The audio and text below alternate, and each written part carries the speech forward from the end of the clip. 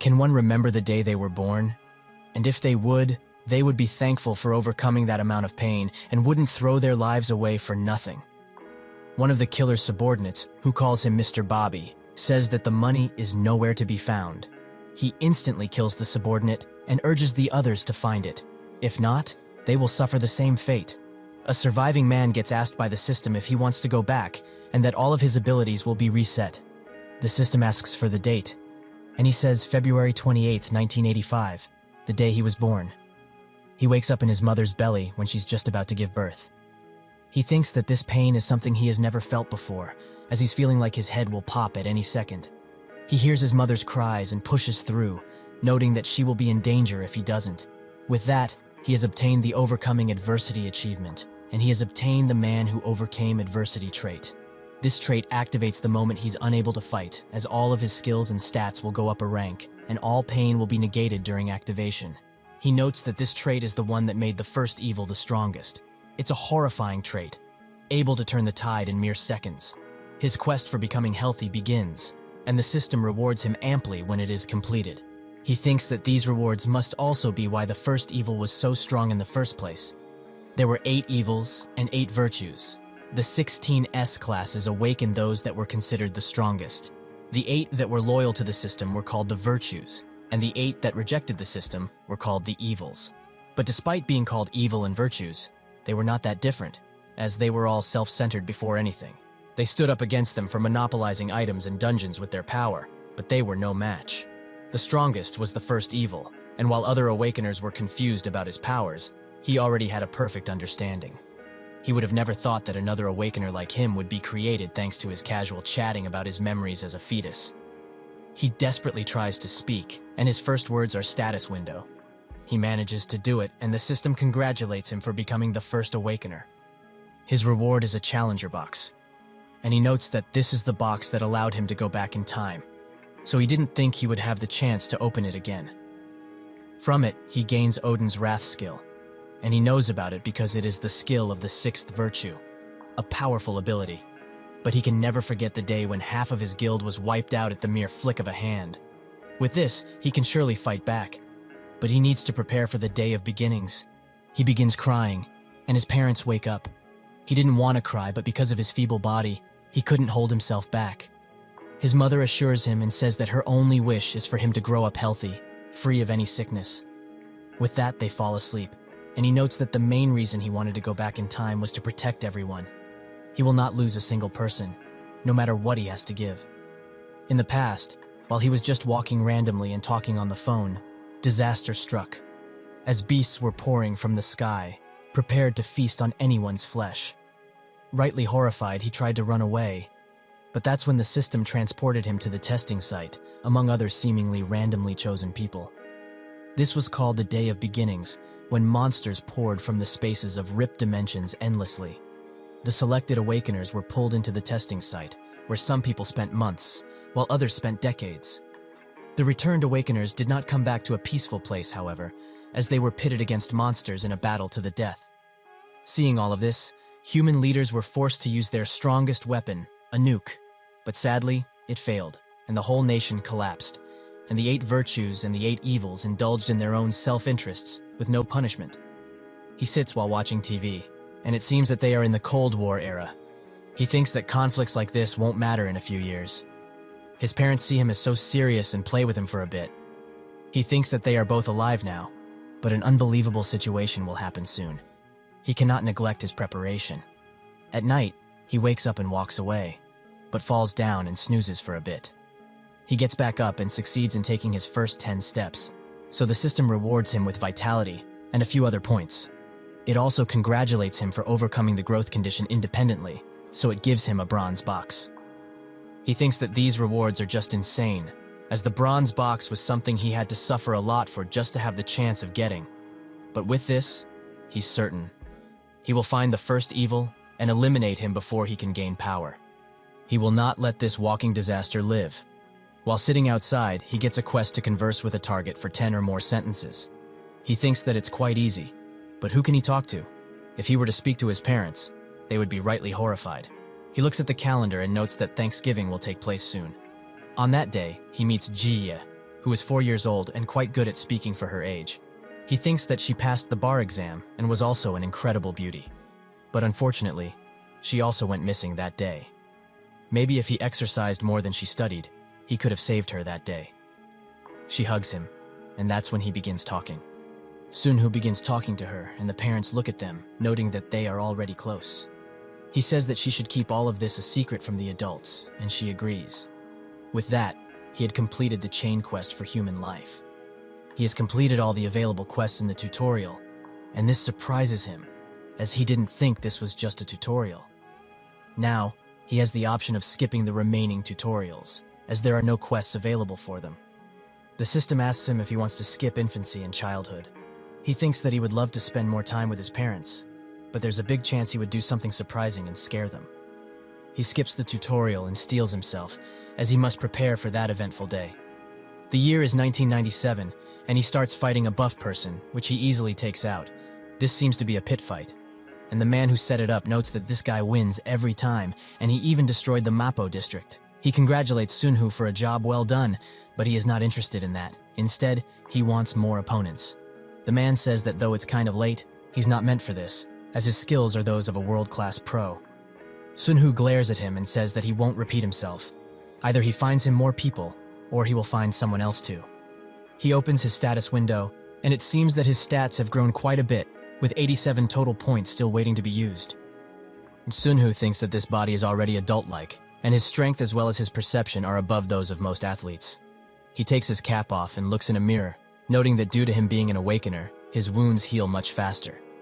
He used to be average height as a student, but now he stands at a giant 180 centimeters tall. He is quite certain that the stats he increased during the tutorial affected this. And while his physique is incredible for a 14-year-old, he still wouldn't pass the testing site, so he needs to raid some dungeons in order to level up. He already scouted a place on a small mountain located in Hwaseong City, as there's an F-rank dungeon there. There's a lot of stuff he needs to prepare for a raid. The first would be to buy the mountain and blockade it, as well as prepare defenses in case a monster somehow escapes. The mountain is about 1.3 million currently, and taking the defensive facility into account, he needs extreme amounts of cash. But that's not all, as there are dungeons hidden throughout the world, so he needs to monopolize those too. He scratches his head and thinks that he needs to go a step further. He knows the future, so making money is easy, and he can earn a fortune in an instant. But he is still a minor, so he can't do anything. What he needs is a proxy.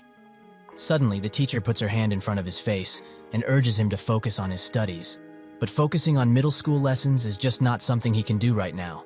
He thinks about the past, where 2 of his guild members betrayed him, and with a desperate look on their faces, they apologize.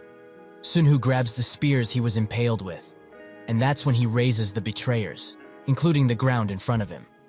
He notes that all of this was because of a damn box, and that's when a man comes out of the shadows and notes that what he used just now was the insignia of destruction. Sunho thinks that this man named Jonathan had come to also betray him, but instead, he heals him, using the insignia of healing, and says that with this, his debt has been repaid. Sunho is relieved that there is still compassion in this world, and they get out of the cave, where Jonathan begins talking about Wall Street and the financial market. Sunho notes that his country was in the midst of a crisis, so he was young, but could never forget the 97S. Jonathan was a trader who had his prime in Hong Kong during the Asian currency crisis. While they rest, he says that his nickname was the Wolf of Wall Street, and that he misses the time when money was everything. He achieved A-rank stats, drawing the envy of everyone, but he was too lost in the past to care.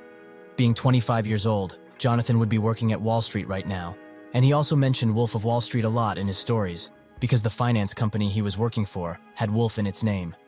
Sunho attempts to find him by looking for the company name, and he manages to do it. He notes that his face is not burdened with despair, but he could recognize him in an instant. Sunho writes him an email, asking if the Thai baht is currently overvalued.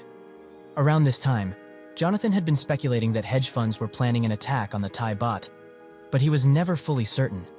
If he were to make ambitious investments with his knowledge of the future, the tales of his prime would be more than just self-gloating. Jonathan finally responds, noting that the Thai baht is not overvalued. Sunho smirks and knows Jonathan is just acting like he doesn't know, so he writes a response. What he meant by the Thai baht being overvalued was, Couldn't someone just leverage that? That's how it started.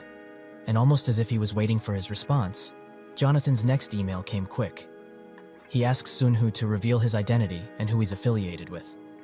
Sunhu notes that this is just what he needed and begins writing numerous emails in which he says that Asia is a prime target for the hedge funds and he expects the Thai baht to be attacked in around a month. But Thailand is not their goal. It is only the beginning. Jonathan is left surprised by his answers and thinks that it's true that Wall Street is in a dangerous state right now. And the fact that this person used the word leverage means that he's in this line of occupation.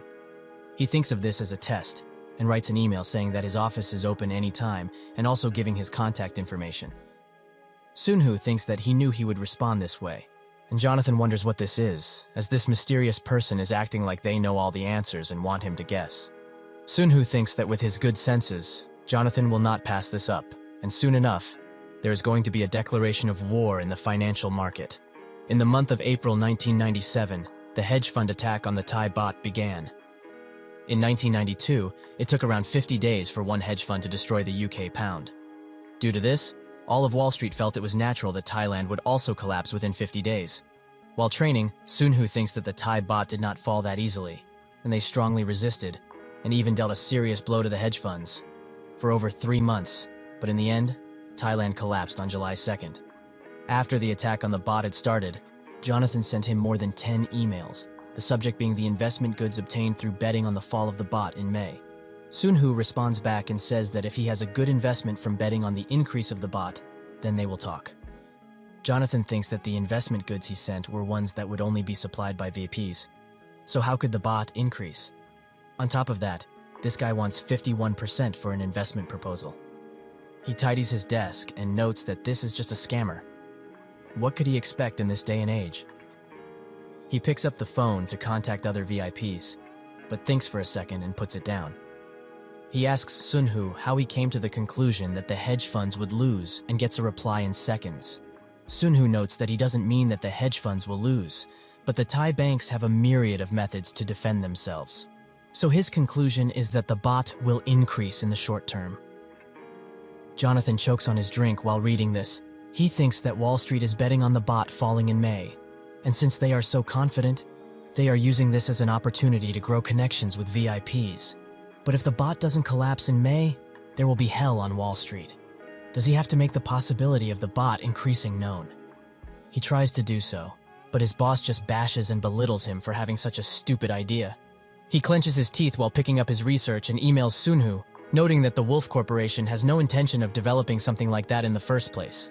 Sunhu says that's why he's suggesting that he go independent. Jonathan, now tired, replies that giving him 51% is like giving him the key to his money and future. Who would realistically agree to a contract like that? Sunhu tells him to think carefully and that this proposal will be available until the end of May. With that, he stops responding, and Jonathan is almost going crazy. He does not know what to do, and everyone belittling him does not help. But one day, the Asian Central Bank utilized a bilateral agreement with a $12 billion aid to Thailand. Wall Street is now in shambles, and Jonathan can't believe it. That guy was right. The baht really increased. He sheds a tear, and that's when the boss calls for him. The boss introduces him to a few VIPs, and he notices that they are furious about the increase in baht. So his boss is probably planning to introduce him and avoid any sort of danger. Jonathan hands them his card and says that starting today, he will be leaving Wolf Corporation and establishing a new investment company. His number will be the same, so they should contact him in their free time. His boss is surprised, but Jonathan says that he knows he wanted him gone, so he's just doing as he wishes. And he's also bound to get sponsors, as he's the only person who managed to evade this disaster. Sunhu gets a reply while training, and he smiles. He tells Jonathan to come to Seoul right now. At school, Sunhu doesn't feel that sentimental about it, and most people choose to ignore him because of his stature and physique. But it is easier for him this way, as he doesn't want people to approach him in the first place. The hallway clears out of people, but this brings back memories. The scenes of a city where everyone dies brutally still linger in his mind. The teacher looks at him from a distance and suddenly begins crying, wondering why she's like this. Later, he meets with Jonathan in an airport, and while going to sit down somewhere, he thinks that a clean-looking Jonathan is quite weird. They sit down, and Jonathan notes that this guy is taking his time even though they should meet as soon as possible. But his skill in writing emails also wasn't ordinary. So what could he expect? Sunhu says that he was the one who wrote the emails, and he also thanks him for coming here. Jonathan gets up and asks how old he is, maybe 19 or 20. He came here with everything on the line. Does he even understand what he has just done? Sunhu notices his glare and asks if he judges someone by their age on Wall Street. But he also won't stop him if he wants to go, so he will at least gift him something for coming a long way. Jonathan grabs it, and after reading it, his eyes widen. Sunhu urges him to sit down and asks if the Asian economic crisis wasn't predicted the moment the USA lent them the dollar without limit, saying that the 21st century will be Asia and raising up the four dragons of Asia. All that the hedge funds did was put their spoons on it, so how's the report he gave him? Jonathan says that he must be thinking Thailand will collapse, and Sunhu asks what his thoughts were before reading that report. He thinks that he won't be able to answer easily, as this is Wall Street's current atmosphere. This was after the hedge funds took a beating from the Thai government, as no one was able to predict the outcome of this battle that was considered a one war. This sort of atmosphere continued until July 2nd, when the Thai government put up the white flag and surrendered. Jonathan says that the attackers will win in the end, but this report is missing something very important. Sunhu says that he will be the one to answer that, but he will need to answer whether he will work for him or not. Jonathan thinks that he won't tell him until they are working together, and underestimating him because of his age would be a big mistake. He says that with his money and record he has everything, so what does he have? Sunhu asks if this opportunity isn't enough, as he could have just chosen someone else. Even in this moment where they are talking, money is being lost.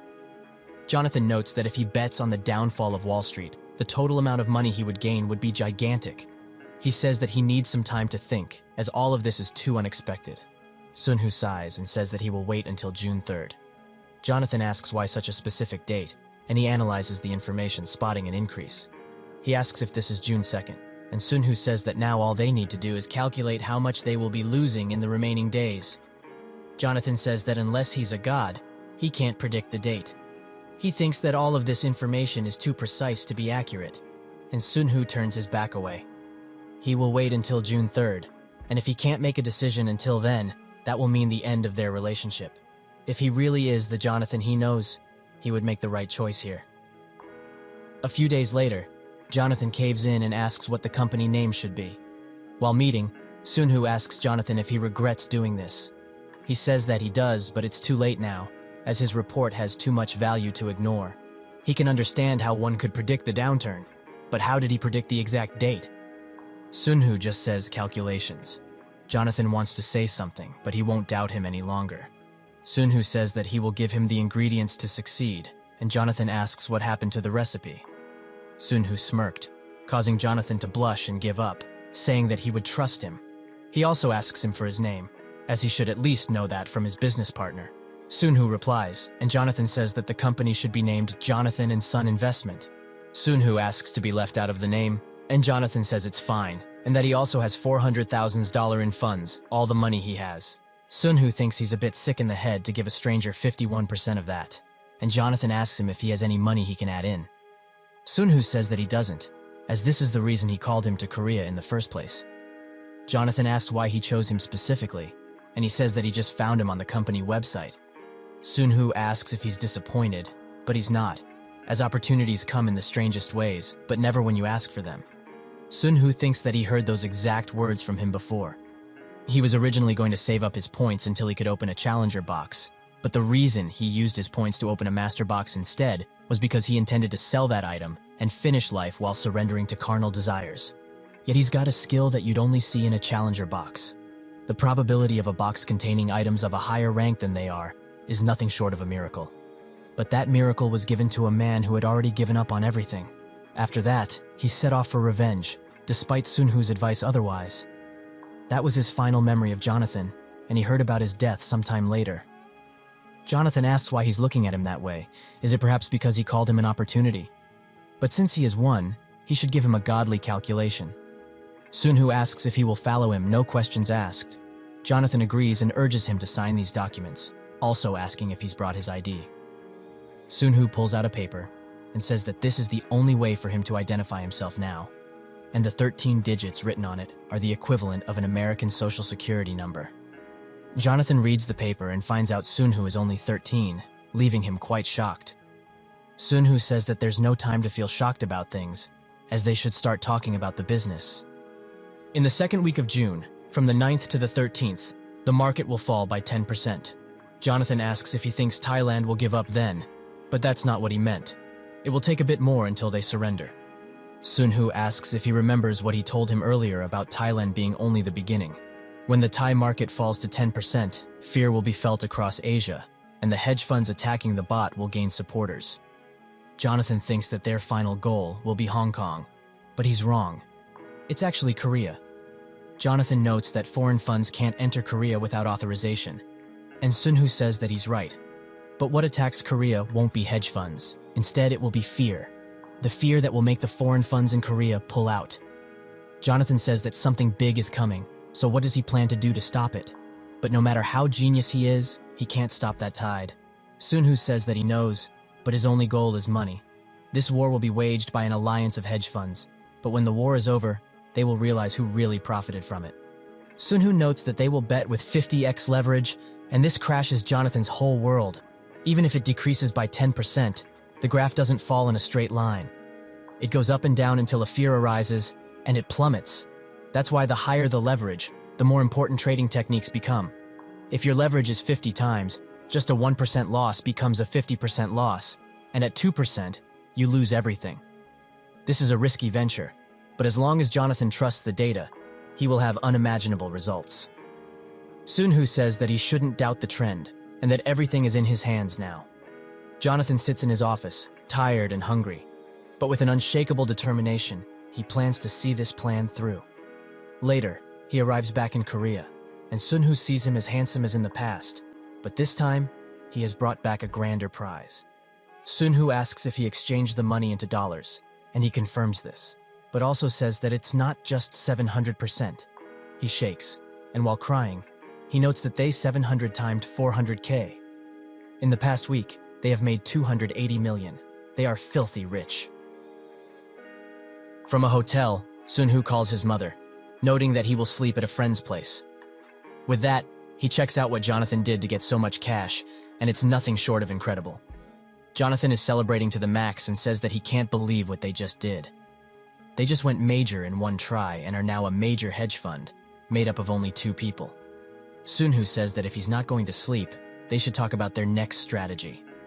Jonathan wonders what type of magic information he's going to get now, and Sunhu says Thailand might implement a floating exchange rate system. So if they pick that as a sort of D-Day, they will use all of their funds and bet it to the max. There will be no rally during the crash that day. A one-directional decrease, nobody will really be buying the dip. Jonathan says that it's obvious because, with the implementation of the floating exchange system, Thailand is basically giving up. Sunhu asks how much 200 million will become then, and Jonathan asks if he really wants to go all in with 200 million. Does he really think the hedge funds will sit still with this? If 200 million is bet on the fall of the baht, it will be chaos. Sunhu says that they will leave them crumbs, and like he said before, they will be the ones really waging war. Jonathan notes that if his D-Day scenario is wrong, they will lose everything. It's crazy enough already that he wants to use all of the money. He can't do something like that, not unless he's a god or something. Sunhu smirks and pats him on the shoulder, noting that there's data they need to put together starting tomorrow. They need to check what percentage of the Thai foreign exchange reserve they ransacked, among other things. Jonathan says that data of this magnitude is not easy to get, but can he even make calculations with it? Sunhu thinks that he just needs it to compare with the situation on July 2nd, recorded in history. And just in case, they will lower the leverage rate and set it to July 1st. He tells Jonathan that $80 should be enough to create a point of contact with the head of the Central Bank of Thailand. Jonathan asks if he's really 13 years old, and Sunhu says that he should go on a trip to Bangkok. Jonathan notes that if he makes a mistake, he might be gunned down at this point. Sunhu says that Thailand knows their defeat is close, so they will have to take it to prepare for the aftermath. 1997 will become their payday, so they should go all in. The next day, Jonathan anxiously boards a plane, but his eyes looked like those of an awakener, ready to conquer a dungeon. While Jonathan goes into enemy territory and extracts information, Sunhu prepares for other things. He goes to fight another street battle and breaks the arm of the guy he was fighting. The guy screams in pain, while the planner says that this guy is dangerous and that he warned him. The guy says that it is so and will not let any of this slide. Sunhu smiles and says good, and that same night he meets with a lot of gang members. They are pretty spooked that this guy came willingly, knowing that he would be fighting multiple people. Sunhu notes that it's too hard to raise stats with one-on-one combat, and it's about time he verified something. The gang begins their attack, and Sunhu takes 3 down without taking a single hit. That's when one takes him by surprise and almost hits him, but Sunhu swiftly pushes him away, and one still manages to hit him from behind. The man who hit him throws the weapon away, thinking that it's over, but it's not, as Sunhu grabs him and drops him to the ground. Sunhu notes that this is the feeling he wanted. He can see the openings amidst the attacks, and the system is almost shouting at him to use his abilities. But he can't use Odin's wrath here, not after what he saw it do. Some guy on a bike looks at them while smoking and notes that they are making a movie at this point. He revs up the bike and charges straight for Sunhu. With not enough time to dodge, he gets hit and thrown across the pavement. The man orders the other guys to continue beating him, and they do so. The guy with the broken arm says he wants the last hit, and Sunhu tries to get up, causing the guy to prepare a kick. That's when Man Who Overcomes Adversity activates, and all of his stats change to E rank. The guy gets his knife and wails it around, scared of what he just saw, but Sunhu instantly knocks him out. He notes that this trait is quite powerful, but difficult to get used to, as all of the stats are suddenly rising.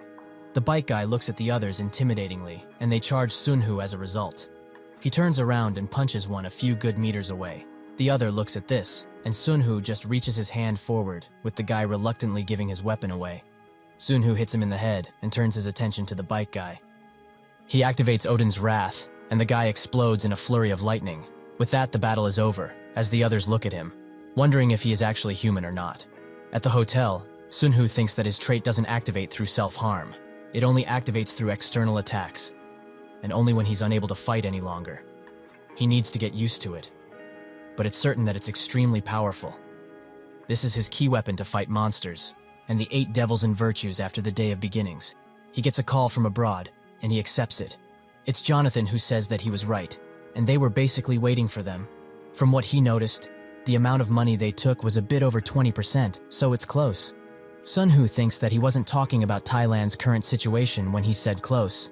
Rather, he meant that Thailand still possessed more foreign currency than he thought, so he couldn't be sure whether the funds were really going to win the war. He asks Jonathan if he has objections to going all in, and he says no, as he already paid $80 million just to read the documents. But regardless of the outcome, what he's doing now is just plain crazy. Sunhu says that D-Day will be on July 2nd, and they will bet with maximum leverage. Jonas notes that he's going crazy, and if his calculations are correct, he already knows how hedge funds like Dragon will react. Sunhu says that he does, and thinks that once a representative hedge fund like Dragon makes a move, others will naturally follow. In a sense, they are like the 8 virtues and evils, because once the former starts fighting on the front lines, their supporting factions follow to create chaos. Jonathan notes that if he's correct, they will get all of the investment funds in the world with one single incident. Sunhu says that he's stronger than he thinks, so he should stop worrying and prepare for the attack instead. July 1st was the day Hong Kong returned to China, and history seems to repeat itself, as a modern version of the Opium War was being repeated in Asia. The Western Investment Fund shoved thousands of dollars in instead of opium to weaken their economic system and attacked by pouring in that country's currency instead of ships' cannonballs. The real reason a civil war broke out in Asia before the regression was because of an S-rank dungeon that was sealed in there, and it was led by one of the 8 virtues and his followers. Sunhu constantly clicks to check his inbox and laments that pagers haven't been invented yet. The amount of foreign currency they can trade with the 200 million they own is about 10 billion. Even if they bet everything on the fall, the opposite faction will still need to accept it for the trade to go through. But the bot market isn't that big. The amount of bot traded in the futures market for foreign currency is less than 10 billion per day, so he's slightly worried that there won't be enough funds to trade with. His inbox suddenly lights up and Jonathan tells him that attack preparations are complete. Sunhu notes that this feels like he's going into a dungeon with a bag full of supplies. He always used to throw himself into dungeons, even though survival wasn't guaranteed. But now he's trembling for a whole different reason. He is now sure that the jackpot is coming without needing to risk his life this time. The points he earned through hardship aren't thrown away on bad luck any longer. He calms himself down and says that he shouldn't be relaxed. Although it's been less than a year since his return, it already feels like the grueling and fierce life of his original timeline was a long time ago. He writes to Jonathan that his preparations are also complete, and with that, they will be clearing out a huge dungeon. While taking a quiz at school, Sunhu notices that it's 12 o'clock and that there's a 2-hour time difference between here and Thailand. In the next 30 minutes, the Bank of Thailand is going to announce that it will start using the floating exchange system, and that's when it will really start. According to what happened in his past life, there will be a group betting on Thailand's surrender, and another group that does the same, but thinks that they will give up in mid-July. And another group bets Thailand will win. Today, for these groups at least, heaven and hell will be split. But with him waddling in, there won't be any other groups betting on Thailand surrendering. The money that everyone else is betting on the other outcome will end up in their hands instead. The teacher comes up to him and asks why he's looking at a clock rather than his quiz paper. Sunhu smiles and apologizes, saying that he will focus on the quiz from now on. The teacher walks away laughing, saying that he talks like an adult. Sunhu scratches his head and notes that he doesn't remember her at all in his original timeline. The clock hits 12:30, and he swiftly gets up, noting that it's time to move. He goes to the teacher and says that he wants to go home early as he's feeling quite sick. She notes that this is not the first time he has done this, but how can a boy who grows so much like him feel sick? She notes that he also got 100% on the test, so he could leave early, right? He usually misses a few things to avoid getting full marks. She knows he's working hard, so he trusts him and sends him home. But while leaving, she asks if he's not being treated as an outcast, as he's always alone at school. Sunhu says that it's in his nature to be alone. That's all there is to it. He thanks her for taking notice, and with that, he rushes back home. Most people realize that he's not normal, including his homeroom teacher, who lets him go home early without asking many questions, and his parents, who don't say anything about the $150 phone bill. He sits patiently and watches the computer screen, but laments these extremely slow internet speeds. Jonathan spots him online, and they begin talking about the situation. Sunhu notes that the information site is frozen, but by now, there will still be some left over. Jonathan takes a while to respond, and he says that they have made it 300 times already before setting. In short, $60 billion. Sunhu feels like he's just been shocked, and his heart rate skyrockets. Jonathan says that the opposition is growing in resistance, and it would be wise to take out this much profit. Sunhu notes that he's acting like he's doing an analysis for their boss, probably because of the overflowing emotion. He also needs to start focusing, and says that they will settle when he chooses, as agreed, so he doesn't have to worry about resistance. With today's announcement, the tide will be completely turned. Jonathan reports the decrease, and Sunhu can't help but shake at the amount of money being lost. But they need to push through. With that, he tells Jonathan to begin settling the profits. In the bot war, the hedge fund union's main force is the spot market, a sort of futures market. Future marketers that don't have a guaranteed chance of success just play an auxiliary role in dispersing the risk of spot marketers, and they put all of their money on the futures market with a leverage of 50 times. Jonathan reports that their settlement has changed the atmosphere of the market. Sunhu notes that the timeline changed and that the bot is rising extremely fast. $31 going to $33 until it drops again, and both of them are extremely tired by it. Jonathan notes that 80% has been successfully settled, and they should keep the rest in place until it expires. Sunhu notes that it would be a wise move considering, but with what he knows, that can't happen. He tells Jonathan that the war is officially over, so he should clear all positions and come to Korea ASAP. While Jonathan arrives, the news spreads throughout the world as the bot has crashed to a record low, and it can be felt throughout Asia. Jonathan seems more dead than alive, and he sits down with Sunhu. He notes that the expected return was reduced somewhat, but Sunhu already anticipated this, so how much did they make? Jonathan puts his hand up and says, $50 billion. Sunhu almost faints, and Jonathan says that he feels the same. He barely got here. Sunhu says that they need to pull back and work together, as this is just the beginning of the Asian financial crisis. Malaysia and Indonesia will not take part, but Hong Kong sure will. Jonathan's face lights up when he hears this, and Sunhu says that he needs a favor from him. To start, there is some land in Korea that they need to buy. While sleeping, Jonathan dreams of getting snatched by a giant Sunhu, so he wakes up screaming. A steward is surprised by this and notes that they arrived at their destination, America. While taking a drive somewhere, Jonathan thinks that the dream he had was childish and thinks of what he talked about with Sunhu. He asks why he would want to buy land. Is he perhaps going to get into the real estate business as well? Sunhu says that real estate is just the start, and from this day forward, they will venture into many types of markets if it's something that can earn them good money. Jonathan wonders how this guy can be so chill, as 50 billion is no small number. He asks if nothing will happen to them, and Sunhu urges him to eat, as he is very tense right now. First, he should use his share as collateral to split up the company, and if he wishes to also join in, he can insert however much he wants. Jonathan asks how many companies he wants to split into, and Sunhu notes that the more complex the structure, the better. This is so that nobody could trace it back to the original owner. It has to be to the point that the people working for the company themselves don't even know what they are dealing with. Jonathan says that with him basically making a ton of ghost companies, it almost seems like he's conspiring to commit crimes. Sunhu says that working alone must be difficult, so when they get to Hong Kong, he should prepare a team. Jonathan thanks him for appreciating him for working so hard, as he didn't have time to even go to the bathroom at one point. Sunhu says that skills don't matter. They only care about trust and loyalty. Jonathan says that if that is the case, he has a couple of ideas already. Sunhu says that after they get results from Hong Kong, they should purchase 2 average-sized investment companies, places like the ones he worked at. He tells Jonathan to go after the best experts, someone like Jeffrey K. Jonathan is surprised he's aiming so high but doesn't mind, as he would like to have that guy under him. Sunhu says that they will give them as much cash as they want, but not allow them to see the inner workings of the company. And once the company split is completed, one of them should be named Janil, and for it to enter this country, he will also use it to purchase things here. Jonathan asks why Janil specifically, and Sunhu says that it's his father's name, and that he will have a grand time telling him about it one day. Sunhu notes that they should focus on work for now, and that the time will come when all of the money in the world will be in their grasp. Jonathan thinks that he's right, and while walking somewhere, he thinks of what Sunhu said.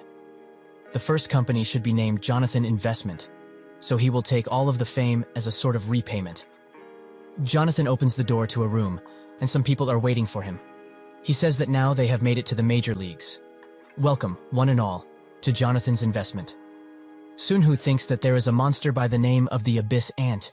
It travels in armies of thousands, devouring everything in its path. They are constantly hungry, and hedge funds and their supporters are basically their equivalent today. While reading an article, he thinks that the money they should have originally earned ended up in his possession instead. And it seems that history changed to become more visceral. They must have caught on already that a group came along and monopolized on the bot drop, taking all of the profit for themselves. Someone calling him president interrupts his thinking, and he asks if there were any changes to the contract conditions. The man notes that Chairman Choi said he would go through with the conditions and that he is famous for becoming rich through ownership of buildings so he can be trusted. The man begins showing him around, and Sunhu thinks that he has a condition for renting an office space. A 2-year contract, for the price of paying off the whole down payment in cash, will not be done with his name written on it. All of this is illegal, obviously, but it's a win-win since the money will go into President Choi's slush funds. The man presents him with the place and notes that it has already been cleaned, so he just needs to bring in his belongings. Sunhu notes that renting this office had 2 simple reasons behind it: tight security and this, an ADLS terminal, so he can finally get rid of extremely slow internet speeds. He says that he will pay the rent now, and if he takes away 2 boxes, the amount should be perfect. With that, Sunhu is left alone, and thinks that until Jonathan returns to Korea, he should try decorating. He puts up a drawing of a dog hybrid, and notes that this will be the first outpost. Jonathan has already started reporting how it's going, and he left the separation to the startup companies, with 8 groups selected to proceed to the next level. Every time he achieves something, he switches companies. That way, the groups that are talking about the last company's separation won't know what they're dealing with. All he really cares about is paper and work. There are almost 1,000 taxes counted. This commission is just unexplainable. But right now, it seems that he will have to do the fund distribution plan himself. He asks Jonathan what happened with Jeffrey K., and he confirms he's in. Sunhu says that prediction is the priority, but he should stick with CEO Donald Finn until the end. Jonathan asks if it's not just a simple investment concept in order to catch Donald. Sunhu thinks that he's right. It's not just a simple concept. The dot-com bubble burst, resulting in massive market capitalization. But that isn't really the main reason. The database language they created was already established as an industry standard in the 1980s. That's including the dungeon, monster, skill, characteristics, and so on.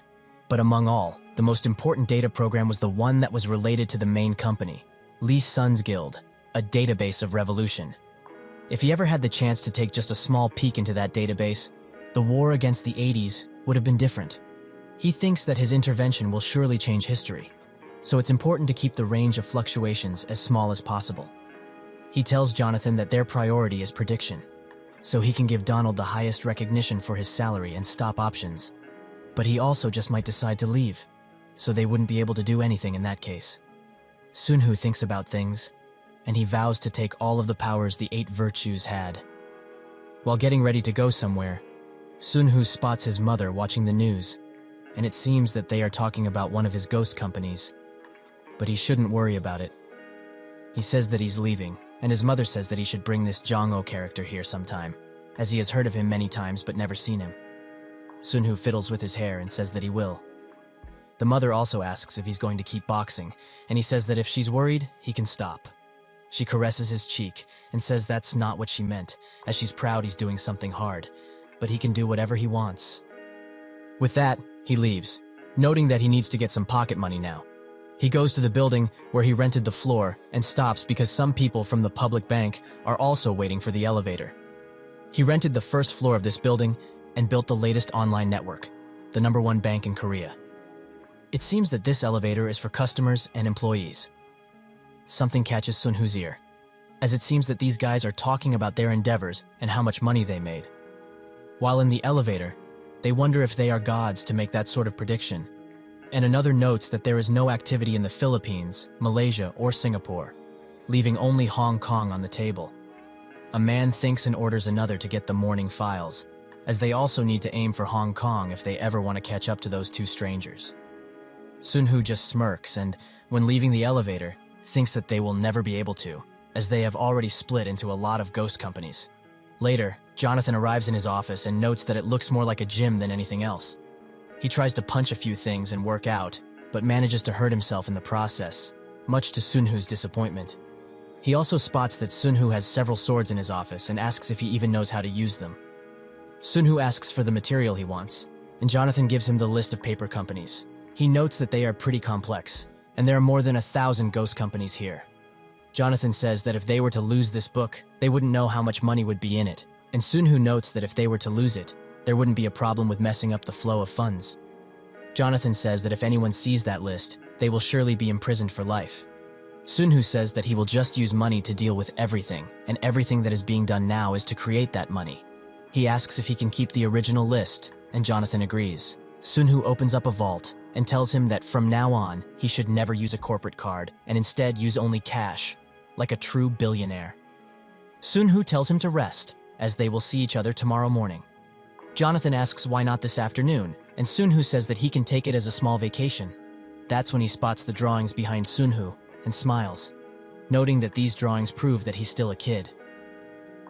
At DP Crump, one of the big 4 banks in North America, Emily from Jonathan Investment meets with a representative from the bank to make a deal. He notes that this must be the new kind of swap transaction everyone must be talking about, and he will review it as well as the others, but he doesn't want to waste any time, as who would realistically accept this offer? Emily says that he should take a closer look, as Jonathan's investment is party B in it. The representative is shocked for a second before trying to hold in his laugh. He says that this deal is not for him to decide, and he will get the person in charge. Later, the guy in charge begins preparing the proposal, and notes that if they take this, Hong Kong's interest would skyrocket, while Jonathan Investment's revenue would start going downhill. He asks how much they want for it, and she says 500 million. The man also begins holding in his laugh, and she thinks that it is, in fact, really funny. It's crazy enough to raise the interest rate to 100%. How can one even make a profit that way?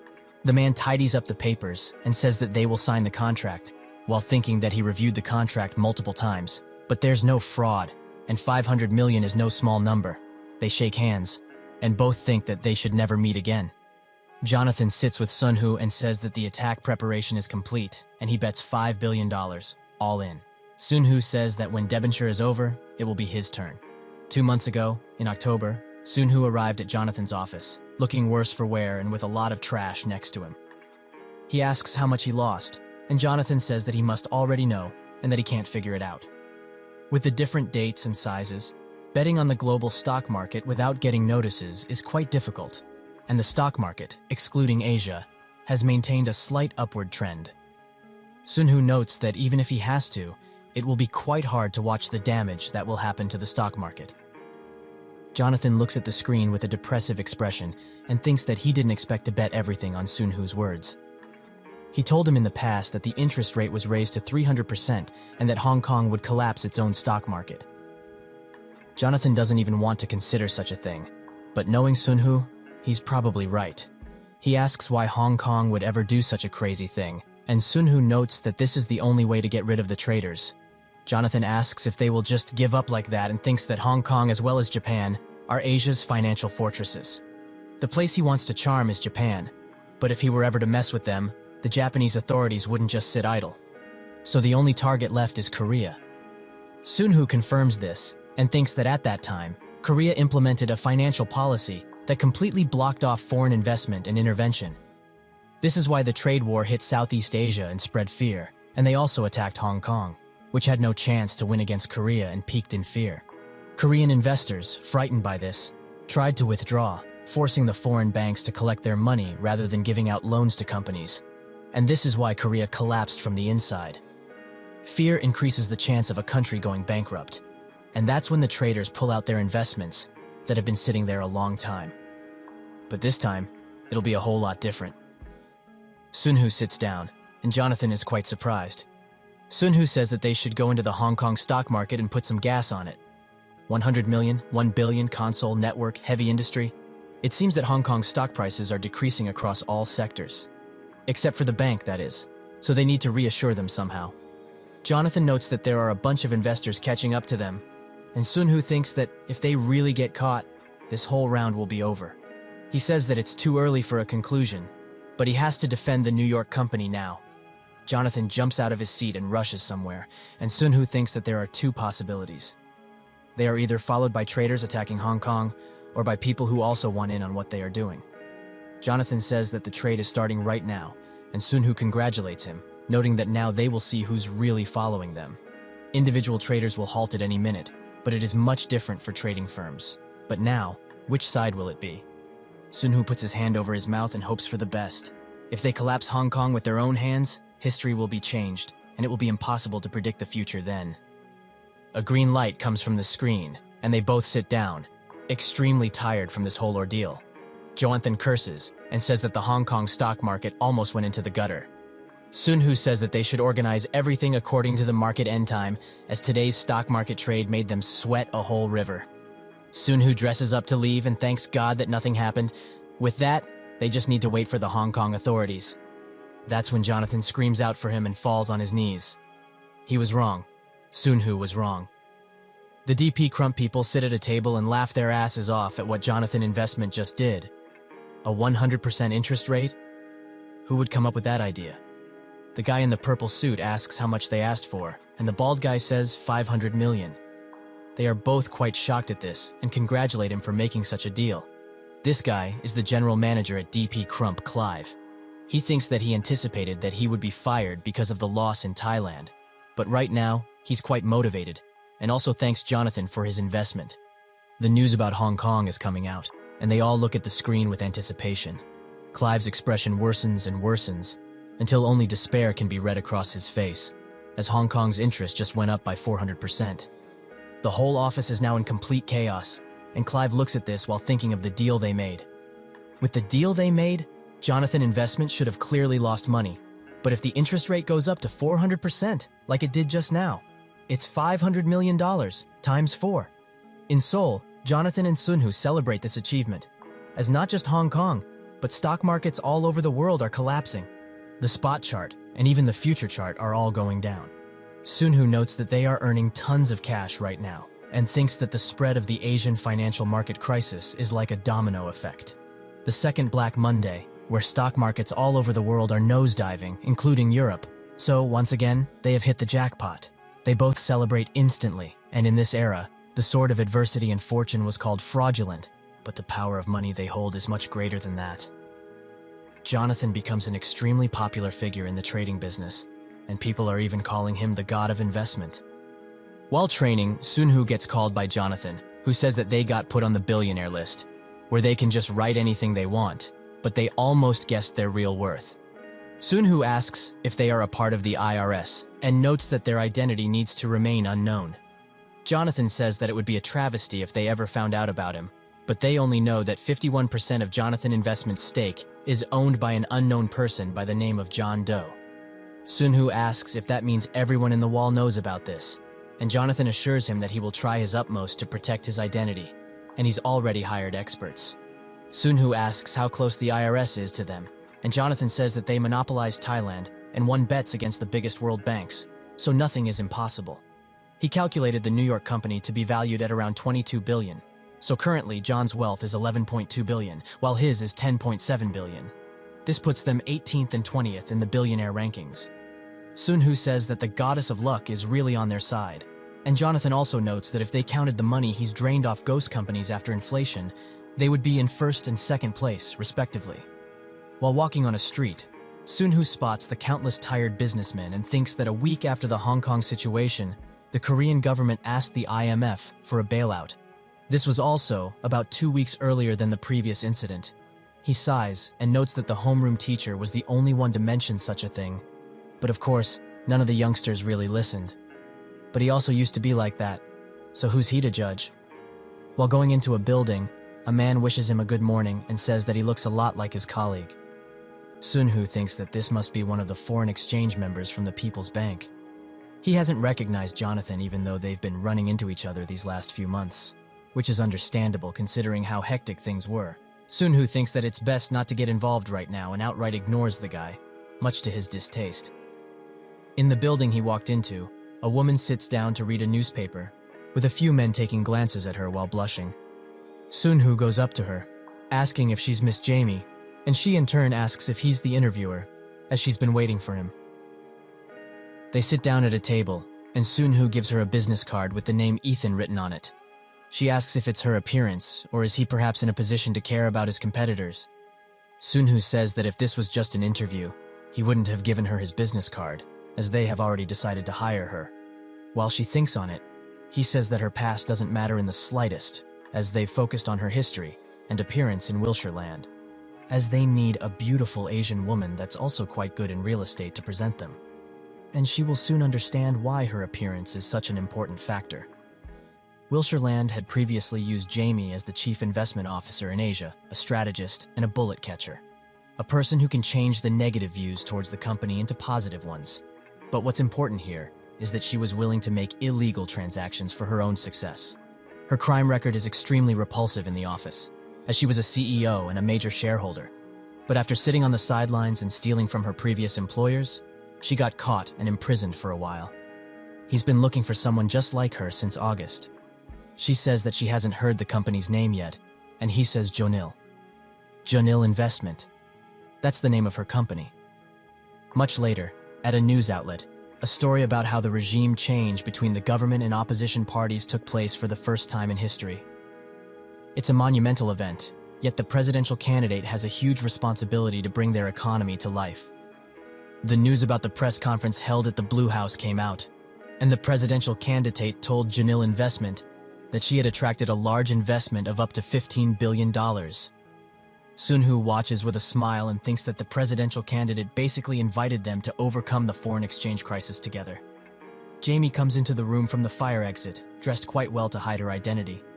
Sun-hoo congratulates her and says that she has become the #1 person everyone wants to meet in this country's political and business worlds. Jamie pulls down her disguise and demands he not even talk about it or mention it. He gives her the company card and says that she should always keep cash in her linked account, as he won't be able to get a separate report on where she used it. She just smiles at this obvious embezzlement, making Sun-hoo think that he really picked the right person. He asks how she will go about hiring new employees, and she asks if it's okay to do anything. Sun-hoo notes that they said they would also put in free management within the capital limits, and the only part he's actively involved in is the special orders. Jamie says that her former colleagues will be arriving this evening, and she has also negotiated with real estate advisory companies in this country. And also, Samwoo Accounting and Kim and Park Law Firm will bring people into this country, and most problems are solved through those two. Cho Dae-won will be the accounting director, and Park Chung-sik will handle legal affairs. Sun-hoo thinks that all of these are high-class individuals in the business world, and says that they are both good choices. Jamie says that all she needs to do now is find an office, and that this building is also on sale, and the price will keep falling. Sunhoo says that it's because more than half of the rent was withdrawn, and he thinks that not long ago, Jamie had a meeting with the Blue House to fulfill the special orders he gave, and as a result, the real estate market opened up a lot earlier than before. This could be considered a fire sale, and it refers to a case in which a house burns and sells leftover property at a bargain price. But in this situation, it was a little worse than that. Jamie says that her real specialty is real estate, but she can't get rid of the thought that investing in just real estate is foolish, as this kind of opportunity won't come again. She asks Sunhoo if his clients are interested in real estate, and he says that the only thing he needs to see from her is the rate of return. He doesn't care if it's from real estate or otherwise, but this also comes with a lot of responsibility. Jamie says that the return will be big, as in this country, even a child can become a chairman, if they have dollars, that is. She notes that they will also understand that they can expand their field towards other companies, and Sunhoo thinks that a large stake in the nation's biggest company will fall into the hands of foreign eagles in the first place, so it's not worth it. She looks at him and says that this country is amazing for business. She already knew this, but now she likes it even more. She thanks him for giving her this opportunity and says she will show him something that doesn't go against his wishes. Sunhoo silently stares at her, and that's when she remembers that she also went over the special orders when she had the time. It was the real estate that he wanted to buy first, but the earning rates from most of them were far from what he anticipated. She tries to talk more, but Sunhoo interrupts her and says that it's nice that she is trying to impress him and all, but she needs to stop right now. He will rarely be involved in Janil's investments and also believes she will live up to the customer's trust. But all she needs to do is follow the special orders, not examine them. Jamie begins shaking because of his stare and apologizes for getting too excited. Sunhoo understands, but if she wants to expand business with company investment, he recommends she take the people from the company loan team. The special order he gave her was simple to purchase. Money is good, but those things are much more. Korean dungeons. Sunhoo goes to a hill and thinks that it took quite a while to buy and find the dungeon because it looked way too different when he first came here. In his original timeline, it was like a military installation, as the government was quite powerful at the time. The hills and their respective dungeons were also under government control, and martial law, which seemed to be a thing of the past, had been put in place again. Like him, those who came back alive from the examination room were called reservists, and they were taken to a government research facility and thought they would just simply become lab rats. However, when he first looked at the entrance of the dungeon, he realized they were way worse for wear than lab rats. A car suddenly comes from behind him, and a man by the name of Choi Chulman comes out of it. Sunhoo says that he's from Jonil Investment and gives him a card with another fake name. They continue to drive up the mountain, and Choi asks where the construction site is. Sunhoo says that from the entrance of the hill, this whole area is their work site. The construction should start at the entrance, and he wants the restoration work to be as original as it can be. Choi thinks that it's been 20 minutes since they came up to this place, and they get stuck as the truck can't climb any further. They get out of the car, and Sunhoo asks if he can also build buildings, with Choi responding that he can do anything as he's not picky. Sunhoo asks if he can also build a road, and if he can really do all of this, as work needs to start right away. But he knows it's winter, and the scale is quite big. Choi thinks about this. Destroy a whole mountain, build a road, and even build a building. But in this current economy, he can't find any work, so he will not miss this opportunity.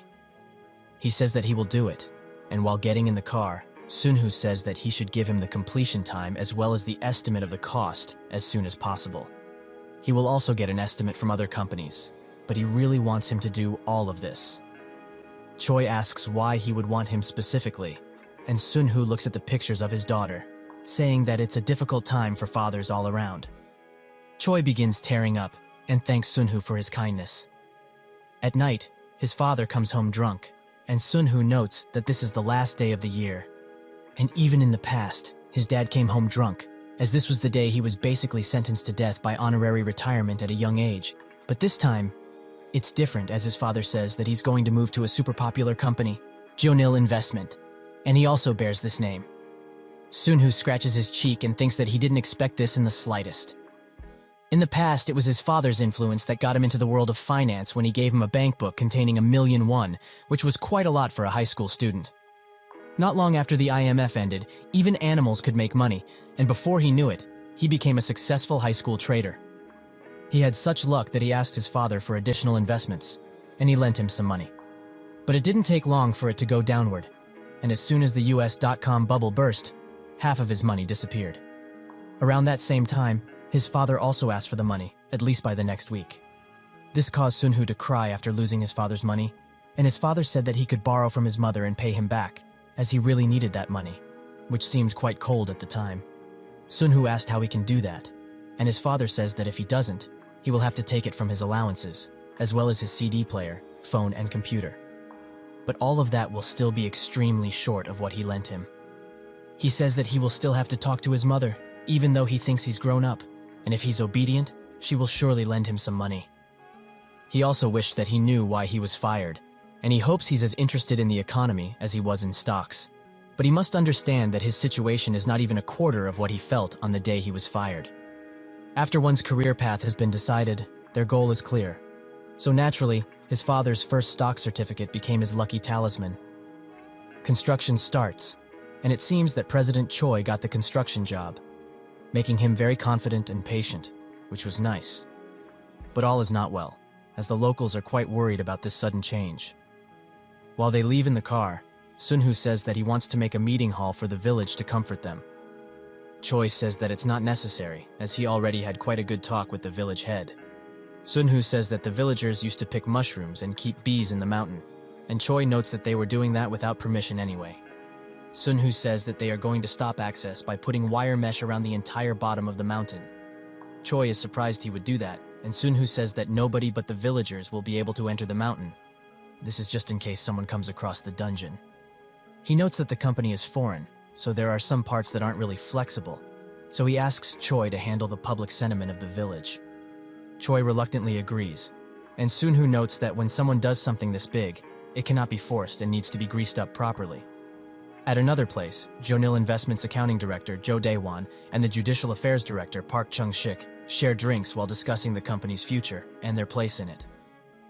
Daewon says that they mustn't take breaks, and that he should have come directly to him if he were to go through with this. Park laughs, and Daewon says that they are in the same boat now, and Park also agrees. They cheer for their Jonil investment. Daewon notes that Kim Cheolmin is the chief, so it would be a waste to leave him as a card to throw away. Park says that the yellow hair brought by the late chick, the representative director, has been blocked, so can they not do it their way? So even if they drag Cheolmin into this, it's a high-risk, low-reward venture. If they were to wait just a little longer, they could give Cheolmin some results, and it's also going to be something that suits the tastes of the Westerners. Daewon looks at the key of the car and notes that if things go well, it could become something like that. Park asks if there were cases where that happened before, and Daewon says Daehu. Did he not know that they are completely rotten on the inside? So there's nothing that they can really do in the first place. Even if the VIPs continue acting this way, they can curse as much as they wish, as he will give them one exemption. He will split the ball with the chief and stuff the Westerners' pockets with cash. They cheer once again and note that they should have all of this guaranteed by the next term. In the year 1998, in January, many companies went bankrupt, and the announcement of restructuring plans by large companies resulted in mass unemployment. Sunhu thinks that stuff didn't change much, but the fine things did. For example, the DP Crump and German Bank didn't come in until the second quarter of this year. But it's obvious why, as these are all places where he lost the bets he made. They became desperate due to the amount lost, and they planned to come in the first quarter of the year and extract as much as they could because the entire country is on a bomb sale. He can predict this much, but he never thought he would succeed, and it seems that Daehu's chairman has been arrested. The top three biggest conglomerates in Korea are Daehyun, Daehu, and Ilsung. Daehu was ranked number 2 in the financial world, which is better than Ilsung. They were also very recognized in the financial world overseas, compared to Daehyun, the number 1. They have about 400 local companies in different countries, and it's a large corporation, with 100,000 employees in Korea and double that overseas. Jamie asks Sunhu if he knows about the Daehu Group, and he confirms it. She notes that an arrest warrant will be issued for its chairman, and this takes him by surprise, and he asks what happened to cause this. Daehu's dissolution of groups wasn't just because of the IMF, and the implosion of all the problems that they had from all over will only occur 2 years later. But why would they mess with the Daehu that's just functioning normally? Why and how? Jamie explains that the first two directors that were hired after he became CEO, Cho Dae-won and Park Chun-sik, are now in politics. They were placed there to work for him, and both of them can be considered popular politicians. It took her a while to get used to what was happening, but now she knows how things work in this country. But thanks to this, they could put the Daewoo Group on the list. Sunhoo notes that corruption exists in every country, and what North America did was legalize lobbying and bring it out in the open. But fundamentally, it's the same. So she shouldn't be biased. However, it is true that this country is a bit different because of the term conglomerate, which is used frequently in it. He apologizes for interrupting her and says that she should continue, as his clients will also be happy to see Daewoo on the list. Jamie says that it was the idea of the two directors to make Daewoo the scapegoat of the IMF, as there were 0 cases that took responsibility for the world's criticism against Daewoo directly. Sunhoo says that he didn't think the authorities would just sign this off so easily, and Jamie notes that's precisely why she's getting involved as well. Soon, they will be able to meet with the leader of the financial world. Sunhoo smirks and thinks that this must be the moment that caused Daewoo's dissolution. The rate of survival of the educated upper class used to be pretty high in the trial because, even in an era of peace, there were many people who thought about how they needed to attack for their own benefit and how to bring down those who were much stronger than them. Everything just makes sense when he looks at these people. He says that both she and the directors are quite amazing. Jamie says that the material on Daewoo that the government holds has been handed over to the court, and Sunhoo asks what their demands were. She notes that they want an investment of at least $500 million and the undertaking of the Daewoo Group as a whole, including their liabilities. However, if they were to put in a bit more effort, it would be possible to just take out the main subsidiary. Sunhoo thinks that Jamie still needs some time to fully understand the political and financial world of Korea, and that the next authority would be the Democratic Cabinet. If they are the only ones that benefit after things have gone this far, they will surely have problems with the authorities, and once the financial crisis has started to be resolved, they will surely perform a more thorough tax investigation. The two Korean directors aren't after assets or sales. Their true objective is to keep Daewoo in the top 3 of the biggest conglomerates, not to be recognized as one, but to the whole infrastructure. Sunhoo asks if she can really handle the Daewoo Group and if she was planning on hiring management specialists from overseas after she succeeds in taking them over. Jamie is a bit surprised by his words, as she was most likely going to do just that. He says that she should investigate the new group chairman, starting with the board members that are currently available, and also starting with the chairman's closest aides, excluding his family, of course. Jamie thinks that's precisely what the directors said too, and she asks if this means he permits the start of the takeover. Sunhoo notes that she shouldn't rush, as they are the clients here. She doesn't need to worry about the additional investment money or the business direction, so she should make sure she's very aggressive on this. Does she truly understand? He looks at her with a fearsome glare, and notes that whether it's land, buildings, or the very company itself, she shouldn't let any of them get taken away. Jeonil Investment will and must monopolize Korea's crisis. Jonathan gets off a plane, and countless reporters swarm him, and he's extremely tired from all of the lights and flashes. They all ask him many questions before one asks where he should invest his money, as he wants to get rich too. The other reporters bash him for a question like that, but Jonathan quite likes it, and says that if he were to invest in only one thing, it should be fear. Sunhoo holds a paper with this quote from him, and starts mocking him because of it. Jonathan demands he stop being childish.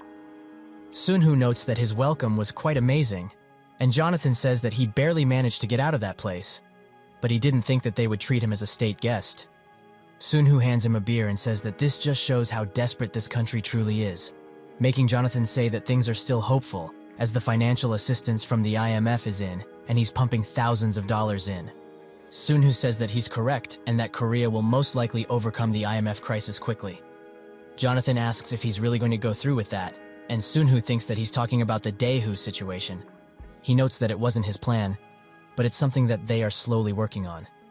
Jonathan asks if the they is Jeonil's investment, and he confirms this, noting that he just put the blade in their hands and they started slashing.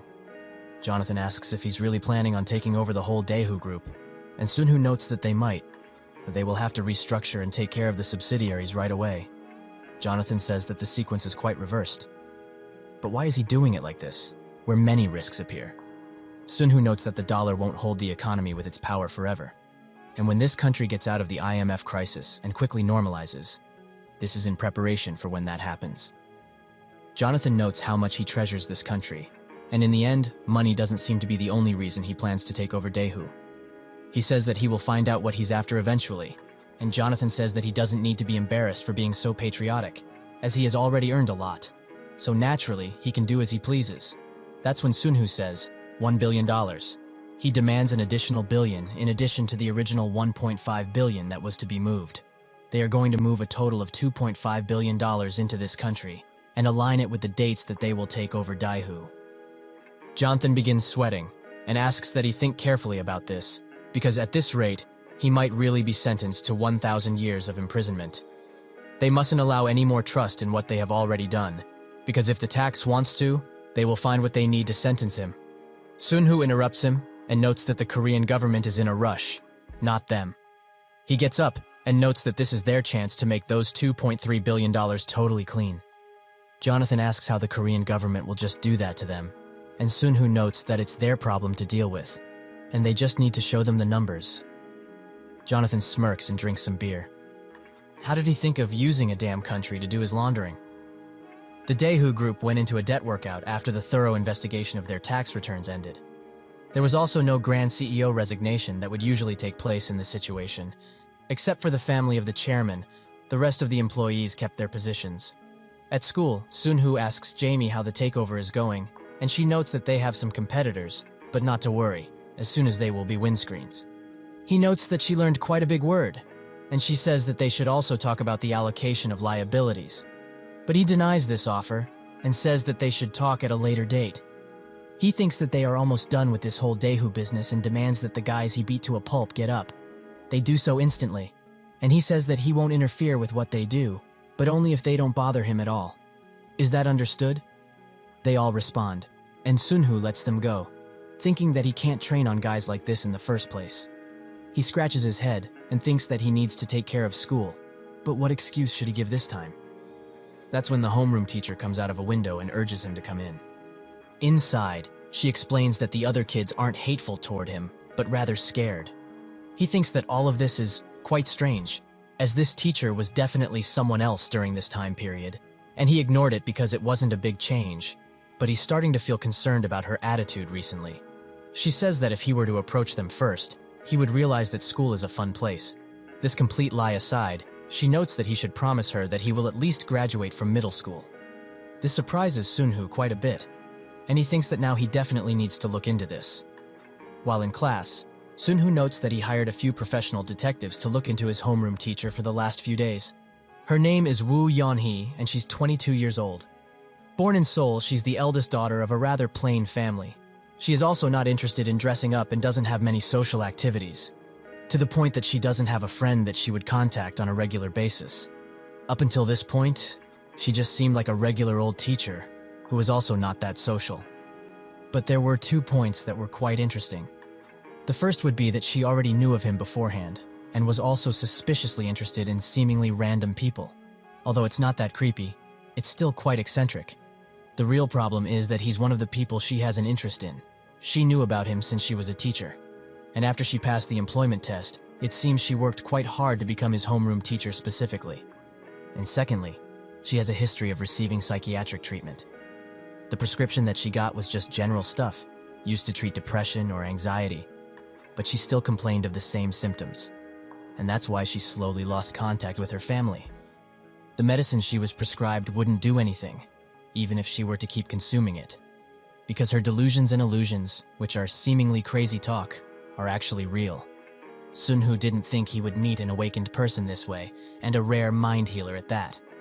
That night, he sits in his office and thinks that mind healers aren't rare just because of their abilities, but also because many don't survive after they awaken. They are able to influence another person's mind just with their abilities, which don't require talking. But after experiencing the trial, most were driven into a metaphorical corner, and they also experienced the tired minds of the awakened who survived.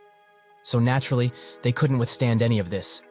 In Yeonhee's case, it was much tougher due to her early awakening. He is also sure that there is a dark reason he didn't hear about her name in this era. That's when he gets a call from Jonathan. who notes that it's done and that he's a Texas man, so he must know how bullheaded he is. With that, they close the call, and Sun-Hoo thinks that he's glad Jonathan came through with this. A few days ago, Jonathan gave him some papers, which he wasn't too happy about, as it seemed to be more of a retirement plan than anything. Jonathan asks what's wrong with it, as they need to look at stable plans instead of charging aggressively right now. Sun-Hoo notes that investing in the Dow index isn't that bad of an idea, but it's not that great either. And this portfolio that they made is just $1 billion, and he already knows how much they have. So he earned at least $3 billion, right? He was wondering what plan he came up with, since he said he wanted to split the shares and operate on his own. Sun-Hoo thinks that if he calculated that he earned this much, he's way off. Jonathan says that the total should be about $6.5 billion, and even if they stopped now and started spending it with no remorse, this money would just keep growing. Sun-Hoo wants to say something to him but stops himself, as he doesn't need to mention that person right now. Jonathan starts wondering if his real objective is the god of finance, with estimated assets up to $50 quadrillion. He also founded a country and is all around a legendary person who changed the direction of the world war. Sun-Hoo thinks that the reason he chose to regress into this time period wasn't because of the stats. If it were all about that, he wouldn't have needed to go that far in the past. He tells Jonathan that he doesn't have any objectives and is just hungry for more. He notes that hungry for more is a pretty cool line, and Sun-Hoo notes that he should store this away and use it for a client when the time comes. Jonathan wonders what client he's talking about, and Sun-Hoo asks if there isn't a merger of smaller investment companies. Jonathan just sits in silence, and this makes Sun-Hoo scream at him, saying that he should reject all interviews or events, as if he overdoes it, he will be distracted. Jonathan says that he's not making an excuse, but he just doesn't like having people who are much better under him. And that's why he's also avoiding them, because he's afraid that they will come to realize this fact. He also demands Sun-Hoo be at the front, but he denies this, as he already knows why he can't do such a thing. He should just be confident in himself for once, as even if they hadn't met, he would have surely been successful. Jonathan notes that not on this level, and also apologizes as he's been stressed out recently, but he should know, right? Sun-Hoo notes that this is precisely why he told him to exercise, as his belly is much bigger, and that a healthy body brings a healthy mind. He shouldn't just cower any longer. He should use this opportunity to show others what he's really capable of. Sun-Hoo says that once the company expands, he will come to realize it. The beast that he holds within Jonathan still feels sorry for himself though, so it will take quite a bit longer. Sun-Hoo asks if he knows that the most important people at Bluestone are in Korea, and Jonathan thinks about that company, which is the biggest private placement investment company in the whole world. He asks if he also plans to take them over, but Sun-Hoo denies it, as if they were ever to take a hit from them when the Asian financial crisis occurred. Things would have been fine, but now there's an opening. Bluestone Capital Partners, BCP3 Fund. Jonathan says that he must be a genie to know everything and confirms that Bluestone is putting everything and anything into growing their product. Sun-Hoo notes that without the members that came into Korea, Bluestone's new fund product would be plain useless, so he should start shaking their foundations from the bottom, and he can surely do it. With that, they ended up joining Jonathan. While the Bluestone Group in itself is quite attractive, what he wants the most is their subsidiary company, BlueRock. 20 years from now, Kim Chung-soo, Gillen, and Jessica will work together and make this plain asset management company grow into something beautiful. In their prime days, they will also manage funds that surpass $4 trillion. Sun-Hoo smirks and notes that BlueRock is now a nobody and will continue to be so because the owners of the shadow bank that influences the world's economy from the dark will be occupied by someone else entirely. While on a plane, he thinks that his parents are thinking he went to Bible school, but he's actually using this as an excuse to go over to America and take care of some affairs. Firstly, to recruit Gillen and Jessica before they join BlueRock, and secondly, to search for the analyst genius, Kim Chung-soo, who is beginning to be suppressed and buried. At a private investigation firm named Zopi, Sun-Hoo meets with the investigator in charge, John Clark. They shake hands, and Sun-Hoo hides his real name with a fake one, Eden. They sit down, and John says that he heard that he's the manager of a trust fund and is looking for a beneficiary. Sun-Hoo confirms this and thinks that if he wants to look into missing people, he needs to prove that he's related to the person he's looking for by blood. And if he wants to pursue a wanted person, he needs to prove that he's somehow related to the case. But it's also not that hard to find a beneficiary for the trust fund. He thinks that it would be best to keep it legal for now, and notes that the person he's looking for is Bobby, born in Brooklyn and around 12 to 15 years old, who is also most likely living in New York now. John asks if he has any additional information he can give them, and Sunhu says that he does have some information on how he looks, but all other information was lost. John notes that all of this is quite limited, and it would take a lot of time and money with only this little information. He also says that he's basically requesting the whole of North America. Sunhu knows that he knows all too well, but money is no object in this. The money given to the beneficiary will also be more than enough to cover the costs, so he shouldn't worry too much about money and use as much manpower as needed. He clenches his fists and thinks that he needs to find that guy at all costs. The leader of the 8 evils, the man who will be called the first evil in New York. At Jonathan Investment, Sunhu presents Gillen to him and says that he will entrust some offshore funds to him, around $1.5 billion. Jonathan thinks that this is quite unexpected. Even if he's from a good group, he must be amazing, right? Sunhu notes that he will see for himself soon enough that he's qualified enough to lead the front lines. He also hands him a laptop and says that this is just a present. Jonathan looks at the screen and notes that this is an autobiography, but also has some investment study materials. He's shocked and thinks that the process that has helped analyze all of their investments so far is here. He asks Sunhu if he has a doctorate or something of the sort. He thinks that it's only natural for Jonathan to be shocked, as he's packaged some of the theories that aren't available in this world just yet. He says that he's not the author, and also left the introduction empty on purpose. If he gets a book published in his name, then nobody will be able to doubt his abilities ever again. Jonathan is surprised and doesn't know what to say, but gives in, noting that he will enjoy the fame that will be received from this. However, he also wants him to stop speaking so formally, as age doesn't matter and they are no longer just partners. So, they should be friends, both of them. Sunhu is a bit surprised, and thinks that there is no room for friendship between the awakened. Jonathan shared loot and points with him because they were colleagues. But this Jonathan is different from the one he once knew, and it's okay for him to have at least one friend, right? They fist bump each other, and so begins their friendship. Much later at school, a teacher informs everyone in Sunhu's class that Yeonhee will be taking a break due to personal reasons. Sunhu thinks that after the spring holiday ended, there was some disturbance with her. Her own mother came to the school to complain about them hiring a mentally ill person, and he had to postpone his plans to confirm whether she really is awakened or not. And today is a very important day, as it is the only place he can increase his stats before the trial opens, and he needs to prepare to enter it. He arrives at the building he constructed and thinks that in this gated place is the entrance of the dungeon. A perfect defense facility that's disguised as a mental hospital. While entering, he notes that Choi did a great job, and at the rate he's going, he could turn the company into Ilju Construction. If he makes it back alive, that is. He enters a room, and a portal appears in front of him. The system asks if he really wishes to enter, and he thinks that even though this is a low-tier dungeon, he's going in without a single stamp of escape, which is nothing short of suicidal. But this is the only real way to increase his stats, so he presses yes, and a staircase appears, which descends into the ground. He gets a flashlight and points it at the entrance, and sure enough, the light seemingly stops, as electronic or firearms have no functionality in there. All he can truly rely on is the sword he made in Namdaemun, a little dosage of painkillers and rations, and a backpack that can't compare to what he used to have. But right now, there's just no other choice. He steps in. An array of light appears. With that, he has officially entered the dungeon. Jonathan notices he got an email from Sunhu and wonders what kind of masterfully crafted plan he has this time. However, his face drops when he sees the contents of the email. A will. Inside the dungeon, Sunhu tries his best to survive, but these dog beasts are relentless and don't allow a moment of rest. One manages to bite his shoulder, but this allows him to stab it in the eye.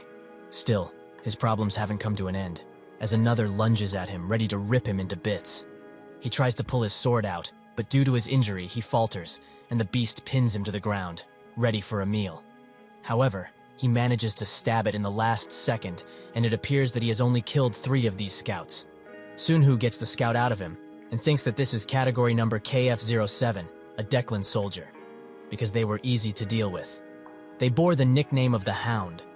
Although he has expected this much, it's much more difficult to defeat 1 or 2 hounds with mere F-rank stats. He notes that this dungeon is a labyrinth. The place where the 3 hounds appeared was in the path in front of the entrance room. However, the structure changes every time, so there's no way to know what comes next. and there are a total of 3 dungeon quests that need completion. The first is a boss quest, and the second is a hunting quest, and the third is a duel quest. The only way to get out of the dungeon is to either complete all of these or use a stamp of escape. The reason he chose this specific dungeon is simple. He knows how to kill the boss. And additionally, the stamp of escape is given as a reward for completing the hunting quest. But he's quite pathetic now, as he's struggling to do a simple hunting quest that's basically the easiest quest out there. That's when he stops, as a dungeon box stands in front of him. A lot of Awakened were deceived at first because it looked like a bronze box, and if one were lucky, they would be given the rewards from a bronze box. But if they had no such luck, the box would curse the user with either fear or confusion. He won't be able to make it back alive if it were to give him a curse, and frankly, he's not feeling lucky now. Sunhoo finally arrives at a door and drops his bag to the ground. He slowly reaches for the handle and prays to anyone who is listening that there be only one scout beyond this door. But it seems that fortune doesn't favor him, as countless hounds stare at the door, ready to attack. He laments having to use his skills this soon, and imbues his sword with Odin's fury. With that, he breaks down the door and valiantly charges in, while the countless hounds start making their way to him. He starts butchering through them, and the system notifies him of how many he has left to kill. However, one manages to grab his sword, and he notes that with F-rank strength, he can't do much of anything. The others also start to swarm him, and only blood can be seen coming from him. Sunhoo is laid down, accompanied by the hounds he killed. He's clearly passed out, but he wakes up shortly after and can only scream and cough. He tries to get up but shakes while doing so and wants to see his list of attributes. It seems that he had used Man of Adversity and slept for 23 hours afterwards. He can't believe he had to use that attribute in the first room. But it's a relief that he at least healed from it, as his hand would have certainly come off if he hadn't. He activates the list of quests, and he has only 4 hounds left to kill while also holding a total of 204 points. He thinks it's 2 points for each soldier, and a box of bronze is 300. He notes how generous the tutorial awards were, and thinks that he only needs to kill 4 more for the escape tramp, and then finally escape. That's when 2 hounds come out of the doorway, and he gets ready to defend himself, presuming that these things came by because of how much blood was spilt. However, they do not attack outright, and instead wait for something else, a hound with 2 heads. Sunhoo notes that this is a great contest quest, but such a powerful enemy shouldn't be here in the first room. It immediately swings at Sunhoo twice, and he barely manages to dodge both times. He thinks that this thing is at least an A, and can't handle it now, even with the Man of Adversity activated. It throws one of the swords at him, but manages to hit another hound instead. It gets to follow him, and with no other feasible choice, he dashes towards the dungeon box, and while dodging another attack, he grabs it. The hound manages to grab his leg, and he demands that the box be opened already. Fortunately for him, the box rewards him with an escape stamp, and he uses it while being thrown. He falls down at the entrance of the dungeon, and he gets up instantly without even realizing what just transpired. He calms down and begins laughing, as the escape stamp was inside the dungeon box all of this time. This must be why the 8 virtues and 8 evils went crazy about the system. However, this is just a taste of how terrible it can really be, as it makes people struggle to really give up until the very end. He picks up his phone and notes that he was quite crazy to go inside the dungeon by himself. That's when he notices he has 30 missed calls from a very worried Jonathan. He thinks that he will call him later and calls Yeonhee, his teacher. He says that she probably didn't go to the hospital, and she's more than surprised to hear his voice. She eventually makes her way to the hospital and is extremely shocked to see Sunhoo in his sorry state. He says that there's nothing to be worried about and that she should come inside. But she's quite hesitant to do so, as this place is labeled as a mental hospital. Sunhoo says she shouldn't worry about that, as it's just a ruse, and they are also the only people here. She notes that this makes the situation even weirder, but she's not crazy. However, she cannot explain it outright. Sunhoo notes that he knows, and he called her here to explain her strange situation. He thinks that if she had the skills for it, she would have already read his mind, but she still needs training and time to do something like this. He asks her to decide here and now. Is she going to go back and live her life labeled as crazy, or will she follow him? They get inside, and he shows her a hound, which she's rightly horrified of. He calms her down, noting that this is just a part of his memories and nothing more. Yeonhee's abilities haven't developed fully yet, but he was still able to share some of his memories with her. She begins shaking, and he wonders if this is too much for her. Yeonhee asks if they were really chosen to fight those monsters, and if they will really attack the whole world. Sunhoo confirms it, and he notes that he's been preparing for the day it starts. Below this stairway, there are countless monsters of the same type she just saw. He hands her a folder and notes that it's a contract, as if she ever decides to raid dungeons with him, she will be rewarded accordingly, per the contract. If she decides otherwise, she should live a normal life like none of this happened until that day arrives, because not everyone will be able to fight. With that, Sunhoo escorts her out and says that he will wait until tomorrow for her answer. This is a life or death decision, so she should think about it very carefully. Ever since she was in middle school, Yeonhee started seeing illusions, the first being a blue window that only she could see. She naturally told her mother about it, but she was dragged to a prayer house because of it. And one day, out of nowhere, she started to experience other people's emotions and tried to find out how they were related, but nothing of importance really came up. And among those people, there was one about whom she felt the most strongly, Sunhoo. At first, she thought she would get some hints from him, but this is quite a lot. The contract reads as follows: 200 million won off the bat and an annual salary of 1 billion won. 500 million won is also given as an incentive for every entry into a dungeon, and a performance bonus of another 500 is given for making it back alive. The death bonus is also 3 billion won, making her wonder how he got such a large amount of cash. However, this situation makes her think she's cursed or something like that. She makes her way to Sunhoo, and he asks if she's made a decision about what they discussed. Yeonhee rolls her window down and looks very tired, making him understand what she's getting at. He welcomes her to this side of the world as a pre-incident awakening. They drive away, and Sunhoo urges her to drive a tad slower, as she's going quite fast. He also says that if she's doing all of this out of a weird sense of obligation towards him, they should drop it. But she says otherwise, and is actually quite thankful to him. Because before he told her about everything, all she would think about was how she should pass away. There's no real reason she should reject such a huge amount of cash. And there's also the fact that she's really not crazy, right? Sunhoo notes that she's only acting tough, as her hands are trembling quite a lot. She asks if he really has that much money on him, and he notes that she will get it once they get there. Yeonhee looks at him for a second and demands to know why he's been speaking so casually with her. Is he perhaps older? Sunhoo sighs and notes that she could say that. But age won't matter in the world they are going to live in, and she will soon realize this as a fact. They arrive at Jonathan's location, and Jonathan is shocked to see Sunhoo in this state. He asks if he wasn't followed, considering he's a famous person. Jonathan notes that this isn't the important thing now, but knows that arguing further is futile, so he stops. Yeonhee looks at him and asks if he's perhaps the hunter Jonathan. Sunhoo says that they should exchange greetings, as this is the man who will execute their contract. Forbes' choice, the top 20 billionaires in the world. The god of investment, Hunter Jonathan later. Yeonhee walks out of the office, mesmerized by the fact that she now has 200 million won, and also meets Jonathan. They both look at her from the window, and he asks why in the world he's giving this girl that much cash. And if she goes missing, her father will also receive 3 billion won. What's with all of this? Sunhoo apologizes, as he can't tell him now, but will soon, so he should hold it in for a while longer. They should also eat, as he ordered the menu he likes. While eating, Jonathan notes that this food is kind of mid-range, and Sunhoo says that's because the restaurant they usually ordered from, which he liked, closed. Jonathan is quite shocked, and notes that they must be in a really bad situation if such a tasty food shop would close. Sunhoo says that this is not just a case in this country. As for the foreign funds that came to Asia, where does he think they went? Jonathan notes that they are in Eastern Europe and Latin America, right? Sunhoo says that there's one other place he forgot about. Russia.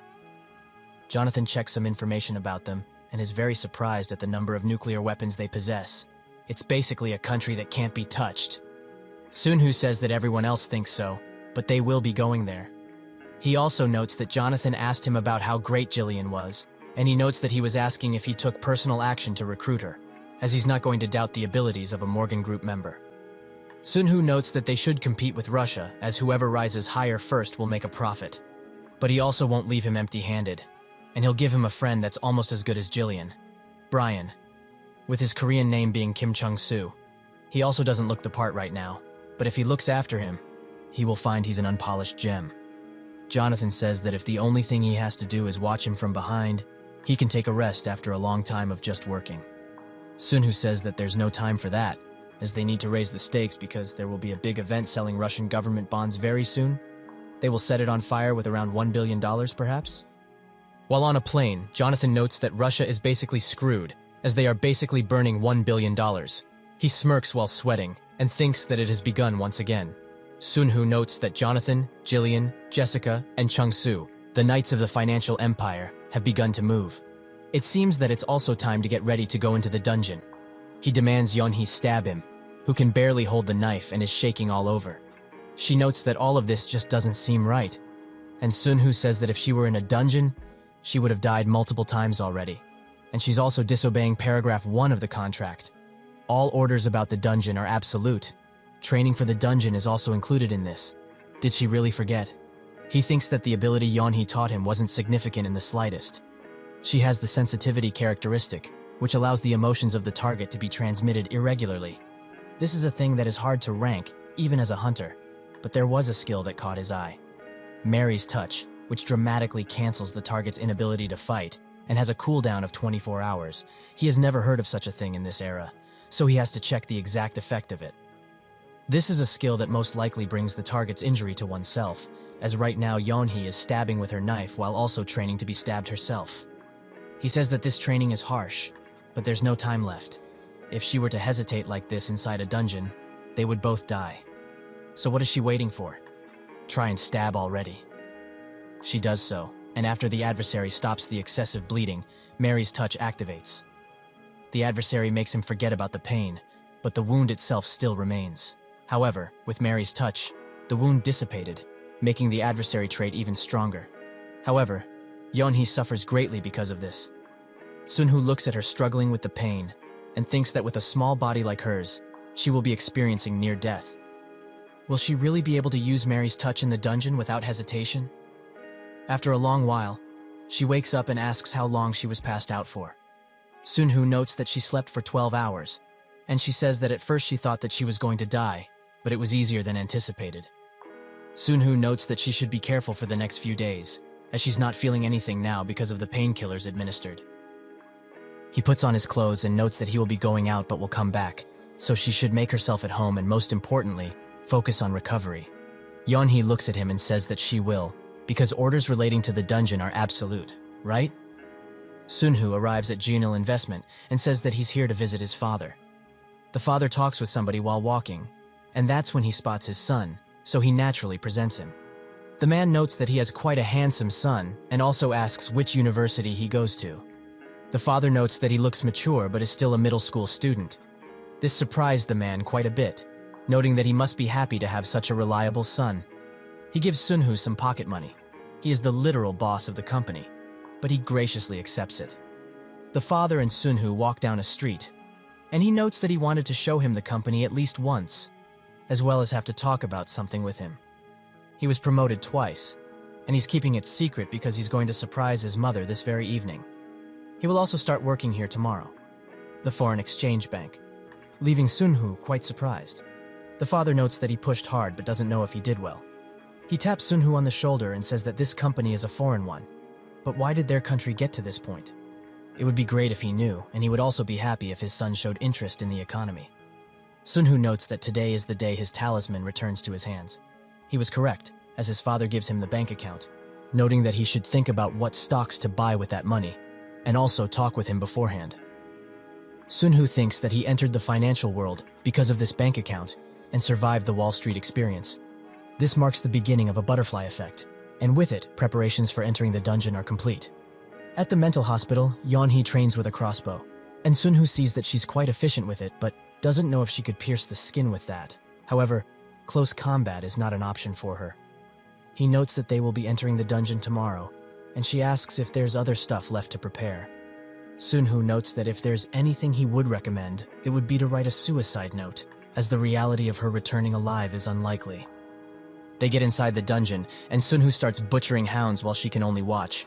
She was now realizing that what she imagined the dungeon to be at first was insignificant.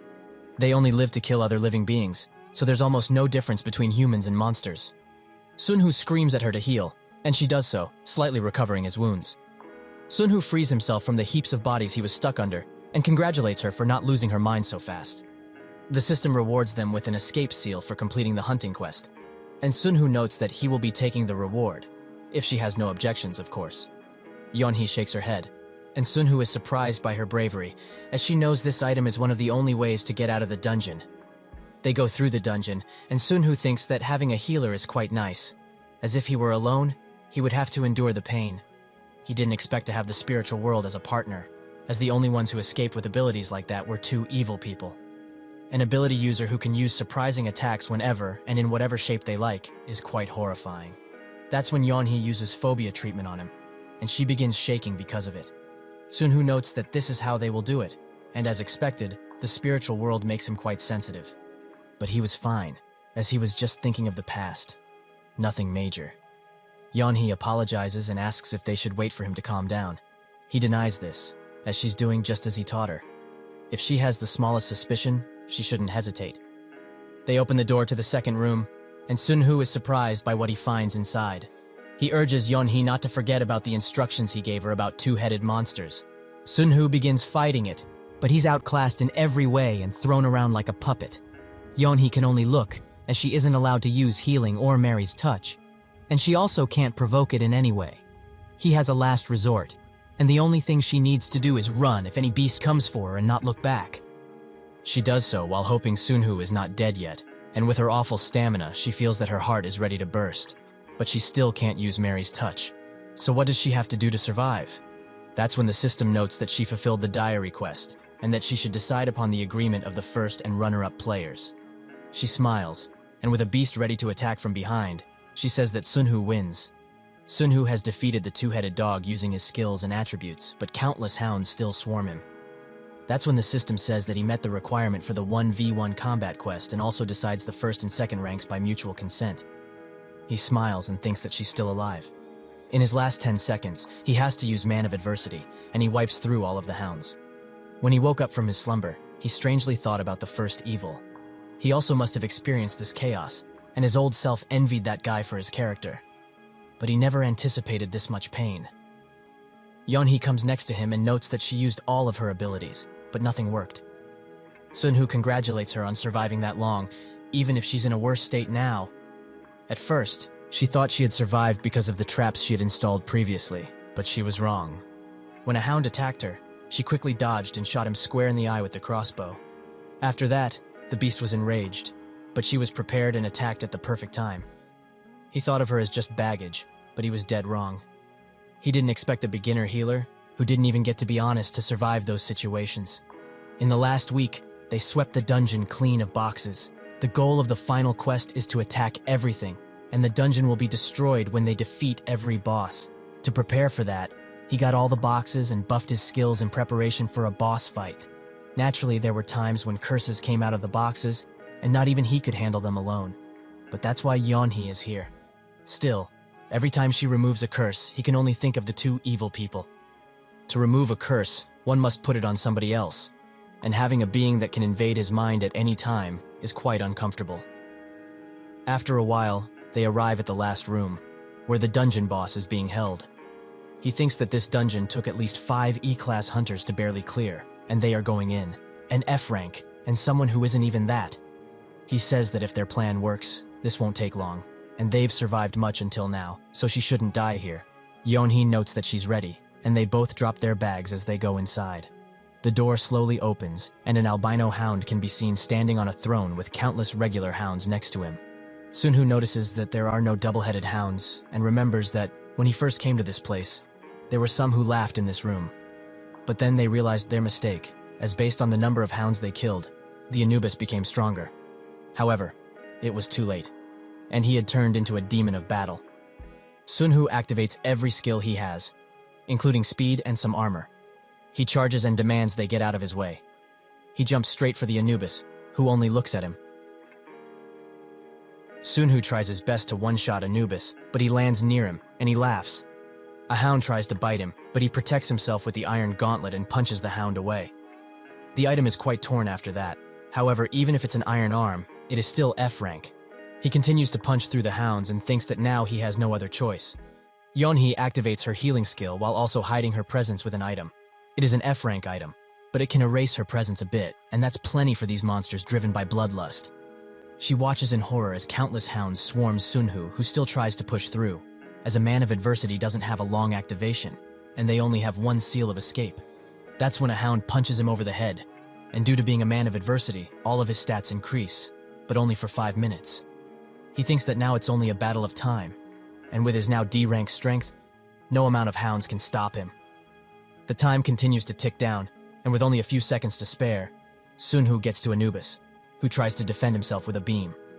But Sunhu dodges and throws his knife directly into its chest. He then jumps up to it and crashes directly on its face. But he injured himself gravely, and Yeonhee is forced to use Mary's hands, causing her to take all of that pain. The concealing item deactivates, and the hounds notice her presence. But Kim charges in and sees that she's in an extremely poor state. He picks her up and demands she wake up. The system congratulates them for meeting a requirement and asks her to name the first and second priorities. She can barely talk at this point, and Sunhu notes that he will be her first priority. He thinks that Anubis's attack grazed his artery, so she's bleeding a ton. However, he won't give up, and will try to save her from this hellhole. Later, he makes his way out of the dungeon but can't remember how or why, only that he barely got out. Yeonhee was able to survive that bleeding due to an attribute she obtained as a second priority reward, Resurrection. It's a pretty good attribute to sustain minimal life force in the event of a fatal wound. What he got from being first priority was Devi's sword, a skill that the first virtue of this generation had. But it's not really only one skill, as even the worst of all used to fear it. To think he would have the attribute and skill of the first virtue, he's nothing short of mesmerized. Additionally, their financial empire has also been growing well. In the news, a major announcement from Moscow appears, which is about the moratorium declaration. In New York, people praise Brian and show his name, and the same is happening in the British Isles, but this time to Jillian. It seems that accounts with a loss rate of 40% skyrocketed, making for a miracle-like return. Jonathan calls Sunhu and says that they got a profit of 450%, a total of $90 billion. Brian really did it. Things are going crazy in the office and everyone is celebrating. Sunhu notes that it's nice and all, but they lost. The Isle of Men part of the business reached a profit of 615%. Sunhu will give this to Yeonhee when she wakes up, the full shares of the new medical corporation. He does so and notes that the dungeon inside this place was destroyed and it can now be used as a full hospital. He also gives her the promised rewards. And with them all rounded up, there's a total of $2 billion in there. Yeonhee finds this amount of cash shocking, and Sunhu thinks that it must have been hard for her, as she was doing sponsorship activities for a very low income. But now that they have this medical facility, they can help many more people. He asks if she changed her mind in any way about going into dungeons. She looks at the papers and says that she will need a lot of money, so she will also count on him as a leader in the future. A few men steal some glances at Jessica, who meets with Sunhu, noting that it's been quite a while since they last met. She gives him a new investment proposal from the director who wrote the Russian investment proposal, so now it's up to him. Also, her boss, Jillian, thinks very highly of her, so she needs his opinion on this one. Sunhu notes that there's no real reason to rush, but why not try and do it like he suggested?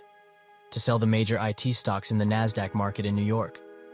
Jessica is rightly worried but will come around, as $30 billion worth of investment is an unconventional treatment without responsibility or loss. He's just pretending to be modest, but has been watching Gillen's performance closely from the sidelines, so something interesting must have come up. And Jonathan, who was watching Lee Chung-hoo's performance, is also doing his part. He talks with a man who presents him with a new search technology, but Jonathan had already heard about this and notes that it's a $1 million idea.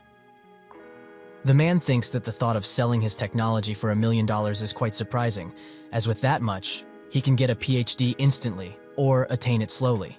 However, the technology had no buyer yet, and the creators were forced to run the company, but they did it quite well. This is the cheapest time to secure shares after the IPO, but if he were to sell the entire technology now, they would have to return to their PhD programs. Jonathan pulls out a note and says that his first offer was $1 million, but he has a different idea now. He hands him a $10 million check, making the man rethink his whole plan. He notes that he has a partner, so he would also like to discuss it with them. Jonathan looks at his clock and says that in an hour he will be going to Washington, so he has 10 minutes. After a few short minutes, the man comes back, thanking Jonathan for his consideration, and also wanting to refuse. But Jonathan doesn't let him, and instead hands him another 10 million. The man thinks that if the god of investment himself is that interested in them, they will surely make it big. He notes that they are already sure, but Jonathan asks if he knows how he created his fortune.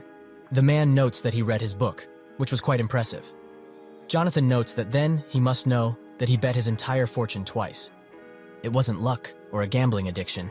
He simply seized an unmatched opportunity, and his calculations were correct every time. And he saw his third big change today. So how much does he think he's willing to bet on it now? They currently have over 500 billion in liquid funds ready for use. In the US, Canada, and also Japan. However, they should start from the beginning. When one desires something desperately, they will never reveal their real intentions. But he hasn't done that. Did he perhaps not consider changing his mind? The man asks what he means, and Jonathan notes that at the beginning, he was focused on selling until he met him. So what changed? Is he truly that confident that he can create more value than he proposed? If he really is, he won't stop him, even if he decides to leave now. He picks up his phone and cancels his meeting in Washington, as something with much more urgency has come up. The man thinks that this is a real through-and-through threat. Jonathan says that he will do his best for his sake, so he will be crystal clear from now on. This check isn't the end, and he will have no choice but to come back crawling towards him. The man shakes and sweats, wondering why he would go this far in the first place. He picks up the checks and clenches them while saying that he will consider the situation as seriously as a man could. But he wants 50 of the shares, and those 50 should be guaranteed management rights. If he's truly that passionate about them and their technology, he should at least guarantee that. Jonathan looks at him for a second, smiles, and apologizes for the apparent threats from before. They shake hands, and Jonathan says that fate follows his name and hopes that their new search engine, Google, lives up to its name. The man notes that he's excited to tell his partner about their deal, so he will be taking his leave. Jonathan wishes him farewell, but when he leaves, his face drops, and Sunhu comes out of a room, congratulating him for doing so well. Jonathan is clearly mad, as that guy just wanted to turn down $20 million. Sunhu is sure Jonathan thinks that $20 million is a bit much for a starting company, but shares shouldn't be bought at a low price in the first place, and that certain company will grow a ton in the next few years. That's when he gets a call, and someone says that they have found the cat. The call was from John Clark, a former mercenary who has now turned private detective for Wall Street. He changes jobs because he would rather make much more cash without the risk of dying on the battlefield, but he finds the work quite dull. But recently, they got a case that they couldn't solve within the rules, and he proposed a service that is beyond any legal boundaries. Their client just smiled, and John succeeded in getting what he wanted: a connection with an influential person. While in a van, the men get ready with guns and such, while Sunhu thinks that they couldn't find the first evil right away because he was in a detention center. He was there because of a suspected first-degree murder, but was released due to the lack of evidence. However, it must have truly been him. John gives Sunhu a look, so he gets ready. He tells his other men to wait around the building, and if the target were to escape, he must be shot on sight. Sunhu thinks that to commit blatant murder at the ripe age of 13 is insane, so he was probably a psycho long before this. Sunhu says that he, John, and their new guy T-Boy will be going as a group of 3, but they should not in any way underestimate their target because of how young he is, as that will surely lead to their doom. The payment for success is $1 billion, so they don't care why he wants to hunt down a 13-year-old, but they still find it quite weird.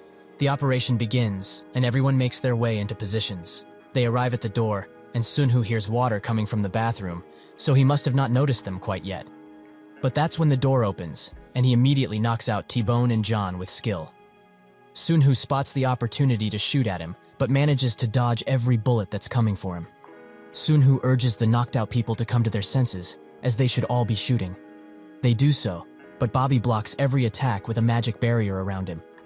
Sunhu notices this as a damage-absorbing seal, so this guy must be at least a C grade by now. The other men continue to shoot, and they are extremely shocked that the bullets aren't going in. That's when Sunhu strikes with Devi's sword, and his attack goes through, sending him crashing into a wall. He rushes in using Odin's Fury and uses a shackle metal on Bobby, hoping that he can end this once and for all. But his attack gets blocked, and the shackle fails, giving him the opportunity to strike back at Sunhu. But he dodges and punches him as hard as he possibly can. Bobby falls down, and Sunhu notices that his punches go through. He continues to absolutely wail on Bobby while John and T-Boy watch. But that's when he grabs his arm and holds it back, as Bobby also has the man of adversity trait. He headbutts Sunhoo, and the others try to shoot at him, but he instantly disappears using teleportation. Sunhoo screams that the range is about 24 meters, so he is still nearby. He orders one to go on the roof and one to go to the basement while he checks the streets. They do so, and that's when Sunhoo notices the knife that was inside of him all of this time. Because of this, the man of adversity activates, and Sunhoo can only scream in rage, as they have been outplayed. Even with their now heightened senses, they weren't able to find Bobby, and as the man of adversity slowly wore off, so his consciousness faded. The next day, Sunhoo walks somewhere and notices that even the battle-hardened soldiers, who went through much, couldn't hold back just how nervous they were. But it's to be expected, as what they saw yesterday was a whole new world of violence. He gets inside, and a deceased man is placed on top of a few boxes, with T-Boy and John watching him. Sunhoo notes that he died because of a poison-related skill, so if it was directed at him to make him faint, a mere man like that would probably have his intestines melted from the inside out. He asks what his name was, and John notes that it was Brown. Sunhoo notes that after all of this is put to bed, he will make an insurance fund for the employees, but now they need to focus on catching that rat bastard. John asks how they're going to catch a guy like him, and if they will be able to in the first place. Sunhoo notes that the longer they take with this, the stronger he becomes. So if they just let this moment slip by, not even a large military force will be able to stand up to that guy in the future. John thinks that if what he says is true, this is no longer just a simple job, and he says that he understands. Later, John made a report on what Bobby had done. His victim was a 28-year-old male that he met on an online messaging board. As the murder weapon couldn't be found, he was released, as the evidence was too lacking. Even the letter that he wrote last night in order to plead his innocence was sent to the prosecutor in charge of his case. Quite a clever act. Sunhoo looks at all of this information and comes to the conclusion that this bastard is hunting for potential awakeners. He calls Jonathan and asks how many Gold Online shares they have. The message board used was called Gol, which was serviced by Gold Online.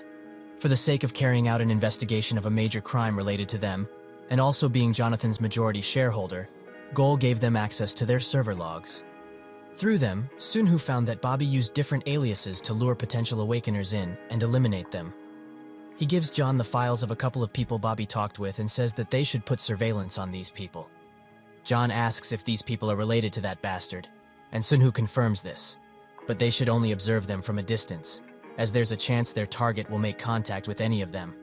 He should also take charge of at least one of those squads, as they need to be more organized if they are to catch this guy. He asks John if he needs any advice for this task, but he denies this, but they should talk about the cost. Sunhoo puts his hand on a container door and says that the cost shouldn't be an issue. He opens it, and a gigantic sum of cash is inside. He has already prepared this with the trust company, so everything is fine now, right? With that, his business in America has ended. While on the plane, he reads about the latest gross earnings rankings, with Jonathan at first, and Jillian at 7th. Sunhoo thinks that first place doesn't feel so bad. A pension fund was created, which has influence over politics in America.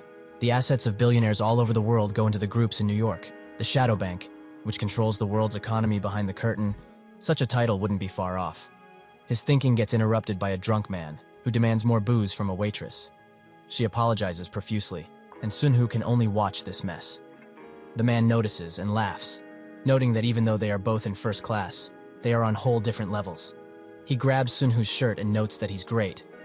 But he doesn't get to finish, as Sunhoo zaps him with Odin's Rage, which he learned to control when he saved Yeonhee from the dungeon. It was supposed to be used as a SA defibrillator, but it seems that it also has another use. At the airport, Yeonhee waits for him, who decided to trade the 11 points she gained from the dungeon for 11 bronze boxes. She waited for him, however, so that they could open them together. This was because she didn't want to cause any misunderstandings since she was contracted to hand over any items she gained to him. Inside the car, she wonders what kind of item she will get, and Sunhoo can't help but smirk a bit. Inside his office, she opens one and gains a basic health boost, which she's quite happy with, much to Sunhoo's surprise. She opens another one, but this time she gains an item, the Dagger of the Clown. She asks if this is any good, and Sunhoo can only stare in shock, as he knows this item very well, and its ability to inflict a random negative effect on whoever it damages. Sunhu notes that it's the same as the three one-of-a-kind weapons, but was it perhaps strengthened? Is this really a bronze box item? This was the secret curse that he applied in the spirit world. Random negative effects. But if the strengthening were to fail, the item would be destroyed, and the three one-of-a-kind weapons are the only ones who were successfully strengthened to S tier. The original owner was someone who never stopped digging whenever he was into something, but he didn't imagine he would have gone that far. At another place, Director Park meets with the chairman, who calls him president, as he's become quite an influential man recently. That's when Park's face drops, and the chairman notices, saying that they should have a drink as punishment. While they do so, Park notes that he's the CEO, but it doesn't really suit him. However, all of his assets are under his fingers, right? The chairman smirks and notes that his eyes can't lie, as at today's meeting, nobody could stand in front of him, like a bunch of scared children. So he came here today to ask for a favor. Could he release the shares that went to the Junil Group? Of course he will be rewarded with 100 big ones, or rather, 1,000. How does that sound to him? This is the equity in the Hanshil Group that's in charge of controlling shares in the Hanshil Group. The Daehyun Group made a proposal of 200 billion won just recently. Park chugs his drink and notes that with his assets, he can also do that. He gets dressed and notes that he has to go to work, while the chairman urges him to sit down and accept the offer, as he needs money in his pockets to feel full, right? Park says that he already listened very carefully, so he should be wise, like the old man he is, and rethink the offer. The chairman tries to get his attention, but it's too late, and Park gets into the car while sighing heavily. He can't believe he just refused 100 or even 200 billion in his own pockets. But if he's honest, it felt damn good, and he's glad he's a part of Janil. That's when someone calls him and says that the meeting will be postponed until tomorrow. Park says that he will be there, is surprised that the meeting got cancelled, and also wonders what happened to that woman who refused the Blue House invitation. At Sunhu's office, Jamie looks at all the battle equipment he has, making her wonder if he's going to war or something. Sunhu notes that all of this is just a collection of sorts, so she shouldn't worry about it. He also notes that the media in this country is very censored when it comes to Jonil, so he called her here in order to ask how the group's investment is doing. She says that she brings news that will surely make him a happy man, as they have secured the leasing shares in the top 10 business groups. Amid the nation's turmoil, conglomerates formed slush funds and reorganized their governance structures as well. For example, the equity structure that leads from Ilsung Groups, Dreamland and Life, to Ilsung Electronics, and then cycles from Ilsung Cards back to Dreamland again. This way, the Ilsung Group controls all of the shares in Ilsung Dreamland. The same could be said for Daehyun's Group and Elevator, as well as Hanshil Groups and Confectionery. They all play a key role in the management succession process, so they're called leashing shares. Jamie notes that it will be good for investors to see this country as a Jeonil republic, both in name and in reality. They have now entered the middle of summer. History has changed a bit, but natural disasters have hit on the exact same dates without exception. On the day the Olga typhoon hit the Korean peninsula, the heat of the stock market didn't cool down at all, despite the heavy rain. It seemed to follow New York's dot-com boom, and the current trend began with $10 billion invested in Jonil from Russia after the financial war. Daehyun Security quickly released Korea Fund products, and the Cyber Korea 21 policy was implemented after. However, on the day Korea repaid their last debt to the IMF, he had to make a decision. He wanted to show his parents that he finished school normally, but he can't put this off any longer. He's going to have to talk with his parents so that they don't worry. At home, he explains to his father what kinds of companies he's watching and calculates how and when to enter. He also shows his father that he got accepted as an analyst for Jonathan Investment, which surprised him quite a lot. Sunhu notes that he's been studying since he gave him that account last year, and his father thinks that this is nothing short of being a genius. Sunhu notes that this should be enough to please his parents, a sort of declaration to lay down arms, but he can't help it and wonders what his father is thinking right now. The father asks what that grim expression on his face is, and he apologizes. The father notes that he has nothing to apologize for, as he's quite special and didn't do anything wrong. He's just upset that he won't be able to be with him during this important moment in his life, as it would be great if he could check up on him and see how he's doing. That's when he hugs Sunhu tightly and says that he's all grown up, so there's no need to look around for him anymore. He should enter the big leagues and do whatever he wants to do. He also apologizes, as he would have wanted to give him more support had he known. Sunhu sheds a tear and notes that this is plenty already, as he's extremely grateful. He also talks with his mother about things, and he notes that taekwondo was his only hobby back then. His mother says that they were quite enthusiastic about representing the country, while also noticing how forced his smile was in this picture. She also presumed his working out was for this, but he didn't even last 3 months in there. He apologizes, and she smiles, noting that she's just glad her son found his thing. She truly means it. He, in turn, says that he will work hard enough for her to not need to worry about him ever. It seems that his parents were more prepared for the news than he originally thought. Sunhoo goes back to the office and spots Yeonhee, who looks quite happy. He immediately thinks she's using one of her skills to be so, but she notices his glare and swears she didn't use any type of skill to boost her mood. Sunhoo notes that her words make him feel at ease and asks how their research is going. She says that the explorer wasn't hard to find. Later they trek up a mountain until eventually they come up to a dungeon portal. Yeonhee immediately takes her hood off and notes that this wasn't open yesterday. Somebody must be in there. Sunhoo thinks that this is why he couldn't wait another 3 years to finish high school, as there are traces of awakening everywhere, not just here. Yeonhee pulls out her knife and asks how many there are. Or is it just one person, who must be vigilant if they are alone, right? Sunhoo thinks that he's quite surprised by her attitude, as he didn't teach her to be weary of pre-awakened people. He signals her to come closer, and says that it's difficult to find any real traces because of this heavy rain, so they should just wait and see. They do so, and Sunhoo thinks that hypothermia might start to set in pretty soon, but it's smart for her to forgo the hood, as she can hear better without it. That's when her eyes widen as the dungeon door slowly fades away from view. Sunhoo goes first and urges her to stay behind. He gets a message from the system that says he can enter the dungeon. It seems that it returned to its sealed state, so this means that the person inside is most likely dead. Yeonhoo asks if the person inside is dead, and he confirms this while also congratulating her for being vigilant, which is a good trait to have in their line of duty. While she feels proud because of the praise, he thinks that it's better that they both have escaper seals, but one can never really know what monsters await in the dungeon. They take their coats off and enter the dungeon, and 3 quests are activated: End Zone, Eradication of Graph, and Hibernation. Sunhoo seems to know something about Graph, and says that an arthropod would be quite ugly, right? She smiles and says that she's not scared of insects at all. But what about him? He continues to walk, and notices that she hasn't moved an inch from where he told her. Before he can ask her what she's doing, a large tail appears from the ceiling, and the whole beast descends upon them. Sunhoo grabs Yeonhee as fast as he can, and blocks the beast's relentless attacks. This is a fully grown fluid graph, and Sunhoo urges her to be careful as its tentacles are venomous. She wonders how something so huge and ugly can be called fluid, and Sunhoo demands she get a hold of herself, as they have been, and will go through worse than this. She asks what he means by this, and he notes that among the monsters, there are also ones that look exactly like humans.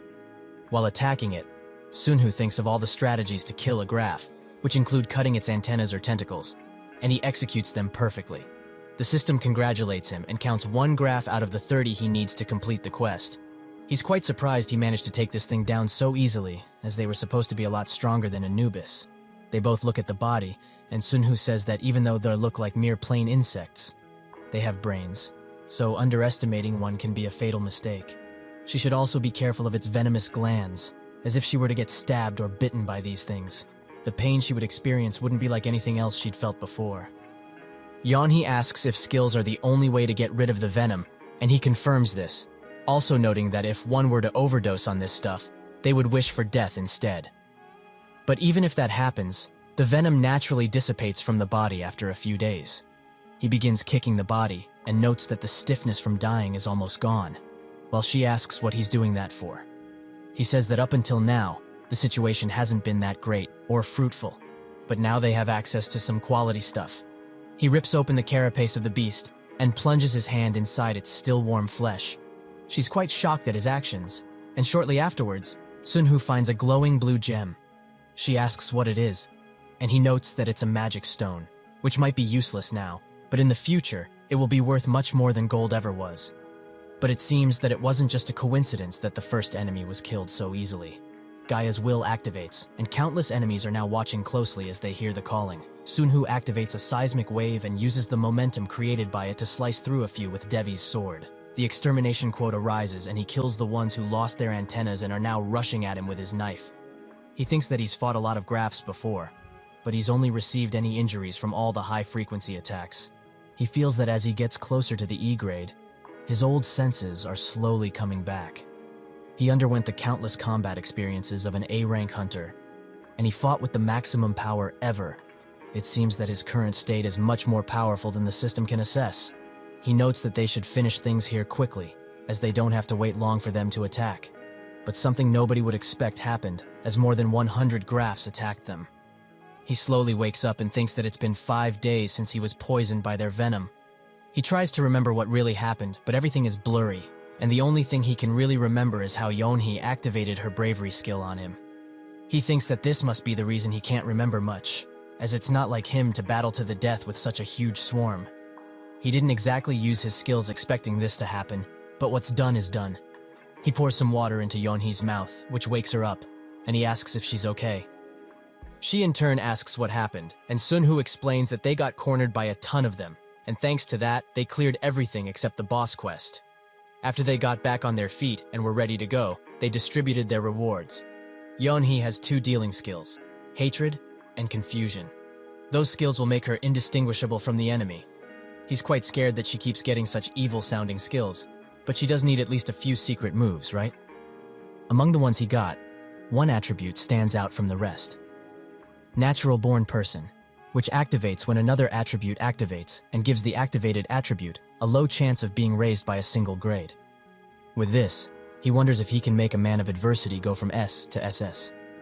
They grabbed the rest of the dungeon boxes and headed straight for the boss, while also sorting out his worries with Yeonhee. Sunhoo thinks that first they must get better, as healers are a must if they are to venture into higher-tier dungeons. They finally arrive at some strange-looking pillars, and Suhoo notes that they are sealed, medium-sized graphs, and the boss depends on these things. The main body is not a threat, so if they can break this shell, it won't be hard to deal with these things one by one. He tries to punch it open, but it's much sturdier than it looks, and Yeonhee uses a healing ability on him. It seems that he's going to have to try Man of Adversity to check the abilities he's got this time. He turns to Yeonhee, who laments what's about to transpire. The secret of Diva's Knife has been unveiled, as its skill grade has risen to manhood in the face of adversity. Its description of a fraudulent skill that's one of many seems to be true. This ability can also be converted into Shiva's knife, and Sunhoo thinks that this skill was used by one of the 7 evils and was quite powerful at that. It seems that this is why even Bobby was scared of the person carrying this skill, as it's possible to convert it to another skill that holds the name of a deity. He can't help but think of this as an absolute cheat. He tells Yeonhee to step back and activates Shiva's knife, which comes in the form of a fireball. He aims it at the ceiling, and it evenly spreads out to cover all of the sealed graphs. He thinks that Shiva's knife has good range and also does a fire attack. With this, he can boil those bugs inside their own shells. They begin to shake, and all of the graphs come out of their shells, ready to attack the one who disturbed their sleep.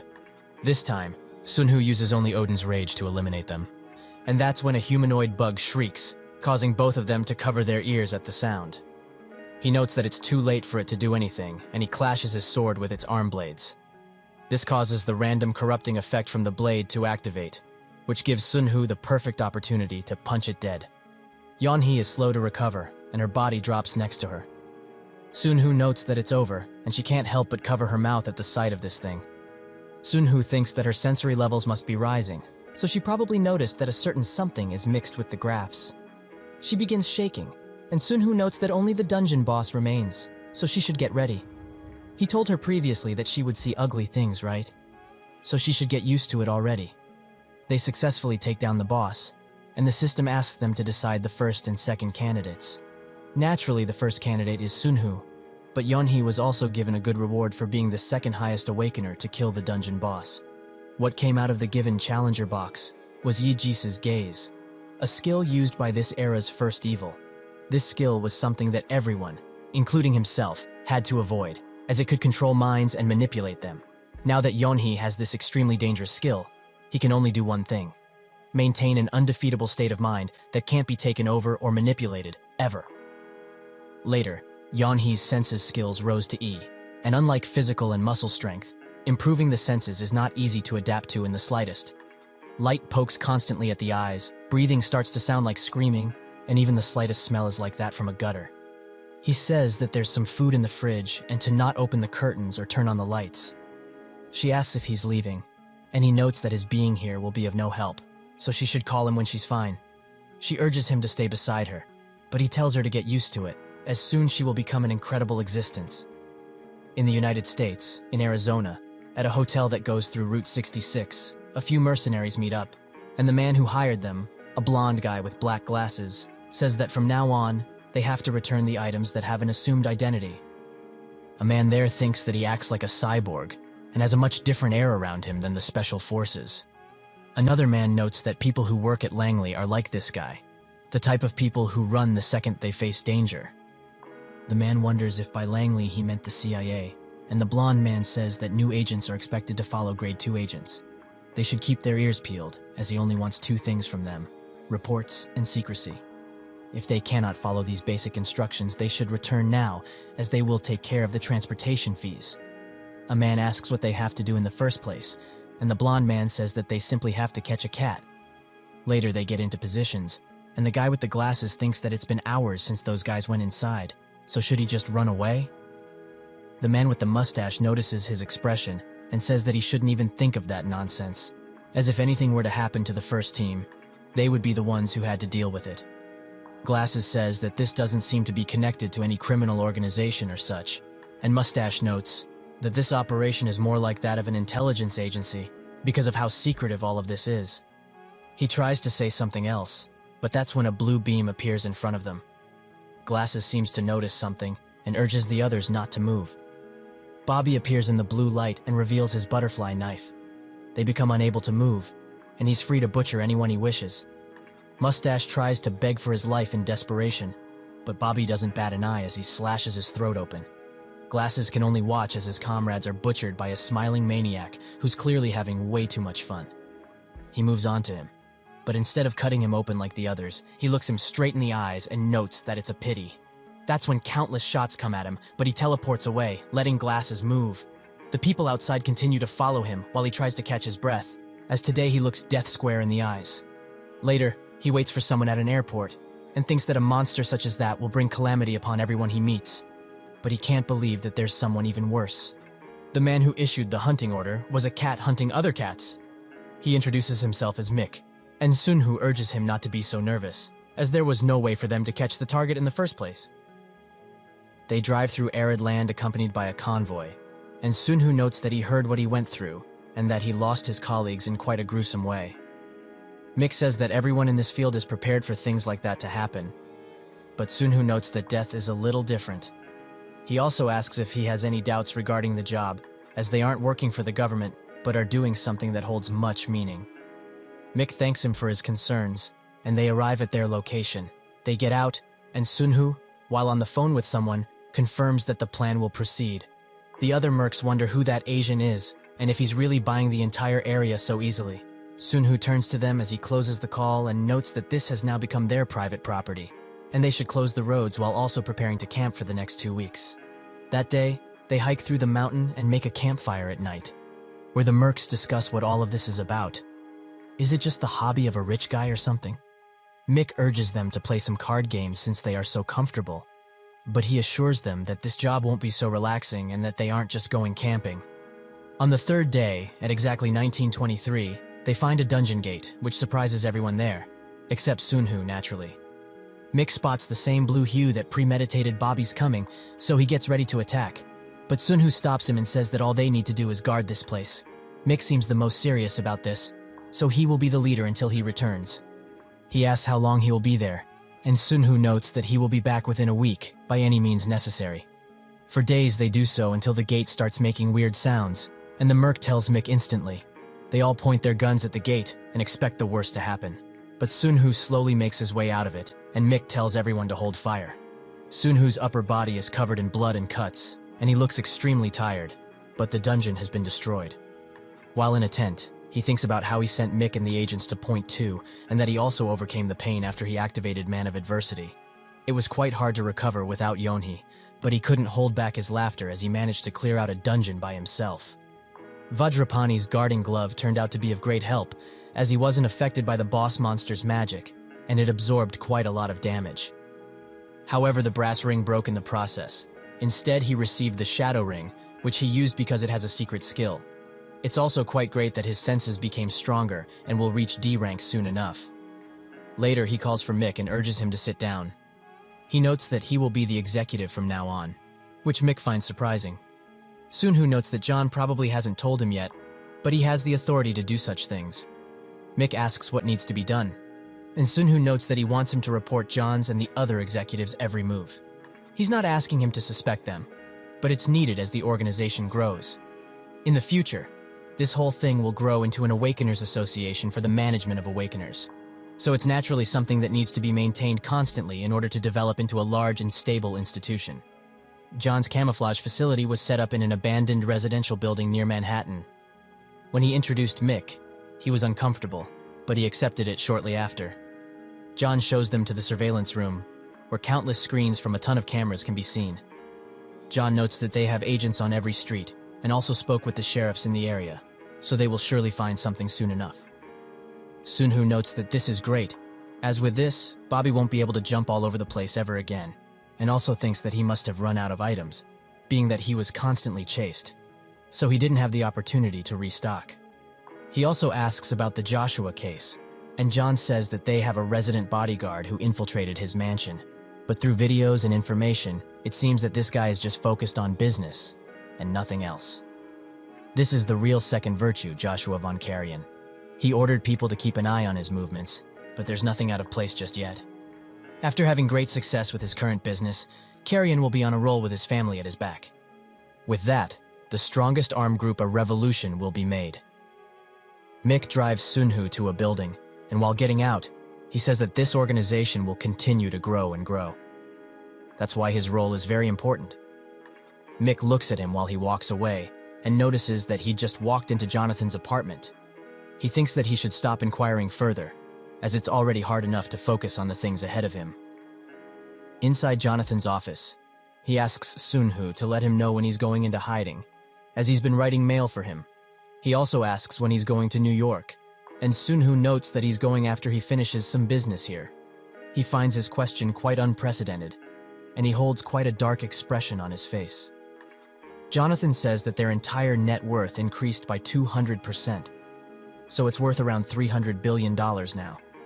Sunhoo thinks that this is impossible, as only crazy stocks are included in a crazy market. So it must be because he's a part of a New York group. If they combine Jillian's group with Jessica's funds, it should be around $500 billion. For a financer with knowledge of the future, it's not a bad thing to achieve in 2 years. Jonathan hands him a letter, noting that he provoked them, and it will be held on September 15th. Sunhoo's eyes widen, as this is a hearing notice, which is basically a warning from the White House that if they don't follow instructions, they will stir up the group with various tax investigations. He asks from when this is, and Jonathan notes that they got it for a while. He asks what it is that they truly want, and Jonathan looks down before saying that the thing they want is him. There's no chance they would just let an Asian child mess around in their own world, so they will naturally craft a ploy to expose his information to the media and capture him in the palm of their hands, where he can't hope to escape. Their reaction is quite slower than he expected, but still. He tells Jonathan that his identity mustn't be revealed, no matter what. He says that he knows all too well, but how much money have these bastards put in by now? Sunhoo thinks that revealing his identity to important people can't be helped, but he must prevent it from being shown to the whole world. The first person would be his parents. If it were to happen, they would live life like a prison, constantly surrounded by bodyguards. The second reason would be that the public attention that would tangle his parents' every action would also be put on him, so he would have an extremely hard time increasing his stats. Jonathan suggests they take out the pension reserve coming from the authorities, as spreading this feud with the White House to the Pension Reserve Committee will certainly be enough pressure.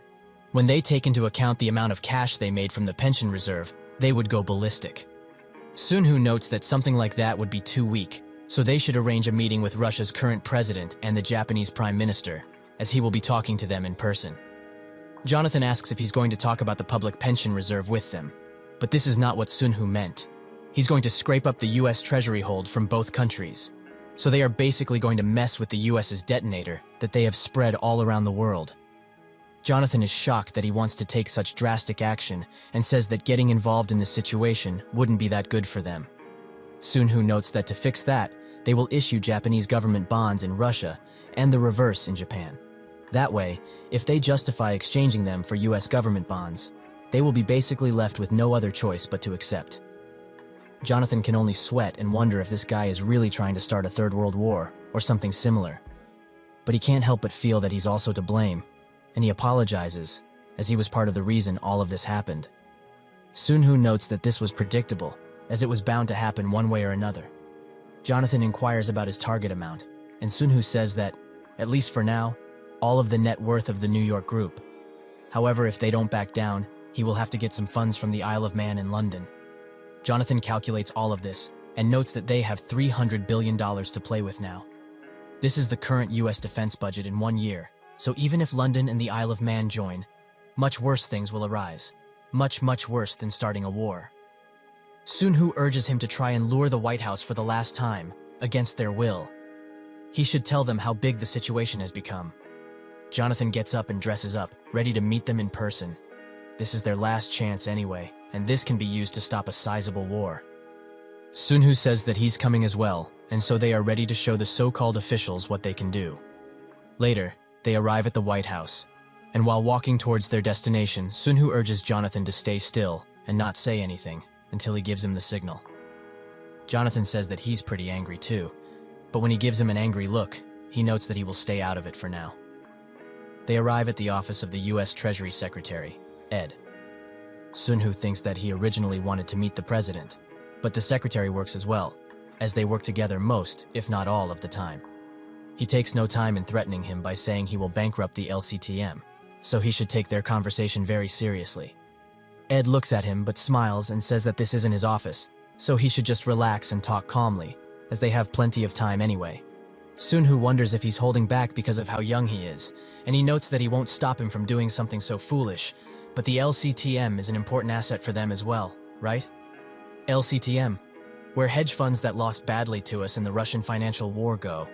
Although it was on the verge of bankruptcy, they almost dealt a very hard blow to the US and their economy. He took it over, however, and it now belongs to the New York group. Sunhu says that they are all indebted to them, so isn't it about time they started repaying? Ed asks what he might be talking about, as he doesn't know of any debt. Sunhu notes that if they had not taken over LCTM, they would have faced a much greater risk. But LCTM wasn't the only one they took over, as they picked up masses of corpses that would only spread poison, and with that, prevented the second Great Depression they mentioned themselves once or twice. Ed says that those things also filled up their pockets, but Sunhu doesn't even want to hear it. Ed asks Jonathan why he's standing so still, and Jonathan says that he just understands Sunhu's anger and is letting him speak. Ed wonders if he's being like this because of his public hearing, and Jonathan notes that it's true that Sunhu is young, but he's still his boss. So naturally, this isn't a matter that he can just intervene in. Sunhu begins talking about their donors, and how they must be the reason some large conglomerates and banks in South Korea weren't able to do anything. He turns his back away and says that if he wants to play him, he can do as he pleases. But in return, everything that will happen from now on will be because of him and only him. He would have lived in a world where death penalty notifications were issued while laughing. Speaking in economic terms, though, it would be a world that hides a blade of astronomical size and amount. He's never really encountered such a direct and aggressive attitude.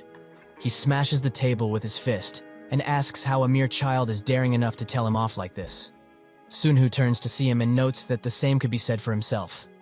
What's the deal with him letting the situation extend to this? And if he were in his shoes, he wouldn't raise his voice. Ed sweats profusely while he shakes and asks what he's even talking about. Sunhu notes that he's of course talking about Japan's block, as some young kid would have to stop before playing a joke, right? But no. If he blocks the bonds, he may even risk the target of the yen. Ed knows what this means, and Sunhu says that he doesn't know if Japan will ever be as cooperative with him ever again because of the dukes they did in the early 90s. He's still struggling with the recession. There are also many people who think that Russia is still in the Cold War, so he wouldn't know anything about that, right? Ed begins sweating even more and says that never in his life had he thought he would receive a declaration of war from inside the White House, as not even the Chinese ambassador would dare do something like this. Does he understand that he may lose everything just because of what he did just now? Sunhu says that he and Jonathan have way too much money, so they are confident about their victory, and even if they were to lose, he would still be able to earn money again. Ed gets up from his seat and bolts directly for Sunhu, and they exchange glares only those who know the financial world can give. Ed asks if this guy really is only 15, and Jonathan says that's correct, and that at first, he also underestimated him because of his age. Ed opens the door and notes that their little jokes went too far, but he will make a separate statement to the media. But they shouldn't forget, as this was just a small mistake that happened at the bot, and they should also take care of the misunderstanding regarding the pension reverse committee themselves. With that, he smashes the doors closed, and it seems that they have won, at least for now. Jonathan is surprised by his reaction and can't help but smirk at Sunhu. Later, while they are in the car, he bursts out in laughter, as they have done something that is just plain crazy. Sunhu notes that it's no laughing matter, and thinks that he heard that the finance department in the White House has raised the white flag, and that the S-ranked financial boss resigned on his own. Because it's something like that, it won't scare him, as he needs to make sure he doesn't upset them too much and start an unnecessary fight. In the past, when the day of beginning came, civilization declined through 3 stages. The first would be that governments and capitalists all around the world panicked a ton. The second would be their self-destruction with nuclear bombs. And the third, the civil war of the 8 evils and virtues. If the first stage was actually well responded to, many issues wouldn't have occurred afterwards because the first monsters that stepped out of the gates were able to be put down with human firearms. As the economy collapsed all over, so did order. In a moment of panic and uncertainty, a nuclear weapon was used, and then many more, causing the world to crumble. In the future, he hopes that when that day occurs, the foundation of human life won't collapse. That is the future he wishes to build. But in order to do it, he needs to save a ton of money. Jonathan talks with someone over the phone, and when he finishes, he tells Sunhu that gold online just flopped. Originally, the highest point of the dot-com bubble was in March of the year 2000, when the Nasdaq index exceeded the 5,000 point mark. And until October of 2002, it went below 1,000, and 80% of it just vanished. Sunhu asks him how high the index was yesterday, and Jonathan notes that it was 5,339. So how far is it going to drop? Sunhu thinks that this is a higher figure than he remembered, but a little change is to be expected. He says that it will most likely drop below 1,000. The subprime situation in 2008 was the middle bridge of the Great Recession in the world economy. He says that it started with the Asian financial crisis, more specifically with the attack on Korea. Jonathan notes that it was during the dot-com bubble, so what happened then? Sunhu says that because of the financial crisis that was affecting everyone globally, Mexico and Russia's interest rates went down, and a lot of money was lost as a result. The millennium's rosy fantasy also needs to be taken into account, and with all of this combined, the dot-com bubble burst. But he didn't mean to talk about this, and instead, they will continue to lower the benchmark interest rate at the Fed to ease the subsequent stock market fallout. Jonathan notes that they will do as he says, but when should they stop? Sunhu says that the metaphorical ingredients will be available from today until 2001. They will see the benchmark interest rate hit below the 1% mark and keep watching until they cook it after 2008. Jonathan smiles and notes that if they were to do so, it would be real estate. Sunhu finds it natural that the real estate would go up. But the real problem is the poison that will build up, as between 2007 and 2009, the biggest bomb ever will explode, an explosion beyond anyone's wildest imagination. Jonathan finds his words quite worrying and asks if it's just a rough assumption. Sunhu looks out of the window and notes that the world's economy, and the financial system with it, will be paralyzed. South Korea's IMF, the dot-com myth and its eventual collapse, the terror of war, and the great oil era accompanied by real estate myths. And the final piece is the subprime mortgage crisis at its sad end.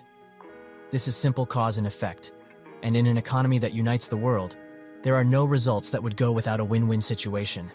He alone has to calculate the shock from Hong Kong, which will certainly increase the game, and the Russian financial war, which they must be alert to at all times.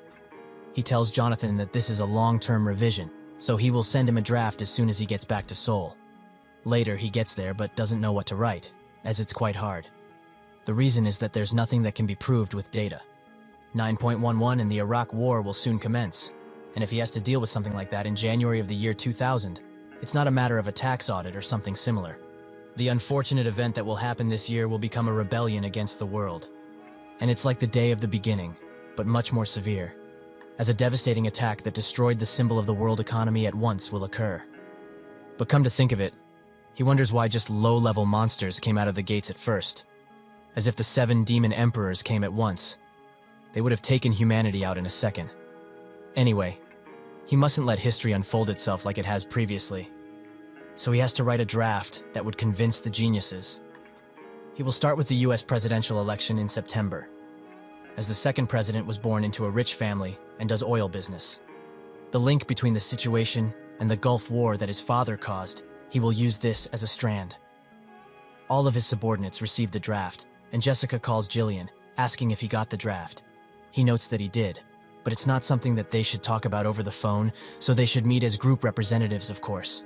She notes that she will get going right now, so he should wait patiently. She swiftly makes her way down and notices that her hair is all over the place because of how much work she's done, so she takes a bit of time to fix it.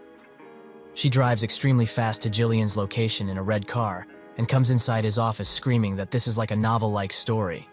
Who would have expected Russia to collapse this much? He notes that this case can't be compared to Russia's bankruptcy, and that's not the reason he called her here. She notices how cranky he is, probably because he hasn't slept for a long while, and he says that as long as it's based on this draft, investments equivalent to the group's whole assets aren't their responsibility, but he doesn't like this one bit. Jessica asks what he means, and Jillian notes that it's plenty enough to rely on a genius draft once, so it's just scary. She asks where it is, perhaps Silverman or Lotshilt. She begins caressing his hair and notes that maybe he's mistaken. They are only provided ingredients, so it's up to them what they cook, right? They are the cooks in this situation, not farmers or fishermen, as those are entirely different things. There's no real reason for them to fall before this genius draft. They are great, sure, but those groups are full of experts, and they fight alone. So in that field, they are the best.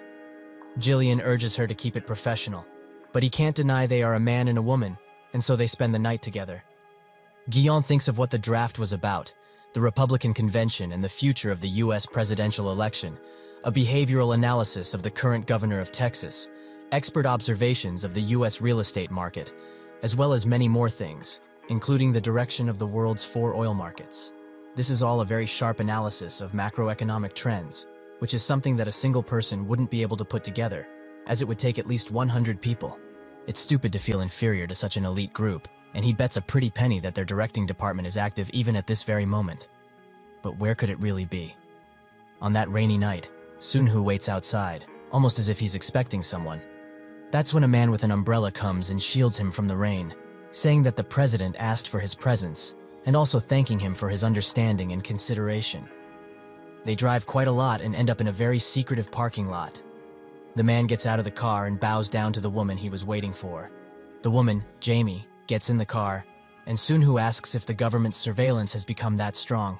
She notes that wiretapping and tailing of executives has become normal, so sooner or later, they are going to hash out the problem. She hands him a folder and urges him to take a look at the contents. He does so, and it's Gionil Investments' asset management report. Out of the 902 stocks listed on CoSP, more than 230 belong to the largest and major shareholders.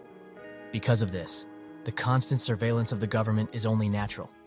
While Korea was shaken by the IMF and their unreasonable demands, the Gionil Group eroded 25% of Korea's economy. If Gionil Group, a foreign company, only makes profit and turns tail, it would be like the IMF struck once again. But it won't happen, and he tells Jamie that he heard about Director Park Chung-sik and that now he's called the Chief Financial Officer. Jamie thinks he's mad and tries to explain it, but instead, he wants her to support him further, as he's not the Chief Financial Officer, but rather the Finance King. She is the CEO, so there's no need to change that, but he would like it if she took better care of maintaining the corporation's whole image. Does she forget why they hired her in the first place? Regardless of documentaries, current affairs, or even entertainment, she should just leave it. They need to make sure that the public doesn't see them as foreigners. Jamie did a good job all in all, but he needed to make sure she did her job well, as he's planning to enter dungeons all over the world for more than 6 months, where he will basically vanish. He spends time with his family and tells them that he's going to the US. His father asks where exactly, and he notes that he has a room reserved near the company, so Manhattan. His father says that he will look great there and is quite happy that he made it there before him. That's when he notices the drink he was about to consume and suggests they drink together, much to the mother's dismay. Sunhoo smiles and thinks that this reminds him of the time he was a Wall Street loser drinking with his father, and even then, he always worried about him. His father notes that his favorite quote is, "Life is like climbing a mountain. If the mountain is tall, rest, then climb, fall, rest, and try again." There's not just one mountain, so he can climb any one he wishes.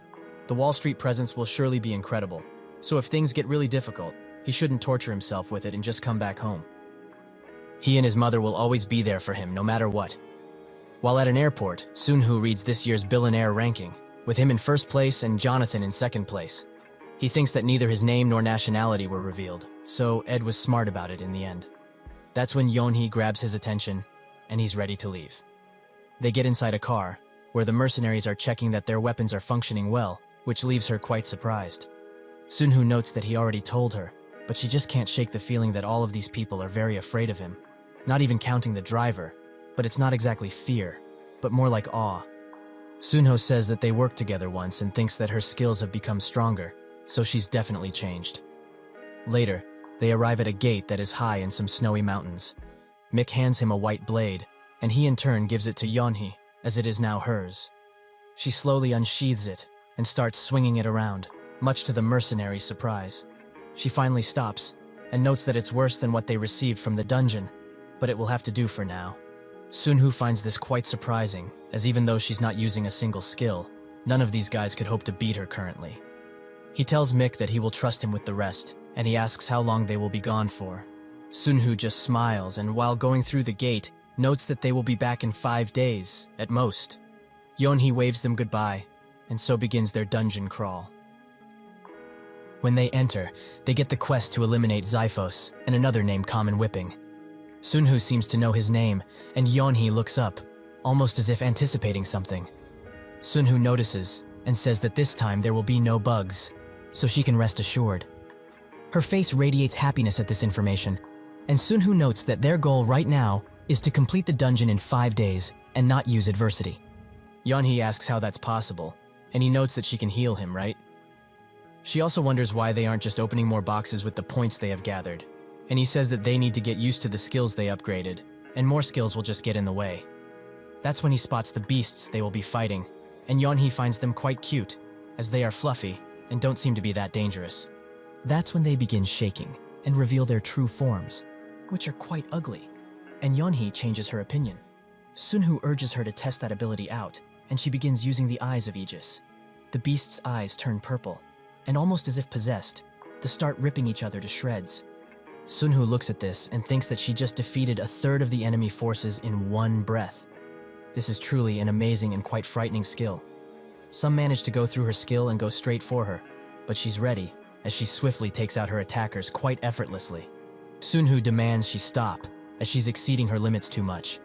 He's quite surprised when they look at each other, as her eyes are filled with murderous intent. He thinks that it must be because she desires to control Xiphos, which seems to have consumed her. It's clear she needs some training, as this is the first time she's experimented with the eyes of Aegis. On the border between dream and reality, the mentality of a person breaks easily, and a feeling of helplessness can be felt. That's when, at the moment his consciousness was gradually consumed by Yeonhee, and this skill, she broke out of it with a scream, and said that what she saw was straight hell. She delved into a part of his memory, and was thrown out. She saw the 7 Devil Emperors, and even though she's already a member of this strange world, and is also earning some cash from it, she experienced fear that would simply break unsuspecting minds. This skill needs to be trained thoroughly in order for her to not merge with her targets, and if she had been in that state during the test site, she would have certainly died with no chance to develop the skill. The second evil was able to gain notoriety and reputation with the eyes of Aegis, but Yeonhee is pre-awakened, so it's naturally harder for her to get used to these things. That's when he notices something, and he swings his knife directly behind him. Before the beast could do much, he managed to slay it, and the quest Common Whipping has been completed as a result, giving him 1,500 points in a golden box. Sunhoo catches his breath and thinks that 5 days of not using Man of Adversity might not be possible, as it's only been 3 days and he's already pretty tired and overworked. If it weren't for the dungeon box and skill charging time, he would have been forced to use it much earlier. While Yeonhee heals him, he notes that her healing ability has improved, and thinks that even after finding out about the 7 Devil Emperors, she seems to have steeled herself once again. This rookie and her mentality keep growing stronger by the day, Him as well, as he's trying to overcome her overwhelming growth and the dangers that come with it. In the process of monopolizing the dungeons, he memorized the locations of the F-class dungeons, which didn't garner that much interest for him. However, if they take all of this, they will be at a completely different starting point than the others at the test site. He says that next time, they should aim to do a dungeon in just one day. Yeonhee is hesitant to answer, but finds the courage to agree, and so the monopolization of the dungeons began. They complete quest after quest and confirm that the F-graded dungeons were not a threat, so it wasn't that dangerous to farm in them. But just from an F-graded dungeon, Yeonhee's stats increased to the next level, including her abilities. While she was adjusting to her newly raised abilities, Sunhoo went into the dungeon by himself, as he didn't want to dwarf his growth. While they drive to their next location, Sunhoo notes that he has 53200 points and asks her how much she has. 47310 is the number, and Sunhoo thinks that if they collect just a bit more, they could open a diamond box with just those. He's also quite shocked that they managed to clear 15 dungeons within 2 months, meaning one dungeon every 4 days, including the time for maintenance and travel. While sleeping, Yeonhee says the names of her skills, which he finds quite impressive. Most of the people in the van are sleeping, and Sunhoo finds it nice to see everyone's faces. He tells Mick to take Highway 115, as they will be going to a hotel. Yeonhee, who is still groggy from sleeping, asks why they are going to one. Are there perhaps dungeons inside of hotels too? Sunhoo tells everyone to stow their weapons away, as they will be taking a short rest in Las Vegas. Everyone's expression widens, and they cheer for him while also hoping he doesn't change his mind suddenly. In the city of Vegas, where everyone gambles and is having fun, the party arrives, ready to have some fun after such a long time. They drink, eat, and gamble like no other, with the people looking at them, wondering if they were kept prisoner or something to act this way. Sunhoo finds the way they act a bit embarrassing, but after so much work, it's deserved. He puts his hand on Yeonhee's shoulder and says that they should go to a quiet place for just a second. She blushes and agrees, clearly expecting something. He takes her to a VIP room that's quieter, so they can focus on the games more. She's clearly disappointed by this, and that's when the manager of Hanshil Group, Jo Chang-ho, spots her and immediately welcomes her in, as he was having a meeting with someone else here as well. He asks who the man next to her is, wondering if he ever saw him somewhere else. Yeonhee greets him as well and notes that the person next to him is her lover. Chang-ho tries his best to contain his anger, and Yeonhee tells Sunhoo that he's one of the sponsors of their hospital and that he's quite annoying, so she asks him to play along for now. He invites them to play a game or two, as they are in Vegas, and that's only natural, right? Sunhoo wonders if this guy is from the Hansel Group, and Yeonhee asks if he knows about him. He thinks that the New Hope Medical Corporation he gave to Yeonhee was gaining some fame due to its various stories, and a certain story drew even more attention to the IMF's gloomy image. Thanks to that, many unpleasant individuals got involved in the group, and the Hanshil Group was criticized for being the second generation of troublemakers. Chang-ho thinks that this hillbilly and unclassy-looking woman could never hope to afford such expensive games, so he will play around with that plain guy sitting next to her, and with his poker face that was recognized by even pro players, he's sure to win. In the first game, he gets destroyed, the second even more so, and by the third, he's just plain confused. They have to be cheating. Sunhoo asks Yeonhee if she used her skill, but she confirms that she didn't, as what he had was easily read on his face. Sunhoo notes that they should stop, as the bets have also ended. Chang-ho is having none of this, as he's not that guy just because he won a bit of money.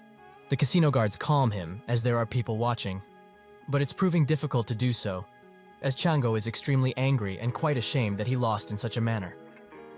That's when a mysterious force pushes him to leave, as he has an urgent matter to attend to.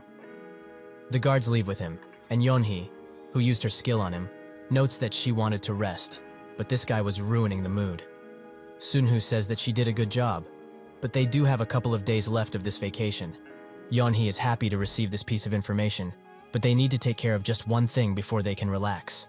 Sunhoo calls Mick and notes that he will come through the back door, so they should get ready. It seems that the cat they are hunting is very near.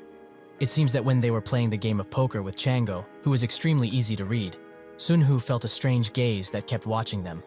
That's when he called Mick and said out loud that he was going through the back door. The stalker, hearing this, follows him, but shortly after, Mick comes from behind him silently and knocks him out with a headlock. Mick finds it surprising that he managed to do so, as he expected more of a challenge. This stalker has a special attribute named Chaser, which is an ability that can detect monsters or awakeners, so it's quite useful to have. Sunhu gets some information about him, that he runs a big fast food chain in the east and has no companion on the hotel guest list. Sunhu thinks that there were no security cameras and nothing really happened, so he won't be investigated. But what should they do with him now? The stalker slowly opens his eyes and demands to know what he's doing here. Sunhu notes that he's acting prematurely, as he's been following him secretly, so he thought he was a robber or something worse. He tells Yeonhee to do her thing, and the stalker is extremely worried as he can't control his body. He rises up and walks toward the balcony without his consent.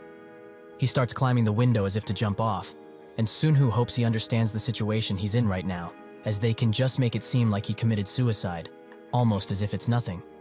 The stalker screeches that he will explain why he chose to follow him, and Sunhu gives Yeonhee a knowing nod. She removes her ability from him, and Sunhu says that it's either because of the chaser attribute or a quest he had to do.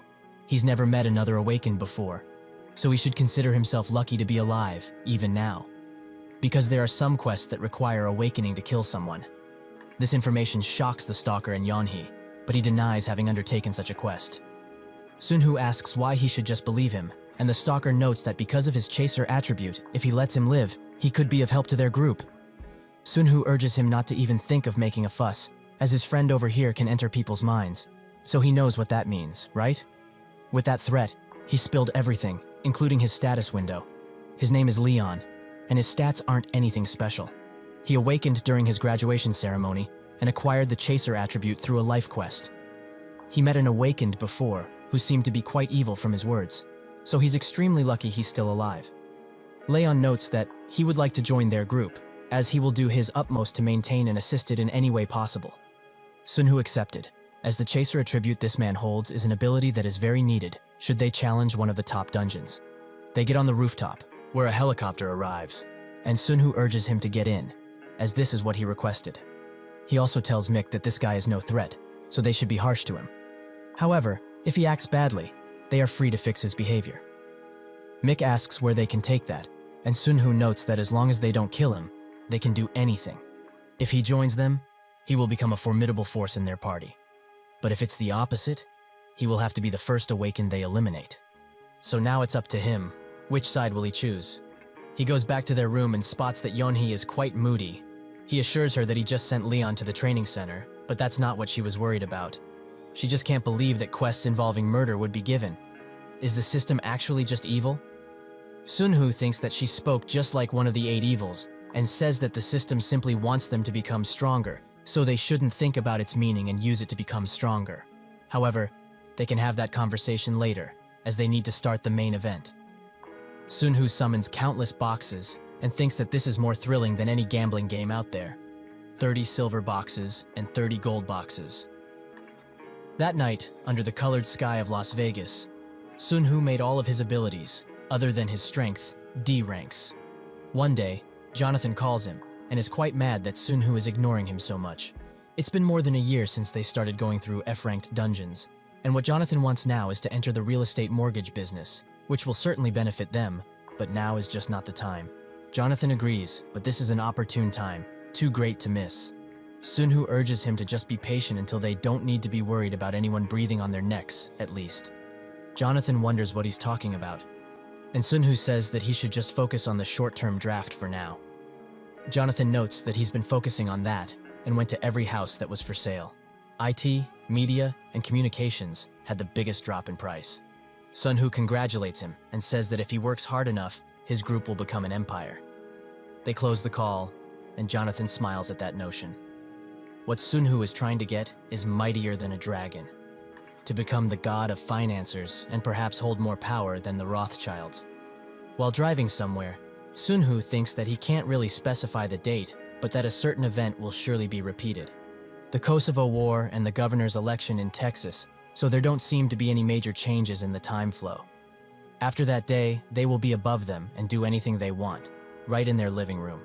4 months later, in the year 2001, in England, Sunhu and Yeonhee arrive at a salon. She notes that this place looks great, and he says that it is, as you can't enter here just because you have large amounts of cash.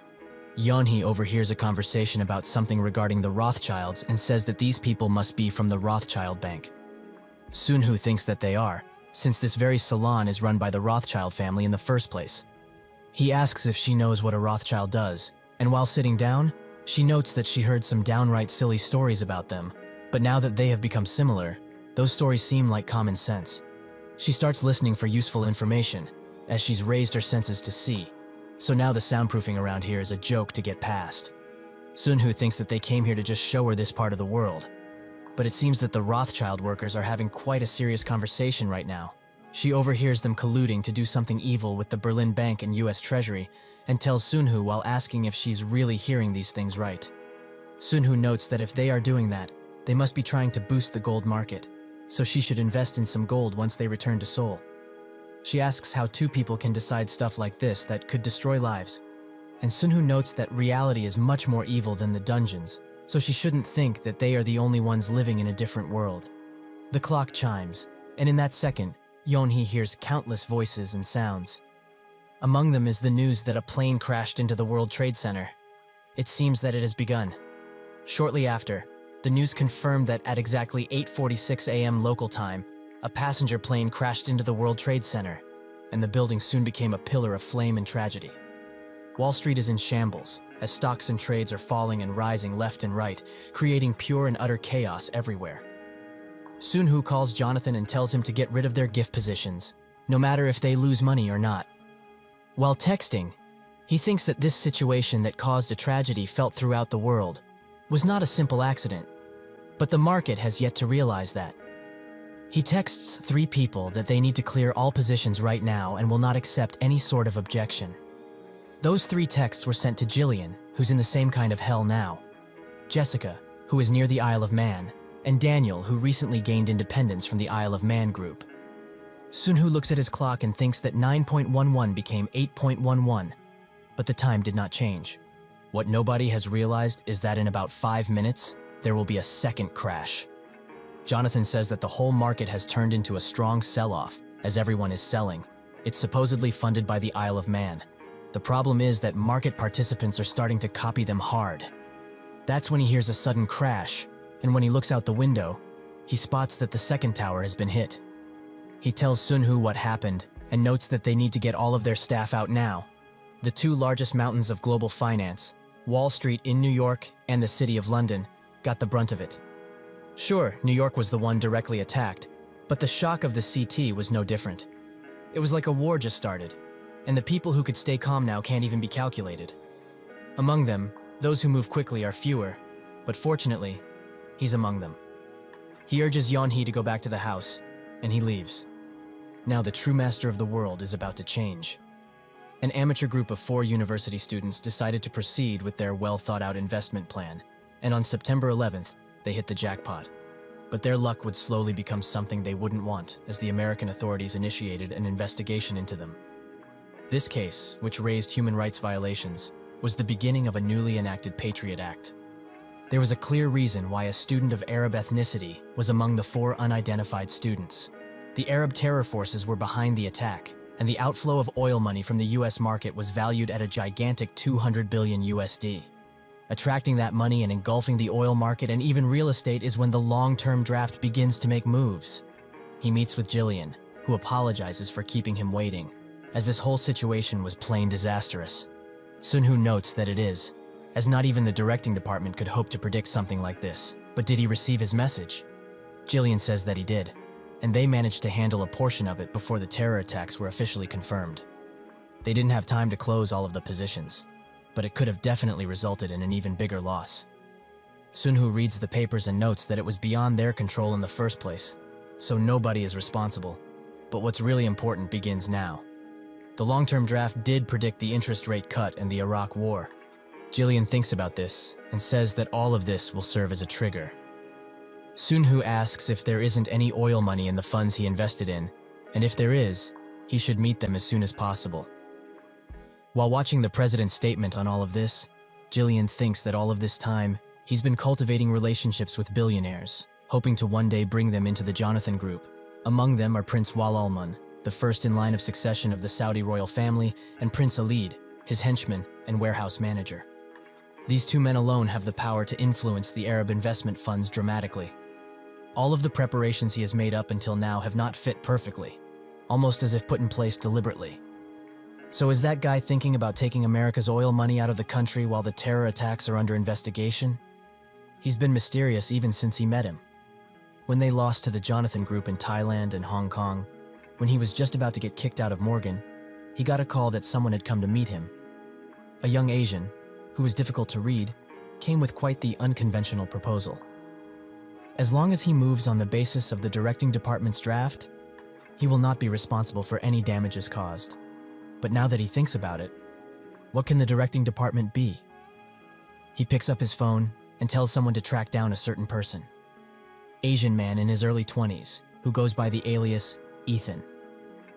The guy he called notes that he will start searching right now, and Jillian looks for any security camera footage to send to the investigator.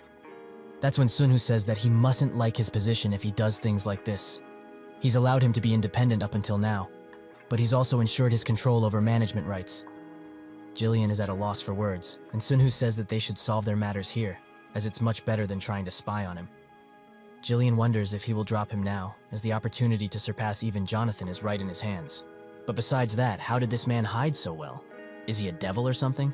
Sunhu gives him a message on the computer, which says that even though he's childish with his money, he certainly has the talent, so his contract will be extended a bit more. Sunhu notes that he wrote that in his stead, but this is just the beginning, so he should pay close attention to future events. Jonathan sits in his office and thinks of Sunhu's words about not worrying about people. Did he really know that the president would issue a hunt for the terrorists and everyone who chooses to shelter them? He just can't sit still, so he calls Jeffrey K. and demands he give him a list of the banks potentially targeted with net exhaust. Inside the training facility, Leon is blindfolded and gets permission to start the exercise. He moves swiftly, and even though he can't see much, he attacks the dummies in all the right places. He manages to finish in 2 minutes and 23 seconds. Mick shows Sunhu and Yeonhee this, and notes that he's quite skilled, but what does he think? Sunhu notes that his movements aren't that great, but he's usable enough. Leon, or he should rather be named their casino chip. Leon walks towards Sunhu and wants to ask one simple question. Is this organization involved in the recent terrorist attacks? Mick punches him in the chest instantly as to shut him up, and Sunhu notes that they shouldn't talk about that, as they are facing a much bigger threat than that, so they should get going.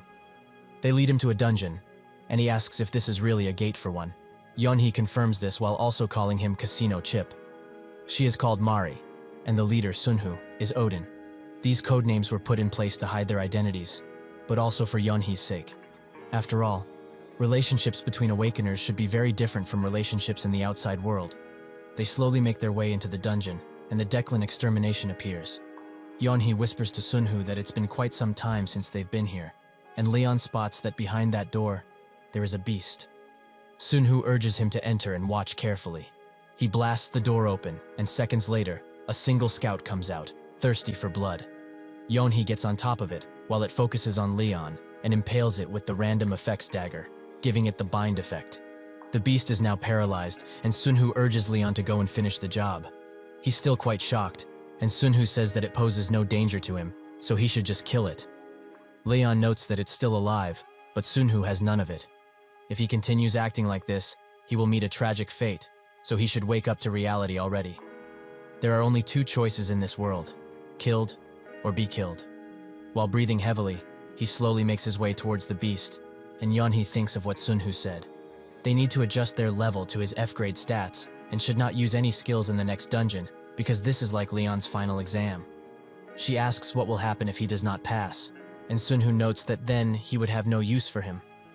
After he did it, they went to the next room, and Sunhu wonders how many are inside. Leon notes that he feels there are more than 10, and Sunhu explains that he's the tanker, Yeonhee the healer, and he's the damage dealer. He will draw their attention when he attacks, and Yeonhee will heal him, so he shouldn't worry about anything, even if the injury is fatal. If he manages to stick to his role, he won't die. They survive together and die together. Leon begins shaking uncontrollably, and Sunhu notices this. He undresses and says that he has already explained to him what will happen on the day of the beginning, so whether he likes it or not, he will be dragged back here anyway. This place is the weakest dungeon to exist, so with their help, it won't be that hard for him. However, should he feel otherwise, he will give him this one chance to escape with this engraving on his chest, which is called a seal. It's an escape seal, to be precise, and if one were to rip off the engraved skin and swallow it, the seal would be transferred to them. Now, he must make a choice. Will he run away and wait for the day of the beginning, or will he stay with this group, which has the highest chance of survival? Leon thinks long and hard and finally comes to the conclusion that he will go with them, while also apologizing for showing such a weak display. They continue to fight the scouts, with Leon at the forefront of every battle.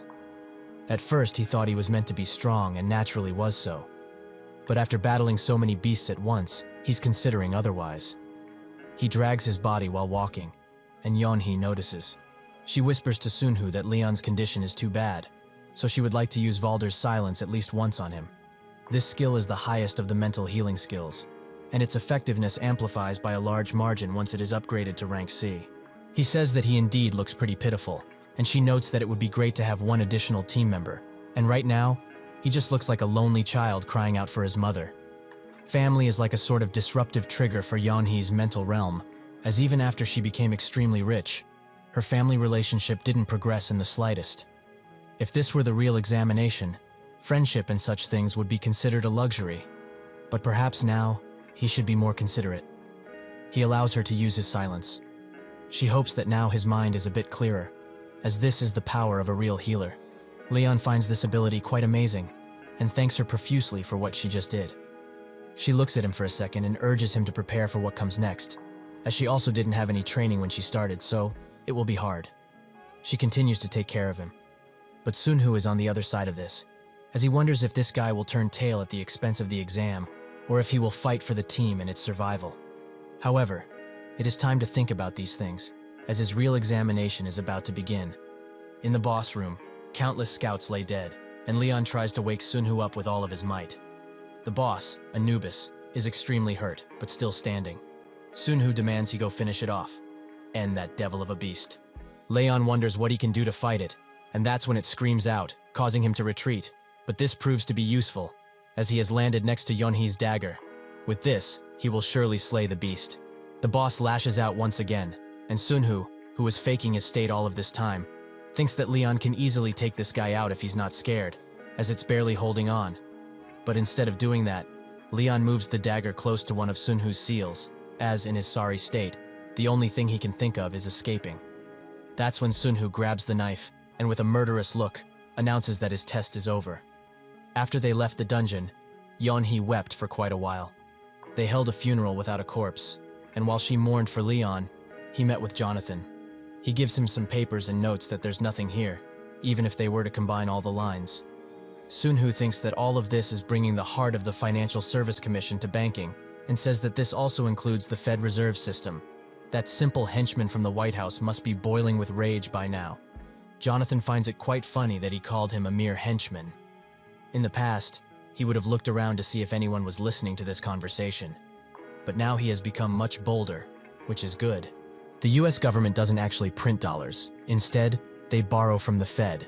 The US government is the debtor in this relationship, and financial conglomerates like Rothschild, who basically control the Fed, are the creditors.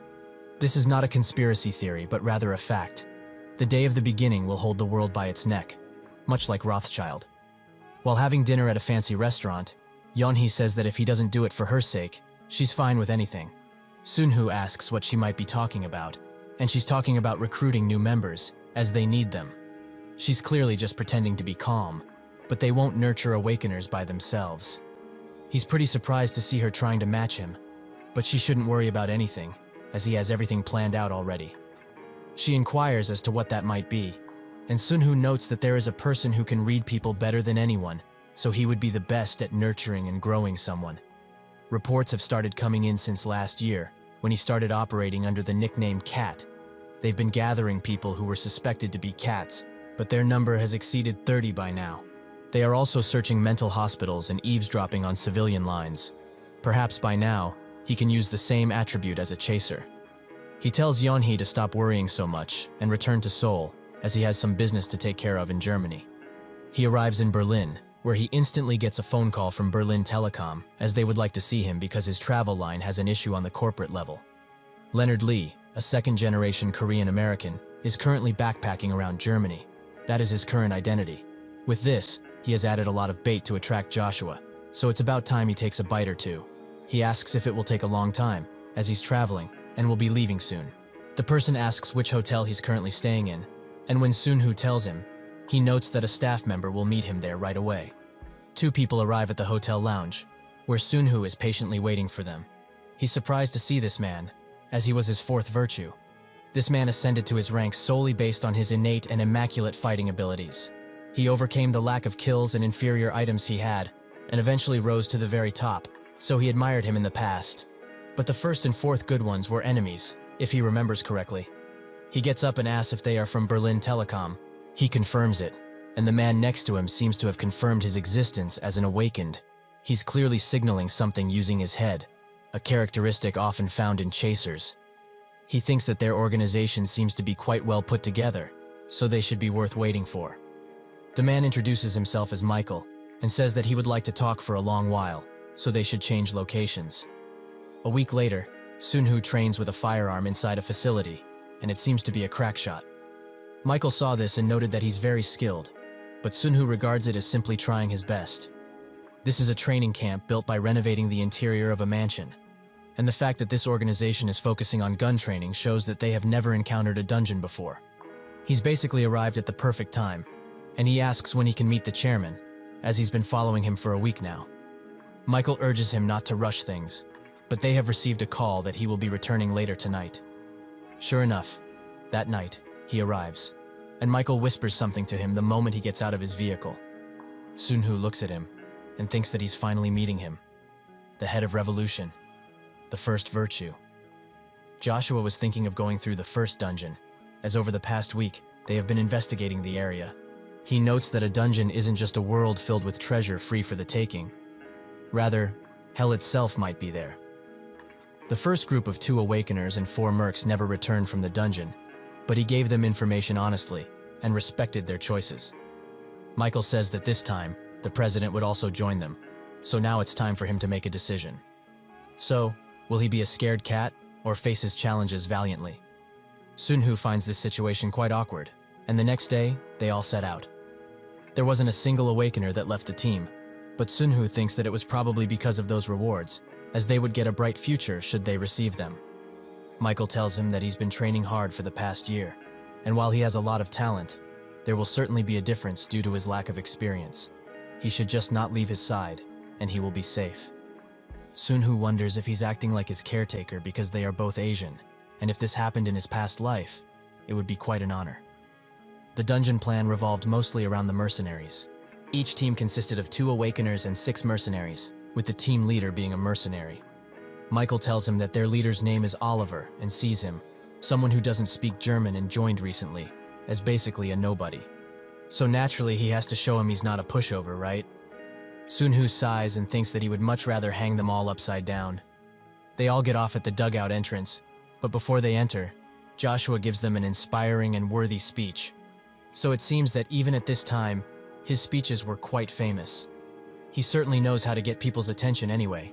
He shakes hands with Sunhoo and thanks him for following and believing in his cause, so he promises to split the rewards with him. Sunhoo says that he became inspired because of him, so he will try his best. This attitude of his doesn't seem to be fake, so that's good. They all enter the dungeon, and the awakened get notified that the Kill Barklin quest has started. That's when Oliver notices his flashlight isn't working, and others also find out that their gear and guns don't seem to work. Sunhoo notices that the hysteria has started, and this dungeon is Barklin's lair, which seems similar to Declan, but their strength is much more superior. The chaser of the group tells everyone to shut up, as there's a beast just behind the door in front. With the merc rendered entirely useless without their gear, the plan now switched on, revolving around the awakened. Long-range skills were in the back, and melee skill users were in the front, with the tankers in front, of course. Newcomers like himself, though, were sent straight to the back. But this is a good opportunity to see how well they perform as a team. One tanker slowly opens the door, but it seems to be empty. That's when the beast grabs him by the neck and head, and with a twist and pull, removes his head from his body. He throws the head towards the groups, and they are all rightly horrified. The beast stands tall and seems to be similar to a minotaur. Joshua urges everyone to attack, but they don't have a single effect on the beast, as they are too weak. Sunhu looks at them and thinks that with those low-level skills, they won't be able to go through the barrier, much less his hide. Since they were awakened with skills weaker than most guns, this op was doomed from the start. The beast starts killing people left and right, so with nothing that can be done, everyone starts pushing back to get away. Since over 100 people are acting like this, rationality was thrown out the window, even though they would have been able to take it on somewhat. Michael, clearly scared too, notes that if he somehow attracts his attention, he will hit it from behind. They will die anyway if they don't try, so they must at least. Sunhu points at the fight and says that there's no need for that anymore. Joshua blocks the beast using the hand seal, so he has clearly chosen not to die in this dungeon. It seems that his plan to come here had some worth, as he's showing some real talent right now. The first virtue moved in first, with the fourth joining him shortly after. They slashes with their weapons like madmen, but out of the two, the first virtue went absolutely berserk. The beast lies defeated, with Michael and Joshua trying to catch their breaths, as the fight they just went through was grueling. People watched them in awe and were very surprised that the chairman himself managed to take down the beast. They started calming down after the Minotaur was defeated, but 12 people died, and out of those, there were 5 awakened. So, the happy atmosphere that made them think they could defeat any monsters that came their way soon froze. Sunhu notices Michael is a bit distressed and asks what's wrong. Michael notes that beyond the next door, there are 8 Minotaurs. Still, they go inside, but this party did not have enough training to deal with 8 Minotaurs at once. Michael begins fighting, but not with weapons, but rather with his own fists. It seems that he just discovered his physical attacks would go through, so his instinct for battle overwhelmed the fear of dying. However, it seems that he was in over his head this time. Joshua calls for the healer and they start taking care of him. Sunhu thinks that if this had gone like it did in the past, it would have taken them quite a bit of time to get out. Half a year, or perhaps even a few years. He's curious to see how the first and fourth virtues became what they were, but he just can't watch them silently. He attacks the Minotaur that was about to assault Joshua, and moves on to the next, leaving everyone shocked at this display of skill. He even sends one of the Minotaurs flying, and it almost lands on Joshua. Sunhu now talks directly with him and asks, if it is like this from the very beginning, what will he be doing going forward? Does he really want everyone here to die? Joshua reads his file, but it all seems normal. He tricked all of them, right? Sunhu notes that he wants to ask a question first. What will he do in the future? Joshua is hesitant to answer and asks him to not cross that line and reveal his identity already. Sunhu finds his proposal quite funny, as if he were to stay in his line like he demands, he would certainly not like what would happen next. Michael calms him down and asks why he's doing this. What does he truly want? Sunhu says that everyone's survival is his goal, but he should first look at the facts. Everyone fell into an absolute panic, but the leaders couldn't keep their backlines in check. Joshua sighs and thanks him for saving them. But is the leader position really what he wants? Sunhu pats him on the shoulder and says that this is his group, so no, but he should listen carefully. He clenches his shoulder tightly, causing him to recoil from the pain. This may be his group, yes, but he is his possession. He lets him go, and Joshua notes that this must be his true goal. Not getting close to this, but getting himself close to them. Sunhu says that he can believe what he wants, but what's important right now is that he caught his eye. Joshua smiles, as he's curious to see if he can hold that attitude outside as well. Sure, he managed to look into him, but he can't do anything with that information. Leonard must also not be his name, right? He asks Michael to be left alone with this guy for a moment and proposes to Sunhu that they should become partners. He will give him half of Berlin Telecom's shares and an additional $100 million. Sunhu notes that Dungeon barely even began, yet he's talking about outside business already. Joshua says that these conditions are for their survival, as he believes it is possible to do so with his abilities. Sunhu says that even if that's true, their survival costs that little. Joshua notes that this would not be the end of his rewards, as he's connected with a group that he probably hasn't heard about. The Bilderbug Club. Sunhu thinks that a name that he didn't think would appear just did. So is Joshua's family connected this far into the financial world? Joshua says that this club secretly leads the whole world, and is made up of finance, economics, and politicians. So they are the first to anything they wish. Can he imagine it? With his strength and his mind combined together, they would be able to take control of the entire world. Sun-Hu says that is precisely why he can't let him escape his grasp, because of those world domination ideas. Joshua asks what he's thinking about, and Sun-Hu urges him to think about things slowly, as he will only be teaching him the basics. He's still a child in this world, so he naturally needs someone to help him. Joshua gets extremely mad at this comment and notes that this time, he's really pushing his luck. When 5 parties of 5 people join together, one can create an attack unit, and when the 5 party leaders elect a unity leader through agreement, the group will be given the attack unity buff. Fortunately for them, they had exactly 25 awakeners remaining, so creating one was very easy, with the system also rewarding them with a golden box.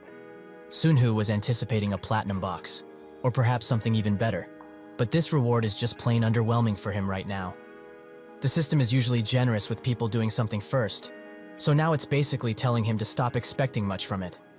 They all receive the blessing of tenacity, which gives minor resistance to crowd control effects. Sun-Hu explains to Joshua how the basics of creating an attack unit so that he will be able to do it from now on. After electing him as the new unit leader, they remade the attack unity, and even though Michael was given the position of party leader for his respective party, everyone still looked at him. There is an outsider who got control of their group in seconds, and the mercenaries, who are now basically useless. How will the leader of revolution solve these? With the party leaders as the command group, they have decided to go with their original plan. Michael tells Sun-Hu that the vote of the president, who is the unit leader, will naturally be worth 4 points, and the party leaders will be 2 points. With party members only being able to give 1 point, that's how things are decided. Sun-Hu thinks that this system they put together is the same as London's The City. It might be because they took note that one person holding all the authority would be quite difficult, but this system would become the main one within the revolution. The first thing the revolution voted on was what to do with their mercenaries, who are now just being dragged behind. 1 would be to use them as porters, 2, prioritize awakeners when distributing food and weapons, and 3, restrain them to stop a potential riot. The third one was decided upon, and in a sense, they will basically be used as human shields, even though nobody had the guts to say it out loud. Michael watches how the mercs are being captured while scratching his head, as this whole situation is plain uncomfortable, if nothing else. Resistance from the mercenaries was controlled forcibly, and if this was the original timeline, none of them would have been able to leave from here with their lives. Sun-Hu thinks that this is the reason the first and fourth virtue became enemies, as the fourth virtue would have formed friendship with the mercenaries he trained. He tells Joshua that he doesn't know how this will change anything, but he will surely increase confusion among the group. Joshua asks if he's voting against it, and he notes that he plainly abstained from voting, while laughing in his face. But at the rate he's going, his group will end up coming to him, and that's something neither of them really want, right? Joshua looks at him with an envious expression, and says that he should step down if he wants to make sure that doesn't happen. Sun-Hu says that if he wants to, he can leave right now. But does he really want that to happen? His eyes turn red, and he urges Joshua to calm down his glare towards him and towards the team. He should just smile like the leader he is, and if he ever sees him making that expression towards him again, the next topic of discussion will be about his life. They go into the next part of the dungeon, and when the fighting began, everyone there hoped that Sun-Hu would clean everything up, but he kept his interference at a minimum. The mercs, who could now only run helplessly with their hands tied, exploded in rage and asked to be killed already. Fights between awakeners had also started to appear, but Sun-Hu still doesn't interact in any important way. Michael comes up to him and notes that he has to say something, as everyone is waiting for him to. At this rate, the president himself won't be able to keep the group together, so he must something at least. Sun-Hu says that he will only give out his votes, as he has given plenty of advice as it is. The vote to use the mercs as a resource comes at a crossroad, and everyone looks at Sun-Hu. He tells Joshua to go with what he voted for, and urges Michael to translate this for him. He completely trusts the unit leader's choice. They proceed to make a written vote without any abstention, so that they can get somewhere with this. There could be errors, but right now, this seems to be the best method. Sun-Hu finds his actions quite pleasant, as he's removing his influence from the group, as he knew that it will impact everyone's choices. This is how you lead, so he's quite proud, in a sense. With the written votes everyone had to do, they proved that they had at least a shred of humanity left in them, as they have decided to release the mercenaries and leave the miscellaneous work to them. And should the Awakeners break formation, the mercs will also be joining the fight using hand-to-hand combat. Joshua has reached this agreement by offering them much larger pay than previously established.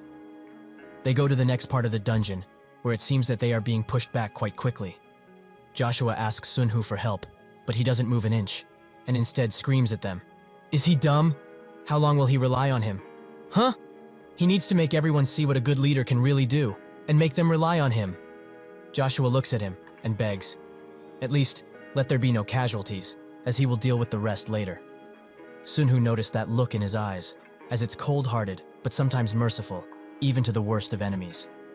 He is slowly becoming a man who could embrace anything, if it means victory. They all turn to him for directions, and he tells them to not back down and kill every single one that blocks their path. Sunhu activates Odin's wrath on his dagger as to improve his image. Now, he has become the embodiment of revolution and freedom itself. The guards waiting outside are tired of waiting, as it has been days since they entered the dungeon. Fortunately for them, the dungeon starts glistening, as everyone is coming out. But one of them is quite shocked, as the mercenaries are shells of what they used to be. They are clearly shell-shocked to think these guys who were called the Skull Gang of the Balkans during the Bosnian War became like this. What could have happened in there? Joshua notes that he will escort Sunhu to the mansion, but he only wants a car, as he will go to the Wilson Hotel.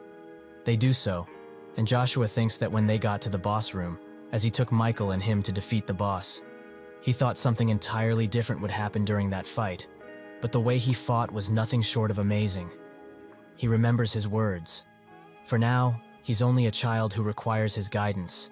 Or rather, this is a competition. One where the loser is assimilated into the winner's group.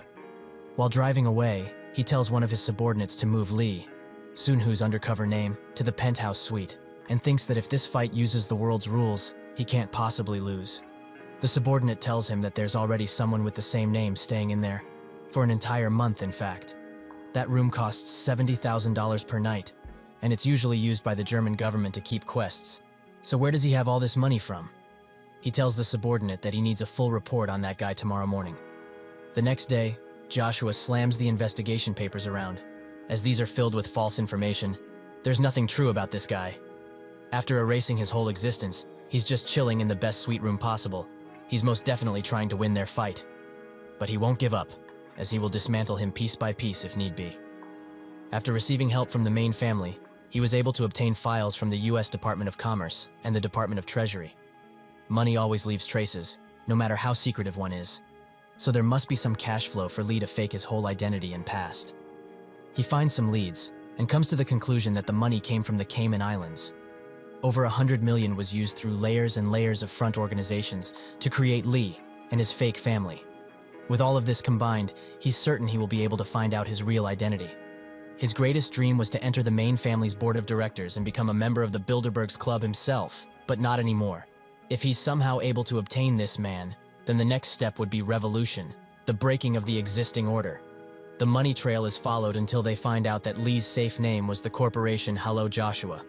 He doesn't know what to think about this, and that's when a subordinate rushes in, as his main family has just been attacked. This shocks Joshua, but what the subordinate meant by attack was that someone is attacking their stocks, not their lives. Joshua is relieved it is so, but was this somehow started by Lee? However, it must be a coincidence, as this is impossible. At the Carrion family main residence, the family head, Aaron von Carrion, meets with John Doe, Sunhu's trading name, and would like to talk with him about someone who attacked the Bank of England. After doing so, that man was able to obtain fame and wealth. However, most do not know about the 14 grueling years of lawsuit he had to go through, as most people who know also think that it happened because of what took place with France in '88. Is he not curious to find out the truth? Sunhu notes that he told him before, and Aaron urges him to stop the attack, as he will give him the money he lost and more out of his own pocket. Sunhu says that he's misunderstanding something, as even though LTCM is a part of Jonathan Investment Group, the investment this time. But he doesn't get to finish, as Aaron screams that this is no investment, but rather, a plane attack. Silence falls in the room for a second, and Sunhu still insists. The investment was done solely by LTCM, and not just that, but all the hedge funds under their group. Aaron tries to say something, but he's at a loss for breath, so his butler says it for him. If the hedge funds under his group are moving individually, as he hinted at, then why did he come to them? Sunhu notes that this is just a misunderstanding, as he came to meet a friend. Joshua arrives and gets the news that John Doe himself is waiting for him, as he told them they are quite good friends. The butler escorts him to the location and says that it doesn't matter if they are really friends or not, as this is a golden opportunity. If they wait any longer, the front line will extend and neither side will be able to turn back down. If he stops the attacks, the main family will pay for the losses. Joshua asks why they would do that before fighting in the first place, and the butler notes that if Jonathan himself moves, and the countless forces he has moved with him, they will cause a ton of damage. The entirety of Europe will be forced into a currency war, and this is something that can never, ever happen. Joshua says that if the situation is so dire, they should get that person on their side, as he's the only one who could stand up to Jonathan's group. The butler says that the elders are meeting with him as they speak in London, but they must do anything they can, so he should convince this friend of his. Joshua's eyes widen when he sees who he's talking with, and Sun Hu welcomes him in German. Joshua just sits in silence for a few good seconds and wonders if this man is really Lee. Perhaps they just look similar, as it's hard to differentiate between Asians anyways. But if it's true, this man was above him in their game from the start, so he will have to face him until the end. At least, what he needs to do has become crystal clear. Aaron asks how they know each other, and Joshua notes that they met last year in Vancouver. Sun Hu confirms that they in fact did, but can he take this as him having won their bet now? Joshua says that he is making a mistake in judgment, as he will concede that he is one of the richest men in this world, and the owner of the biggest investment group in the entire world. But they are the Carrion family. So if he fights them head-on, the only thing will happen is that this war will have no winner. Sun Hu notes that financial wars don't work like that. Unfortunately for him, the winner takes all. The butler announces that Telestar Investment and Gold and Silver have joined the attack against them. Joshua recognizes that Jessica Perry works for Telestar Investment, and the butler also announces that the Zillion Group will also join if things keep going like this. Joshua is shocked, but Sun Hu notes that he shouldn't be, as these are all for-profit groups, who are only out to make themselves richer. But now, shouldn't he concede already? Joshua, with extreme hesitation, announces that he has lost and will become one of his people, so he begs for him to stop all of this. Sun Hu asks if it's for his family that he's doing this, but Joshua notes that the reason isn't important. He will become one of his people, and he swears that on anything he wishes. Sun Hu finds his words quite moving and asks Aaron if they can proceed with what they've discussed earlier. He is hesitant to answer, and Sun Hu notes that if he doesn't trust him yet, he will show him. The windows break, and everything in the room starts flying around while Sun Hu uses his abilities. Joshua begs him to stop and let his father live, as he will give him his life if it means that he will let the family go. That's when Aaron grabs his attention and says that through him, the family has spread its wings. He should serve this man well and fulfill the long-cherished dream of the family. The main family will remove the obstacles in his way and step back. The butler, who is also quite shocked, announces that the attacks on their stocks have stopped. Aaron tells Sun Hu to guide his son well, as he will certainly not disappoint. Sun Hu notes that's why he chose him in the first place, and with that, the butler grabs Aaron and they walk away. Joshua asks what he should call him from now on, and Sun Hu reaches his hand forwards.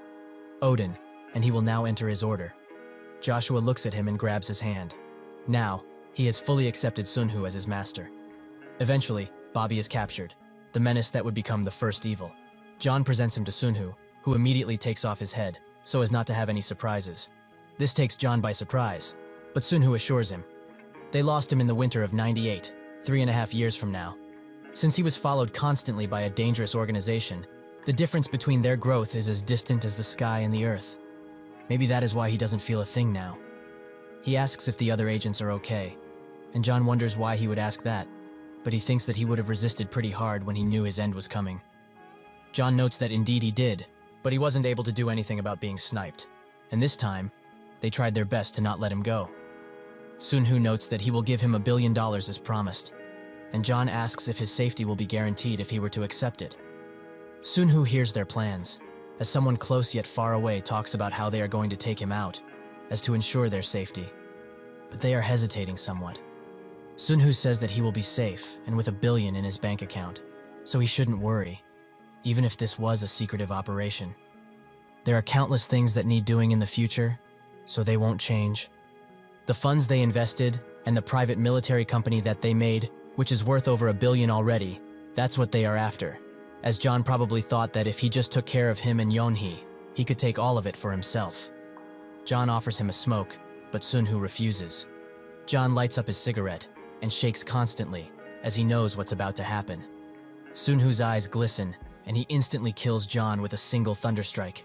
The snipers panic and think of what to do, but Sunhoo just points at each of them, signaling them to keep their mouths shut.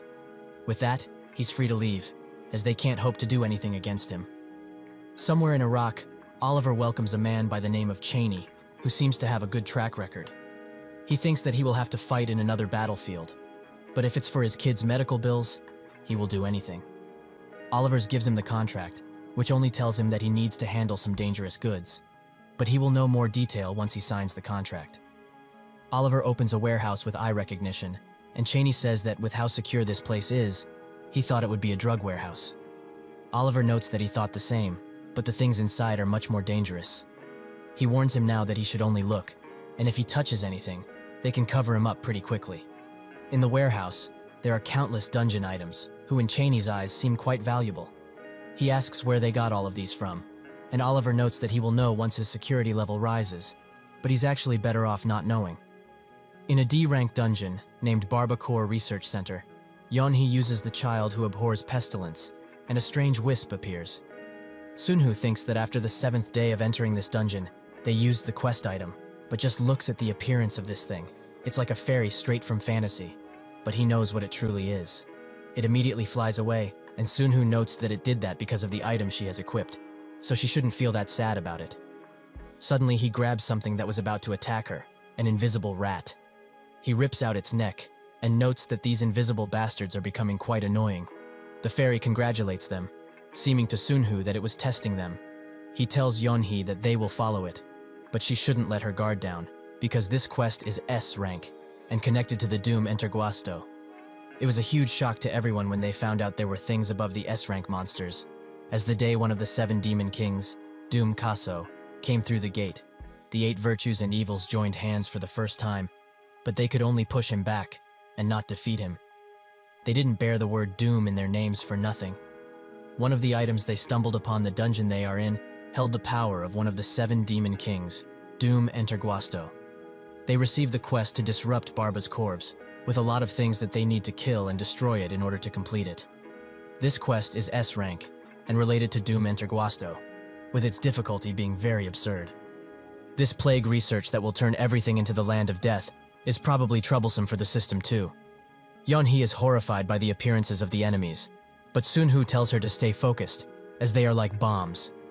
Being used as meat for experimentation, such is the fate of those who lost against them. He tells her to find the plague crafter among the, and uses the gifted one trait. With it, he slashes through them with ease, and shows them the real meaning of solo hunting. That's when a giant fist appears, which he manages to dodge. This came from a giant abomination, but it starts acting strange, as Yeonhee is successfully controlling it. Even thought it has the strength of a low-ranked dungeon boss monster. With it, she starts clearing the condition for the quest, and eventually, it is completed, rewarding them with a challenger box. Sunhoo didn't think he would see something like this before the examination, and when he opens it, he gets the Solar Cape of Ra. It boosts all of his resistance to 20%, among other useful things. Sunhoo is very glad he finally got an S-ranked item, and he can also change it into a sword when he wishes to. An item that was never in the hands of the evils and virtues is burning fiercely in his hand. Not long after the 2002 World Cup celebration ended, the guns of war started to be heard in Baghdad. Sunhoo and Yeonhee watch the news about this, and she asks if he still has some prophetic dreams about it. Sunhoo played his knowing of the dungeons and things similar as simply having prophetic dreams. He says that he doesn't, as they weren't fated to grow this strong either. Sunhoo makes his way to Korea and arrives at his parents' door. His mother is quite surprised to see him, and he notes that this is how Americans do it, pop out unannounced. He brought them many gifts, and he asks where his father is. His mother doesn't even want to get started in him, as he's out drinking, and probably won't come home tonight. Later, he indeed comes home, but is passed out drunk. Sunhoo picks him up, much to his mother's surprise, as he should have been quite heavy. Sunhoo puts in on the couch, And that's when his father starts to talk about something regarding a certain friend in his sleep. The next morning, Sunhoo tells him about it, and that he can help. His father asks what he can do, and Sunhoo notes that it's probably difficult for him, so he might try to work something out with a company he knows, Goldwish. His father is quite surprised, and notes that he shouldn't have been able to meet them, as they are so secretive their existence is sometimes questioned. Sunhoo notes that he will be able to arrange something, as the owner of Goldwish owes him, and will be happy to repay him.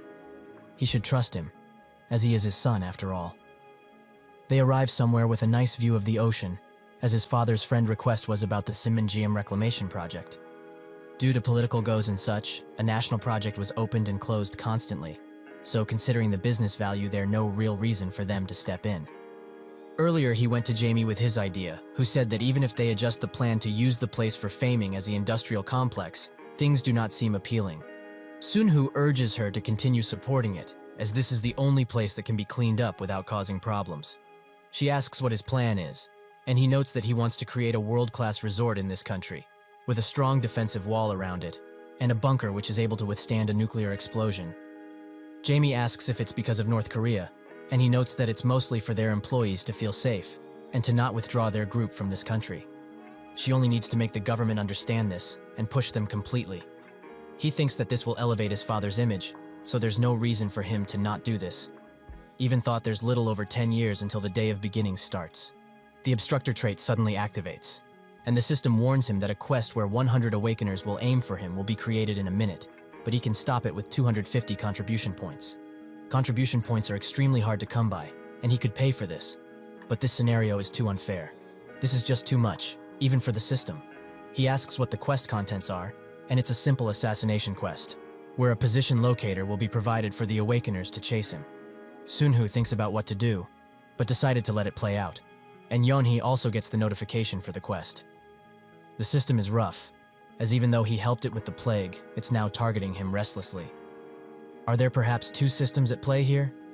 Yeonhee is quite shocked by this quest, and Sunhoo notes that for everyone getting the quest to kill him, he also gets quests to kill them.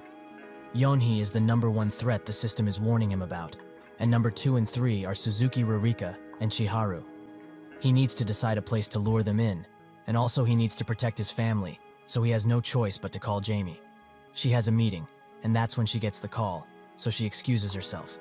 The atmosphere is quite grim once she leaves, and Sunhoo tells her that she needs to make a man by the name of Janil and his wife to stay at the group hotel. She should handle this matter instantly, and also supply guns to the security personnel. He tells her to do so without delay, as those two people need protection. She feels that getting closer to Ethan's real identity will prove detrimental for her, so she tries to play it off, and instead, ask what kind of danger that man is in. Sunhoo tells her that a lot of things could happen to him, and she will get to know many things soon enough. With that, he closes the call, as he needs to make a pit for all the awakeners who will hunt him. Jamie prepares all of the things Sunhoo requested, and finds out that Janil is his father. So she unfortunately found out something she didn't want to. But still, she must do what she was commanded. In Osaka, Japan, Sunhoo and Yeonhee arrive at an F-rank dungeon, which is Graph territory. He thinks that this is perfect, as nobody will be able to get out of it alive. A gang of men walk towards them, and a woman notes that they are pretty confident to wait for them like this. These two women are the 7th and 8th virtues. The 7th and 8th virtues, known as the Suzuki sisters, adapted quite quickly to everything after they woke up. The system provided them with a lot of compensation, but that was a given, since the things that they needed to do were quite difficult. For the quest to take over the gang named Sankagumi, they received 2 items as a reward.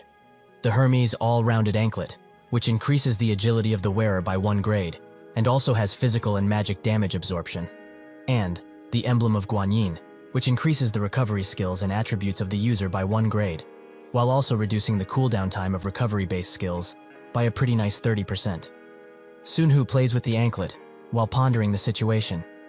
He thought that he had good abilities, despite not having a lot of experience with dungeons. But did he really grow over in a grade quest to take over a Yakuza organization? Well, it is their fault that they looked down on this quest to take him down, which was S grade, so that's that. One of the sisters is still conscious, Ririka, and demands that he not touch Chiharu, or there will be hell to pay. Sunhoo incapacitates her, and together with Yeonhee, throws the sisters and their goons into the big portal behind them. More and more people come to the quest, one named Wang Chen, who is the Glory Group chairman, who, like the others, threatens him rather uselessly. Sun Hu incapacitates him and throws him into the portal with the others.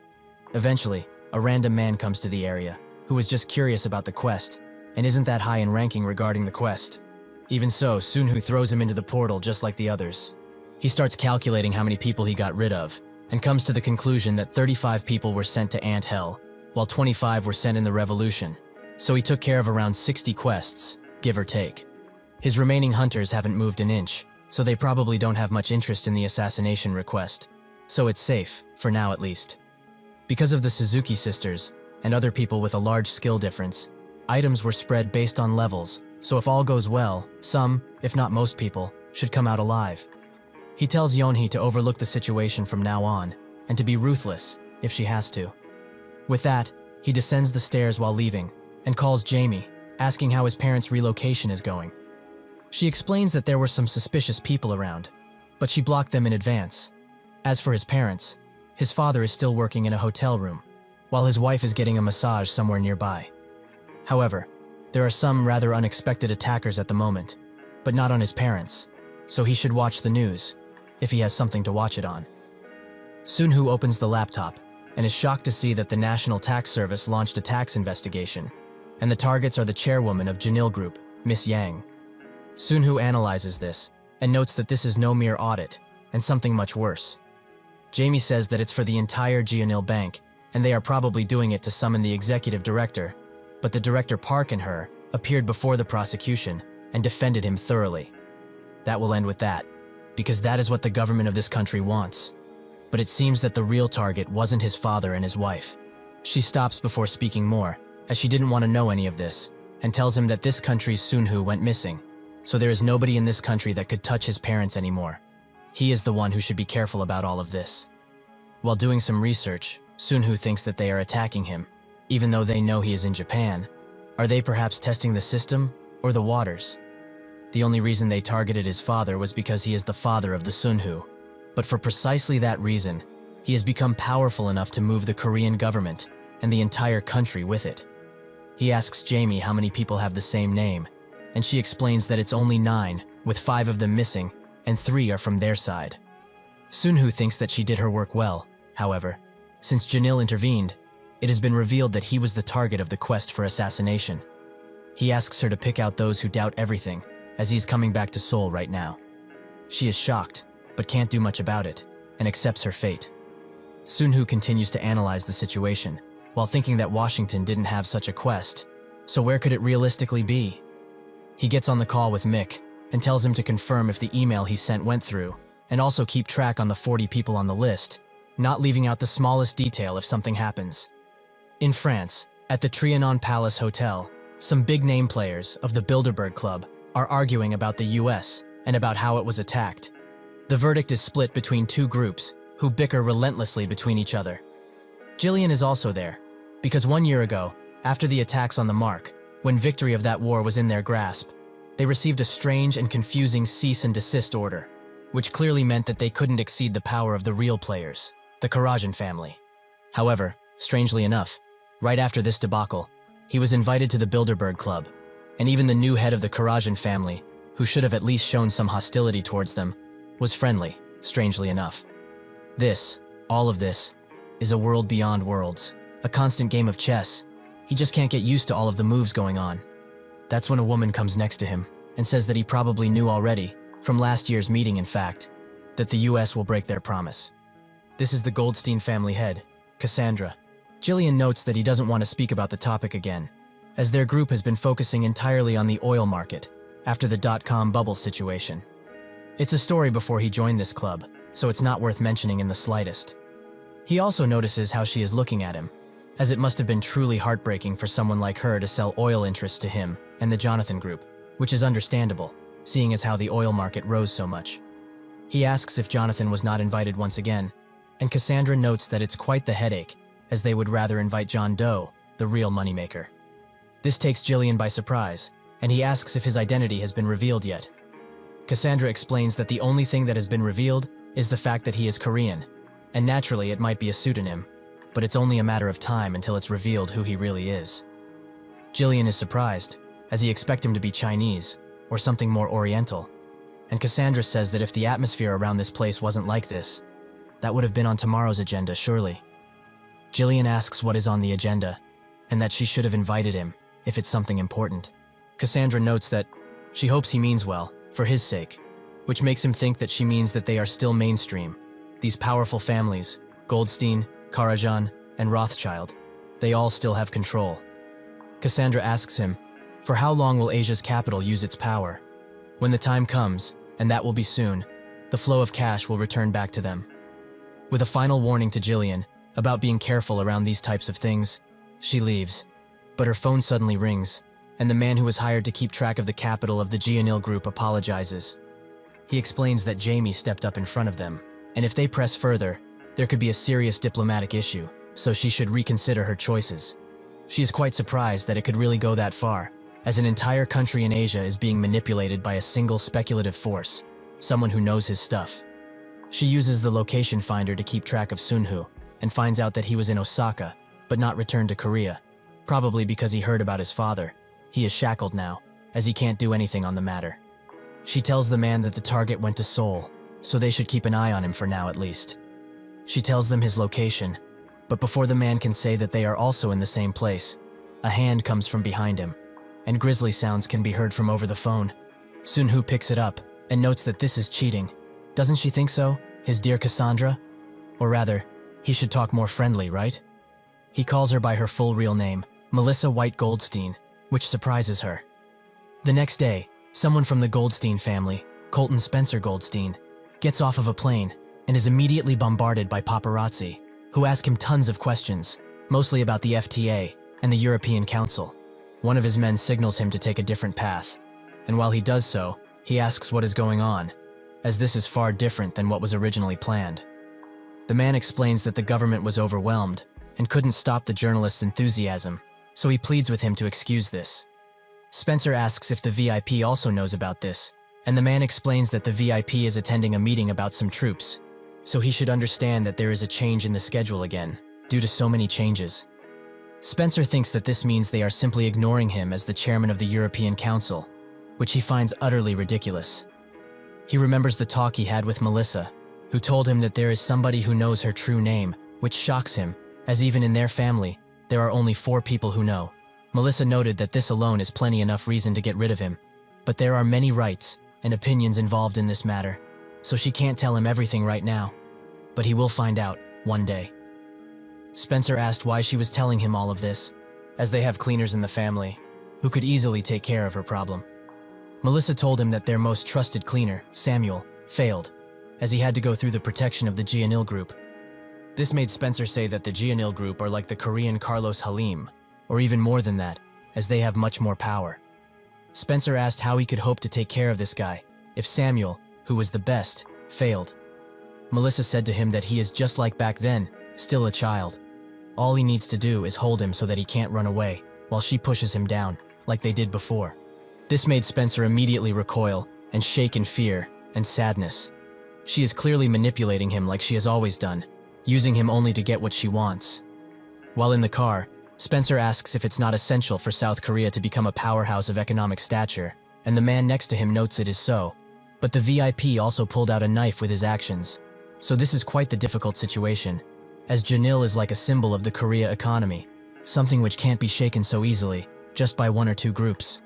Spencer notes that they will talk about this later, but he should understand that no matter what, the Goldenstein family will cooperate fully. The man wonders why he is going so far. Maybe he wants the dark side of the world and its economy to move, but now, it likely won't matter. He thanks him for this, but also sorry for what he's about to do. The car stops, and both him and the driver get out of the vehicle. Sunhu is the one who enters, and looks at him sternly, noting that they have a lot of things to talk about. After giving him a stern beating, as he wouldn't listen to him, Sunhu gets to analyzing his files, which are about the separation of the banking and commerce. This is the principle of separating financial capital from industrial capital. When the financial capital represented by the banking and industrial capital centered on manufacturing are united as one, it's because there's a high possibility of various irregularities and monopolistic tyranny. If the capital that got Keb is classified as industrial capital, it becomes illegal. So in order to question it, it's needed to reveal the identity of the initial capital that was pushed into the Jeonil group at the time of the IMF. Their true strategy was to start there and shake up the entire group as they go.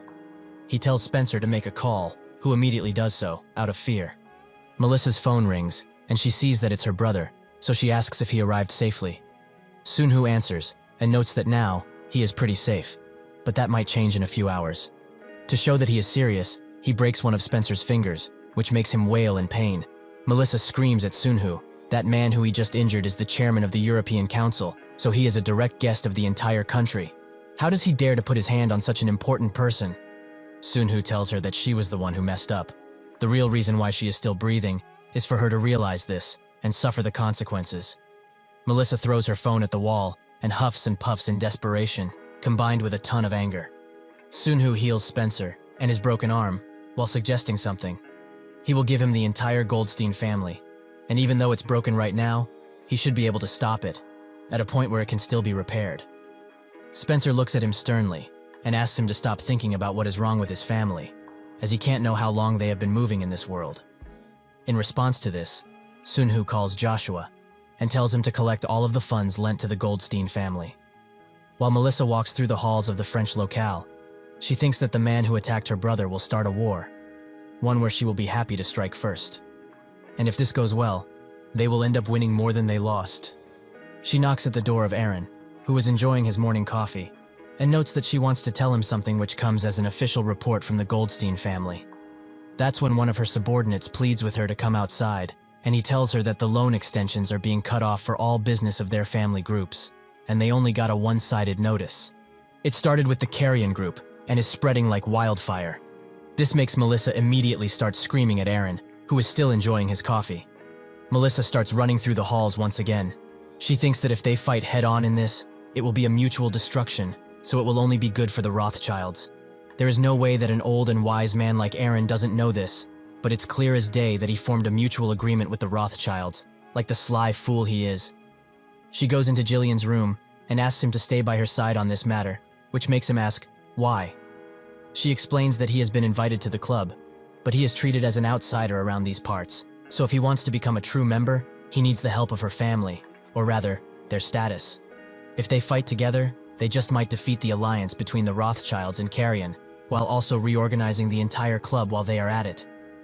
Jillian suddenly gets a message on his phone, one that tells him to shake the stocks of all the groups that are under Goldstein.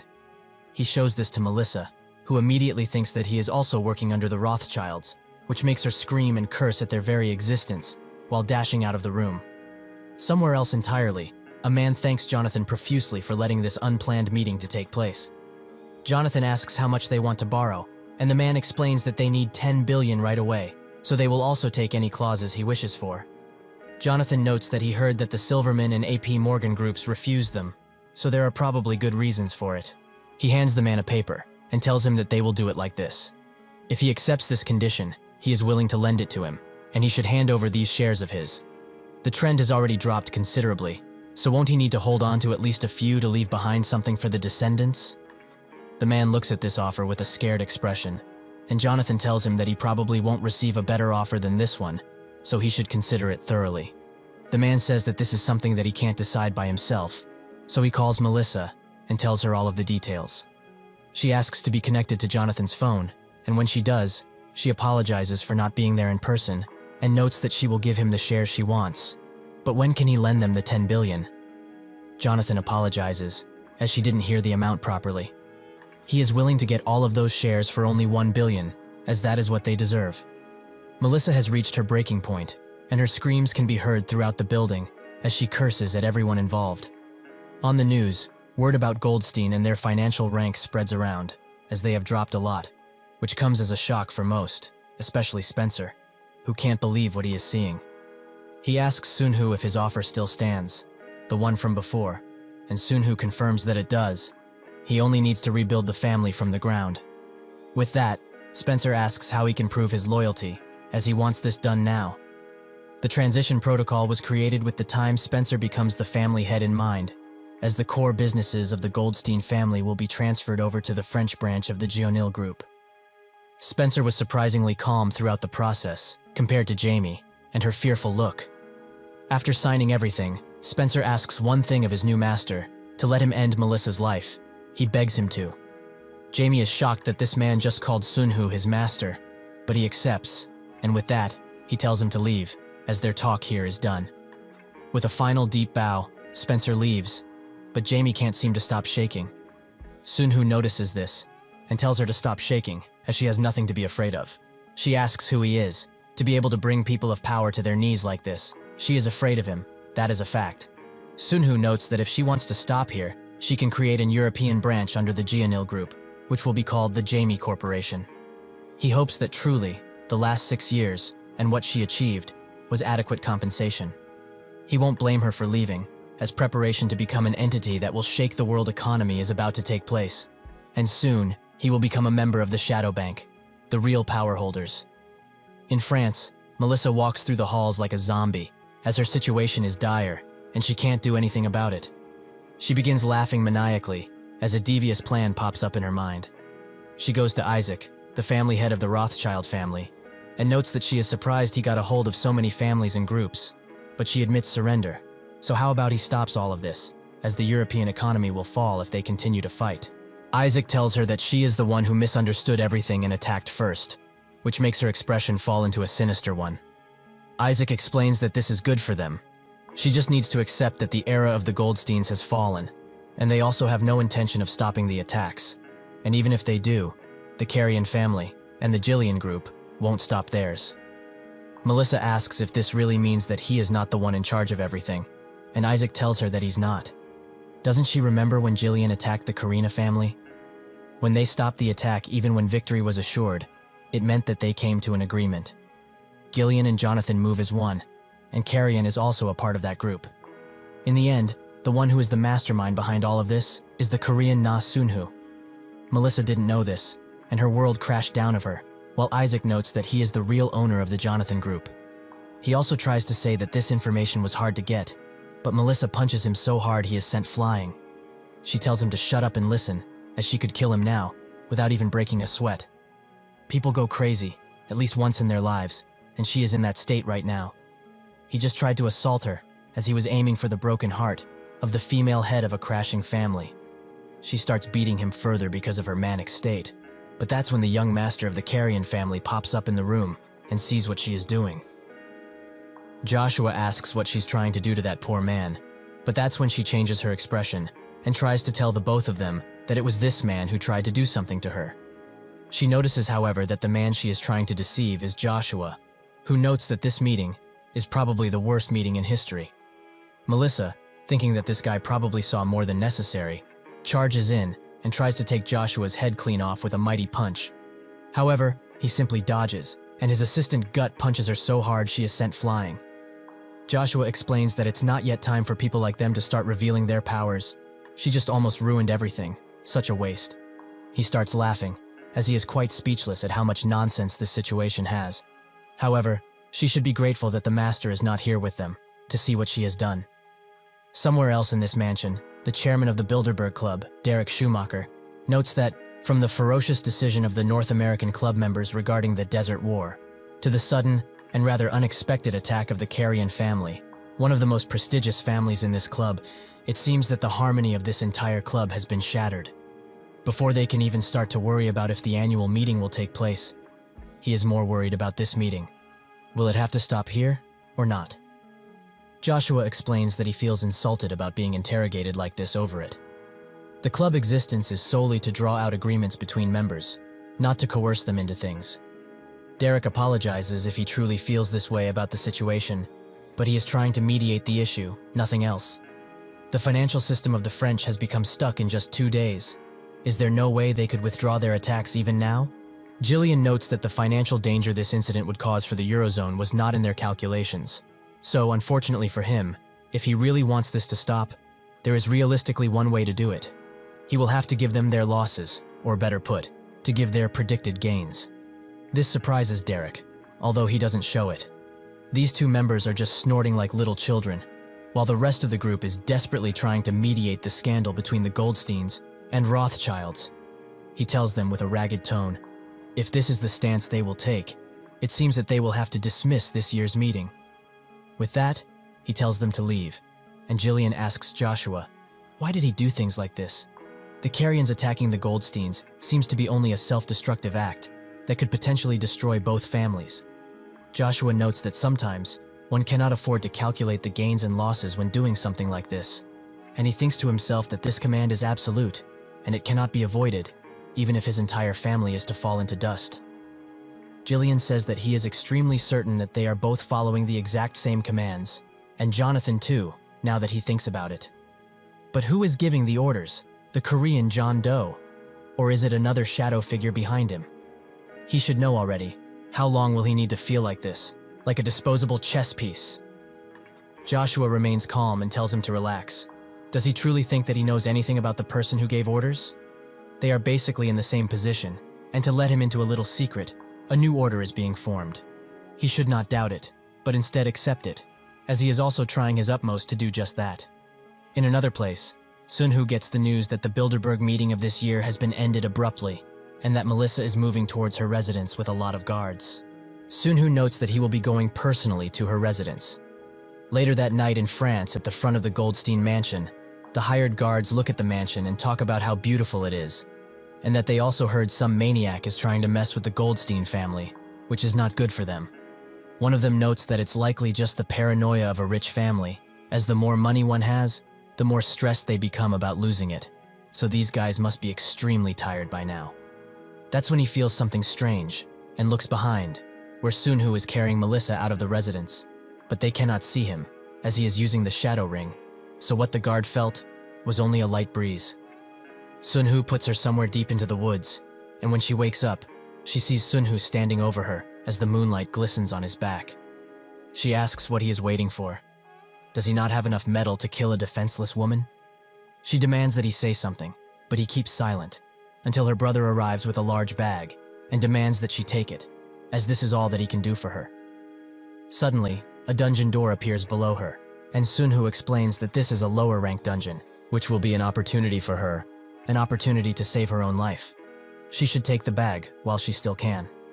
Without much to do, she reluctantly takes it, and Sunhoo thinks that her strength must be at least E rank. But in this place, it doesn't matter. Melissa smiles and tells him to wait here, as even if this place is going to send her to the darkest pit of hell, she will be back. The brother asks if he really is not going to mess with her if she comes back, and Sunhoo notes that it will be so.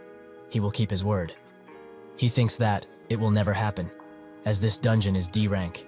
Sunhoo gets the news that the gang members coming to find the Suzuki sisters are increasing in number, and at this rate, the dungeon will certainly be exposed. Well, he had nothing to do anyways, so it's about time he sorts out this quest made for beggars. In a traditional Japanese home, a businessman tells someone that, as of now, the Goldstein Group has come up with some swift countermeasures. European stock prices have begun to stabilize, and German banks have also lifted their restrictions, so there is nothing more to worry about. The man he is talking with is Sankai Gumi, Ryusei's group leader, Takeuchi Ryusei. He notes that he heard the group chairman went missing from his own home, but the businessman changes the subject as that is an entirely different matter. Has he even considered what he said? Takeuchi says that he will be waiting for Congressman Takeda for some advice, but the businessman tells him that this is not an issue he can solve, as the US government is on the move to impose sanctions and such on violent groups. Takeuchi thinks that groups like Camorra, from Italy, or Los Jetas, from Mexico, have already started to fall out as they are being sanctioned. So soon, it will also be Sankagumi's turn. He asks what a good action would be for them in this situation, and the businessman explains that it would be wise to start investing in the Jonathan Group, or even the Jillian Group. But it is difficult to get into them, because they are unlisted groups. However, there is a chance, as an IT company named Google will be going public very soon, and it's not only Jonathan's semi-joint company, Wall Street and Citi have also started to sink their claws in. Takeuchi thinks that if he's funding from organizations worth more than 3 trillion yen, he is set. These elite groups are also in need to launder and roll cash that has been earned in unfair ways, so this will be perfect for someone like him. While drinking, he thinks that ghost people are only sitting in the chairman's seat, so it's not easy to find out where they will send contracts. But this is perfect for him, and he's actually quite nervous that it's working so well. Suddenly, a paralysis seal is used on him, and his whole body contracts as Sunhoo appears. Takeuchi spots him and says that if he's here to meet the chairman, he got the wrong address, as this isn't it. Sunhu explains that he is here for him, the financial manager of Sankagumi, Takeuchi Ryusei. He asks if his guards are dead, but Sunhu tells him to not worry about them, as if he does what he commands, he will give him the entire organization. He promises that it will not be any different than how it was, so this is quite easy for him. Without much thinking, Takeuchi accepts the deal, but Sunhu wasn't looking for this answer, as this isn't a deal, but an order. With that, he crushes his shoulder, and his screams can be heard throughout the home. Sunhu and Yonhee get back to the dungeon they threw people in, as it is time for them to come out. From the 30 he threw in, only 7 survived, and the Suzuki sisters were not among them. Aoki Yuria was recognized as the leader of this group, and he heard that she succeeded in attacking viciously, while also commanding everyone like chess pieces. He wanted somebody like her to come out of the dungeon, someone reliable, and who knows how to multitask. While in his office, he tells her everything about the day of beginning, and that they are preparing for that day. She should come under him, as she is now a valuable asset. Yuria asks if she has a choice in the matter, but Sunhu notes that of course she has, but she should look at the conditions herself. When she does, her eyes widen. Somewhere else, a man by the name of Mr. Camille goes to a psychiatrist, who asks if he still knows the location of Sunhu. Camille sighs and begs him to stop. Now he is tired of hearing about his delusions. After all of these years, all he can talk about are delusions? Then how can he explain this location tracker, huh? The doctor tells him that this might be because he has dissociative identity disorder, which is often under the name of multiple personality disorder. The current him may not actually remember the personality who brought this item, whether it was purchased in a convenience store or somewhere else entirely. Camille gives up and notes that he can see things, the blue window, and the constant black cars that are following him. Are those delusions too? He pleads with the doctor to help him as he is on his last legs and feels like he's going insane. The doctor says that there are treatment programs directly supported by the government and he will put him on some. While leaving and lamenting having to live his current life, Yuria comes from behind and gives him a card of her corporation, Tomorrow. She came all the way from Japan to meet him and only him. Eventually, Sunhu gets the news that the last location tracker has been received. While meeting with Jonathan, who seems to be getting some skincare, Sunhu notes that he is quite diligent to pamper himself like this in his early 30s. Jonathan congratulates him for a job well done, while also noting that he is still young, so he doesn't look like he's aging at all. Sunhu says that he is getting old too fast for his age, and Jonathan tells him that he should step out of the shadows soon, as it's hard to do all of this alone.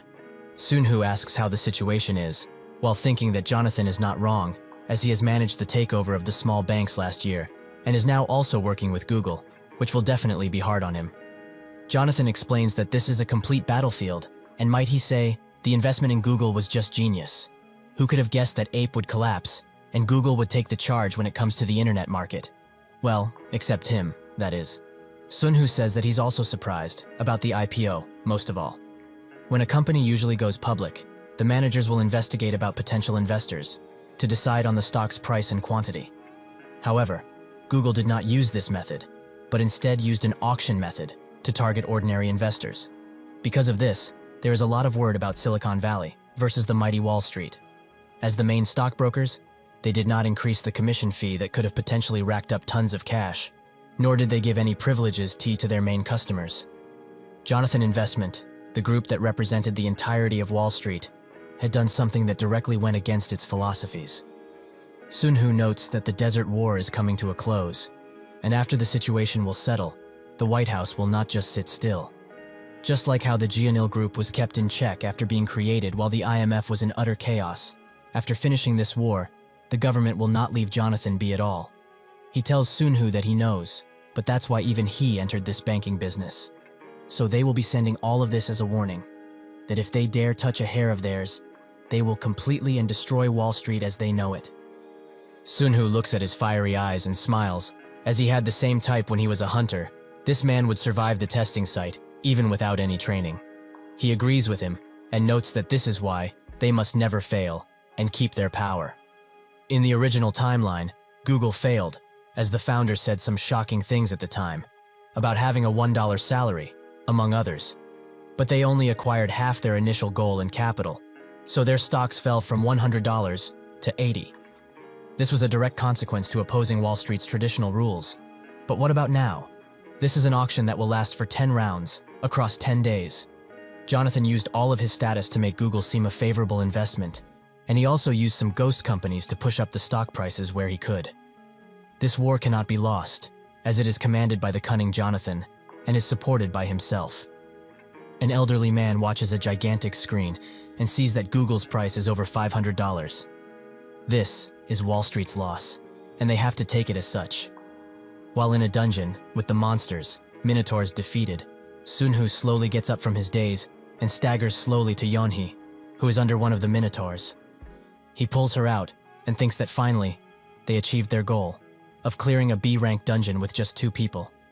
Yeonhee is also glad that they had the tenacity to do something like this. Sunhu picks up the quest item, a blue gem, and the system tells him about it. The disruptor of Backland Corps. The commanders of the Backland Corps contain the authority of the great Doom Arcuda, who is waiting for the authority planted within the souls of these commanders to finish growing. If this comes true, however, the Backland Corps will become much stronger. So his quest is to not let that happen, with one of the commanders already dead. Yeonhee thinks that this quest is pretty hard if they have to kill 4 more of these beasts, and Sunhu thinks that this is a contribution quest connected to the Doom Arcuda, so naturally it's hard. But the rewards are also much better, compared to a normal quest. It is quite unthinkable that 2 people are actually able to clear B-rank dungeons, so she doesn't need to be impatient about it. After 5 years of constant training, they finally cleared a B-rank dungeon, and these are the results. Sunhu has pretty good stats all around, and his total points round up to 255,000. He also has 8 traits, all of which will certainly prove useful in battle. Additionally, he has 4 skills, with 3 of them being B tier, and Odin's Wrath is A tier. They get out of the dungeon, and Marco, the Team 1 captain, congratulates him on a job well done while handing him a towel. Inside of this dome, created just in case someone would try to mess with them, Team 1 was stationed, and outside, Mixed Team is stationed. They got pretty used to organizing the loot they get from dungeons. Everyone looks at Yeonhee, including Sunhu, who notes that she was 24 when they first met. But now she is in her 30s. Yet, her appearance has not changed. Sunhu tells her that for the moment at least, they have no raids, so she should go date or something. She asks if he's interested in her dating life, but Sunhu notes that he's just worried, which prompts her to say that he's just like her mother. Her family relationship got better over the last 10 years, and now, she can speak with her mother clearly. She bumps Sunhu, and notes that she feels alive after he said that, but he should just take care of himself first and foremost. This makes Sunhu think that it's been quite a while since he visited home, so he hopes that they are doing well. Somewhere else, the South Korean Supreme Prosecutor Investigation Department head, Park Woo-chul, starts looking for Kim Ji-ye, Sunhu's cousin, but she doesn't seem to be at the scheduled meeting. One of the workers wonders why he's so interested in a newbie that he just started last year, as this whole situation is quite strange. Eventually she arrives, and Woo-chul tells her that she should have come by herself and not be called like this. She is also quite scared about all of this. Why is she being called to the prosecutor's office all of a sudden? Will she be bribing him or something? Woo-chul invites her to some coffee, and while there, he asks how Department 3 is treating her. She explains that she's trying her best to adapt, but her seniors are teaching her a lot of stuff too. He notes that this is good, as when she gets used to this type of work, she will be moved to this department. Ji-ye thinks that this is a direct invitation and says who she is, as he thinks that this man just mistook her for somebody else. Woo-chul says that her uncle is the president of Jonil Bank, right? She confirms, and he tells her to work hard so that he can live up to his name, and the next time they meet, they should do it with smiles. This prompts her to call Sunhu's father and tell him all about it, but he notes that he didn't put any request to promote her. He only talked about how much of a diligent worker she is. She thinks that this must be why she is being treated so well, but thanks him for this, as it's an unexpected yet welcome gift. Sunhu's father says that he is also thankful she grew up so healthy, and asks how she has been. She notes that she has been fine, and asks about Sunhu, as he must have grown quite a lot since they last saw each other. The father says that he stopped growing in high school, and still, he is very tall for his age. Since he asked about him, he will tell him that she is curious about him next time they meet, so that they can talk a lot about whatever they want. With that, she closes the call while wishing him well. The overseas subsidiaries of the Jeonil Group, Jamie Corporation to be exact, replace the failing Goldstein family. If a person is quick-witted and smart, they will notice that the names of the numerous casinos and hotels in Las Vegas have not changed, but they will see that the group controlling them has. That is how this place became one of Sun Hu's numerous little empires.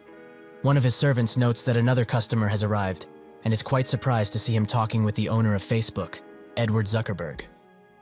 Sun Hu wishes him farewell as they close the deal, and Edward thanks him for letting him change the world quicker with this generous investment. With that out of the way, Sun Hu thinks that this year he has two big missions. The first one would be the world's great economic depression, which should happen soon. The subprime mortgage crisis, which even Jonathan profited from and basically printed money from, will break really soon, and the decline of the bond index will be pointed out by the economic experts. The warning sirens everywhere will just be ignored as a one-time thing for profit margins, despite them blaring right in front of their races.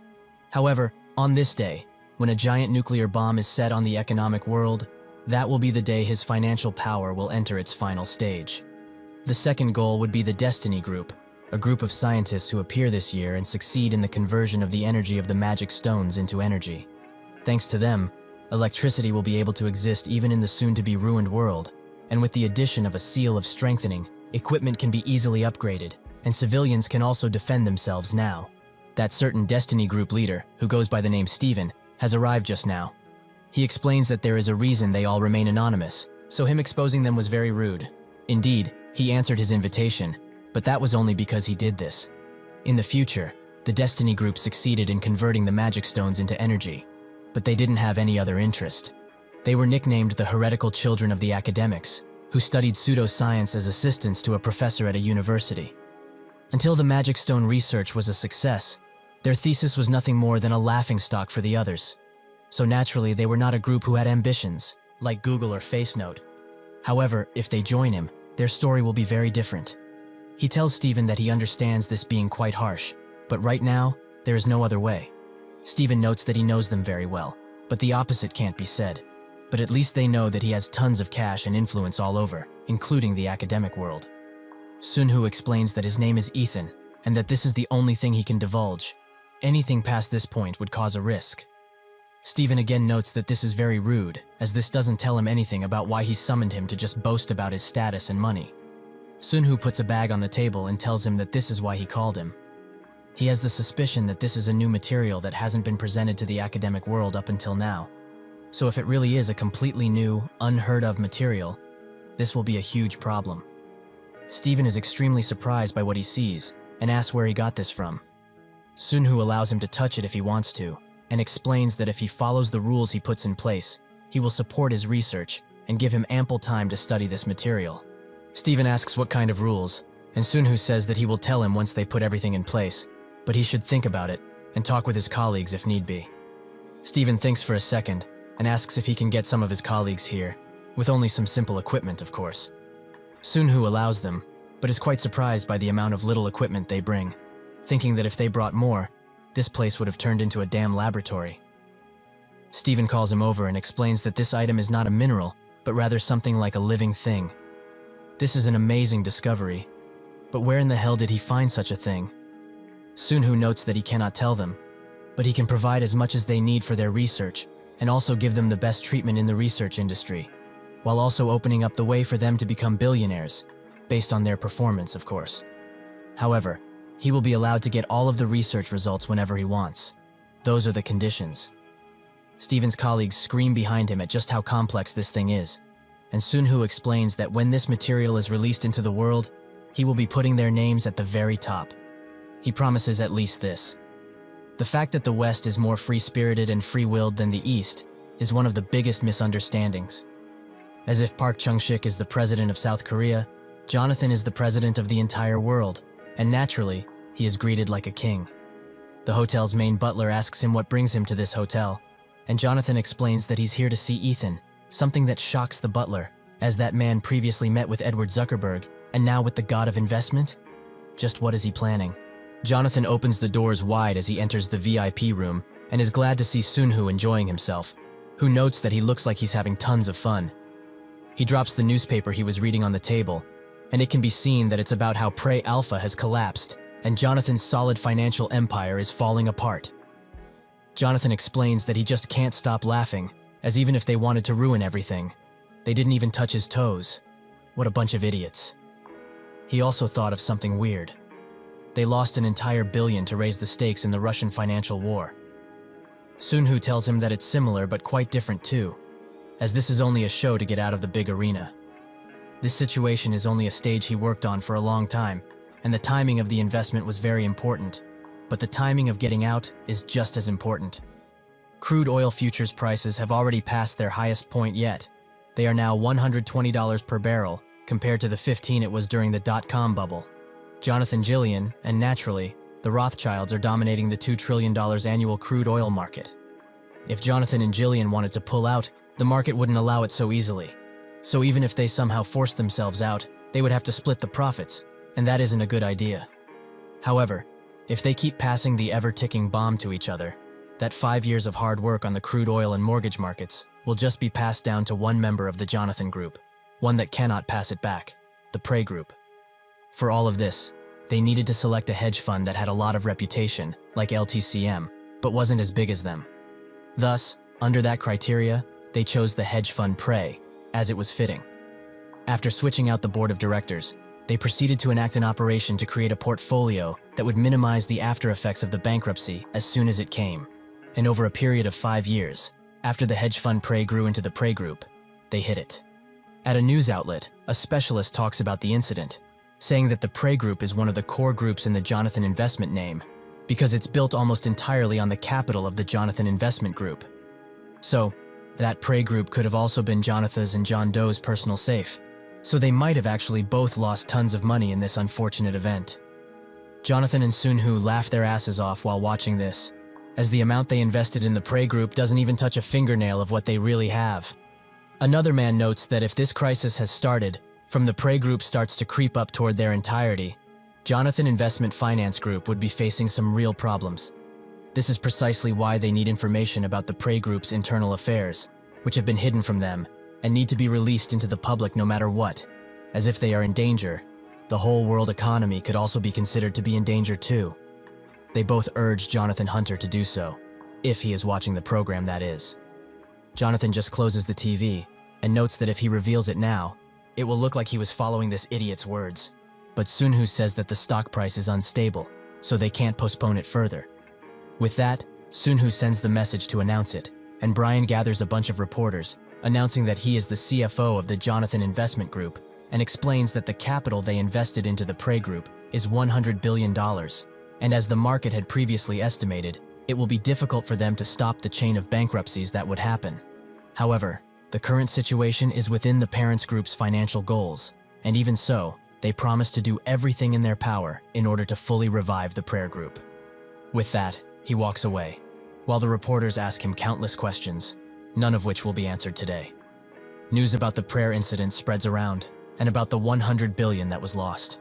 The entire world is in shock as it wonders if Jonathan Investment is done for, and they also wonder if the SOB will fall too, another of Jonathan Investment's subsidiaries. A lot of companies try to take advantage of the situation, as they are trying to catch whatever they can of the $100 billion the group just lost. And they all think that, since it's something that Jonathan himself invested in, maybe he will also sell Google assets, as they heard that Facebook is the next big thing. Everyone in the investment world is panicking and wondering what to do, buy or sell. But in this situation with many variables, it's almost impossible to know fully. It is highly unlikely that they cleaned their mortgage loan division, and they all find out that Saab's investment operations are all fine, except the mortgage loan, which has the best ratio out of all of them. If they somehow decide to clean up their mortgage loan division, however, it's the same as saying that they will be fully removing themselves from the banking industry. Naturally, oil is also a big subject, as Jonathan was one of the few people who held tons and tons of oil, so they might not just let go of that. The Rothschild tells his investor experts to give the Jonathan Group a little breathing room, since they seem extremely desperate at this point. He also thinks about all the things he didn't get his teeth into, the Iraq restoration operation, the oil development operation, and the raw material wave. All of these were lost to Jonathan Investment, who moved much faster than him. However, seeing this situation unfold makes him smile, as it shows that the real player in this, Sunhu, is also a human too, and they should know very well that the only person who can help them now is him. With that, he calls and introduces himself as Isaac Rothschild to Jonathan, who also introduces himself, also saying that this is the first time they ever talk, but it doesn't really feel like it. Isaac explains that they should have started doing business much earlier, but it might not be too late still, as actually the current timing should be pretty perfect, considering their situation. It is an opportunity for both groups to become friends, right? They are the ones who are taking most of the oil shares they are letting go of, but it looks like Guillen's side has also started to settle theirs too, so he has simply reached out to them to tell him that this is too much for us to take by themselves. Jonathan explains that he never requested such a thing, and the market will decide the outcome of all of this. Even excluding them, the Rothschilds, there are many who are doing transactions with them. Isaac asks him how long that will last, as yes, it may be difficult to accept the situation, but without their help, he will never be able to sell enough to reach their goal. Jonathan tells him that he's going too far, as he did not take this call to be insulted like this, so he should get to the point and stop wasting both of their time. Isaac notes that he will need to return the oil industry he got to its rightful owner, him. He wishes for him to withdraw all his current and future transactions. Jonathan tells him that he's going way too far. Does he really think that he will ever accept such a one-sided deal? Isaac says that he should calm down, as this won't apply only to the Jonathan Investment Group. He should diligently go and tell his real boss something, that if the Zillion Investment Group does not withdraw, he will not be the last victim in this most unfortunate incident. Suddenly, Sunhu picks up the phone and asks if he's really threatening him right now. The complete withdrawal will not be happening, and that's that. Isaac asks who he is, and Sunhu tells him that he is the one they call John Doe, but he already knows his name, right? Isaac bows down and notes that he will show some respect to the great Na Sunhu. He tells him to shut up, as he feels the mocking over the phone, but he will say this only once, so he should listen very clearly. The day when Rothschilds will monopolize the oil industry will never come. Isaac asks if it's because of Jonathan's investment and its subsequent fall, right? Sunhu tells him that the American government and the IMF will have no other choice but to support their group. So even without the Rothschilds and their capital, they will not be going anywhere. He can assure at least that. Isaac asks him how long the American government will support a group controlled by an Asian, but if he's like this, he will be acting like he has never made this offer. Suddenly, Sunhu tells him to wait and asks if it has to be the oil market, as they can exchange shares with other businesses. Isaac tells him that realistically, the oil industry really is not enough, so the mortgage loan operation division of the Jonathan Investment Finance Group will fill up that empty void. Isaac thinks that both Sunhu and Jonathan must be extremely scared, but in reality, they are both laughing their fucking asses off at how much they are baiting this guy. Much later in Washington, D.C., at the Westfield Marriott Hotel, the Bilderberg Club meeting is being held, and Isaac finally arrives, seeing other big-name investors. Joshua Carrion and Colton Goldstein, accompanied by the Zillion Finance Investment Group, Telestar Investment, Gold and Silver Investment, and Jamie Corporation. Isaac thinks that these are all from Sunhu's groups, but that's when a few other investors come around and congratulate him on getting to be on top of the oil market. Truly, he was quite prepared. One of them even wonders that at this point, they have to revoke their invitation to Jonathan and John Doe, due to how much they lost. But Isaac suggests otherwise, as even though they did indeed lose a lot, they are still strong. They also have tons of other capital, since they invested in other promising businesses. That's when another investor tells him that Jonathan accepted the invitation this year, which makes Isaac think that they finally decided to follow their orders after ignoring them for so long, and he also asks about John Doe. The investor says that seeing as there was no response, they can take it as him declining this year too, but Isaac tells them about something that they should all know. The one moving all of those people gathered there is John Doe, or his real name, Na Sunhu, and they need to get him here by whatever means. So will they be able to follow his lead during this meeting? Naturally, this comes with the Rothschilds' guarantee that everything will be fine, and they won't be able to use a card akin to the currency war like last time. If everyone cooperates, they will make Sunhu accept the invitation, or just simply drag him out. They both accept his proposition, but that's when Jonathan arrives, and Isaac laughs at him like the snake he is. When Isaac and Jonathan meet, they greet each other with a firm handshake, and Jonathan thanks Isaac for letting him get out of the oil market so easily. Isaac notes that he's thankful for his kind thoughts, and Jonathan says that he did not expect for his family to have such financial mobility. In all honesty, he was very surprised.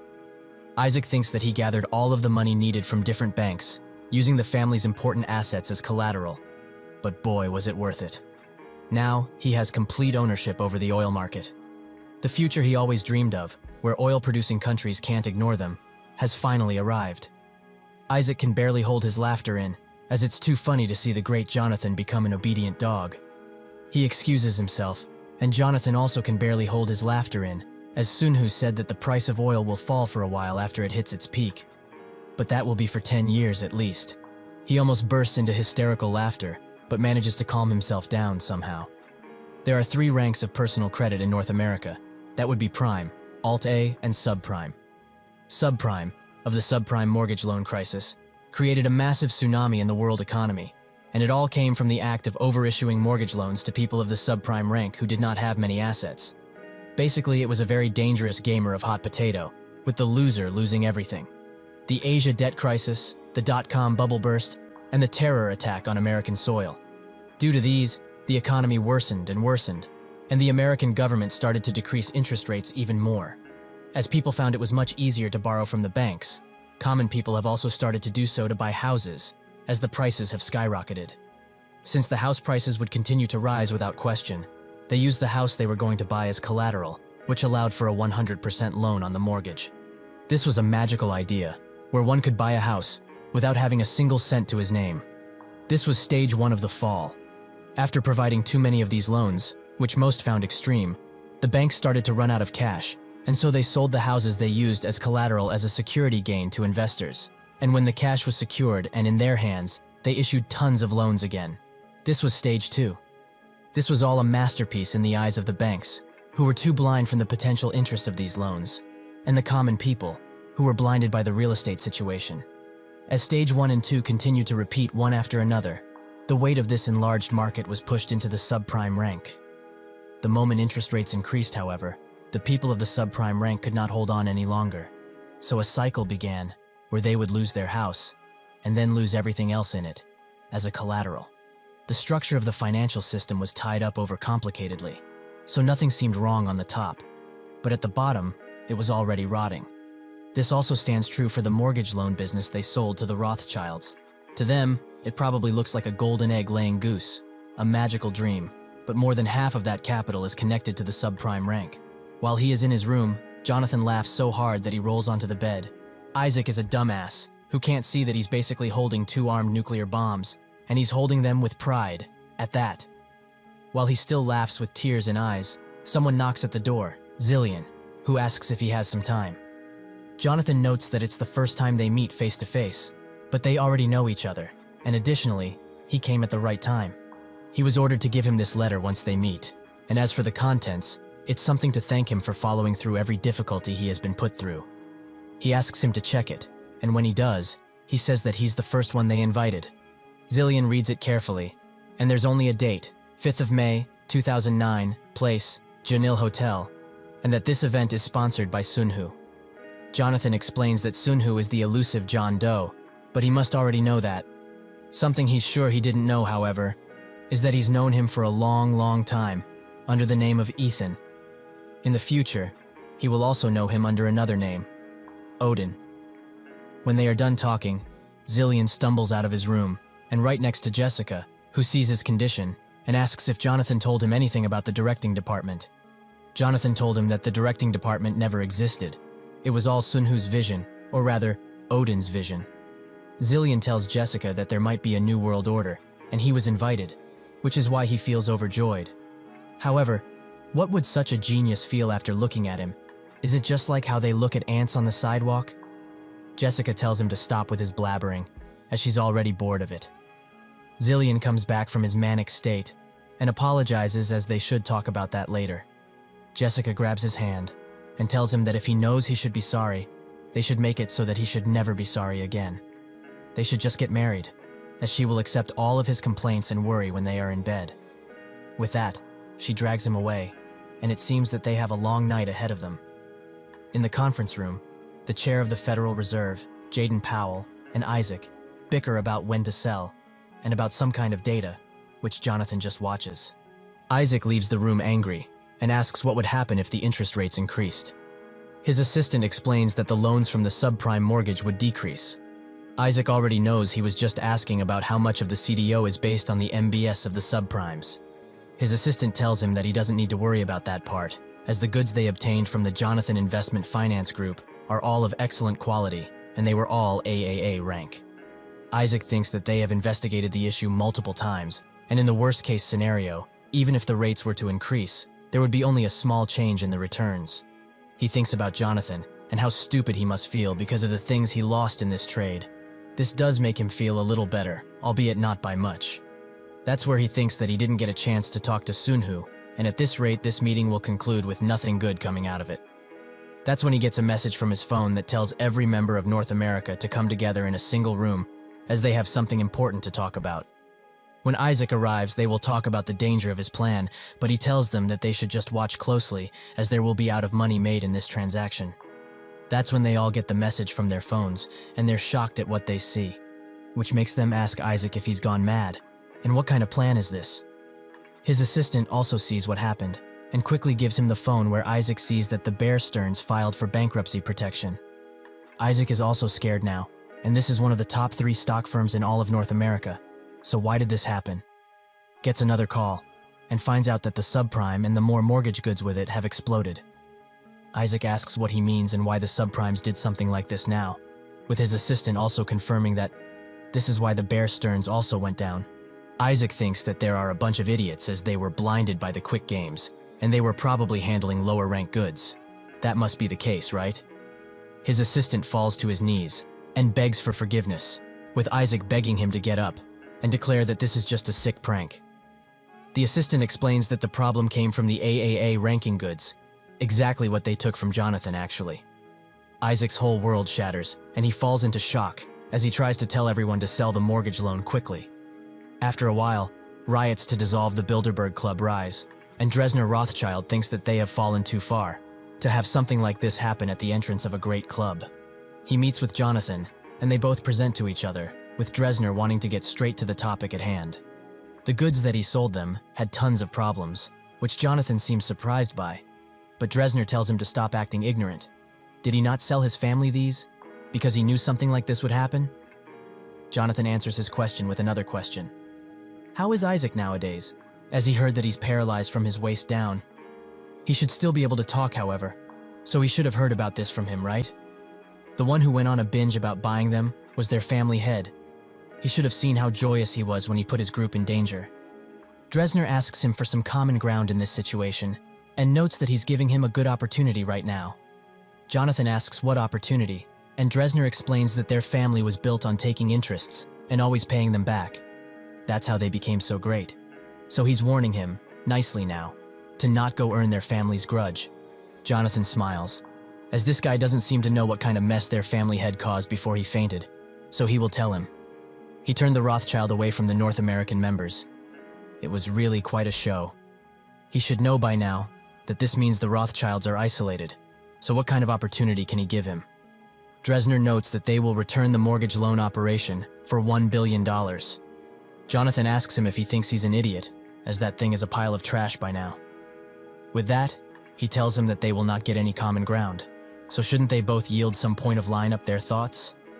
They can only give money to them if they give them something sustainable, like the stakes they have in the Federal Reserve. It has been 3 months since then, and Dresner was unable to return to the UK, and instead went to Washington and Wall Street, working hard to recover their relationships. But, as 30% of all American banks went bankrupt, the situation became truly uncontrollable. One day, he gets a call, and someone calls him over to the White House.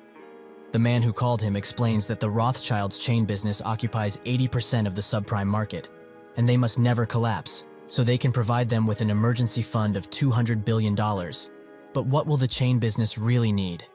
Dresner says that they would need $3 trillion, which shocks everyone in the room. The man notes that this is their entire annual spending, and this just feels like the Rothschilds are not willing to fix the problem. Dresner, with a heavy tone, tells him that they can't, as they would have if it was possible. Most of their assets were taken as security, and to save their business, they would need $3 trillion in aid. The man is shocked, as they are the great Rothschild family. But Dresner notes that yeah, they were great once, but not now. He suddenly calls someone and tells them to do it. Dresner claps to the people there, as they just filed for bankruptcy protection. This is a $3 trillion bomb, as Dresner wants everyone else to go down with them, for everything to be over. Sunhoo and Yeonhee continue their dungeon spelunking and are now fighting a great minotaur, which doesn't seem all that bothered by Sunhoo's constant attacks. He uses a myriad of abilities and items, like the Blade of Ra, but the minotaur is still standing, which makes Sunhoo commend him for his durability. Suddenly, the minotaur unleashes a swift strike, which hits Sunhoo directly, but Yeonhee swiftly recovers his body with a few spells, allowing him to fight the charging minotaur once again. Sunhoo uses Odin's Wrath on his sword and charges directly into the minotaur, with the attack landing directly in its chest. Having no other option, as his leg has been cut clean off, Sunhoo unleashes every single ounce of power that he has, creating an explosion that also hits him, but the minotaur even more. Yeonhee rushes in to check if he's alive, and he miraculously is, saying that he will leave the rest to her from this point forward. This was a part of the Backlund Corps quest, and this was a commander, with only 3 left. Sunhoo's body could recover from everything within a single day, but after a month of life and death fights, they both needed a good rest, which they happily took. While they spent a whole week sleeping and eating in a Las Vegas hotel, they saw the news about the Rothschilds. While indulging herself with a meal, Yeonhee wonders how such a prominent family could fail in such a short time. Weren't they worth like 5 trillion or something? Sunhoo notes that 5 trillion is too much, but still, they only survived like this because they are the Rothschilds. Yeonhee also asks if something is wrong with him, as his expression has turned dark. Sunhoo thinks that he can't hide himself from an empath, and thinks about what happened when he leveled up. When his strength got to S-class, the system congratulated him, and Sunhoo expected a challenger box, or another reward. But not this. The system offered him the second try special privilege, which is only given to the first 10 people who manage to get S rank. What this does is take all of his stats, traits, and skill ranks and reset them. However, the growth limit for everything will be increased to SS rank, and the possession limit of skills, traits, and items will also be increased by 10. Sunhoo never expected something like this to exist, but he knows this at least, that even if the system offers the first 10 people this offer, only he will be able to try. He would have given up too, however. He isn't alone. Not at all. He tells Yeonhee that there are only 10 years left until the Day of Beginnings. As it will happen in 2018, she is probably bored of hearing about it constantly, but there is one more thing she must know. He thinks that it would be game over if he goes into his second try within the testing site, so he needs to raise all of his stats to S rank before the promised day. Using some calculations, they will need to clear 370 B rank dungeons within 10 years, and since it takes around a month to clear a dungeon, there is no real guarantee that they can accomplish it, even if they would clear it faster. He explained all of this to Yeonhee, but she didn't seem that surprised, and only wanted to confirm if items won't reset. Sunhoo confirmed it, and she said that it's good, since he probably made his decision anyway. Sunhoo thanks her deeply, which makes her grin, and say that she will leave the medical corporation to her younger sibling, as she imagines that for the next 10 years, they will only be doing dungeons. Sunhoo tells her that once a stat rank increases, they can take a short break to alleviate the mental stress they will be put through. After they settle everything, they both toast, and Yeonhee promises to help rebuild him once he goes to his second try. At the White House, the representative meets with Jonathan and notes that he's here to tell him about what the administration decided. The president himself is quite worried about the monopoly his group has, but Jonathan hears this tons of times from lots of people, so he asks him to continue. The representative notes that even though the subprime crisis blew in the face of the Rothschilds, it's something that they have caused.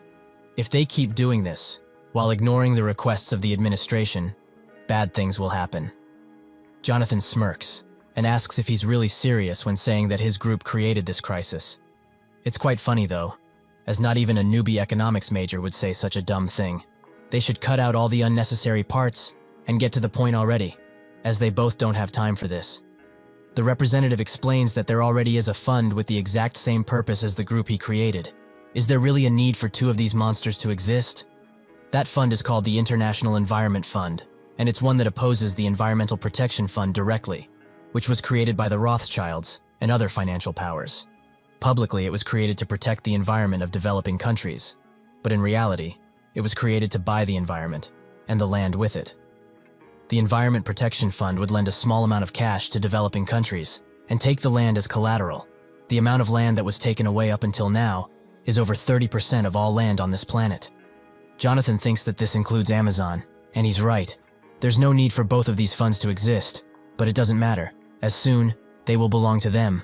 He tells the representative to defund that Environment Protection Fund and start with a new one, called the International Environment Fund. They can cooperate on this, as this is really what he wants. The representative starts blabbering about the president, but Jonathan doesn't care anymore, as if he doesn't want to. He can forget about the upcoming re-election. He doesn't want to complicate matters anyway, so he should just put him on, as he would like to talk with him. The American president gets the call, and Jonathan asks him one thing, as they are both quite busy. Did he get a call from the Rothschilds already? The president confirms that he did, and Jonathan hands over the phone to the representative. The president orders him to do a few things, and after he's done, he tells Jonathan that the administration will attend the launching of this new fund and will help in the organization of the original one. Jonathan is satisfied with this and urges him to hand this to the president, as he has recommended him as the next chairman of the Federation. The representative is extremely scared at this point and asks him, just in case, what is his share of the Federal Bank Reserve? Jonathan just smiles and asks him, how much does he want the dollar to be worth? The day after Zillion was given the first invitation, Jonathan went around again to hand an invitation to the Geonil Club, to the members of the now disbanded Bilderberg Club. Including Dresner, all of the members expressed their malice and anger against Jonathan. In another place, Isaac hears about everything that is happening from Dresner, so he congratulates him. He also hands him an invitation, as it was the same one that Jonathan gave him, the one that he stomped with rage. He did everything he could, including backing the International Environment Fund. So now, it's his turn. Isaac reads it and asks if he really wants him to become a clown. Dresner grabs him very firmly and says that he can't do this, so he should please do his part as the family head, for the future generations at least. That is all that they can do anymore. At Gusan, in the Semangeum Resort, a manager tells an incoming customer that the entire building is rented out for the day, so they should go back. The man doesn't take kindly to this, so he gets out of the car and starts threatening the manager with his wealth, while his wife rearranges herself. Suddenly, other cars start honking at him to move, and when he sees, he is shocked. As there are tens of Rolls Royces here, each car is worth around 700,000 give or take. Sunhu gets the message that everyone attended, and so he starts moving, which was to be expected. Eventually, everyone gathers in a single room, and on this day, 2009, 5th of May, every single powerful member of the world is here. Sunhu takes the stage, and notes that if anyone here thinks that this is a place where they can cooperate, they will need to turn back now. This is the start of the world power, the Geonil Club. He explains that this club's purpose is just like the Bilderbergs, to create a world government, but that process will not occur through simple cooperation. The members who agree can sit down, and those who don't may leave. It's their choice. Everyone instantly sits down, and Joshua can't help but shake, as this is the birth of the New World Order and its leader. With money in his left and sword in his right, he should be called the Emperor. He will also be the strongest when that day eventually comes. He is more powerful than anyone else in history. While he wonders what his first move will be, Sunhu announces that firstly, they will be talking about what would happen if they were attacked by an extraterrestrial force. Everyone is naturally surprised, but Isaac raises his hand and notes that they should stop people from rioting and creating chaotic situations, right? Sunhu says that it's better to keep it in the scope of a potential attack, and explains that not long ago, he was able to peep through the White House's military operations and that the American government has prepared for situations of this nature. These were things that were finalized during the Bilderberg Club era, and among them, there would be things that would halt the global economy entirely, like using nuclear weaponry, for example. That is a big no. They must not let confusion and fear overtake. That is why the agenda they will make clear right now is that if such a day ever comes, they must not close or shut down the financial systems, like banks or other financial services. Most people wonder why he's talking about such nonsense, but Sunhu tells them to remember this clearly, as an extraterrestrial attack is just an example. No matter what attacks, they will not just sit by and watch while the world collapses on itself. Even if an extraterrestrial attack were to occur, he will stand with his entire wealth on the line in order to not stop the financial activity of the people that are gathered here today. Everyone is shocked, as if it was really that, in the end, even if an alien were to come and try to destroy the order that this man is creating, he will fight back with everything. He is quite dedicated. After that, Sunhoo, Jonathan, and Zillion meet, with Jonathan being surprised that he wants to liquidate the capital like this. Jonathan tells him to calm down, as it's not going to start now, which makes Jonathan ask Zillion if he's alright with this choice. Sunhoo explains that they will slowly begin doing that from 2016 onward, as if they do it too fast. The economic situation will dissolve once again, and nothing will remain. Zillion asks how much cash he's trying to gather, and asks if there's still a market left in the whole world that requires this investment. Sunhoo notes that this is all about the thing that they talked about today, their first agenda. It wasn't just for show or intimidation, like they probably thought. When that day comes, and it will come, they will need all of the cash they can get. So that's why. They both wonder if he's gone insane or hit his head. But to convince them, Sunhoo shows them why he is using the Odin name. He unleashes his lightning power across the room, which scares them both, and the light slowly dims as Sunhoo controls it. He explains that on that day, he hopes to be ready to save the entire world, and that they will help. 8 entire years later, in 2017, a certain politician is mocking his opponents while wishing everyone a happy new year, which makes Jonathan, who is training, think that the determination of the club broke him for the first time ever. They made it obvious that their businesses are doing better. What a bunch of pathetic morons. He continues training until his opponent comes in and throws him to the ground, something which makes Jonathan give up, as he can't compete against him. The man thinks that he's matching him exactly, but the problem is that he has lived his entire life on the battlefield. How can one of the richest people in the world do something like this? Jonathan tells him to take a break and goes downstairs, where he wipes all of the sweat off. Suddenly, Sunhoo pops up behind him and notes that he has gotten better. Yeonhee is there as well, and Jonathan says that he's quite jealous of her, as she hasn't aged a year. She notes that she should be the jealous one, as she and Sunhoo will never experience the wonders of the middle age. Sunhoo hands him another present, something small, so as to not attract attention, and Jonathan asks if he will be back on time. Sunhoo hopes so, but still, no matter what, today will be the last day they see each other, face to face, like this. Jonathan notes that time flies too fast, as he still remembers the day he told them about everything like it was yesterday. Sunhoo puts his fist forwards and tells him to survive, no matter what he must do. Jonathan explains that he will try his best, for his sake, and with that, they will see each other in the new world. In another dungeon, Yeonhee swiftly takes care of the dangerous critters, but she does it all alone, as Sunhoo has activated his second try, and his stats have been reset. Yeonhee apologizes for not doing better, as this is only a D-rank dungeon, and its reward isn't that great. Sunhoo reassures her that this is plenty, as with the items and other stuff he has, he's safe for the moment. Yeonhee still cries, as she didn't raise a single stat to D rank for him. Sunhoo hugs her and tells her not to worry, as they will both survive, no matter what. Sunhoo's father, Jonil, thinks that most people wish they could return to the past and attempt to do life again, but not him, as he has social status, wealth, and a loving family. With an amazing son, life couldn't be better if he wanted it to be. But it's time for him to retire, as his body has aged, so he must do it. He goes to hang up his hat, but the woman that he does not know much about notes that if it's his choice, it can't be helped. But he should accept this. It's his last duty after all. These are 100-day VIP lodging tickets. This is given as thanks for all that he's done, so he should visit with family, as he has already done enough for this company. Additionally, the group will do their best in resolving any issues he has while he stays at this 5-star resort. He has worked hard until now, but this is his last assignment, one that he must fulfill. Janil goes to his wife with this news, noting that it's quite a big gift, but he couldn't just deny the gift, as it was given out of kindness.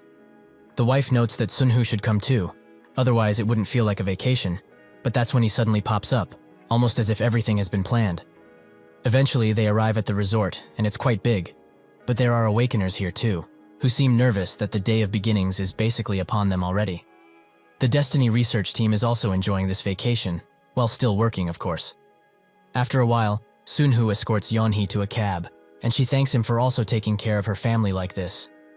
Sunhoo notes that he would naturally do it, and apologizes for putting her on such a tedious mission. Yeonhee will stay in the United States until the testing site eventually opens up. Through the club's work, they have stopped the use of nuclear weapons no matter what, but the current president is quite unpredictable, so they will have to be careful. With that, they wish each other farewell, and Sunhoo promises that they will see each other at the testing site. 3 days after this, Sunhu just sat in his room and talked with Zillion and Jonathan, who promised that Wall Street, along with the entire city, will not close no matter what. All that there is left to do is just wait, as everything has been manipulated to the banks, to the stock markets. Naturally, some independent leaders couldn't be controlled, but mostly everything is put in place. Suddenly, Jonathan screams that it started, and they all receive a phone notification warning them to stay inside. His father runs in and says that some foreigners with heavy weaponry got it, and they need to get out, as they were talking about monsters and stuff. Sunhu calms him down, as those are the people who will protect them, and he knows full well how confusing this is, but this place is currently the safest place in the world. In New York, life went on as normal, and in Brooklyn, a financial guru discusses how Jonathan investment has become weaker and much smaller to some potential investors that don't seem sold just yet, as everything points to a war. The man says that this is impossible, since there are no warning signs of any country attempting it. But that's when the whole building starts shaking, and they all get on the phone, where they get the news that real monsters have attacked. The guru never expected something like this, but he can only wonder, did Jonathan Investment know about this? Suddenly, the building explodes once again, and the man is thrown around, but he miraculously survives, as the whole world is going to crap. Suddenly, one of the dogs attacks him, but he is already dead, and it was just a body. He picks up his phone and notices a circuit breaker that blocks all trade has been put in for 20 minutes. This mostly confirms that Jonathan Investment and all of its subsidiaries are doing something very strange, but it seems that now they have all the power to take every stock. He attempts to call someone, and a woman picks up, who is crying about the end of the world. He tells her to stop whining and not dispose of their capital no matter what. They will use it to catch the good flowing out right now.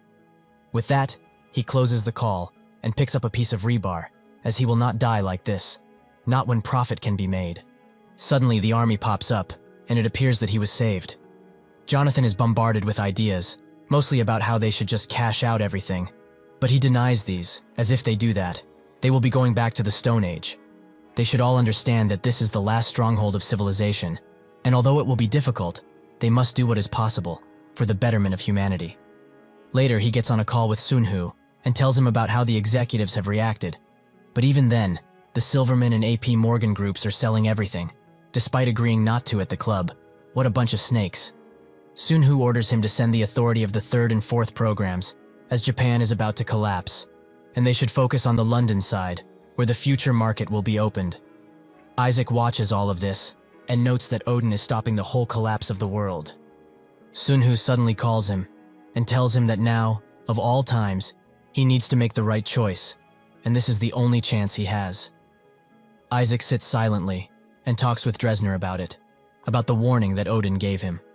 With that, Isaac relinquishes the title of family head to Dresner, as he has hogged the position for far too long, and it's time to change.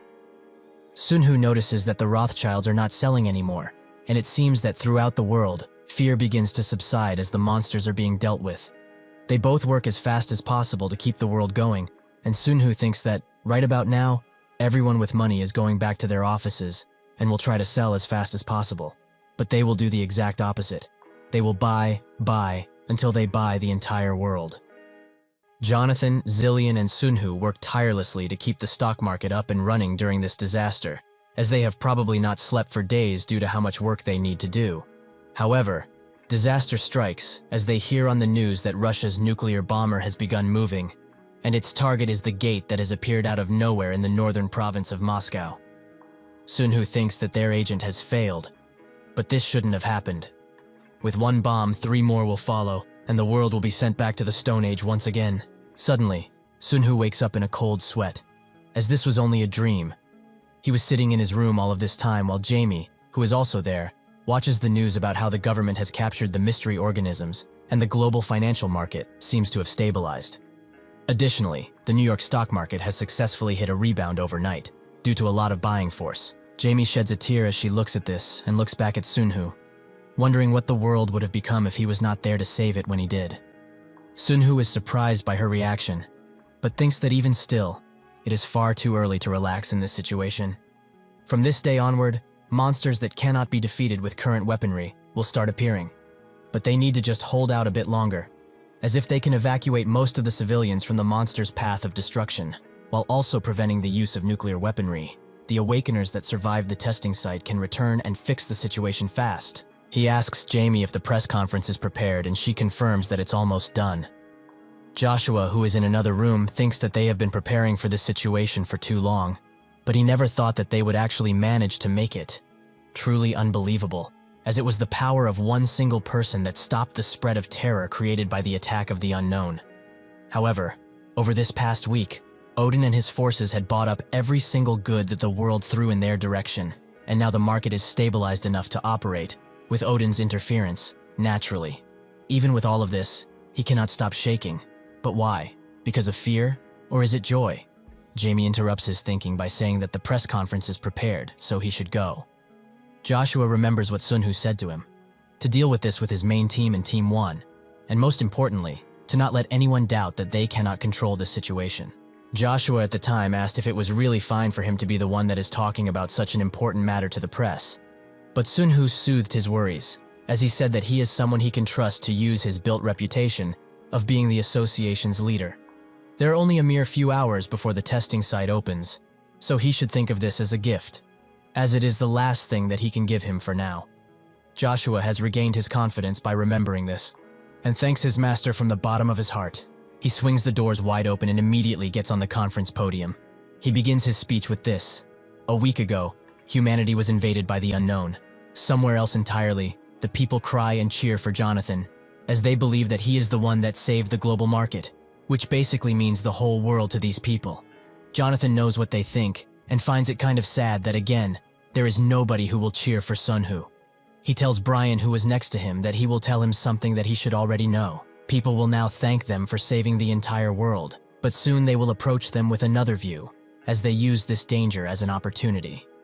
The moment the holding of stocks is revealed to these people, everyone will start condemning them. That's just how human nature is. Brian understands and notes that they should spread out their shares as far as possible. He also thinks that through cross-trading, they will fragmentize into the ghost companies and erase any transaction record there is. The New York Stock Exchange isn't a government institution, so it should not be that difficult to do what they want. Jonathan says that in a few hours, the rate of how many monsters spawn will be on a whole different level, to the point where even the military will not be able to stop them, so they need to do this then, as it's the perfect window. Brian is quite spooked by this, and wonders if rather than manipulating the shares, they should escape with the others. Jonathan tells him to relax and opens the TV. The higher-ranking monsters are not for the military to deal with, it's their job. At the World Awakener Association press conference, Joshua announces that they will be attacked by the Mystery Force once again, but this time, they cannot stop them with their current weaponry, be it guns or the nuclear option. There is a single way to oppose these beasts. He starts using one of his abilities that glides throughout the conference room and comes back to him. Naturally, everyone is shocked by this, and Joshua continues his speech. The unknown will be felled by the fervor of those who were granted supernatural abilities, the Awakeners. In exactly 1 hour, the monsters will once again begin their relentless invasion. At the exact same time, the testing site will open, and some of the people watching will be selected to enter the stage too. The testing site is a place with a totally different flow of time, so even if time flows here, the time in that place will not. For normal people, it will look as if they suddenly appeared at the right time and eliminated the enemies as if they were preparing for them for years. Instead of fear, they should feel hope and wait for their return, as they promise to come back stronger than ever. Sunhu's father watches this and thinks that it might be true, since this man is from the Carrion family. This testing site just might be real. At 5 p.m., it begins, and the higher-ranking monsters have started to pour out of the gates one by one. At 5:55 p.m., the time when in the past, America declared that they will now use nuclear weaponry. The only thing that is on the screen is news about the monster attacks. Sunhu clenches his teeth and fists, as he really did it. He managed to save the world. When the clock strikes 5:59 p.m., Sunhu grabs a heavy bag and tells his father that he will be back soon. He promises.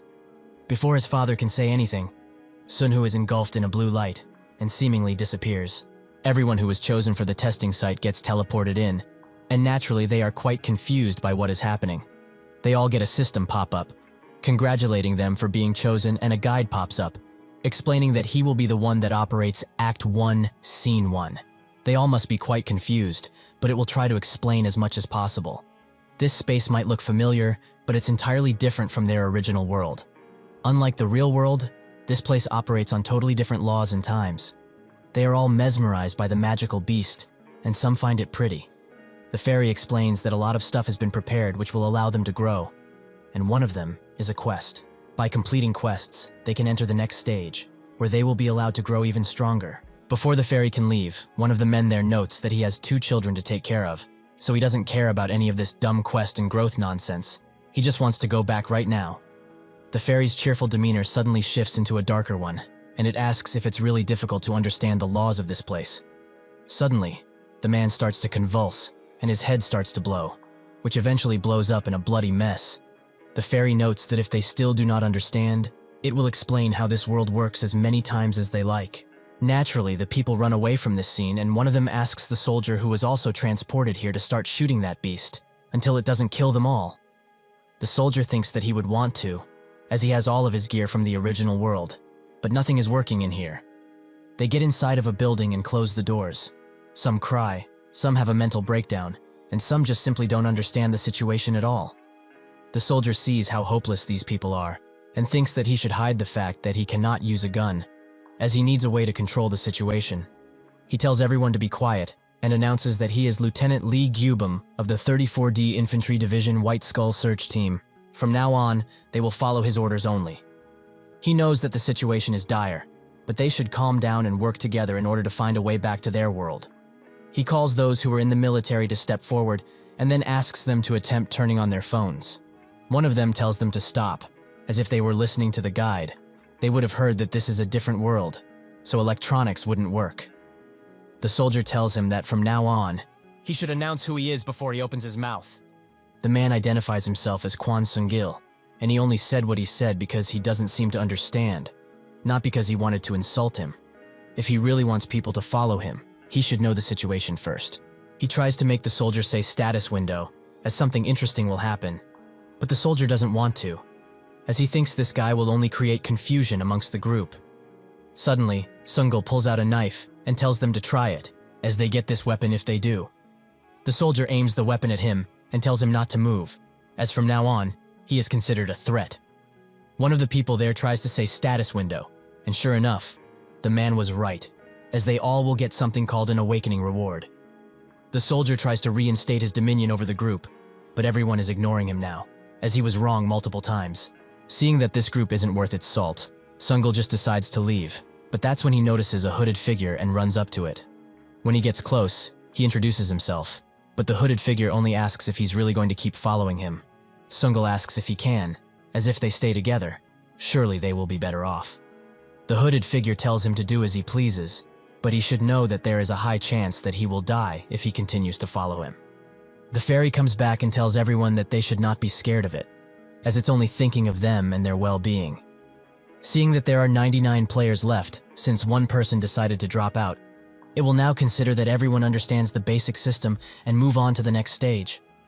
With that, the first quest, Wave, is created, and they have only 24 hours to prepare.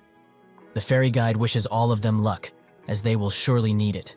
Sung-gil wonders what that little creep is talking about, and spots that the hooded figure just walked into an ominous red barrier, somewhere where he will not follow, even if that guy is powerful. He calls over the soldier with the group, while explaining what happened. The soldier probes the barrier with his gun, noticing that all sides are blocked off, but this thing seems to be connected to another place. The soldier asks Sung-gil if the guy who went inside was a friend, but he notes that he just met him. However, he seemed like someone important. Without much choice, they all go back and gear up, taking anything useful with them in some heavy-duty backpacks. The fairy likes their determined stance, while Sung-gil just chooses to hover around these guys for a bit, as he has nothing better to do. Suddenly, everyone gets a notification that the Wave quest was completed, and it awards everyone alive with a silver box. Naturally, this was done by the hooded figure, who is actually Sun-Hu. While the others analyze what skills they got, the fairy starts to geek out, as the quest was completed very fast. It is truly impressed by their determination. The soldier seems to have gotten a healing skill, which he thinks is kind of useless on him, so he asks the guide if they can exchange skills, or if it can. The fairy explains that it does not have the authority to edit the system, only the challenger has that power. If any one of them fulfill every condition, they too can become the challenger. However, it will not be easy at all. The soldier asks what these conditions might be, but the guide refuses to tell him, as everything is part of a secret they must figure out themselves. Even telling them this much should be considered a bonus gift for completing the quest this quickly. The soldier thanks it and notes that now they are going into Act 1, Scene 2, right? The guide's expression contorts once again as it explains that the preparations for it are not done, but if they do not want to rest, he can give all of them a fun activity to do, another quest. Everyone is shocked to see what this quest is about, as it tells them to choose a dropout among the survivors. The people from the group who were placed to watch the barrier also get the quest notification and are quite confused by the condition. Suddenly, Sunhu gets out of the barrier and they tell him to please follow martial law, as they will call the platoon leader here now. All he needs to do is wait. When the soldier arrives, he asks Sunhu if he was the one that completed the quest, and also asks him to explain what exactly happened if he really was. Sunhu says that he was just able to deal with it on his own. That is everything they need to know. The soldier notes that, even so, it was far too quick and a problem appeared because of how fast he did it. He should have seen the new quest as well, right? Sunhu tells him to get used to things like this, as those little creatures will do whatever they like, whenever they like. The soldier asks if he's a member of the World Awakener Association, as he looks the part, and Sunhu confirms it, but says that he should listen carefully to what he is about to say. They will need to decide on how to select who they sacrifice, but they shouldn't be idiots and interfere with what he's trying to achieve. If they all want his help, it will be better for them to bow down their heads a little more and obey. The soldier thinks that he cannot allow such a thing to happen. Sungil arrives, quite angry at the soldier's needless interrogation, as this was the man that told him about the Awakening Award. They should all be extremely thankful, instead of talking about nonsense. Sunhu begins smiling, as it seems that he wants him to take responsibility for this quest, since he thinks that it happened because of what he did, as expected of the platoon leader, but it seems that he doesn't see how they were able to survive because of him. The platoon leader says that it's not like he thinks it is, and pleads with him to wait until the situation has calmed down, while Sungil thinks that the guide is just messing with them and is trying to confuse them in order to get more fun out of the situation. The soldier and his group leave to rethink their plans. Sunhu asks if he's not going with them, but Sungil explains that in most cases, humans are much scarier than monsters, as he doesn't know what will happen to him if he were to go with them. They will naturally think only of themselves from this point forward, which will eventually cause them to go mad. He warns Sunhu about them too, because as soon as that platoon leader changes his mind, he will be in their sights once again. Sunhu can't seem to understand why he's siding with him, as if he's a targeted man like he is saying, "Doesn't that mean he will also be targeted with him?" Sungil laughs, as his girl left him because she couldn't understand him either, but he believes that everyone should live their lives and say the things they want to say, no matter what. Sunhu asks what skills he got from the boxes, and Sugil notes that he got an item and an insignia, but it was all taken by the soldier and his little group. However, compared to everyone in the group, he has the highest strength, which is the best thing a man can have. Sunhu finds him pretty amusing, and asks if he said his name was Sungil, who wonders if he's going to tell him his name now, as he paid quite a lot for knowing it. Sunhu notes that his name is much more expensive than he can imagine, but he asks him again, will he really keep following him? His life will be under constant danger if he does so. Sungil finds his words pretty scary, but he still decides to follow him, as he can trust him more than those guys. He also sheepishly apologizes for running away earlier. Sunhu tells him to not worry, as it would have been a problem if he was reckless enough to follow him into that. He feels he has earned an introduction from him, which might seem a bit too grand, but he should call him Odin from now on. Eventually, the no-name quest is completed, and the soldier walks towards Sunhu with a very tired expression, while the others behind him grieve. Sunhu finds his willpower quite amazing, as he must have been the one that chose who to execute. The soldier says that he wants his cooperation with something, to leave the next wave to them, as they need to experience the fight too. Sunhu says what he said before, that they will not interfere with each other. About the fighting, he shouldn't worry about it, as they will have their fill soon enough. Suddenly, the guide appears once again and asks if they had a nice rest. Although they didn't do much in the first wave, they will have plenty of time to prepare again. However, this time the wave will come from 2 directions. Another quest wave is created, and they have 19 hours to prepare. Sunhu tells the soldier that he will leave the south side to them and wishes them luck, as they will need tons of it. With that, the soldier orders everyone to form barricades and keep defending them like their lives depend on it, because they do. After the wave hits, they have managed to overcome it, but few from the group are still alive, and even those who are alive are at their weakest. Sunhu and Sugil get back too, with Sugil noticing that the soldier did not make it. which makes him sad as he lived a rigid life but died like this. Truly awful. The third wave quest is created, and the two leave the group to grieve for their fallen.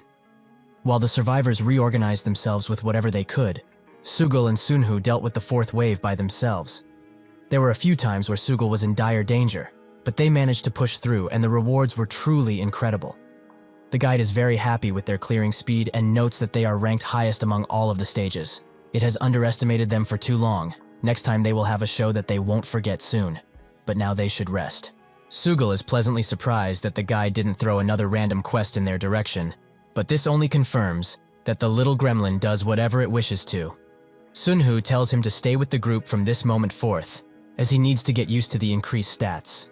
Sugul notes that he's quite generous with those who were considering taking his life, but Sunhu tells him to do whatever he wishes to. However, he should not do anything for free, and teach them order.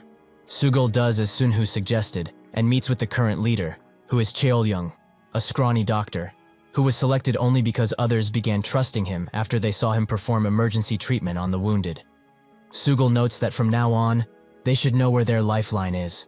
More specifically, it's Odin, the guy he was with. He was the one who suggested they help out, but they should know that nothing in this world is free. Cheol-young understands and promises to gather every valuable thing and give it to them once they get out of this place. However, Sugul refuses, as he only needs the stones they get from cutting open the monsters, which are called magic stones. As the magic stones become valuable and get used as currency, order will also come with it. Since big ones are difficult to move around, banks that will hold them for others will also appear, and the economy will bring forth a kind of society. Still, everyone's main priority will be to eat and survive in order to become stronger. That is what everyone will be aiming for in the end. Water and meat could be acquired in the cleared regions, and even though nothing looked that tasty, the important thing is that it was edible. As Sugul enjoys his food, a bunch of fish, he thinks that it would be nice to find an edible monster too, but he doesn't want to risk putting something dangerous in his stomach. He also notices that two people from the group are watching him, so he says that he will give them one fish for 2 magic stones. There is tons of food here, so they only need to bring him the stones and they will be able to enjoy it too.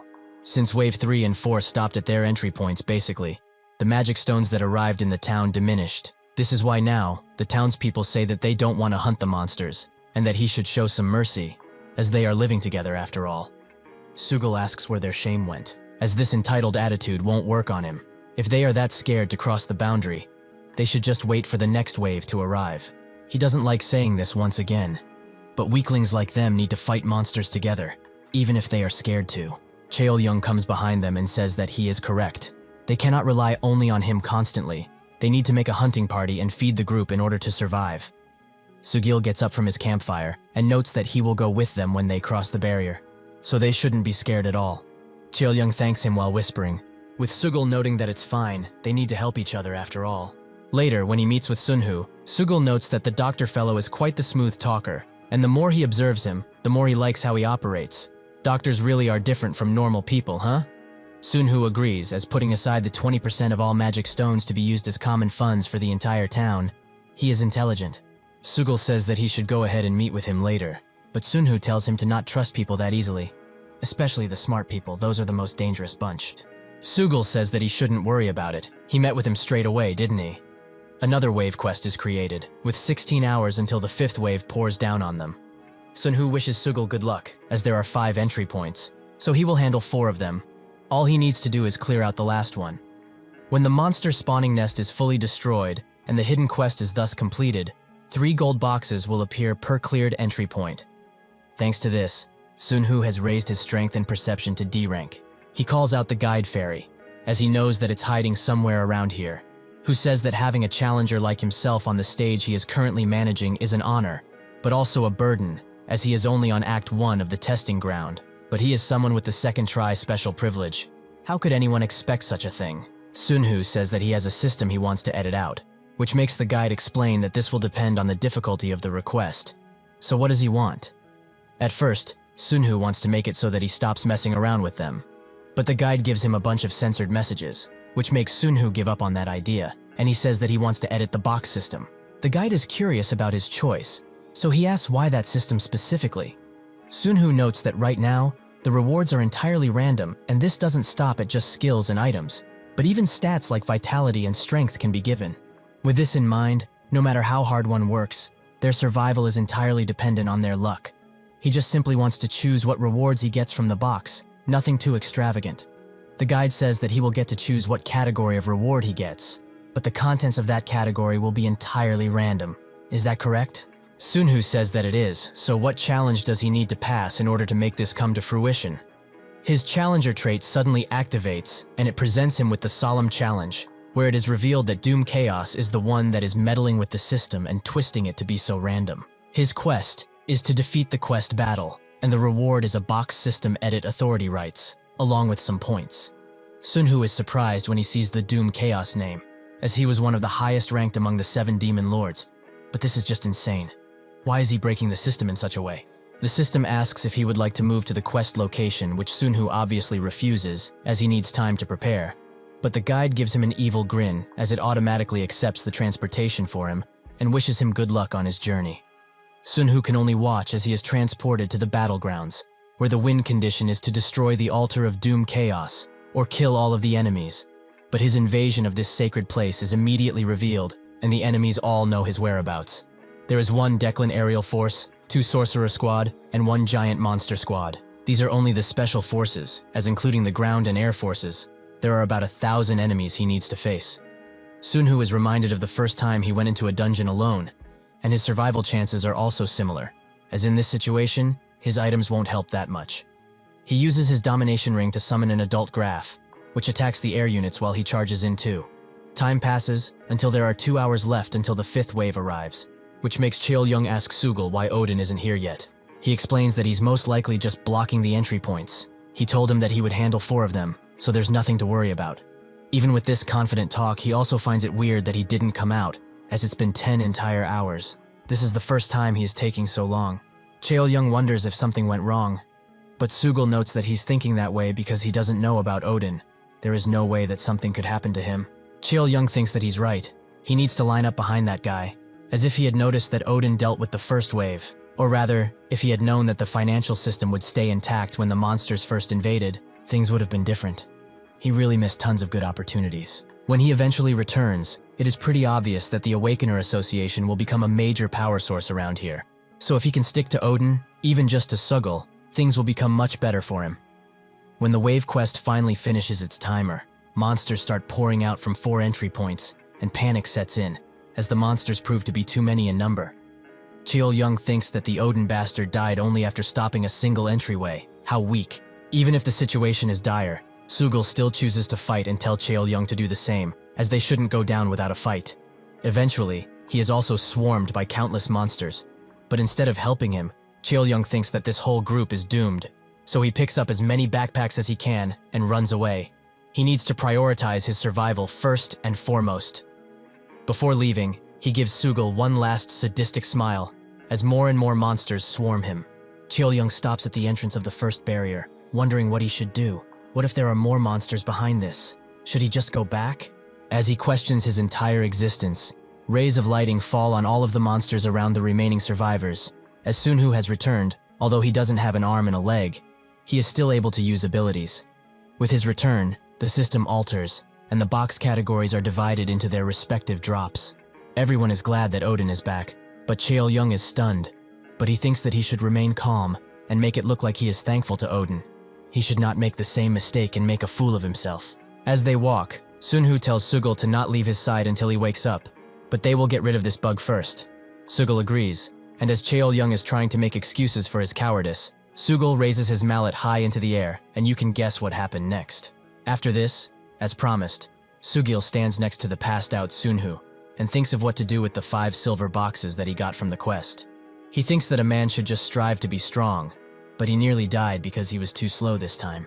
So he decides to put all of his boxes into dexterity, which gives him lackluster results, but his dexterity has still risen to 92. He laments his luck, as the drop rate was between 11 and 40, so he got really unlucky. Suddenly, a lady knocks on the door of their building and says that she is a healer. She heard that they were looking for one. Sugul welcomes her warmly, telling her to come inside, up until the point that she says she wants payment for her services, as most of the magic stones are going to them as is. Sugul immediately gets on her case. How does she dare to ask for payment when Odin was the one that saved her life? Are all of the people around here snakes? She thinks that it would also be beneficial to heal Odin for free. But seeing as Odin wanted to use the magic stones as a type of currency, he must be a logical person, and could even be someone who worked in the financial sector, like her. She says that Odin wouldn't want to be healed for free, but Sugul still feels that this is wrong in many ways. He relents and tells the healer lady Suwa to go ahead and take all of his magic stones that are his, as he needs to heal Odin regardless. She refuses this offer, as she only needs to take 10. This peeves Sugul, but he lets it go for now. With that, Suwa begins using Cure Body on Sunhu, but she tells Sugul that he should take a break as well. He doesn't want to do that, however, as he can't trust yet. She says that they need to trust each other in trying times like these, but Sugul says that she is talking all too similar to that bastard he killed off. So if she starts acting like him too, he can't promise her a pretty ending. She should stop thinking about useless things and focus on the damn healing. Eventually, Sunhu is healed enough to wake up, which makes Sugul very happy. He also tells him that this Suwa figure healed him all day in order to recover his limbs, though she didn't do it for free. Sunhu asks how much she wants, and she notes that it's only 10 magic stones, which comes as a fair price for Sunhu. So he asks if she's the new leader of the community, as she seems to have some smarts. She says that she isn't, as there was a council formed recently. The system that Cheol Young created was maintained, that 20% of all magic stones were used for the town funds. But instead of one man managing everything, people chose to have 10 members become a council and also take up the role of leadership. As he dresses up, he asks what kind of work she did before all of this. She tells him that she worked at Daehu Securities, making Sunhu think that he figured she was smart, figures she is actually one of them. She asks if he worked in the same business, and he confirms that he worked at Telestar Investment. Sua's eyes light up as she hears this, as that is the company of her idol, the one she always wanted to work for. Sunhu was expecting this kind of reaction from her, but she must be pretty smart, so he should observe her for a little while longer and see what she's capable of. When he eventually walks outside, he notices that people are now selling things for magic stones, even in this environment that would break most people's minds. These people are now trading goods and are calculating their worth while also creating new strategies, even if they are all pretty tired. There is still a sense of hope around everyone. This is exactly what Sunhu was aiming for all of this time. The waves continued past 6 and 7 and people got used to the fighting, so they stopped having any casualties past wave 6, and the number of injuries also dropped significantly. The guide is truly touched by how well they are surviving, so he hopes that there are no casualties during the last wave either, as he has grown to cherish all of them. Sunhu expected for things to end and the 10th wave, but he also notices that the guide will probably not let them go so easily, as it's apparently his job to make them suffer as much as possible. Sunhu tells Sugul to evacuate everyone else from the area, as they will be the only ones that will stay and fight. Suwa looks a bit sad at this, so Sunhu invites her too, which makes her very happy. Sunhu explains that all she needs to do is support Sugul until his protective live breaks, as the battle will be completely different from anything they have seen up until now, so they should be as attentive as possible. Suddenly, tons of large booms can be heard from the distance, as the wave quest is created and activated at the same time, revealing the wave to be a gigantic beast. The different beasts and the boss start rampaging around, as Sunhu thinks that when attacks of the same attribute stack on each other, their effects multiply. So after obtaining the solar cape of Ra, he got more fire attribute skills. He transforms his cape into a sword and uses the path of the Fire Demon King, which burns the entire area around him, but not his party members, and they will also gain the same effect with their weapons being enchanted with fire. Sugul is surprised by the amount of power this guy has now. Is he even human at this point? All of Sunhu's traits activate all at once, while he charges the gigantic beast who immediately retaliates as it sees him. So with that, they start exchanging blows. Both Sugul and Suwa don't have a clue about what just happened, but Sugul chooses to attack and say that he will use this mace to kill all of the monsters near them, so she should stick to Odin and heal him as much as possible. She says that she can't as her skills aren't working. He hasn't taken any damage yet. Sugul is surprised that he didn't manage to get hit a single time, so he doesn't really believe her, as something like that shouldn't be possible. Suddenly a monster attacks him, which makes Suwa defend him, as he was too busy with the talking. As she cuts down even more monsters, she thinks that it's great that she raised her dexterity, as she can be useful now too.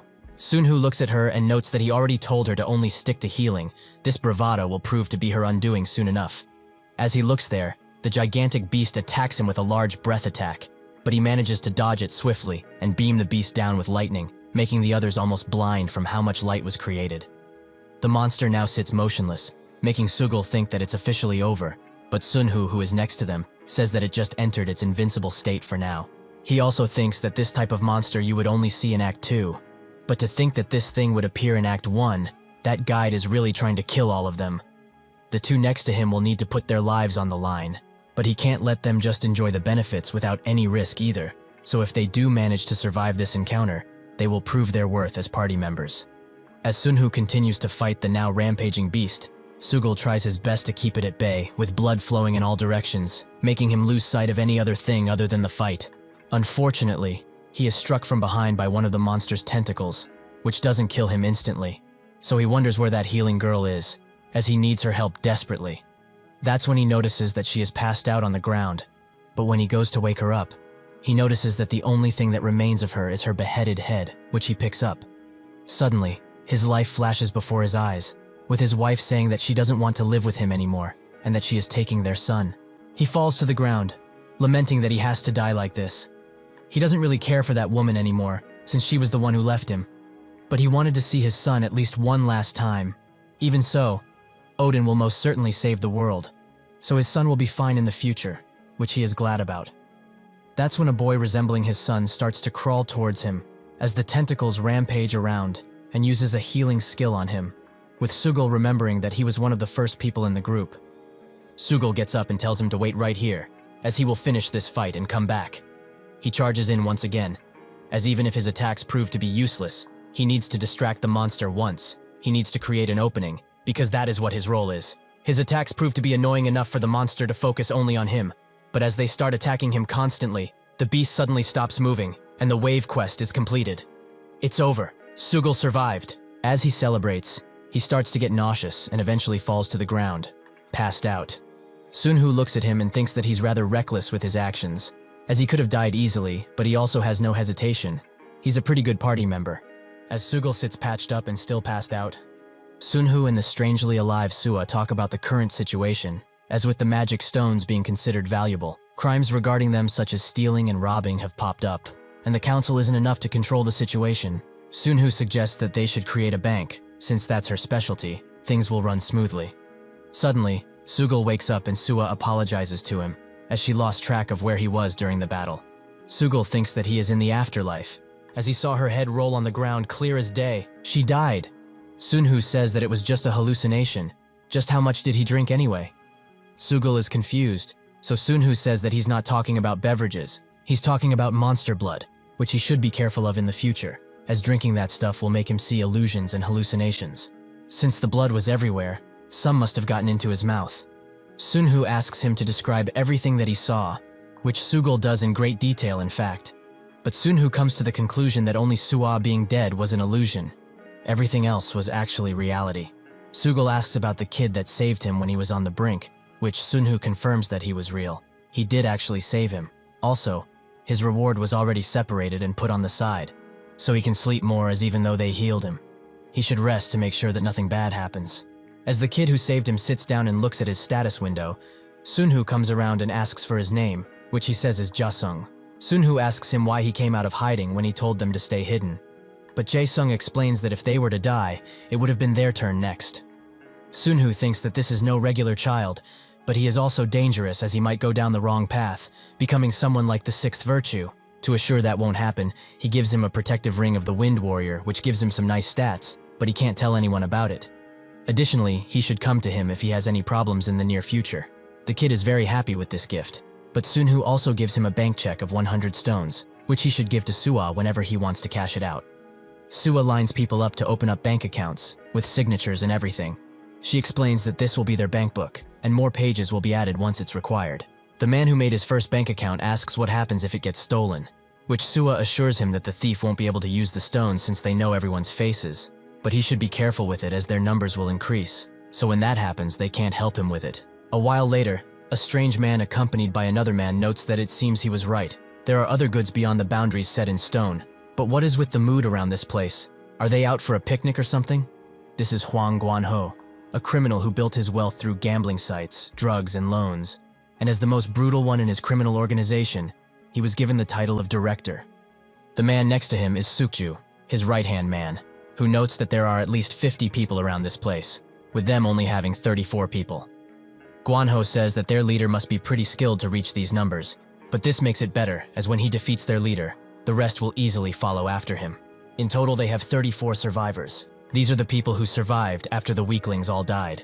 There is no way these losers will be able to compete with them. As two women walk around and talk about how they are glad to have a bank, as they never expected for things like that to pop up, they are suddenly captured by Guanho, who immediately stabs one of them, noting that the healer will save them, but only if they answer their questions. They kill the other woman, with only one remaining. He asks how many people there are in total, with her answering 80. Guanho asks who their leader is, but when she tries to explain that they don't have one, he stabs her in her thigh and says that she has only one chance left to answer. She explains that there is one man named Odin, and when Sukju asks about more information on him, she explains that he is the strongest among them. That's all she knows. He asks how strong he is exactly, so she explains what he did to the gigantic monster that appeared. He killed it all on his own, with ease. Guanho chooses to cut her head off, as the woman was spouting nonsense, since he already spotted the leader of this place, that fat ass who is walking around all smug. Guanho wasn't exaggerating when he was saying that the 34 people remaining survived because of him, as his battle prowess is amazing, but his hunting senses are also excellent for a man of the modern age. Unfortunately, he chose the wrong guy to fight with, as Sugul is now throwing him around the place, with the other subordinates of his also being knocked out with simple movements. Sugul asks who they are to attack him. They are all dead for trying something like this. None of the magic attacks they used worked on this guy. It's like they are facing a boss monster. Even if Guanho used all of the signals and got all of the bonus rewards from everyone, he doesn't have a chance against Sugul, who notices that he's trying to heal himself, so he deduces that he is the healer of the group, if he has that much stuff on him. He chooses to crush his leg entirely, as healing won't stop him from being injured. As Guanho screams out in pain, he wonders how this guy managed to get this powerful, but it's only natural, as Sugul was one of 2 people who took all of the quests, including the hidden ones up to the 4th wave, and he also received a rank reward on the last wave. Additionally, as compensation for the wave's difficulty being increased by a lot, the rewards were better than the other stages. So right now, the only ones that could fight against Sugul would be people from the Awakener Association, who awakened earlier. Jae-sung starts signaling for Sua to come here as Sugul is fighting right now, making Guanho's men lament having ever come here. In his awful state, Guanho musters up the strength to ask Odin to spare him, but Sugul says that he's not Odin, but where did he hear that name anyway? Eventually, Sua arrives, but she says that she only managed to rescue one of the women that were attacked by that guy. The other one was past salvation. This makes Sugul extremely mad, and he swiftly takes care of him. They undress all of the other goons that Guanho had and interrogate them, with Sukju saying that they had no choice but to obey his orders in order to survive. Sua notes that if this is true, they are the same, but they should await their punishment now, as they will have to discuss it first. Sukju thinks that he knows of this woman. He met her somewhere before, he is sure of it. That's when he remembers that they met during the Geonil Members' Night last year, so he tells her a site. The Geonil Members' Night is an event that gathers all of the team members and above to discuss different things. Sua also remembers him now. He was an arrogant bastard that ignored her only because she was a subsidiary company team leader. He even openly mocked her. Now she remembers. She remembers him quite well. Excluding the members who attacked Sugil, including Guanho, the other 27 members were exalted back in their underwear. Eventually, the guide also comes back, noting that thanks to them, he was also selected to continue being their guide going forward. So Act 1 Scene 2 will operate differently, since it has 5 stages combined into one. Since they delivered the best performance, they will be the center with the 4 other states on their side. And since they already met another stage, they should have noticed that the central area is where the quest is progressing from. So they will be given a bonus for this, 1 silver box for each. Sunhu doesn't care about these rewards, as what he is looking forward to is the hidden bonus of this scene. With that out of the way, the guide says that it's time to begin, and that's when a large tentacle tower rises high into the air from the ground, which also has some doors on it.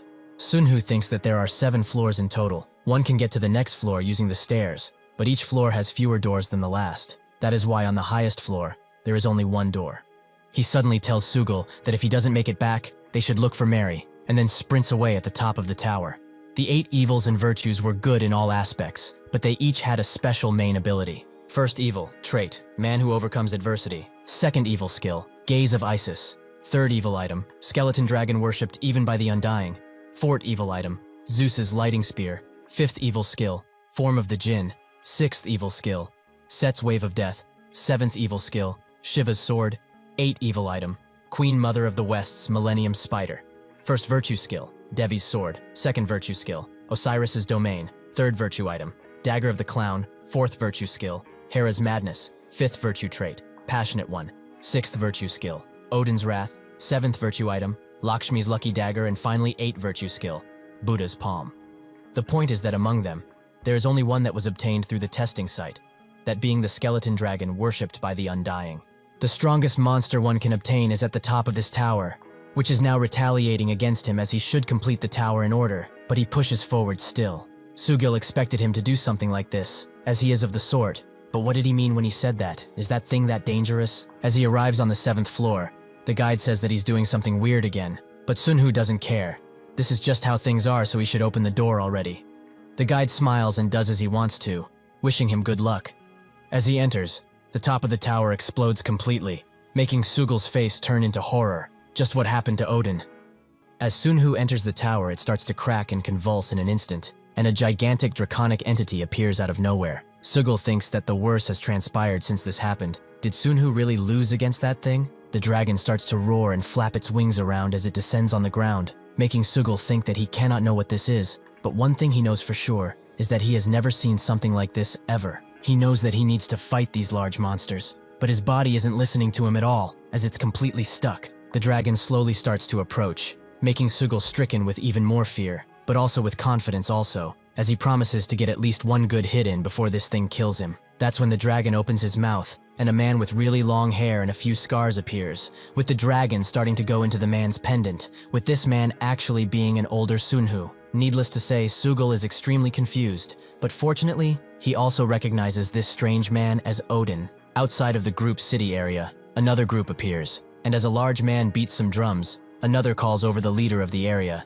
as he wants to fight in order to decide who will command the next scene. Sunhu doesn't pay them any mind as he looks at the item he got, the skeleton dragon worshipped even by the Undying, which summons the dragon upon use. He cannot know how much time passed since he entered, but judging by his large hair, it must have been at least 3 years. He fought countless worshippers of Doom enter Guasto. Even liches and undeads showed up there. Originally, the top of the spire led to the Temple of the Dead, but he was sent to the Land of the Dead and started to fight endlessly in that hellscape. After the assassination quest failed to take him down a notch, the system continues to try and find every opportunity to eliminate him, which means that as long as the influence of Doom Chaos is still in the system, things like this will keep happening again and again. Now he cannot even imagine the situations he will have to face if he doesn't edit the system to what he wants. Suddenly, Sugil interrupts his deep thoughts, and is glad that he woke up so early. He also asks if he's fine. Sunhu notes that he cannot sleep since things are so noisy outside. Just what is going on? Sugil tells him to not worry about it, as he will deal with it quite easily. It's just some guys from the east and west that are making some noise and asking to fight,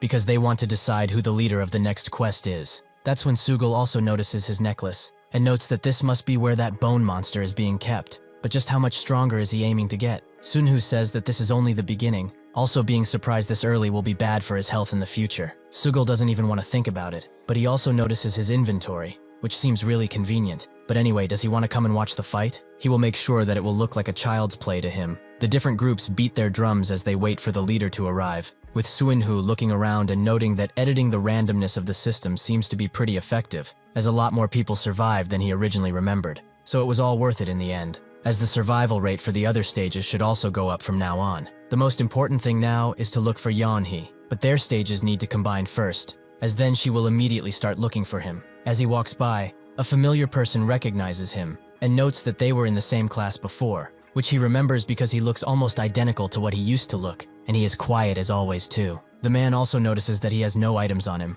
He was a big shot back in high school, but now it seems that he is not that great. Sunhu finally remembers that he was one of the bullies he trained to be obedient to him way back then. The bully looks at Sunhu's face and thinks that he's flustered, which makes him think that he's a nobody now, since he has not a single item on his body. Should he make him pay back for what he did in the past now? He decides not to. However, as kids like him cannot fight when they are young, and a mighty awakener like him shouldn't bully others. The bully hugs him and says that it's nice to see a classmate here, and Sunhu asks what direction he came from, with the bully noting that he came from the west, which he should consider lucky, as their boss, Chae Young, will most likely take the initiative for this quest. Sunhu asks if he's really that strong, which the bully confirms, There's not a more powerful person in the entire world, and she is also an amazing leader that makes the group function really well. He will certainly be amazed once he sees her abilities. Having had enough of waiting, Sugil slams his club to the ground and notes that they should come both at once, as he does not have the time to play with them separately. The Eastern Area Leader, Hyunwoo, tells him to not regret this,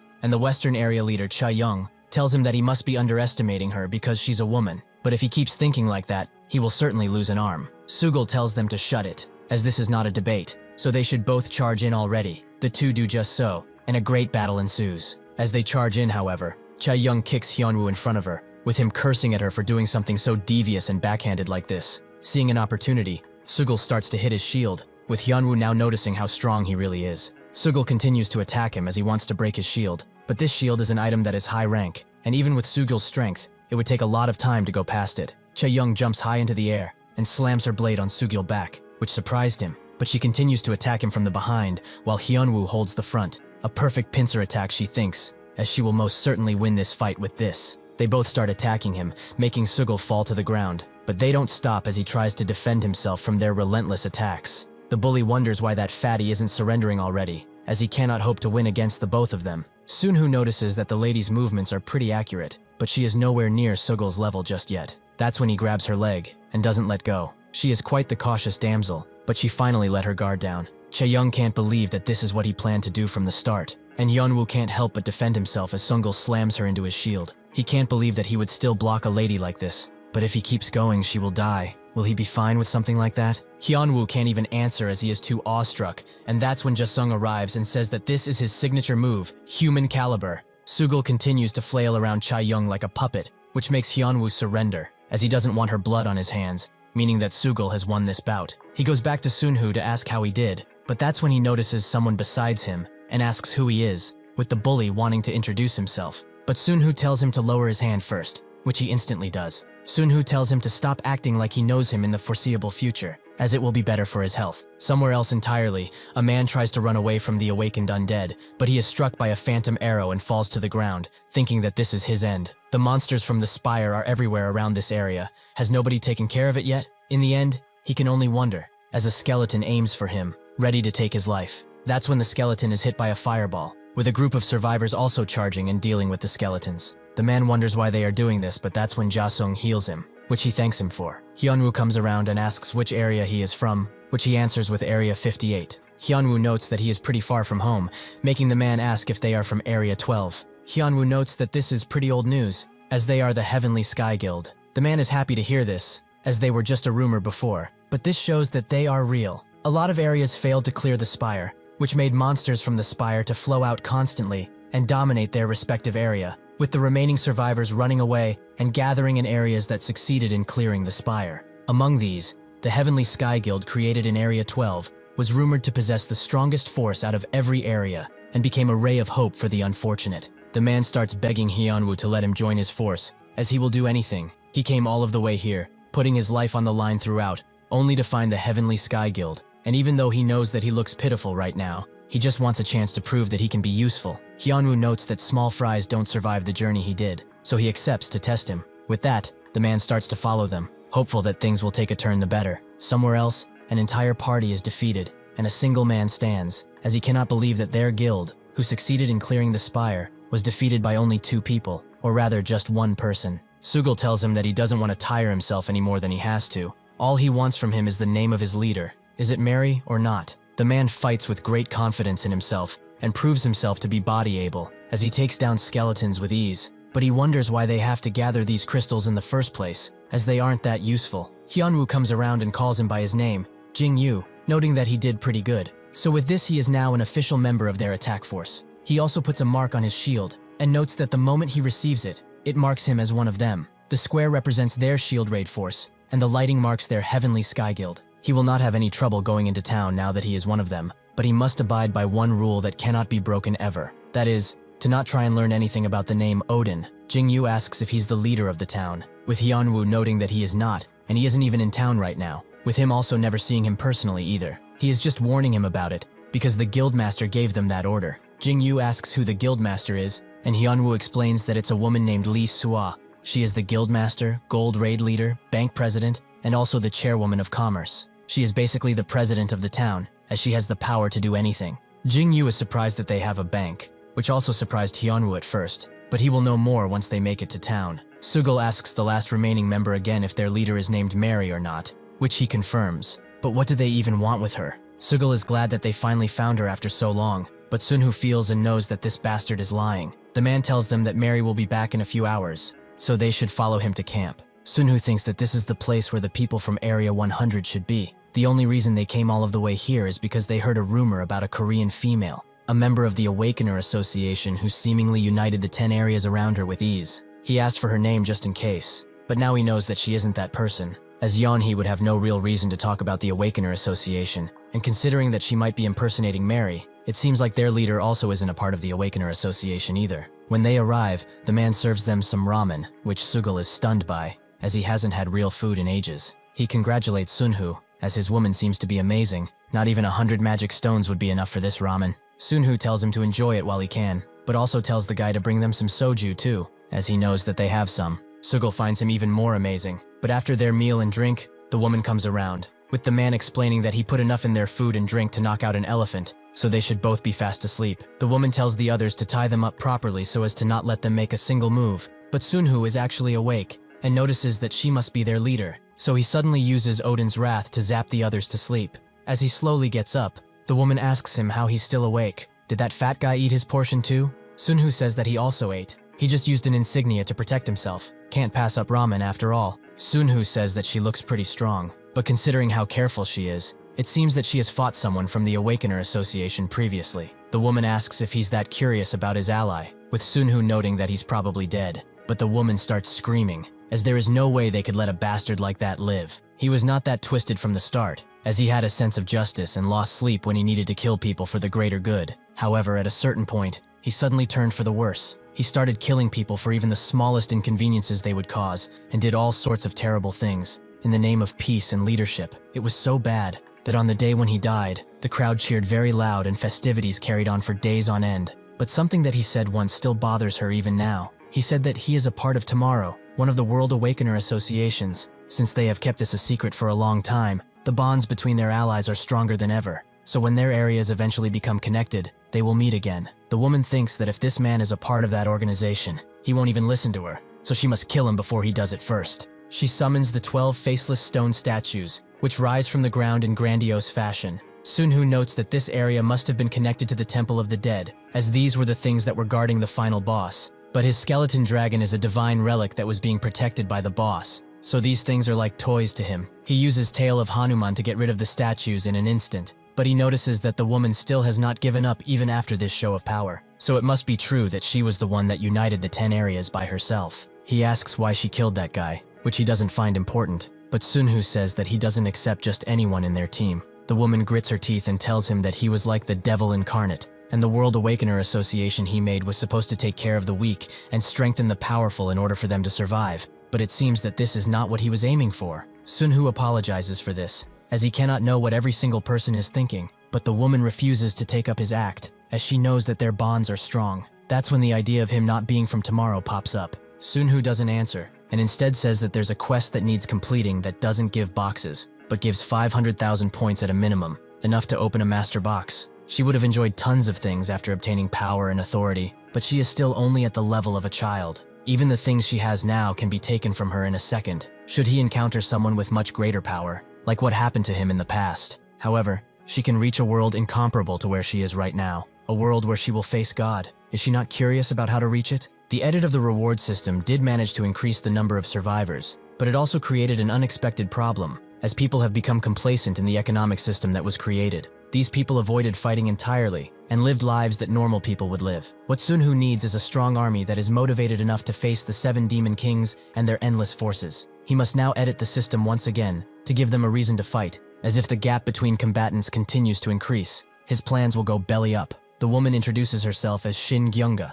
a close-range combatant, which makes Sunhoo think that she will be useful, as now they have 2 damage dealers and 1 healer. Eventually, Sugul also wakes up from his forced nap, and notes that he slept pretty well, with him also noticing the woman, who asks if he woke up. He wonders who she is to be talking to him like that, so she introduces herself, but she also says that intimidation doesn't work on her, just because he's older, Additionally, since she led all of the Spire raids, she could be older than him. He might be considered a Mr. too. Sugil is surprised by this, as he did not expect to be called that by a young woman, but Sunhu tells them that they can flirt later, as now they need to move. To Area 12, that is. When they arrive, everyone seems to be having a grand old time, with Sugil asking Gyunga what she thinks about it. She says that it's fine, but Sugil tells her to not act so cheeky, as she will fall out of her boots once she sees what's next. He shows her the bank and also shows her the leader of the bank, Sua. Gyunga's face lights up as she sees Sua, with Sua also noticing her. So Gyunga rushes to her side with tears in her eyes, and is very glad to have met her in this place,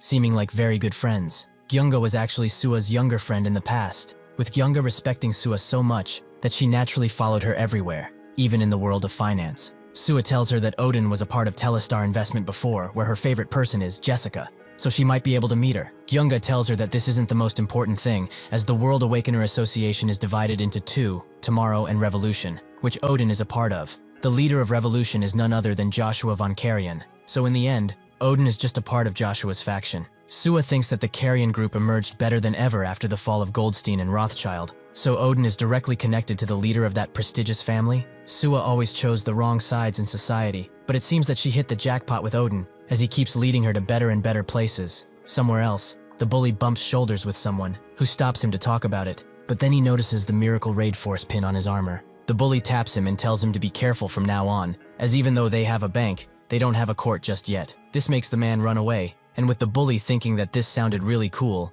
it seems like his time spent at PC cafes was not all that useless. An older man calls him the vice raid leader and says that the raid leader is waiting for him. He also put in a good word for him. The bully thanks him and thinks that this guy who used to be a lawyer is now under him in this world, someone who was a professional bum. He enters a room and apologizes for being late, with the raid leader, Kang Gyanam, asking if that person came back. The bully confirms that he did, and he also brought a woman with him, with some nice C-rank equipment on her, but she didn't seem to be that serious. Gyanam notes that she must be a big shot from somewhere else, so it seems that he needs to introduce himself to Odin sooner than expected. He needs to make that happen. The bully says that he will try, but that's when Gyanam starts to strangle him, as he perhaps heard him wrong. Did he say try? The bully runs away as he says that he will make contact now, but wonders how that is possible, as even the rumors surrounding Odin are horrifying. He is the strongest out of the guild. Both Sugil and Sua are under him. He also holds amazing power, and is cold-hearted enough to eliminate anyone he doesn't like. He also told him to act like they are strangers, so he shouldn't waste time and just not even try.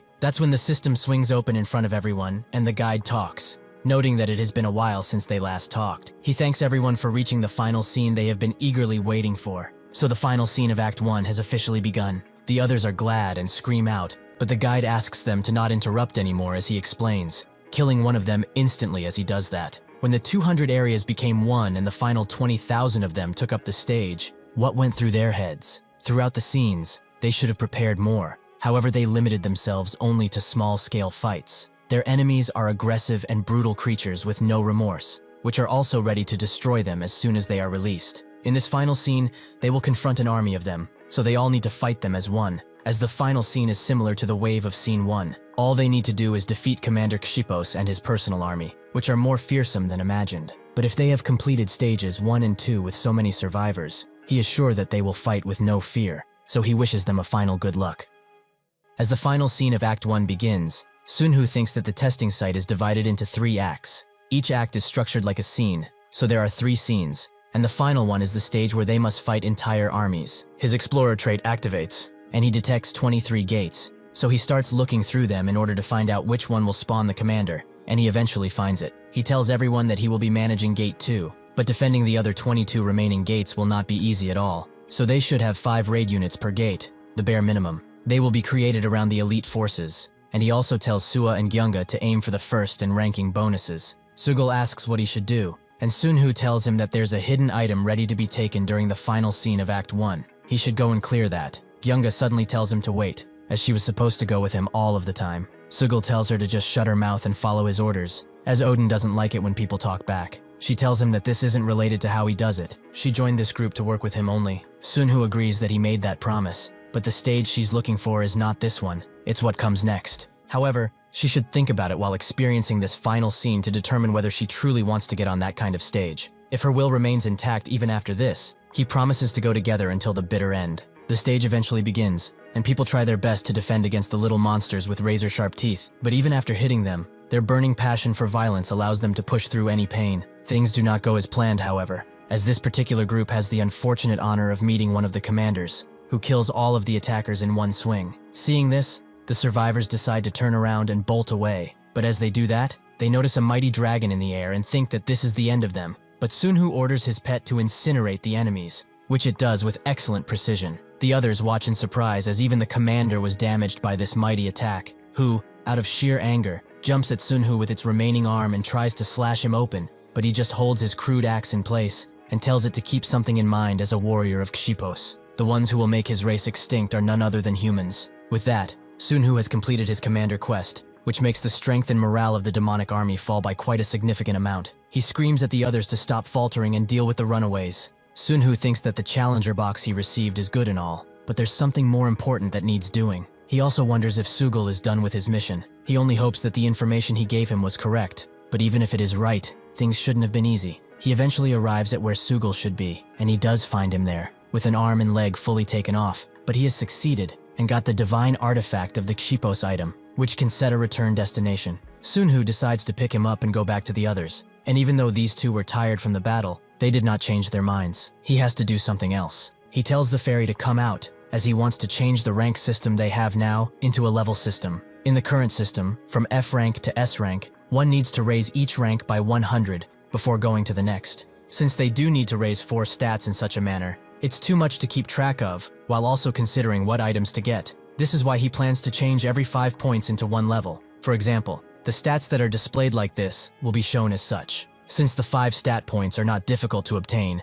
everyone will continue to level up constantly, and the continued chain of level messages and rewards will motivate them further. Additionally, he wishes to implement proficiency into skills and traits, meaning a natural growth for using or activating them regularly and well. Basically, nothing major will change. It's just how it's displayed and what the system is giving them. The fairy thinks about it and notes that he's worried that after this edit, the Awakeners will not be as thankful to the system. They will treat this as power they should obtain because they worked hard. Sunhu is tired of this little brat, as one should be able to obtain their powers with hard work. It's not the system who is out here fighting, right? He asks the fairy something. Is the system only thinking of how to increase its devotion? Or was it made to prevent humanity from going extinct? The fairy just smiles and says that proficiency can be implemented if the growth rate matches their point increase. With that, the Challenger trait is activated once again, as the Solemn Challenge 2 quest is created. In this one, Sunhu must assassinate the Backland King. He knows that this won't be easy at all, as the Backland King is extremely powerful, but the fairy instantly moves them to the quest area,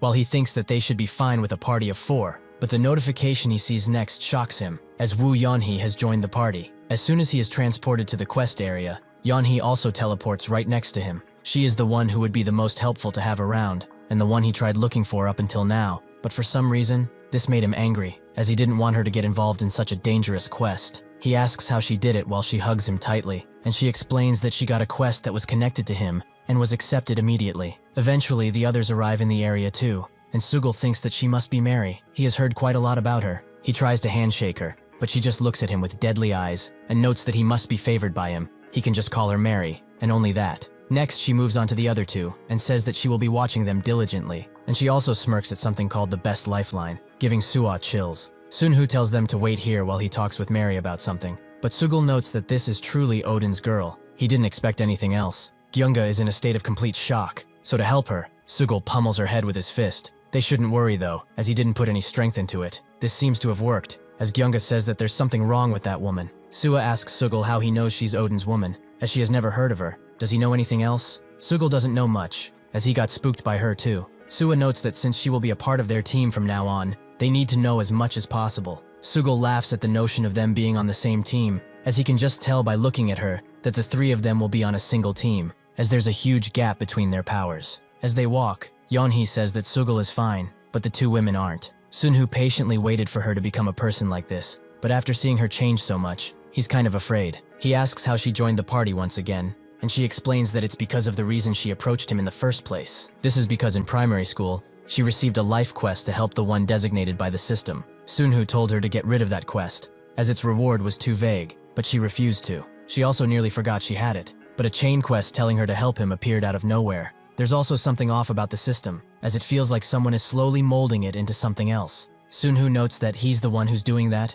The quest they are on now is also a part of this. Yeonhee isn't that surprised that he did it, and it's true that many more Awakeners survived because of the changes, but something in her wonders if making them stronger and letting them survive is a good thing. People change a lot when they gain power. Some become a lot more different than they were before. She suddenly gets out of her daze when she sees Sunhoo getting very angry, as he knows that she must have had a hard time because of those fucking traitors. He will lynch them if she hasn't already. She apologizes and says that she gets why he has tested those people so harshly all of the time now. Sunhoo notes that she must have seen a lot of trash up until now. The world is filled with people like this, but they cannot make it with just the two of them. That is why they created the Awakened Association to control the people. Even though they might make mistakes, she shouldn't push away the people he brought instantly. With that out of the way, he begins briefing everyone, and they should understand that everyone's lives are in danger while they are here. Many foreign races exist, and each has a dimension they call home. However, one thing is true for all of them: they worship the 7 demon kings. This is different from regular religions.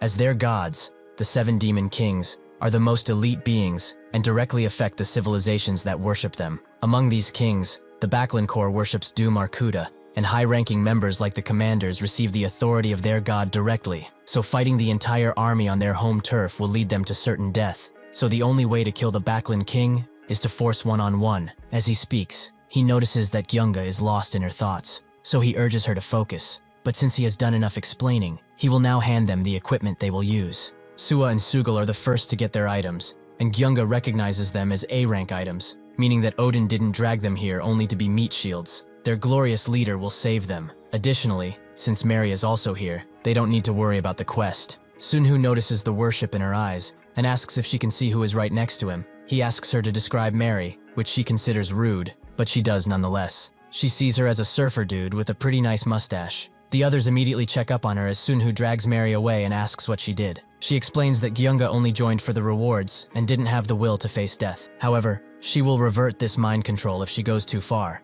But he should know that people like her are always troublemakers, so they should just leave her as is. This action reminds Sunhoo of the second evil. In exchange for not having any forces, she enjoyed controlling others on the battlefield, almost like she was playing with toys. She was commonly known as a demon who annihilated the forces of people without even blinking. He doesn't know her identity, but thanks to the first evil slipping up once, he learned that she was a woman, which almost made the first evil die multiple times. However, it's impossible for Yeonhee to really be the second evil, as he also has the first evil traits, among other virtue skills. But if she really does become the second evil in the future, he will have to deal with her and do it swiftly. 10 days later, as they walk around the sandy plain, Sugul falls behind once again, just in time for a bull to appear and challenge him to a contest of strength, something the bull loses, as Sugul snaps his hands down and kicks him away. He calls out Sua as he does that, and she calls back as she's being crushed by one of the bulls. Sugul immediately charges in and kicks the bull right in the head. Afterwards, he immediately starts scolding Sua, as she shouldn't have strayed so far away from him, but she tells him to look out from behind, as another bull is charging him with his horns ready to pierce. But Gyeonga comes to the rescue, who gallantly jumps into the air and says that he's acting like one of those drama characters, but he shouldn't underestimate Sua at all. Sugul is just tired of her at this point, as fear is still messing up her brain, and Sua isn't doing that hot either, as she has been pretty down since meeting up with Odin's gal. He tells her that since his barrier is gone, her role is going to be more important from now on. Sua suddenly speaks, and asks if Mary is a healer like her. Sugul confirms it, but why is she asking? Didn't she see how she attached his hand back? Sua asked, because she couldn't believe what was going on in front of her, making Sugul look too. Sure enough, she is fighting bull after bull on the ground, while Sunhoo supports her with lightning magic. Sugul finally gets it. They are not falling behind, they are just bait, as expected of those two. He is also quite worried about Sua's mental state, so he grabs her and tells her something wise. If a sparrow tries to walk like a stork, it will only break its legs, so she shouldn't look over there and focus on now, as he will protect her. She asks what he's doing,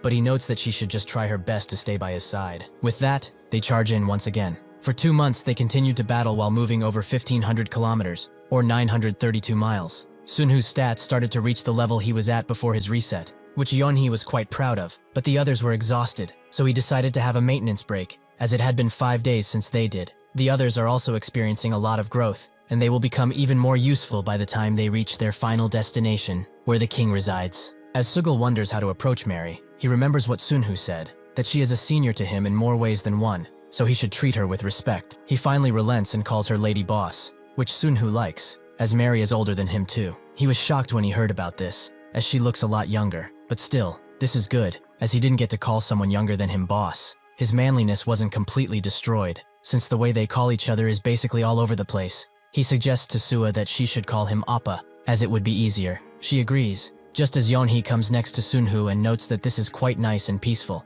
She also tells him that Sua likes Sungil, and the same can be said about him to her. Sunhoo didn't know, but Yeonhee feels that they have had feelings for each other for a while now. Perhaps he still doesn't allow romantic relationships between teammates? Sunhoo thinks that this is dangerous. Even though she won't dare to read his mind, he might get caught if this conversation continues. He rises, and notes that the losses outweigh the gains. He knows better than most how personal emotions are the most dangerous during combat. He needs to keep this line between him and Yeonhee visible. They can never become lovers no matter what happens. Eventually they arrive at the spot they wanted too, a large city built by the bulls. Sunhoo explains that the Backlund king should be at the center. They need to drag him out of there. Yeonhee notes that she can go in, but that is their last resort. So Sunhoo tells the others that they will be a distraction from all of the way here. Entering is prohibited, and should they go in, the last thing they need to do is be surrounded. In 1997, when Hong Kong raised the interest rate by 400% overnight, Seoul crumbled from within. And just like then, what they need now is fear of the other. The fear created on the outskirts will be enough to drag the king down here too.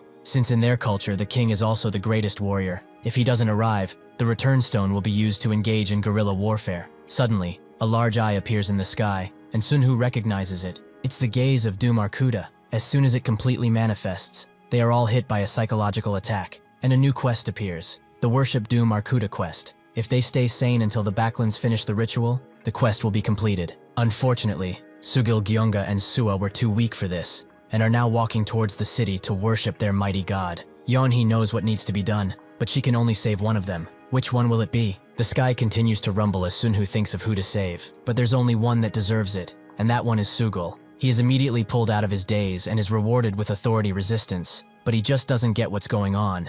The other two are still under Arkuda's mind control and immediately try to kill him, but Sunhoo tells him to duck as he launches an attack that removes Sua's attacking hand completely. Seeing the dangerous aura around their opponent, they decide to run away, while Sugil screams out for Sua. Sunhoo comes around and says that he's fine because of Mary, but she is knocked out as a result. When she wakes up, she notes that the 7 demon kings are pretty strong. Even though one of them looked at them for a moment, they were almost dead. Sunhoo explains that if that thing was aimed at them, they would have been done. They just stumbled on it while the great ceremony was going on. Sugil asks if there's any way for the other two, but Yeonhee says that they are gone, as their minds are fully taken over. He barely survived too. Sunhoo gets very mad at this, as they lost 2 teammates just because one of the gods looked at them. There is still such a huge difference in power. However, there's no need to despair. They must focus on the facts. Gyeonga is the most dangerous, as she could return as a true monster because of her potential. He tells Sugil that, as such, those two will return as enemies, so he should keep in mind that hesitation is defeat. But now they will start to drag the king out of his mighty castle. The 5th virtue and his group were quite peculiar, as they did not progress on quests with nice rewards. Instead, they went around hunting enemies. They were mad with bloodlust. He talked a lot about how he was only watching out for safety, but at some point, he grew so much that he was able to fight any of the 8 evils or virtues. Here, and in the land of the dead, Sunhoo finally understood how he was able to grow so quickly. When he completed the Endless Fighting Spirit quest, he was rewarded with the Passionate trait, something that becomes stronger as one fights. Depending on the time spent in battle, he gains bonuses like regeneration speed, physical defense, and other things. With this addition, Sunhoo fulfilled his 10-trait limit. This is how the 5th virtue managed to show amazing performances during big battles. From here on out, men who overcomes adversity and are passionate will have the traits that instill complete fear in the Backlands. As he charges in with the dragon, Sugil tells Mary that he doesn't mind being used as a combat doll, but even if she doesn't like him much, he hopes that one day she will see him in a good light. If she looks favorably at him, he can trust her with everything he's got, right? Mary finds him quite funny, as he's not scared of death in the slightest, and his heart is also filled with the thought of survival for himself and everyone else. In the past, she was sensitive to the killing intent the monsters let out, but she will play around, but only for a little bit. She agrees with him and asks if he's ready, which gives him more confidence to continue on. The Backlands go on their normal routines until something looms over them, that being Sunhoo's bone dragon, which crashes on the ground and makes the others let out horns to signal an invasion, before the dragon kills them too. After this, Sunhoo calls the bone dragon back, and since the king will have an item of similar power, he will save him up until then. The Backlands get ready with tons of different units, Wyvern Knights, elite troops, and even high-ranking sorcerers. With this, he can consider this an S-rank dungeon. Not the worst, but not the best either. As the mages unleash their powers on him, he activates the Passionate trait and Sensitive trait, along with the gifted one, to give his abilities a tier up. With his dexterity at SS rank, he can feel that the entire world is out for his head, but he uses Devi's sword to cut up the wyvern's head, and Odin's wrath to kill some of the S-rank core. He will do everything alone, without any items or other traits. He will become a true monster in order to face this race. Yeonhee uses her mind control abilities to control some of the bulls, and use them against each other, while also cutting through them with great control, something that Sugul finds to be amazing. Suddenly, however, he is met by Sua, who has completely different clothing and auras. He can't lie, he likes the design, but this is far too much. She charges in without a second thought, until he puts her to the ground and attempts to pummel her, but he stops himself at the last second, as he still believes that they can still save her and work as a team. Sua does not even recognize him, however, and even if he keeps getting attacked, Sugul can't bring himself to end her, so he submits to his fate. But that's when Yeonhee saves his life by cutting Sura's dagger hand, and says that no matter how hard he tries, she is like a rabid dog, with the only instinct left being that to kill. Sunhoo continues to kill the bulls while being under the effects of numerous poisons and effects, but the passionate one allows him to resist them. A single wyvern is left, and that wyvern charges him, which he blocks, but only by using monstrous strength, which is not activated at full power because of the binding roots of the death effect. He cannot hope to dodge the remaining bull as he is stuck under the drake, so he is hit by the full brunt of the attack, which allows a man who overcomes adversity to activate, and he uses it to get up and let out a huge lightning strike that the king notices. The others come around too, with Sugul barely being able to walk at this point, but Yeonhee wonders if the king will even come out. Sugul also tells them that he has a trait called Fist Destroyer, which sounds pretty cool to him at least. Sunhoo sees the king coming, and when the challenge quest appears, they will not jump in, no matter what. The king of the species and the greatest warrior of the species appears, the highest priest of Doom Arkuda, who has 210,000 physical defenses and 300 magical defenses. He is riding the dragon, which cuts through the Great Plains, a gigantic S-rank beast with good defense skills. With their appearance, the Prove Hidden quest appears. The king has been waiting for a mighty opponent to appear, and the conditions are to kill him. The reward is the Chain quest and the birth of Doom Man, and if they fail, the king will receive the birth of Doom Baklin. Sunhoo wonders what all of this nonsense is about, while Arkuda watches with great interest, and above him, the omnipotent Doom Chaos also observes this legendary battle. The king and Sunhoo immediately punch each other's fist, which creates a shockwave big enough to almost carry everyone away, and it also completely ruptures Sunhoo's muscle structure. Fortunately, he has a regenerative skill, allowing him to continue fighting like a beast. The king is surprised by this, allowing Sunhoo to charge a mighty flaming punch and go right through the king's hand. After the attack lands, an explosion the size of a nuke appears. Somewhere else, Hyunwoo gets a notification about the system being edited. Due to this, some items were deleted, like the rank system and the boxes, but a few items were also added, like proficiency, item level, and skill rank. Now, the power of their skills will be shown as skill ranks, and successful skill uses will increase their proficiency with that skill. Hyunwoo thinks that the skills he got from the bronze and gold boxes started to be different the longer he trained them, but since everything starts at F rank, he always wondered what to train first. He opens one of the skill stats, showing him what it will do if he actually uses it more, which is very intuitive for the user, and a nice change all throughout. Gin comes around and says that the display is not the only thing that has undergone change, which Hyunwoo knows about, as the ranks of skills and traits are different now, and with them, they can raise their level much better than before. Gin is kind of fearful, because they will have a lot of dangerous competition, but Hyunwoo refuses to lose. He orders Gin to get everyone organized and ready to move out. When he looks at his stats, he can only smirk, as he thinks that there are probably very few people like him right now. Sunhoo finishes his mighty battle, and with it, he also completes the Solemn Challenge quest and the Hidden quest, Prove. His stats are more than double those of Hyunwoo, and with these skills, he is probably at least 10 times stronger. Even if he is extremely tired from what just happened, the system gives him no rest, as it gives him another quest instantly, the Birth of Doom Man. A path has opened for him, and if he completes the expectations of Doom Chaos to prove his worth, he can be lifted to the same level as the ones who were raised by his greatness. The quest is to reach level 561, and the reward is the second part of this quest. Sunhoo can only laugh. Now he gets why the Challenger quest was so hard, because this bastard is trying to recruit him as the 8th Demon King.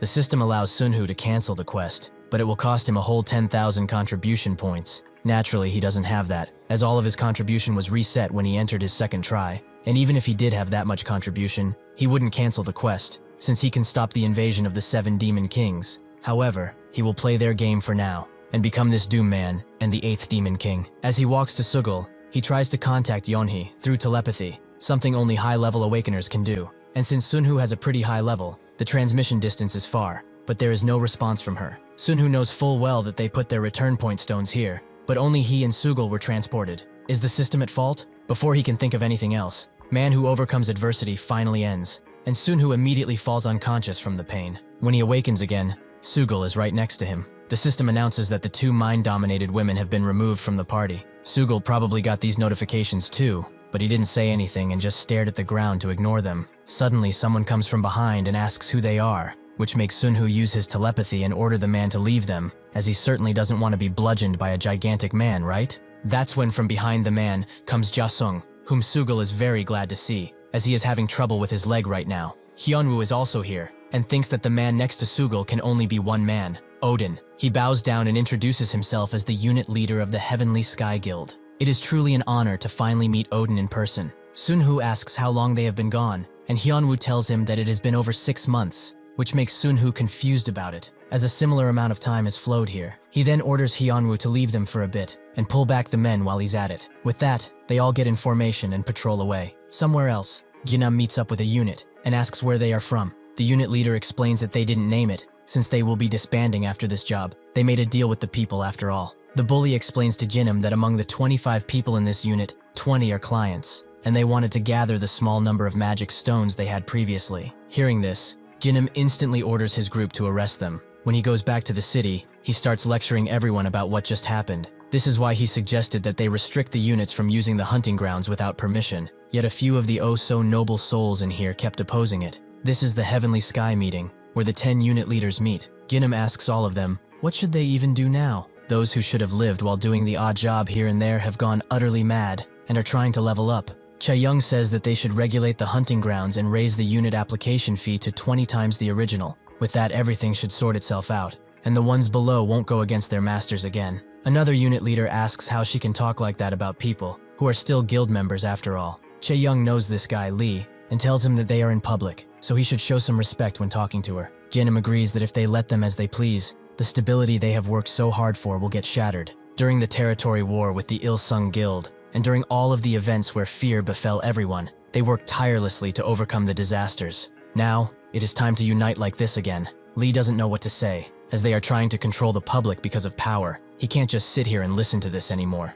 Another unit leader notes that they aren't the public, they are just a group that cannot defend themselves. Lee notes that they really are bastards, so he will leave now, but he will still follow whatever decision they make. They just need to make sure to count his vote as against. Hyunwoo appears at the same time and says that he met Odin, who is in the western village of Area 15. Suwa and Gyeonga were missing too. This makes every single unit leader start to sweat profusely, and Ganam says that they cannot allow them here. The fat leader agrees, as this guild only exists because of their hard work. The Ilsung Guild would have completely taken over were it not for them. Another agrees, as this is far from the old Heavenly Sky Guild. They have raised it from the ground up. The gold unit leader and Magic Stone Bank resident Ju Pansuk notes that Sunhu is most definitely a terrifying person. He is originally from Area 12, so he saw some things. Odin does not care about their positions, though he will probably just send someone. He enjoys that kind of authority often. As for justification, they have it, as Odin mercilessly killed the leaders of Area 12 before stepping down. From what he can gather here, some of them will meet the same fate. Since nobody has more seniority than him, he would like to make the decision by himself, since it's probably something they all agree with. They, the Heavenly Sky Guild, completely reject the Odin group. Perhaps to forget about the loss he just felt a few hours ago, Sugul went around the boundary of the settlement and eventually found a bottle of wine, which he is very happy about. Even if Sugul is only thinking about the drink, which to him is quite weak, Sunhu is more interested in the fist-destroyed trait, so he would like him to talk about it. Sugul notes that he can just look at it, but Sunhu would like to respect his privacy. Sugul doesn't mind, so he shows him everything, including his stats and the Fist Destroyer trait, which is S rank and increases unarmed damage. Sunhu notes that this is quite the trait, which will probably allow him to only fight with his fist from now on. Sugul notes that he's going to have to get used to it, but he is also very worried about Yeonhee, as he wants to know what happened. How long will they be waiting here anyway? Sunhu says that they will be staying until tomorrow. So with that information, Sugul goes to gather some magic stones, as he doesn't want to go back to the village empty-handed. As he treks the land to hopefully find more booze, he notices a bunch of men in formation, almost looking like they are going to war. Sugul just approaches and calls Pansuk over, as he's very glad to see him climb the ranks like this. He must be the gold unit leader, right? Pansuk notes that it just happened, but why is he all alone? Where is Odin? Sugul explains that he is in the village of this area, but is there some sort of war they should be worried about? Should he help?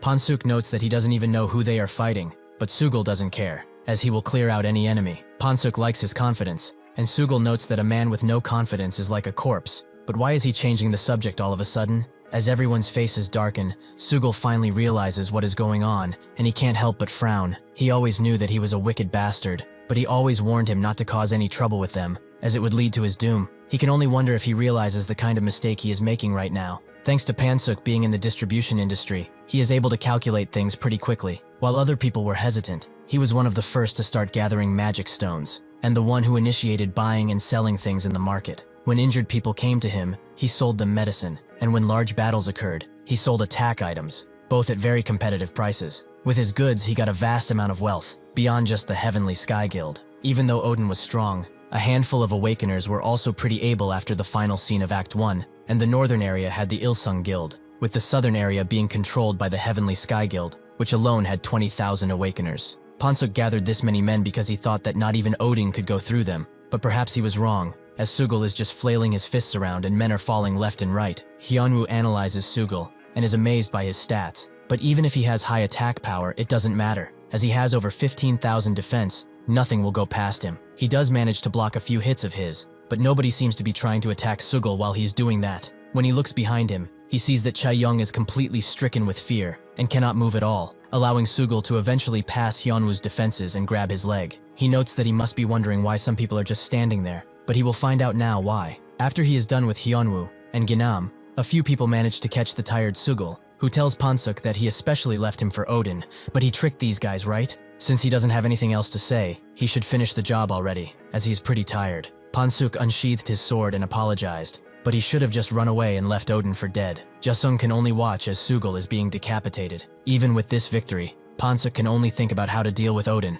as they have lost countless men. Sugul drives home this fact by saying that he should stand on the front lines when he fights Odin, as he won't escape anyway. Pansuk refuses, as the others that are below him will do it for him, and gain the glory of killing the Odin. He won't steal that from them, but he can be proud that he resisted that much. With that, Pansuk attempts to kill Sugul, who screams out at Jasung to duck while he still can. At that moment, countless heads flew off people's bodies, including Pansuk, who didn't even realize that he was dead. Sunhu appears, his aura exuding everywhere, and he asks everyone who remains to convince him why he shouldn't kill them on the spot. 3 representatives step forward, spinning the same tale, that it was the fault of the 10-unit leaders, as they all said that if he returned, everything they built would crumble into dust. Sunhu asks what they are talking about, so one of them explains that after the system adjustment, the guild meeting started, and they all talked about controlling the hunting grounds and raising registration fees for the new attack units. Sunhu is furious, as these fuckers did as they pleased while they were struggling in the Backlund homeworld. He adjusted the system despite losing Suwa and Gyunga,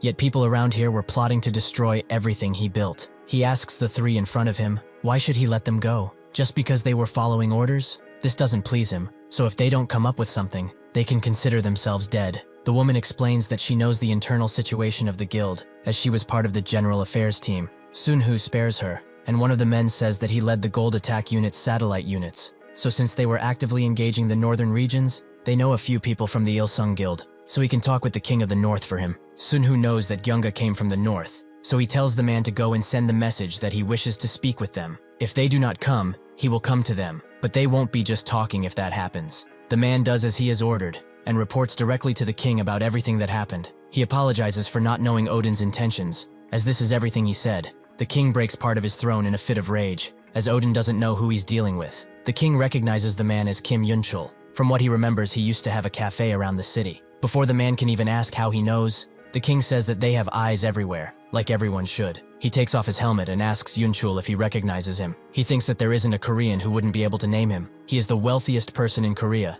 the young leader of the Ilsung group, Lee Taehan. He knows full well that this place won't last an eternity. At some point, they will have to go back to the outside world, so he asks for his help, as he will give him much more than what Odin can offer him. Yunchul instantly refuses, as he doesn't want to be dragged to hell like the others. Taehan didn't even finish explaining everything to him, but he doesn't care, as he has not experienced Odin's wrath yet. Before him, thousands of warriors fell in an instant. The 10-unit leaders all died at the same time, all with the same expression of confusion on their faces. He will not work against that man ever again. Taehan laughs, as he misunderstood what he was saying. He told him already about the spies. He knows full well what Odin can do, so he won't try anything. He's going to ask him for help when he enters the guild. With this hand of his, he will give everything to Odin. Every single thing. There are 3 financial powerhouses in Korea. Among them, Ilsung is at the very top, as they are a global business that works on cutting-edge technology and has massive influence over the tech world. Taehan was born the youngest of 5, with 2 daughters and 3 sons. He didn't even have the right to challenge the throne,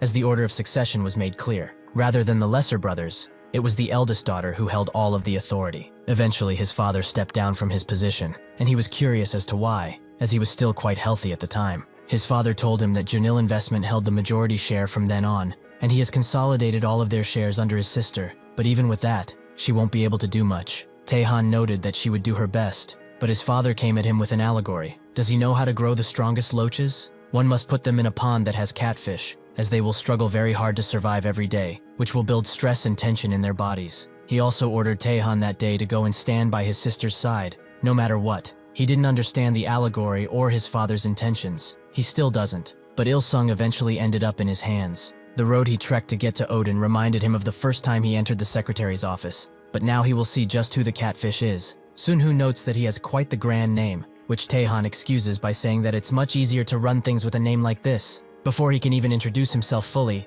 Sunhoo tells him the 2 conditions he has. The first would be to not mess with the magic stone economy, and the second would be to not stop the growth of the lower area awakeners through restrictions. If he is able to follow this, the guild will also be his. Taehan introduces himself still, and Sunhoo walks away while warning him not to ignore these rules, as he will end up like the other executives they had. With this set, they will be able to start Act 2 with an even stronger economy. Sunhoo leaves Taehan with one final message, to not bother him with every little thing that is happening around. Taehan is shocked to see that he knew who he was, and still acted the way he did. Just who is this man? Taehan meets up with the bully after the chat, who was pretty nervous about the whole ordeal, but is very glad to see him healthy. Taehan says that he should be promoted from vice to unit leader, since they don't have any, so he will call him Unit Leader Kim from now on. He asks him to say everything he found out about Odin. Kim starts doing just that. His full name is Na Sunhoo. He is a part of the World Awakener Association, meaning that he has ties with the Carrion family. His father held a high-ranking position in the Jeonil Bank. His name is Na Jeonil.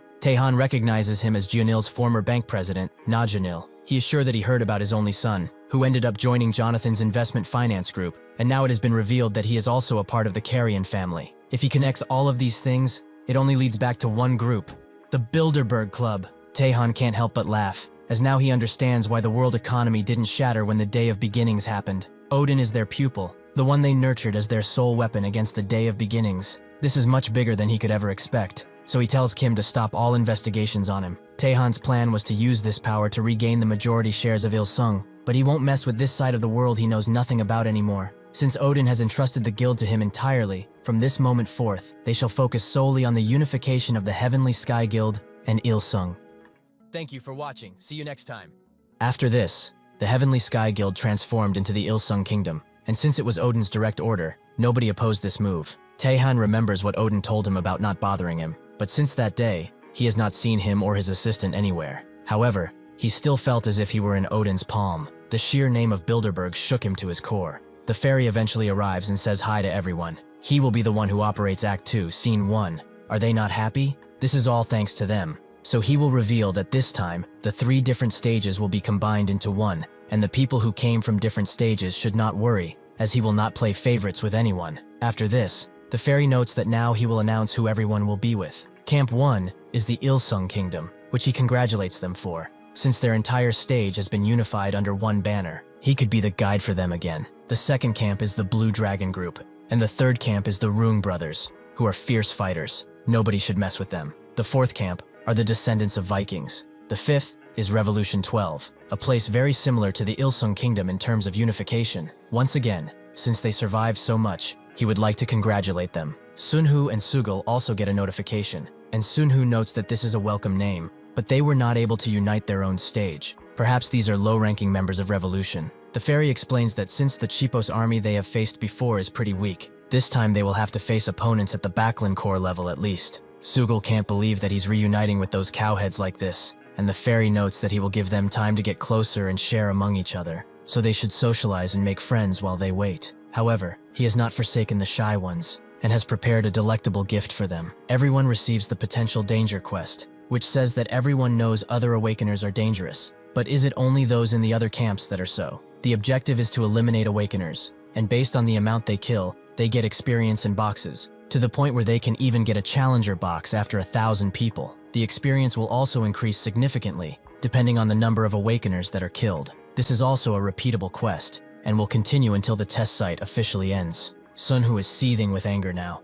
as this quest originally appeared in the 3rd act, yet now this fairy is trying to kill everyone he worked hard to keep alive. Sugul also screams out in anger because of it, and Sunhoo thinks that he wants to open a challenger quest right now. But this is a trap. Everything in this hellish place is. Suddenly, a rumbling disrupts his train of thought, as 2 large groups have surrounded them, presumably ready for battle. One of them tries to analyze Sunhoo with his enlightenment skill, who is naturally immune to this. He notes that trying to peep in his status window is an act of war and treason, so he instantly cuts off the head of the perpetrator, allowing Sugul to move in and swing people around like dolls while Sunhoo walks below and takes care of any bastards that are foolish enough to attack him. He kills a total of 48 people, until one of them screams at him to stop and falls on her knees. She asks him if she remembers her, which he does. She is the one he saw at Joshua's group. She's Angela. He says that her subordinates lack manners, and points at Sugul and a stranger having a manly fistfight, up until Angela screams at Gunnarsson to stop. He does just that, and Angela explains that this guy joined late, so he does not know the situation. She apologizes on his behalf. Sugul tells Sunhoo that this guy is at least level 330, and tries to say something in another language, so Angela translates for him. He wants to see the fight he was in come to an end, which surprises Sunhoo, as he didn't expect anyone to be this dumb after the power he showed. To give him an example, he activates his power, and beats Gunnarsson within an inch of his life. Afterwards, he notes that he will not die, so healing will not be required. He's not a monster after all. When they go back, Sugul partakes in some candy and acts like a little kid after eating it, as it has been a long while since he has had any, and he wonders how many times Sunhoo hit that guy, as he couldn't follow it with his eyes at all. They kind of deserve it for being so dumb. They were also part of that revolution, weren't they? Sunhoo didn't expect him to know, but Sugul says that Gyunga told him about it, since she was involved with revolution before, and was excited to join it. Now that he thinks about it though, won't there be any issues since they beat them up on their first meeting? Sunhoo says that it's fine. They will not be interacting with these guys at all. Taehan will since he is the president. Sugul didn't expect him to be friends with that guy, and Sunhoo says that he is working under him. Things will get tricky soon though, so he should remember that. Sugul notes that getting phones now shouldn't be an issue, and he hopes that this all ends soon, as he wants to flex his muscles and cash in on his ex-wife. Sunhoo says that nothing is certain yet. Depending on how the politics happen, things might change. Angela appears too, and apologizes for not being able to control Gunnarsson. She has no excuses for her leadership skills. Sunhoo asks her why she wasn't able to unite the stage when she had 2 pre-awakeners under her, with Sugul also wondering that. Angela tells them that they had 3, but they had a problem when the quest aimed at him reappeared again. Sunhoo knows that she's referring to the assassination quest, and would like her to go on. She explains that while fighting against the Chipos forces, the 3 of them joined forces and fought together, but when the quest appeared, they split up again. Lindegard was the one who messed up everything. He betrayed them, and made a mess of the stage. If he wills it so, she will be happy to kill him. Sunhoo tells her to go and find Taehan. She should leave that bastard to him. Angela does as she is told, and immediately goes to Taehan. She came under the name of Revolution. Taehan can't believe that Odin got in touch with the Revolution, and he also remembers this woman. She was with Joshua in the Berlin telecom office. He understands Odin's intention, but wants to know something. He feels that the root of the World Awakener Association is the Bilderberg Club. Is she also connected to them? Angela is surprised that he doesn't know. The Bilderberg Club has disbanded for a while now, and is under the control of the Jeonil Club. This realization strikes Taehan's mind like thunder, and he asks if she's talking about Jeonil. Angela confirms it. Their first meeting took place in the Jeonil Resort private hotel. Taehan can't believe that everything goes back to Jeonil. It's the shadow government that rules the world. But just how has it come to this? Angela says that she is his senior in revolution, but their stations will be equal. This is what Odin ordered. From what Taehan can gather, Odin must be at a similar level to Joshua Carrion at least, perhaps even above him. And even if it's unbelievable, he can see that Odin keeps giving him chances, so he will not disappoint him. Shortly after this, everyone enters Act 2 of the testing site. The stage is reformed. The corp and guild systems are unlocked, and the Pillar of Light is created. A guild is created under Revolution 12, and the Guide Master is Taehan, with over 72,000 people in the guild. Sunhoo thinks that almost everyone is united under one flag, but one single quest threatens this stability and power. Everyone received it, and to complete it they have to kill the guild master to gain the title and experience. Taehan swiftly chooses Angela and Gunnarsson as vice guild masters, with Sugul being surprised that he's so busy, but nobody will be dumb enough to go after his position now. The fairy announces that Revolution 12 is the best guild for now, so they should keep doing well in the future. He will now tell them about their next quest. which relates to that beautiful tower of light behind him. This pillar is not made for them, but rather for their enemy, as it makes them stronger. Their objective in this act is to destroy that light pillar as quickly as possible. Sunhu remembers everything about this. Stage 1 of this light pillar is stat weakening. Stage 2 is item nullification. And at stage 4, everything will become useless, and they will be annihilated. Besides this, there will be ambushes every night. This place has become a circle. The red zone is where the pillar of light is. The black zone is where the ambushes arrive from, and the blue zones are basically safe zones. They have to attack the red zone during the day and defend the blue zone during the night, because if a city is destroyed, the pillar will gain power, so they need to be careful. On top of this, they even have internal enemies to deal with, and people will soon realize this too. Right below the pillar, a faction has risen up under Lindegard, the Great System Guild, who aim to protect this pillar no matter what, as it's a test from the Great System. As he does his speech, Sunhu crashes into Lindegard with full force, making him instantly incapacitated. Sunhu asks what the hell they are thinking about worshipping the tower, but Lindegard is waiting for him. Does he really think a man-made organization is better than the system? Although it was long ago, he remembers those words like they were yesterday. An existence that is a threat to everyone is growing rapidly. They failed at the time, and they were punished. Revolution was also a huge mistake, so the test will continue to become more brutal. The system will not let an organization led by the threat of humanity prosper. It will deny it. He continues screaming like a maniac, making Sunhu kill him, as he has had enough of him. He asks if anyone else around here wants to give their lives to their system, and Sugul tells them to leave, as this is Odin's territory.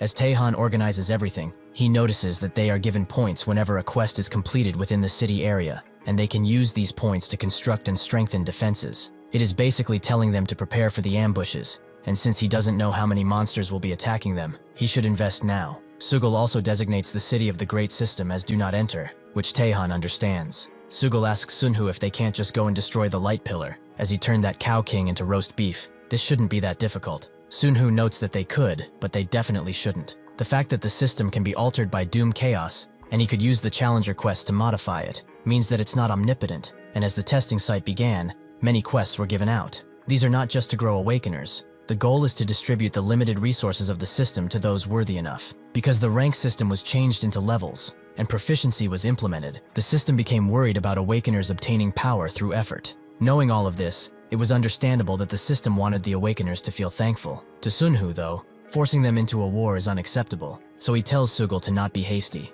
They have to monopolize the rewards. Taking the long route is better. Right now, they will disband the party and depend on themselves for growth from now on. Sugul knows that he was carried up to this point, but he shouldn't worry, as he will repay his debt to him no matter what. Things will not end with a simple thanks. Sunhu says that even with the team disbanded, they still move together, so they should go and do the quest. They go to the ferry, who wonders why everyone left such a great city, and Sunhu asks if they should be leaving too. This seems to be a new ferry, Lua, who was assigned by the guide to this place. Sugul finds its name quite strange, which makes Lua try to explain it, but Sunhu doesn't care for his explanation. He just wants the quests. Lua tells him that the quests are within the barrier, so he advises that he listen to this explanation, but Sunhu only wants as many quests as he can take. Lua didn't expect him to be so impatient, but currently there are 12 quests he can do within the barrier and 9 during the ambush. He advises that he take the quests appropriate to his level, but Sugul tells him to stop talking and hand over the quests already. Lua has had enough of them and gives them all of the quests, with one of them in particular catching their eye. Queen, my queen. The first Baklan queen is about to be reborn. They must kill 200 queen worshippers for their rewards. Sunhu gets serious and says that nothing has been confirmed yet. They will know soon enough. Taehan receives the notification that 2 unaffiliated Awakeners entered Area 8, which does not enter, meaning that Odin has begun moving. A subordinate comes and says that it's impossible to move through the barriers by physical means, telling Taehan that this is different from the first stage, so they need to create the walls as fast as possible. He orders everyone to focus on the hunting quests and gather points, which they all do, up until they get 100 points, allowing them to build a wall. They donate the remaining points to the cities that are struggling to gather them, leaving only those who do not enter to defend. The subordinate asks if they should send troops there, but when Taehan sees that the first barrier of Area 8 was destroyed, he knows that Odin is doing work, so he tells his subordinate to tell everyone again that the Do Not Enter city should not be entered. After a bit of hunting, the two complete a quest, and Sunhu gets 37 million experience, while Sugul gets 30,000. Soon enough, Sunhu will be able to clear the birth of Doom Man, but he will have to think about it before making such a decision. 5 days later, he goes alone in City 7, where everyone seems to be talking about the economy. Because the monsters keep coming, they have a surplus of magic stones, to the point where their value has dropped significantly. Sunhu goes to a shop and drops a bunch of purple magic stones on the counter, which are only dropped by commander-ranked monsters. Is he a resident of this city? Sunhu confirms that he isn't. He is here because he heard that he makes grain whiskey. The bartender asks where he heard this from, but Sunhu asks why he wants to know. Is he scared that he comes from and does not enter? The bartender says that he jokes too much, and that's when a patron slams their hand on the table and tells the bartender to bring him something already. One of the other patrons tells him to not let his anger out on someone just because he failed a quest. He should save his strength. To appease him, the bartender gives him a drink, which he chugs down. After a while, people have enough time to rest and enjoy food. It is completely different from before when they would hallucinate after drinking monster blood. This is the city that he wanted to see. Sugul is very happy to see that alcohol can be made now, and feels much better after taking a sip. Suddenly, a slender figure appears near them, and Sugul goes to see who it is. Sunhu thinks that it must be a drifter, but Sunhu comes around and says that the person wants to meet Odin. Sunhu tells him to make them go away, but Sugul reveals that this person knows their true name, which surprises him. Somewhere else, the unit leader receives some news about the bank president, Na Janil, from someone who was around his office. He whispers something to the unit leader, who thinks that he can make a connection with Odin with this information. The person who came to see Sunhu is none other than Ji-ye, his cousin. She thanks him firstly, because it was this ring that he gave her that saved her life. Sunhu notes that seeing her again is wonderful. Can he take a good look at her stats? She agrees, and Sunhu notices that she's not that weak. She's actually pretty okay, but her growth is slow considering she has an A-rank item. He asks why that is, and she says that things changed after Act 1 ended, and she needed to stay hidden, because of the Ilsung Guild. There is a rumor that the guild controlling the northern region is connected with Ilsung, and she doesn't have a good relationship with them. Even though wealth and authority were closely related, they constantly kept each other in check. The main goal of the branch Jaya was in, which was nicknamed Wealth Control, was to check everyone's wealth, becoming a thorn in everyone's side. Sunho says that he will deal with it, but how did she even find him? She explains that a unit leader in the Ilsung Guild told her. It was Jihoon, his old classmate. The same person stands behind the pile of corpses and hopes that everything goes well, as even if this is his cousin, things might still go wrong. Suddenly, Sunhu calls for him, making him bow down and ask to be spared. But Sunhu says that he had no intention of harming him. He just wanted to know something. Is there something he wants from him? Jihoon rises up and says that he only did what he had to do, which Sunhu likes, and promises to save his life at least once. Jihoon is very glad that his gut feeling was right, and that he got something out of this whole ordeal. Chie joins the party, and they go to deal with tonight's ambush. Sugul assures her that she doesn't need to do anything, just sit back and relax. With that, the slaughter of the Backlands begins, and Chie is shaken by how easily they are killing them. Sugul sees her and asks if she's fine, which she confirms. He notices that she must be surprised, but this much is nothing to them. An arm can be grown back with an insignia and a good night's sleep. Chie didn't expect such a strong man to be on the front lines alone, as the strong usually send others to fight for them. Sugul notes that Odin helped her quite a bit today, which is an underestimation, though now Jie feels like this is too much to handle. In the past, she was able to hold her own no matter the situation, and she was promoted because of it, but this is too much. There is nothing she can do for him, and since she is useless, she would rather not be a burden. She tells Sunho that she's going back, as just seeing him was enough for her, but Sunho notes that his dad cares for her. He won't be able to face him if something happens. Is there something she doesn't like? Jie says that he's no child. She just can't keep leeching off of him. Sunho advises her to stay here until she reaches diamond rank, but she refuses, as the monsters knew she was the weak link and constantly came for her. Only people like Sugul can stay by his side. She needs to go where she belongs, and not be scared of Taehan anymore either, because Odin is her cousin. Sunho accepts this and lets her leave with a few more items. Sugul notes that this is the first time he has heard him talk so gently. A strong man should always be kind to family, so he is a man amongst men. That's why he respects him so much. He will also be the same when he reaches his family. He promises to be so. On this day, everyone from the guild gathered, and together they attacked the first barrier of the pillar. Floor 3 was also broken 2 months after entering the act. Sunho passed level 500, and Sugul is nearly at master level. Things were too peaceful. Sugul can't believe how much experience he's getting, which Sunho likes. The more motivated he is, the more XP he will get. They go to Lua, who notes that there should have been a message relayed to them by the guide, but he is quiet. If he were the one in charge, things like this would not happen. At least he thinks so. Sunho asks what the message is, and that's when they get pressured by Doom Arcuta's eye. It seems that the previous guide has defied the system, so now Doom Chaos has intervened. It altered the system, but it did not stop there, as now he's using the authority to answer the ritual of the Maruka tribe. Lua hopes that everyone is ready to have fun, as now a fun challenge has been given by the system, so they should all be happy. They will fight until only one remains. This quest separates people into groups of 3, where only one can leave alive, and if the quest is not completed, everyone in that space will die. Sunhoo is also transported with 2 randoms, who immediately start planning against him. But he doesn't care. He can't believe that this has happened, and that this bastard wants to reduce their population to 1/3 of what it is. He does not know what he is planning, but now he knows that he cannot let such an existence exist. He will rip him apart himself. He will destroy Doom Chaos and everything that he stands for. But that is a story for another day. The Battle Royale quest swiftly comes to an end, and in it, 51 Awakeners were eliminated, with the guild members dropping down to 1/3 of what they were before. Sunhoo can see that even those who survived cannot bear what just happened. They hold rage and resent a target they know nothing about. This was a complete and utter disaster. Taehan comes back too, and wonders what Doom Chaos and the system even are. Is Doom Chaos perhaps a god? Sunhoo asks if Kim Ji-ae is safe, and Taehan explains that they planned for things like this. If something unexpected happened, they planned to gather in the central square, so she probably survived. Sunhoo knows that Taehan feels the most despair now, as everything he built with sweat and tears crumbled in mere minutes. The number of members decreased to 1/3, so defending against the night ambushes will become difficult. He suddenly convulses, and he vomits a bunch of A-rank items out of him. He tells Taehan to take them, and share them among the main force, including Angela and Gunnarsson. Taehan is impressed with the quantity of such items, and says that he will do it now. Sungul appeared too, after the number of guild members dropped to below 20,000. Since the battle would not have taken long, he must have had a really tough time making his decisions. Sungul can't believe that so many have died at the hands of those they trusted. He feels disgusted more than ever in his life. Sunhoo tells him that the real battle begins now. He should go to the next city and try to help them the best he can. He can manage here alone. Sungul says that he will go to City 7, as sitting in his sorrow will help with nothing. Sunhoo receives a diamond box from the Potential Danger quest, and the Explorer activates. The authority of Doom Chaos that seeped into the system is basically gone, and with this, the remaining authority has set its sights on the quest for the birth of Doom Man. From now on, changing the system will be impossible, and quests such as Potential Danger and Assassinate will be removed for everyone. Quests of that type will be gone. Sunhoo feels like Doom Chaos is telling him to obey, which he doesn't like at all. He promises to pay him back in full. With that, he summons his skeleton dragon and rushes to help the others in the night ambush. As the oversized cows rush in, he beams them all with the dragon. But while he does that, 2 cities fall, making him think that he has to rush. Somewhere nearby,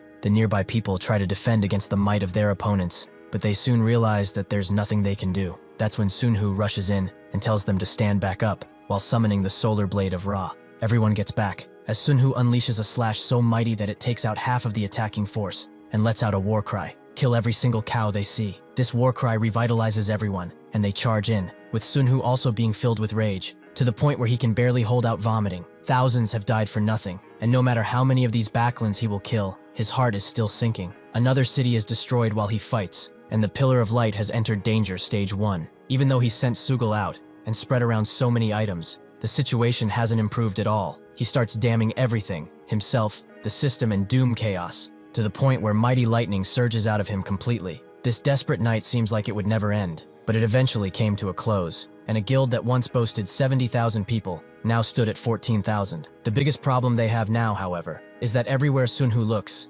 everyone is utterly defeated. There is no will to live in their eyes. Taehan tries to revitalize them. There is no need to space up. They should gather everything, no matter how little, and wake up from their daze. Do they wish for even more people to die? Sunhoo already planned to replace this guy if he also gave up, but thankfully he also knows that standing like this is useless. He goes up to him to explain something. Every time a city is destroyed, every single time the next floor barrier is not destroyed within the time limit, the danger of the pillar will increase. Stage 2 will make their items useless. Stage 3 will nerf their traits and skills. Stage 4 will rid them of their stats, making them as efficient as fish in battle. If another city falls, they will all die. Taehan understands the severity of the situation, but they don't have enough manpower to go and attack now, let alone defend. Sunhoo tells him that it's fine. He will give him the points necessary to reconstruct all of the cities and their defensive systems. They just need to deal with defending, and he will manage the rest. Taehan wonders if he alone can do that, but there's no other choice but to trust him, although it might not be enough. He tells Sunhoo as such, as even if he gives out commands,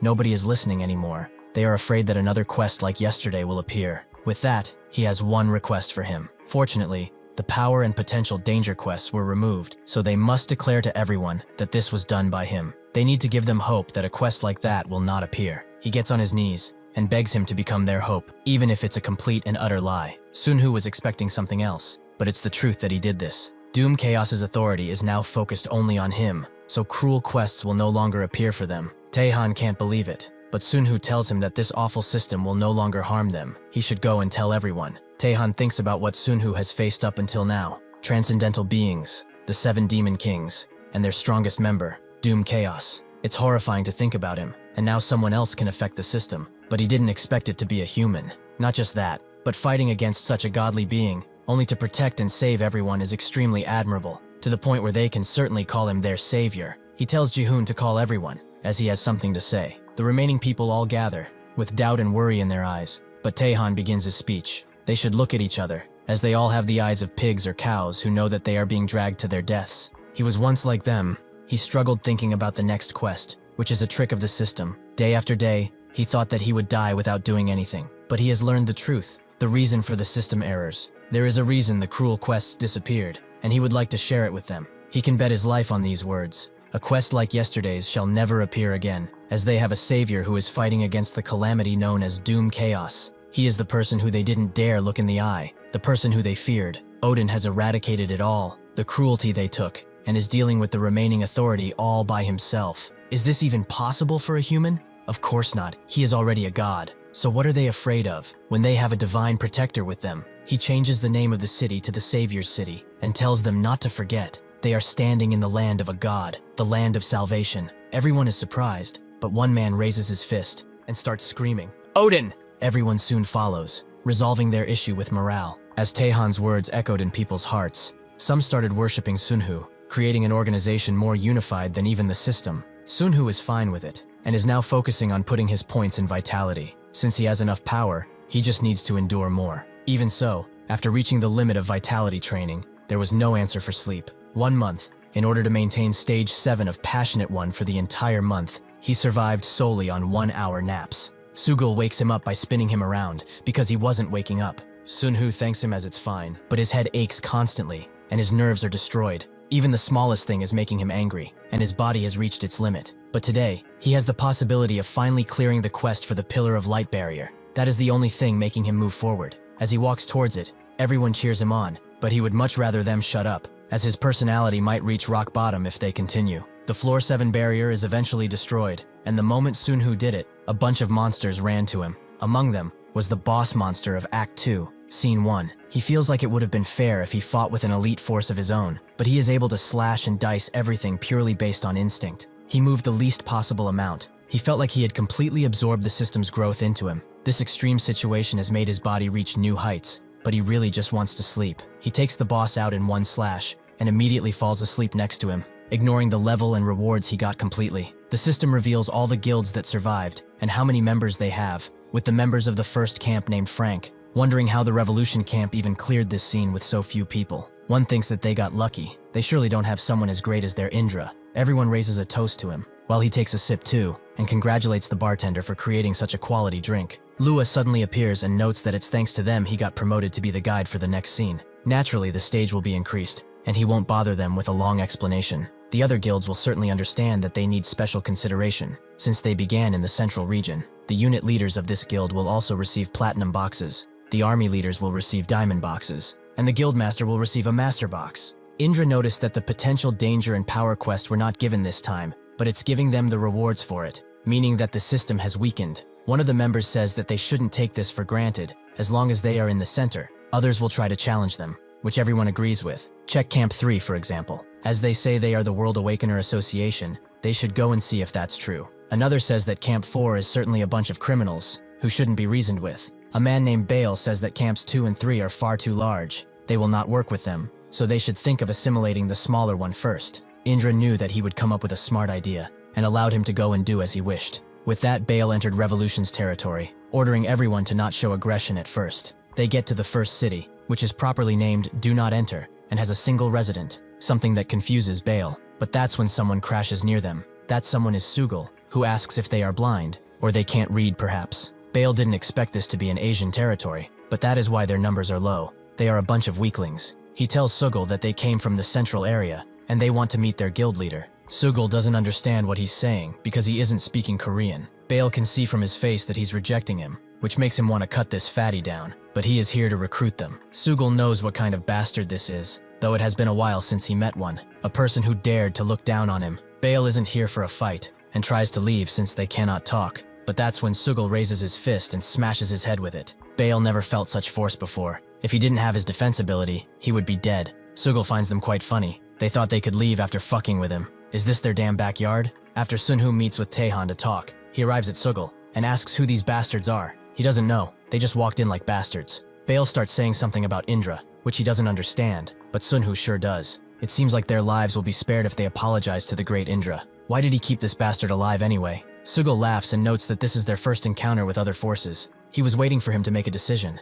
Sunhu tells him to not wait next time. They entered the area without permission. Their lives were already over. He casts Devi's swords and cuts Bale's head off. He tells Sugul to come with him and change the name of the city to something more appropriate while they are gone. With that, Sugul changed the name to Killed on Unauthorized Occupation. Sunhu knows that after what happened with Doom Chaos, Sugul is suffering emotionally. He is worried about his family, as they could have also been dragged into this place. He assures him by saying that the awakening rate is 0.6% and that his family being here is almost impossible. Sugul apologizes for showing him an unsightly side of him, but Sunhu understands that anyone would be like him if his family was in danger. With that, they circled the central stage to the south, as they wanted to avoid any conflict, but they ended up right in front of one, a large-scale battle that had ended. Sunhu asks a random person who the leader here is, with Sugul standing menacingly behind him. The man doesn't take kindly to being stared down like that, until another comes and whispers something in his ear. This other man tells them to wait, as their leader will be here shortly. A woman eventually comes and asks if they are Korean, which Sunhu confirms.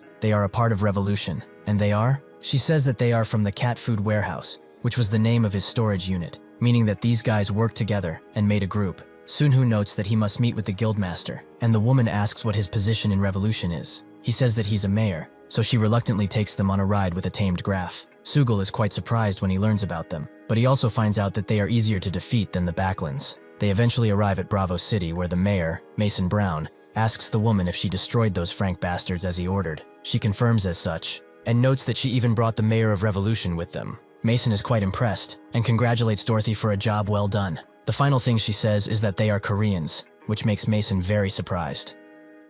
Mason Brown was one of the contracted mercenaries of the private military company Whitewater. One day, while accumulating achievements across multiple battlefields, he was noticed by the Whitewater executives and contacted by a secret organization. The organization held a mysterious connection to individuals with extraordinary abilities, known as cats. Objects that were classified as cat food could only be handled by these cats, and were moved into a bunker that could withstand a nuclear explosion. The first time he ever saw a cat enter a gate was a day he could never forget. It was his boss, Ethan, and not soon after Mary joined him too. He saw how they tirelessly entered the gates and returned with more cat food. The injuries they both had could only let him wonder about what kind of fights they were having. Now that he thinks about it, that place was quite frightening, as the cat food that filled the bunker were all A-rank items from the master boxes. For a very long time, those two prepared for the testing site while putting their very lives on the line. This was why, up until now, they completely avoided any confrontations with any Korean guilds. That was their doctrine. When Sunhu finally arrives, he recognizes him instantly, and his jaw drops. He moves in closer and asks if he remembers him, which Sunhu confirms. Mason is talking in Korean and says that it's wonderful to see him again, with Sugul being surprised at his pretty good Korean. Sunhu tells him to not force himself to speak Korean and asks who the guildmaster of this place is. Mason explains that it's Idima, who was the director of the cat food warehouse. They also have Cheney with them, who was a member of the organization, but has moved up to a squad leader. They waited for the day when he would finally join them, as he is the true master of this guild after all. Suddenly, one of his subordinates comes and exclaims that the Franks are at their doorstep, so Mason excuses himself for a few minutes. While they swiftly walk to the gates, the subordinate theorizes that the first encounter they had with them was just a decoy. Too many are now lying in ambush around them. They cannot even go to call for help. Outside, the Franks are raising their flags high and mocking the guild for staying holed up in there like rats. Mason can't believe that these arrogant bastards managed to gather so many people, and in a last-ditch effort to upgrade their defenses, he upgrades their fire tower to level 5. Sunhu appears behind him and says that a fire tower is useful, but against these many players, it will only buy him some time. Mason is ashamed of his leadership skills, as he was the one who fell into this trap in the first place. Sunhu tells him that, since he said he's the actual master of the guild, he cannot pass such a transgression. Suddenly everyone gets the notification that they have entered Odin's absolute battlefield, which they try to break through, but they cannot hope to leave this area. After defeating the Pillar of Light final boss, Sunhu received the Odin's golden armor as his reward. Since it was far too flashy for him, he turned off the visual aspect, but still equipped the set. The armor has the effect of transforming into the god of the dead, god of battle, or god of war, when combined with the Odin's Wrath skill, and Odin's Wrath also becomes Odin's Thunderstorm. All of this, besides the pretty beefy physical and magical defense stats, it was worth it for him to go through such suffering for an item for this level. After some reading, he found out that the God of Storms powered Odin's Wrath further, and the God of Battle could summon A-rank Valkyries, which are pretty useful, but he liked this entrapment skill the most. It's from the God of War, Odin's absolute battlefield. Nobody can escape this domain until they defeat him.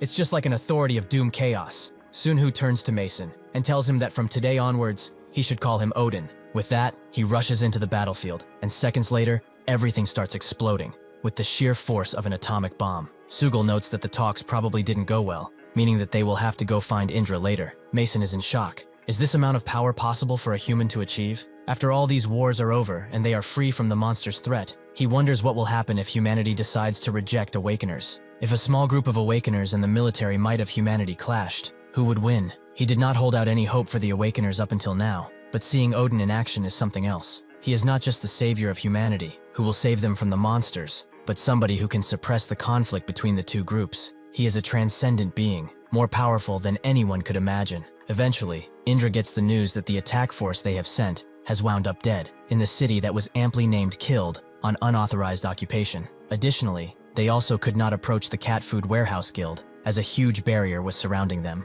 When that barrier disappeared, the team they sent for the raid had disappeared, along with any trace of conflict around the area, as if nothing ever happened. Indra feels like no traces of battle means that they retreated, but one of them vows that the team could never betray them, and he had nothing to do with it, since he lost half his combat force. Indra explains that the power balance between Camps 1 and 2 changed instantly, with only one betrayal, so he doesn't know what he got for it, but he hopes it was worth it. With that, Indra zaps him until he's not even dust on the ground, while thinking that this nonsense will obliterate anyone who stands in his way. It's also high time they move on Revolution, and then after those cat bastards, who dared to clash forces with them. When he gets to Sugal's city, he sees the countless bodies and traces of battle around, all done by one person, this town's defender. He presumes that Sugal is also the leader of Revolution, and if he prefers to fight solo like he has heard, this will be easy. Indra's sword is a skill specialized for single targets. The moment it is cast, if it hits in the first place, it constantly inflicts electric damage and tears the opponent to pieces,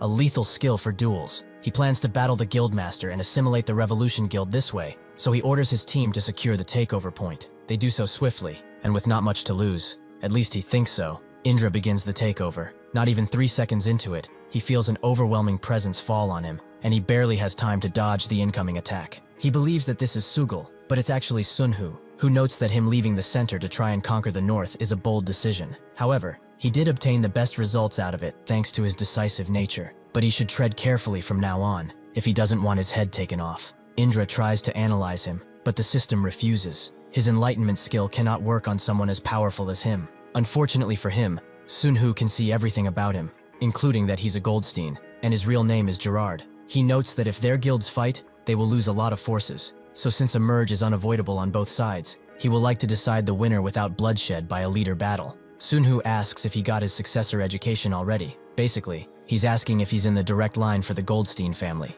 Gerard is surprised that he knows so much, but if he does, he should also know that working under him is the wise decision here. Sunhu finds his jokes funny, but Gerard was not joking, as many people know of his family, but not many know about them. If he truly knows the details, he must be a big player. So how does he know about the Goldstein family? Sunhu asks if he has ever heard of the Jonil Club. He is the ruler of that company, so he shouldn't act up because he's a mere successor. Gerard gets up and asks if he really is that Korean, who has ruled over the world for a while now. Sunhu confirms as such, and says that he should now understand who is supposed to kiss whose feet. Gerard suddenly starts to shake and laughs like a maniac. God has truly favored him this day, that he has brought him his greatest wish, to kill him in cold blood. He planned to look for him as soon as he got out of this hell, but it seems that he will have his and her vengeance sooner. He activates Indra's sword on Sunhu, who isn't affected by all, but now he has figured that he's Cassandra's line of succession. He allowed his kin to stay in the club, but he dares to bare his fangs at him. Sunhu uses Devi's sword, but under the effect of Indra's sword, it changes into that attack, although it's much more powerful, so Gerard cannot hope to defend himself, and he is ripped apart from the inside. While Tehan travels swiftly, he gets the notification that the Frank Guild has been dissolved. He is amazed by Odin's speed, as he rushed to this place as soon as he saw the invasion notification. He goes to Sunhu and apologizes for being late, but he's right on time, as he will leave the cleanup to him. Tehan sees all of the people from the Frank Guild, bowing down to Odin, and also receives orders to go toward the central region once he's done here. With a gulp, Taehan dares to speak and says that he pushed himself too much in the last scene, so they need more people to assist him. He will assimilate all the forces into revolution, and although he's lacking, he will do his utmost and try to be like Joshua. Sunhoo is surprised by him and notes that these words must have been hard to say. Everyone out there is living as they please, and Joshua is someone who was prepared to lead the World Awakener Association after the test site ends. However, seeing how the Frank Guild and the like are rummaging about, there is no guarantee that he will survive. He asked the commanders of the cat food warehouse about Joshua, Jonathan, and Mick, but they didn't know anything. With that in mind, he needs a new pawn. He tells Taehan that his contributions will be seen upon Joshua's return, and if he's confident, he can try to rebuild the World Awakener Association. Taehan notes that if he wasn't confident, he would not have brought it up. Sunhoo sees passion in his eyes, so he says that no matter the result, when they return, he will be given the controlling interest of Il-sung and all shares of the subsidiaries. Taehan is shocked, as even though the Jeonil Group took the controlling interest, the subsidiary shares were split between the Jonathan Investment Finance Group and the Zillion Investment Finance Group. But Odin is saying that he will get all of the shares. He knows that this man does not lie, so this is a golden opportunity for him. Taehan tries to ask if all of these companies are his, which Sunhoo confirms, so he should never forget why he created them. He maintained the world's financial markets even with a disaster on their hands. He also shouldn't forget their goals in the future, and what part he plays in that either. He better not disappoint him. He understands that, right? Taehan's heart pounds as he realizes, and he immediately falls on one knee. He thanks Sunhoo for sharing his trust with him. He will prove that it was not a foolish decision. A few months have already passed since Act 2, Scene 2 began. While Taehan united the stage and brought stability with it, Sunhoo was looking for a specific item. This is why throughout the cities, papers tell people that if they have discovered a black fragment, they should report it back to the association for an ample reward. If not reported and used without permission, punishment is possible. Besides this announcement, Taehan himself gathered people and told them about it. But naturally, where there are rules, there must be rule breakers. While Sunhoo is sitting around, Sugul comes back with some information, as he found out who is trying to snatch the item again. He hands the paper over to Sunhoo, which is an invitation to the Xiaoyang attack unit, which promises to boost their capabilities. Sunhoo asks how he found out, and Sugul explains that someone from the inside reported it, meaning that there is at least a person who is still afraid of Odin. But now, what do? Go in and wreck shit? Sunhoo doesn't believe that's the right decision, as it's already begun, so they will do things differently. The black fragment is a starting quest item, and although it appears on all stages, nobody could complete the quest. From the assumptions made by the sixth evil, who made the most progress in this quest, the end reward of this harsh chain quest was related to one of the 7 demon kings. That quest was the first to tell them of the demon king's existence in the first place, but it ended with no result. This item only appeared in Act 2, Scene 2, the hidden reward to be exact. Sunhoo approaches the location written in the paper, where he meets a woman who asks if he came here because of their invitation. Sunhoo, who is under a disguise, says that he is. The woman notices his pretty good-looking gear and asks if he came to the wrong place perhaps. They can only allow people up to around gold level. What's his level anyway? Sunhoo says that it's 260, which is platinum tier, so the woman asks why he's even here. He explains that he's interested in their unit. Do they not have spots open or something? The woman notes that a platinum like him should be able to join any kind of guild. Why choose them? Sunhoo says that he has circumstances that he will not discuss, and if they don't have a spot, they should make one, to make things easier for the both of them. The woman is impressed by his confidence, but not even they want to get criminals in their team. He should say it now while they are at it. What heinous crime has he committed? Sunhoo notes that it wasn't a crime, just a problem with a woman. The woman is interested. He probably touched something he shouldn't have, but whose woman was it? Sunhoo tells her that it was Kim Jae-hoon's, which shocks the woman, as he's the commander of the Il-sung Corps, yet he went after his woman. Sunhoo confirms as such, and says that the bastard can't even satisfy his woman, so he had to do it for him. The woman is to say the least shocked by what he just said, but he should wait here for a moment. She has to check if what he's saying is true. Sunhoo turns around, as he doesn't have time for games like these. They should know that they are missing out on a golden opportunity here. The woman stops him and notes that they have to follow protocol. She can't just do as she pleases, so he should be patient just for a second. The woman goes to her group and explains everything, and then comes back swiftly. She asks what his name is, and Sunhoo tells her it's Kwon Gicheol. The woman asks what a person who used to have a seat at the association is doing here, but Sunhoo finds this insulting. Is she finding it funny? The woman notes that the situation is, as she didn't expect for him to be a womanizer. That woman must have been pretty good looking for the Il-sung commander to get so mad. However, they understand where he comes from, and even if it won't be easy to hide him, they will do it like this. For the distribution rewards, he will only take the experience. Is that fair enough? Sunhoo emits a bit of killing intent while saying that they shouldn't think they found a weakness of his. Treating him like a pushover won't do them any good. The woman tells him that he won't regret coming with them and tells him to follow, while also advising him not to do what he did in Ilsung here. When Sunhu arrives, the other leader introduces himself as Xiao Yang, with the woman being called Lingling. They are both at the top of platinum, but the rest of their attack force is gold and below. He cannot believe that they are greeting a quest related to the 7 demon kings with such a trash roster. A person by the name of Wu Gong also greets him, whom Sunhu seems to know. He was the bastard who leaked the information, but he's glad that he did. If he had not, these guys would have died for nothing, and the quest would have disappeared. This attack force is unaware of the danger that is about to come from this quest, because those two are concealing that information and deceiving the entire team. They arrive at the edge of the outskirts, which is a quest area that only low-ranking awakeners frequent. Lingling immediately tells him to put his hood up so as to not be recognized. But Sunhu remembers that this is where the deputy association officer that Taehan created managed the area's dungeon attack forces. Suddenly, a bunch of screams can be heard, with a few hunters getting out of a portal extremely injured, and with someone else absolutely tearing into them, as they cannot even handle an F-rank request,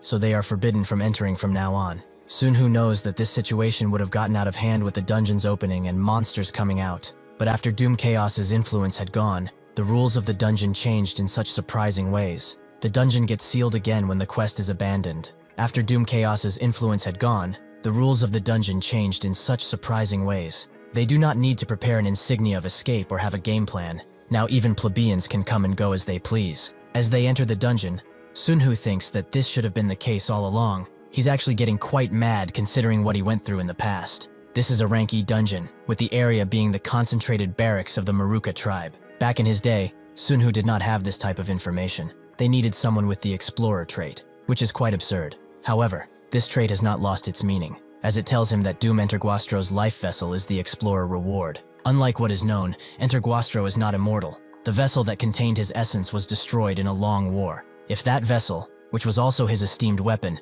can be reformed, it will help in fighting powerful entities. This is just like how the 6th evil has predicted.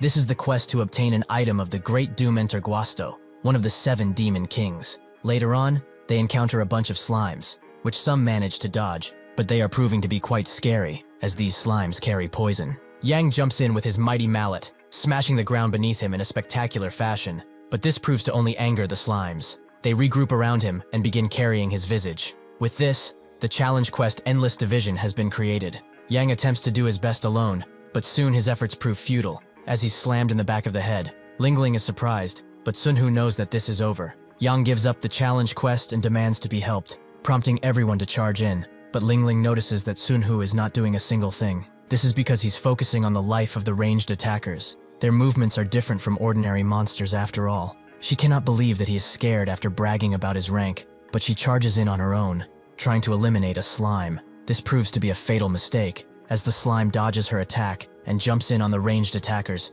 who are saved by Sunhu. He commands them to stop moping around and focus on the monsters. With that, the slimes begin to be dealt with one by one, and by the end, most have survived the encounter. Lingling goes to Sunhu and notes that this must not be his first time encountering the Maruka tribe, which Sunhu confirms she should be thankful that they got lucky. She asks why he did not follow her order, but he had to protect the ranged unit. What was she even thinking when giving a charge order like that? If she wishes to order him around, she should start by giving proper order first. Did she hear about the D-rank Maruka dungeon which was cleared in the central city last month? Lingling has, so Sunhu notes that he was there too, which she doesn't believe at first. Was he truly in Sir Calibur's unit? Sunhu tells her that if life didn't give him the wrong hand, she wouldn't have been able to even look in his direction. But enough about the past. It pisses him off when he thinks about it. Lingling relents and asks him to lead the group, but Sunhu is suspicious. Why are they challenging an E-rank dungeon with such a poor squad? Are they so desperate to hand the leader position to someone they only just met?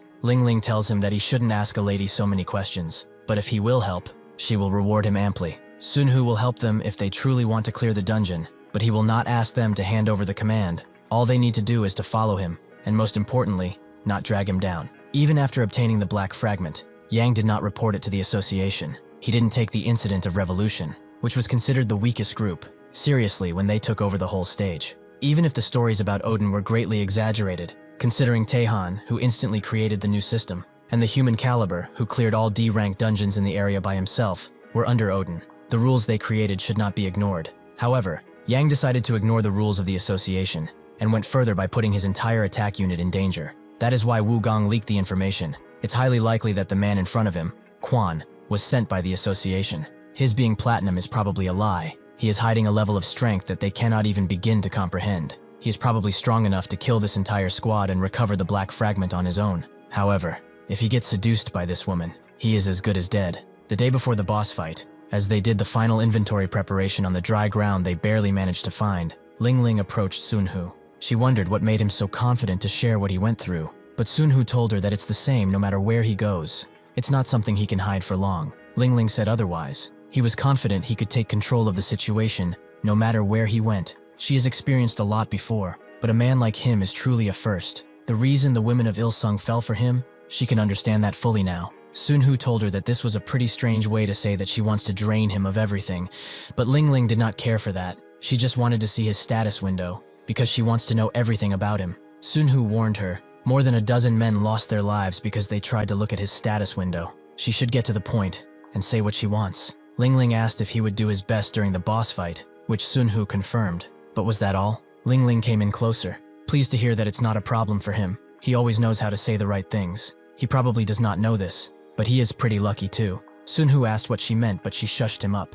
There is a hidden quest after the boss fight, and if things go well, he can probably become the unit leader, because it's a huge quest related to the 7 Demon Kings. The boss battle was pretty tough for everyone except Sun Hu, who managed to lead them to victory, and now, it's time to split the rewards. The exhaustion of the work they did up until now disappeared without a trace, and everyone was fiending for the rewards. Ling Ling tells everyone that they are fine with just the first clear and ranking rewards. They can take the rest and split it amongst themselves. This causes everyone to wonder if this is a test of loyalty or something else, as this has never happened before. Wu Gang tells Sun Hu to choose first since he led them, but he also steps out. He only came in for the experience after all. Now it's confirmed to everyone that these guys are plotting something, but Wu Gang says that they should all be thankful and decide how they should split all this loot. Sun Hu is pleasantly surprised by how quick-witted he is. He will survive until the end if things go well. With everyone gathered, Yang begins the quest, prompting him to start convulsing and froth at the mouth. Ling Ling feels that his body is cold, but he suddenly sneezes, prompting the mucus substance coming out of him to fly out. Sun Hu notices the parasite inside of that mucus and drags Ling Ling away, who didn't expect for him to be into rough play, but she can get behind it. Yang continues to spit things out, but one of the parasites rushes to the boss and enters it, prompting it to begin gurgling and getting up. Ling Ling cannot believe that the boss is not dead and begins attacking him, but suddenly, the lost weapon of the 7 Demon Kings is completed. Sun Hu tells her to stop, as everything is done. She's surprised that this was it, but Sun Hu knows much more. Yang does not seem to notice the huge amount of energy gathering within him, and Ling Ling has not thought that the parasite could have taken his body as host. They will be having quite a hard time from now on, but he doesn't care, as he saved her life once already. With everything done, they return from the dungeon after a whole 2 weeks, with the other members who stayed behind being shocked to see them. Even though 5 members died, clearing an E-rank dungeon was not common around these parts. This was cause for celebration to everyone, but Yang's face remained grim. Ling Ling asks what's wrong,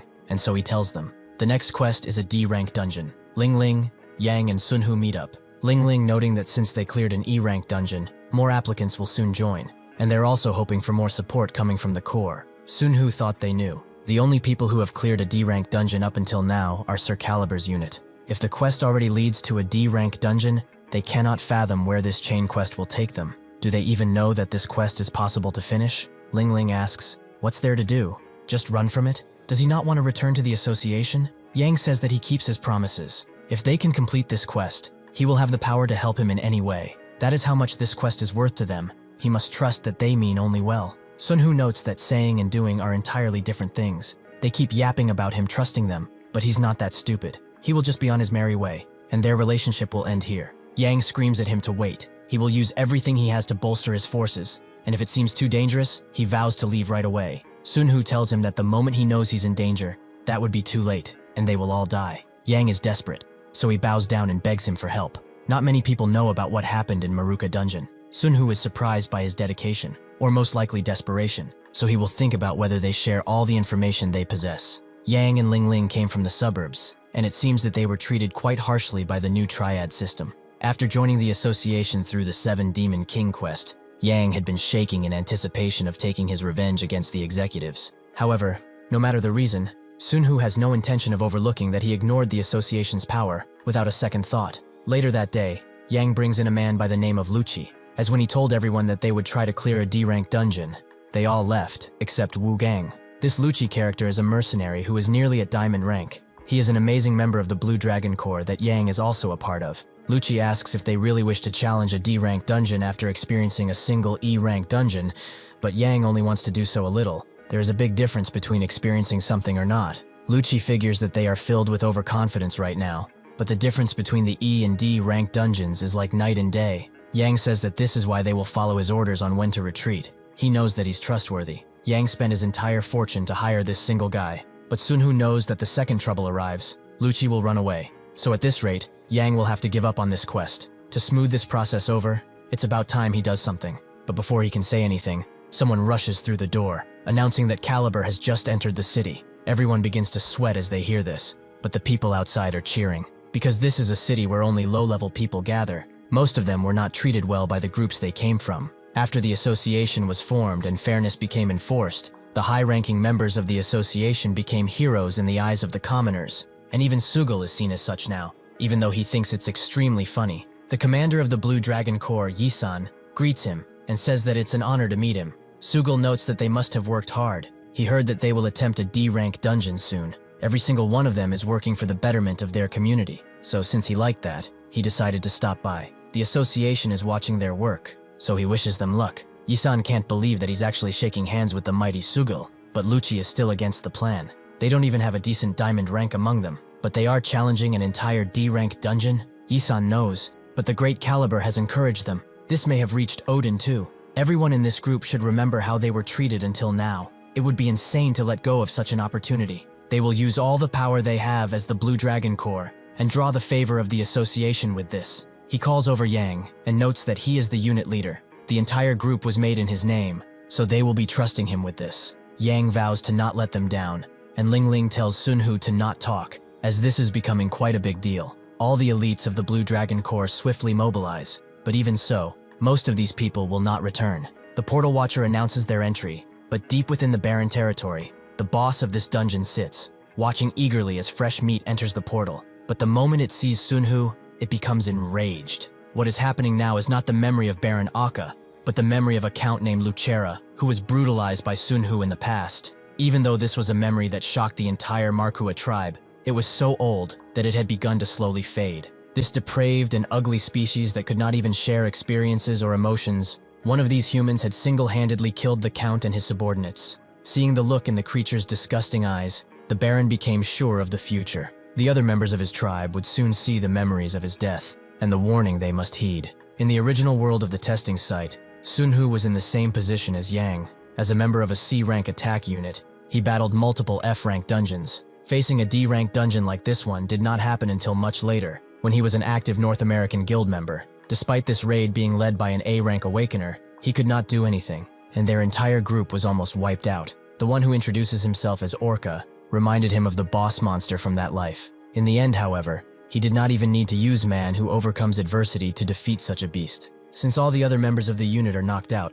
Sunhu receives a diamond box and the insignia of the cure body. 25 people came into this dungeon, yet only 6 remain. Even among them, he was the only one who was fine. The rest had lost their consciousness and had their limbs cut off. Suddenly, Yang's body begins to convulse and spit out the parasites once again. Thus, the chain quest began to start from his body, but Sunhu quickly eradicated most of the parasites. Even if he stopped them from possessing the other unit members, they entered the body of the Baron and the other beasts. This is not an issue for Sunhu, as he cuts them up with Devi's sword pretty easily. But the chain quest does not end here. Many more bugs crawl out, before returning to the unit leader with much more energy than before. This energy began to intensely circulate, and through Yang, several chain quests advanced. Wugong lost his legs in the battle, but Sunhu uses the cure body insignia, prompting him to wake up with his legs recovered. Sunhu tells him to pick up the other survivors, but Wugong is shocked that he defeated the monsters on his own.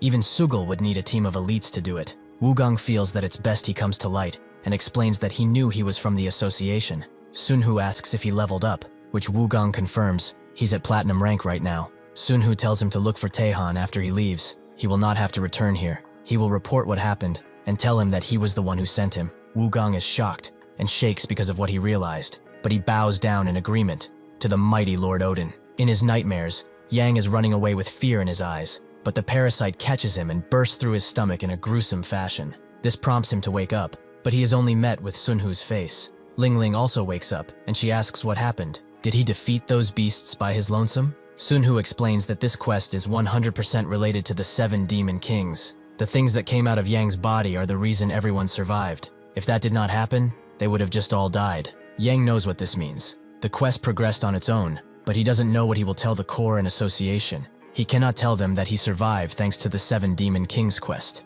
Sun Hu notes that there's only one way out of this. They must complete the quest quickly and gain power. At that point, nobody will doubt him. He should start talking about the next quest. Where does it lead to? Yang is reluctant to answer, but he eventually says that this quest is something he should have never even attempted. Sun Hu tells him it's too late to back down and tells him already. Yang takes in a deep breath and tells them that the next quest is an A-rank dungeon, something that they will probably not be able to even enter, let alone beat. Sun Hu tells them that there is one person which Yang is confused about. Not even Sugul can do something about this. Sun Hu laughs, as he has been waiting to ask this question for a long time. Just what the fuck were they thinking, desiring what is rightfully his? They are both ungrateful bastards that do not know their place. Now Yang possesses the Archduke's key, which is the thing that will open the portal to the palace of Maruka's Grand Noble, the Archduke, Amon. Sadly, he gets informed by Sun Hu that he cannot trade the quest item for a quest that he has already started. The only way to survive all of this is by finishing the quest. Ling Ling tries to say something,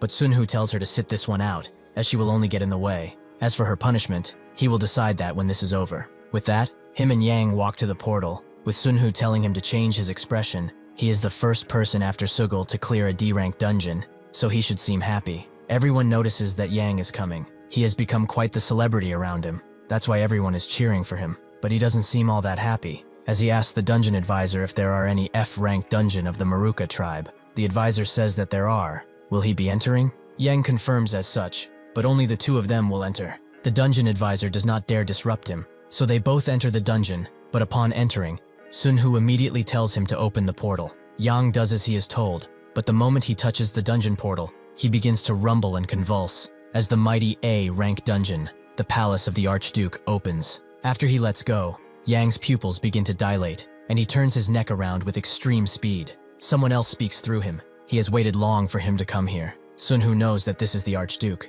but he didn't expect for him to come out and greet him like this. Since he's polite enough, he promises him a painless death, but in return, he should stop looking at him with those creepy eyes of his. Sun Hu begins to strangle Yang, forcing the Archduke out of him for now, and he also summons the Valkyries. He tells the scared Yang to get up already, as they have to go. He must already know that Sugul is at the master rank, so each of the Valkyries surrounding him is at that level. They will be protecting him so he can focus on keeping close to him. It is not an exaggeration to say that the Maruka dungeons are the visage of hell. The poison that secretes melts the flesh, and also throws anyone's mind into chaos. It is not uncommon to see people laughing in their hallucinations, even while half their head is melting. 2 quests are created, the heirs of the Archduke and Heaven in the Deep Sea, while Sun Hu and the Valkyries are clearing through the dungeon. In this place, even he has to stay focused, or things will go bad. The Maruka tribe and Graf clan originally came from the same place. There are still traces of that in Aemon, and the hard exoskeleton covering his hard body is only possessed by the progenitors of the tribe.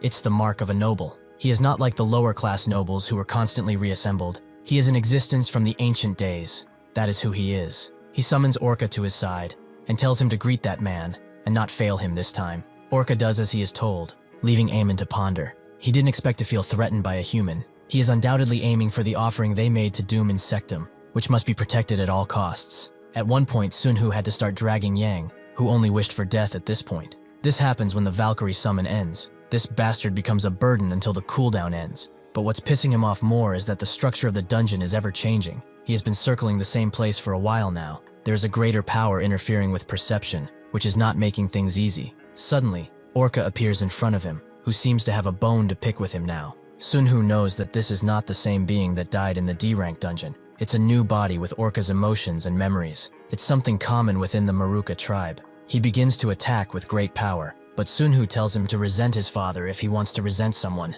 since suffering will be the only thing he knows in this new life that he has been given. Sun Hu doesn't give Orca time to even feel this new body, as he strikes him down with a fierce flurry of lightning and crushes his ugly head. Next time, he should know his place under him. Perhaps then he will suffer less. Sun Hu also notices that Amon is avoiding direct confrontation, as he keeps changing the structure of the dungeon and reviving underlings to try and drain their stamina. Eventually, Orca appears again, unleashing a surprise attack on Sunhu that seems to work. But Sunhu immediately blows up so hard that Orca is ripped apart again. Sunhu told him to listen, but oh well, more pain for him. Amun and the others discuss what they should do, as they clearly are no match for this human. And even if they fight together, nothing will truly change. All of their Lord's Doom Insectum preparations to pass Enterguasto would have been for naught. How can this be happening? Amun understands, but if he cannot be dealt with, they must seal him away for good. He is receiving much interest from Doom Chaos, so an offering of equal value shall be required. The Maruka chiefs offer all of their treasures and their very souls. They beg Doom Chaos for mercy, as their beings are being seeped out. Eventually, Sunhu manages to clear the quest, Yang being very glad to see it but also horrified, as Odin did it all by himself. With the quest completed, a reward is also in order, which appears right in front of Yang. He tries to grab it. He feels the promised power of the 7 demon kings inside of it, but he immediately gets pushed back and passes out. Sunhu analyzes the sphere closer, which is something on the cusp of completion. He guesses this to be the lost weapon of Enterguasto, so he grabs it too, and it violently reacts, pushing him to his limits as it is completed. When he lets go, the completion rate goes back, so he must hold it. Seeing how painful it gets over time, he will need to endure a pain worse than death to complete it. After Yang wakes up, he immediately becomes afraid of Sunhu, knowing that he is no longer useful and that his death will surely come. Sunhu didn't just end him, however, he just instructed him to look for Taehan once he leaves. Yang wonders why he's letting him live, but Sunhu doesn't answer, instead telling him to avoid Sugul as much as possible. He has told him already, but that guy cannot control his anger. Sunhu knows that this bastard broke the association's rule, but since he now has experienced the true nature of a rank A dungeon, he might be more useful to him alive. Yang bows down, his head first into the mud. He thanks him for this generosity. He will make sure that from now on, he will not disobey him. After Yang leaves, Sunhu begins to complete the item, which takes a really long while, and the pain is something awful. Because of it, he lost his eyesight at one point, but when he thinks about what will happen if he fails, he pushes harder. At the very end of the completion, the man who overcomes adversity activates. Sunhu's still holding on. The item finally completes, and the lost weapon upgrades into the life vessel. When the owner dies, they can resurrect through it, so this is basically immortality. Sunhu cannot believe what he has achieved and begins to laugh. He shows his victory to the Demon Kings. It seems that even this is possible, because they dared to underestimate him. Suddenly, the system warns him that his authority resistance is too low, and the Explorer activates. The Maruka tribe sealing ritual is underway, and Sunhu knows that this is extremely dangerous. Sunhu begins to aimlessly walk around the area, finding the bodies of all the guildmates they have. He finds Sugil, who has bloodied fists, and asks what he is doing. He explains that he was just having fun. He shouldn't think so much about something like this. Sunhu knows that he has gone insane, but tries to wake him up. He has a family to return to after all. Sugil tells him to let it go. If he's talking about Gichiel, he is already dead. After being dragged to this fucking place, he didn't even have the chance to survive the first act. He should have been the one who got taken. He should have died in his place. Sunhu doesn't have any other option but to kill him, but this is not what he wanted, not what he planned at all. After their return to the real world, Taehan becomes president of the Awakener Association and makes a declaration to all humanity. They deny the claims of existing nations, and under their new order, they will now be respected. Sunhu asks if he wants to start a war, but Taehan believes that normal humans are thoughtless and no different than animals. For those who try to climb without knowing where to stand, it is only right that they get killed. The Awakener Association was made in order to stop people like him, but it seems that human nature cannot be saved no matter what. Yeonhee comes around and tells him that he has no need for worry. A war won't occur because she will control all of humanity's minds. Taehan is just a part of it. Sunhu's vision becomes blurry. He asks just what the hell she's saying, but Yeonhee warns him to not try and do anything. She has already made preparations for him. Sunhu sweats profusely, as he knows what she did. His parents are under her authority, to the point that if she dies, so do they. After all this, Yeonhee became the second evil, while Jonathan and Joshua continued to fight over supremacy. They became the new 8 evils and 8 virtues, the things Sunhu feared the most. He could kill them easily, but others would rise in their place. He's too tired for this shit. This entire life has become meaningless. A few years pass, and Sunhu is situated at a luxurious hotel, where he is constantly being served food, as that's the only thing he enjoys anymore. His current weight is 320 kilograms or 705 pounds. The servers are shocked. He ate at least 30 people's worth of food, and it was high class too. The others wonder how much money he has. There are rumors that he's an S-ranker. One of them doesn't believe that at all. That fatty cannot hope to be that. Suddenly, the ground begins to rumble as Sunhu approaches. He knew that he will come here to check on him at least once. He pulverizes the waitress with his lighting, who begins to show her true self from the damage. Sunhoo knew that something was up. He knew that he was at it again. Electricity appears in the outside world too, and what was in Sunhoo comes out because of it, scared to bits of his power. Sunhoo catches his breath and sees that Orca was behind all of this. It has been a while. He will make sure that his death will not pass easily. Sunhoo cannot recognize how long he has been in there, but as the seal comes undone, he notices that there's no escape. The return stone he has doesn't respond, and the seawater flows in when he tries to break the walls. Orca is trapped with him too, but his job has changed to that of a guard, which Sunhoo finds nonsensical. He turns to Sunhoo to see what he's doing, and finds out that he has begun eating his sludge. He lashes out against this, but Sunhoo tells him to shut it. This is not his preferred meal either. Since he still gets info from the system, it means that its power reaches even here. So there is a way out of this place. After he is done with his rather awful meal, he thinks that it's finally time to get some information. He slowly approaches Orca and tells him to find a way out. Even if he has to search through the bellows of his memories, he will find a way out or die. After 100 deaths, Orca finally surrendered, and although simple, he finally found a solution through it. He had to create an E-rank dungeon with low-ranking Maruka tribesmen through divisions. As this is being done, Sunhoo thinks that he and Orca are considered hidden bosses. There were double dungeons like this, but they are quite rare. A long time passes as they wait for their guests to arrive. Around this time, Sunhoo begins to consider just breaking through and getting away. But after a lot of waiting, they finally catch something. A bunch of players who can't believe that a Maruka noble is in an E-rank dungeon. Orca is prepared to kill them, but he suddenly gets a steaming slap to the head, surprising everyone. Sunhoo tells him that the entrance will close if they die, so they should just tie them up for now. Orca is mad but does as he is told. Although it acts like it can't understand speech, Sunhoo has seen that it can. Perhaps it learned while maintaining the illusionary world he was in. He tells Orca to bring a player closer, and through his enlightenment skill, sees that he's only level 225. His name is Sean Brown, and he is shocked to see another human. Sunhoo doesn't have time to answer his questions. He's the one doing that here. Sean tells him everything, that they have entered Act 2 Scene 5, which is weird, as acts have 3 scenes, but the structure somehow changed. Since Sunhoo was sealed during Scene 2, some time has passed, but there was one thing that bothered him the most. Sean explained that when the guild leaders changed, a lot of people fled. They became obsessed with the quests and are just throwing people into dungeons. They were also running away from that devil woman and ended up here. She has the ability to control monsters like they are pets. He's surprised that he has not heard of her. She was called Mary. Sunhoo immediately asks where she is, as he must find her at once. In the outside world, a bunch of players are being overrun by zombies who are out of their flesh. Before they could defend themselves, however, a gigantic monster appears and blasts the zombies away with relative ease. The other players just can't get used to a monster being on their side, no matter how many times it passes. Yeonhee sits on the beast's head, seeing that there's a quest about the sealed disruptor of the Maruka tribe. She guesses that this is why Act 2 is not coming to an end,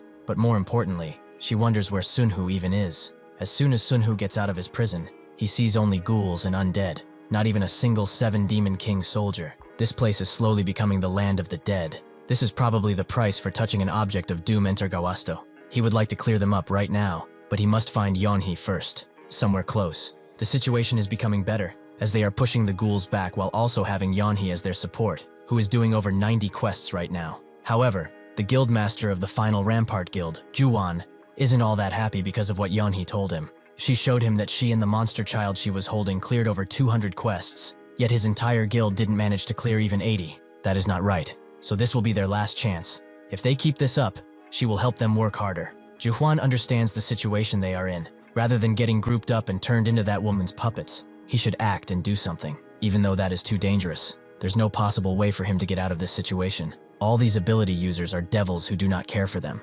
Suddenly, the wall behind him breaks, sending everyone flying. But once they regain their senses, they see Odin, who is here to see Mary. The pressure everyone is feeling now is crazy. They thought that Mary was the peak, but this is a new level of power, beyond humanity. The information Sunhoo got from Juwon on his way to see Yeonhee linked up with what Sean told him. A life-draining area appeared in Act 2, Scene 4, and a war between the living and the dead erupted shortly after. The reason these quests that drained life were created was because the system wanted a new sacrifice to keep him sealed. All these deaths were unnecessary, and Yeonhee, who tried her best to treat him, is being treated like the second evil. He uses the skill message to call out and tell her to stop. As he is back now, everything is fine. She is surprised to hear him and even more to see him. He jumps down, and Yeonhee cancels the transformation in order to land. He rushes to her, but she only talks about the beast in her arms. which she got in the last scene. It recognizes her as its master, although that took a while. She was worried for him, but she's glad to see that, as per usual, he overcame it. Sunhoo feels something strange as he thanks her. He can feel her pushing him away, but why? He asks her, when she returned from the Baklin core territory, why did she not use the return stone? He has waited for her a long while. Yeonhee takes a while to answer, but does so through the message skill. He shouldn't get involved with her any longer, as she's the witch Mary. She is the public enemy. It's not right of the leader of humanity to be entangled with a witch, who only knows how to do evil. She continues by saying that he must think about what he will do after the testing site. If she really will be by his side, people will begin to doubt him. Her place is really behind him, in the shadows, where nobody can see her. Sunhoo demands she stop saying such nonsense. If she is a witch because of what she did, well, he can be considered the worst human on this planet. He was not bluffing when he said that he was the true master of the world. Does she even realize how many lives he ruined because of what he did with the world finances? He congregated authority, suppressed the media secretly, and even silenced those who dared to disobey them. More people died in this process than in the entire test site. The world has been dyed red by his sins even before all of this. Yeonhee doesn't like this, as this is entirely different. He saved humanity. Sunhoo says that she was the one who saved him, so if he saved humanity, then she saved it too. This makes Yeonhee fall silent for a moment, before saying that she only did it for him. Sunhoo tells her that he's no different. He did it to save his family. Saving humanity was really just a side effect of that. He could give any less of a thought about what anyone says. He has only been able to get to where he is because of her, so she can stop fighting. If he was not here, she would have been fighting the same battle without him for God knows how long. That is the truth behind this situation. No matter their goals, at the end of the day, they are still saving humanity. These common people can say what they want because it doesn't change anything. He suddenly hugs her tightly and says that everything that they have done and will do in the future are things only they can do. Sunhoo has been getting messages from the life vessel ever since he got it, demanding he select an object, animal, or even a summon to target with it. He has decided to be careful with his decision because he won't be able to change it. At first, he considered selecting a Valkyrie, or more specifically, Inventory, Odin's golden armor, and them, because it's a 3-layered protective structure. However, the life vessel is something that must be used against the 7 demon kings. Those are powerful entities that would be able to break through such a small pocket like an inventory. He has come to think that putting the life vessel on something he owns is meaningless. He must choose a safe place far away from him, on someone who would fight for him even if the world was against him. Someone who would protect this item as her own life. There is only one person like that in the entire universe, and she's right in front of him. He explains that he's not going to hold back anymore. Suddenly he kisses her, much to the surprise of the others, but at the same time Odin's wrath and even Odin's absolute battlefield appear. The zombies try to strike down Sunhoo as he undresses, but his fire burns them in but a second. Sunhoo will not allow anything to disturb this moment. Even Doom Chaos would die by his hand. All this time, something had been swelling within him. He tried hard and long to keep his distance, to avoid getting swallowed by this simple feeling. He cannot even fathom how much Yeonhee has been suffering all alone, physically and emotionally. However, now it's his turn. He will protect her with everything he has, just like he has done to the world. Loud booms can be heard outside of the battlefield, most people realizing that something incredible is happening inside. Juhwan, however, is sure that if they are still here when the barrier disappears, they will not get out alive, so they should move out before they get zapped out of this realm. After they are done with their little wrestling session, Sunhoo sees the aftermath of what he did, and apologizes to Yeonhee for going so rough. She explains that it's fine, they are Odin and Mary after all. Sunhoo breathes out, and says that they will have to wait and see, but the final scene is probably not too far off. It could also just be the next scene. Just because this dimension's space and time are stagnant, does not mean the armies of the 7 demon kings have ceased their activities. They are probably busy trying to break through the stopped time. Up until now, he has confirmed 2 rituals, one from the Maruka tribe, and another from the Baklin Corps. She should remember it well, the ritual that they saw on the home turf of the Baklin Corps. The system is not really omnipotent. It cannot keep time stopped for as long as it wishes, so it would have become impatient after spending so much time trying to free him from that seal. Sunhoo believes they should confirm it, but Yeonhee wonders how they will do such a thing. They go back to Orca, making her impressed that he actually tamed a Maruka noble since he's a non-mind type awakener. This is quite good for her, as she really wanted to meet these guys once again. Orca knew of this human female. She was just as strong as the males, and since he didn't want to suffer again,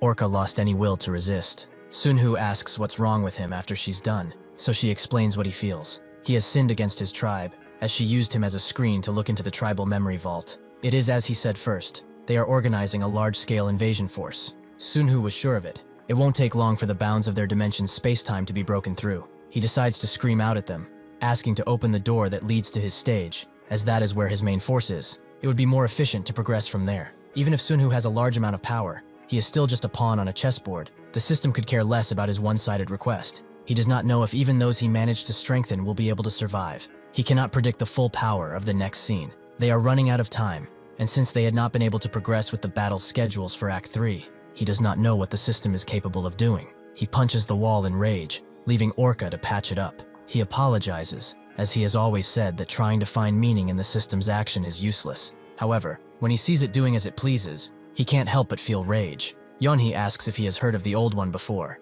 It is a name she saw in the Maruka tribe memories, and even though she cannot convey their language, this is closer to an intent rather than an individual. They believe that the system is a defense mechanism, created by the sheer will of something called the Old One. Sunhu feels even more ominous anxiety now that he knows that name.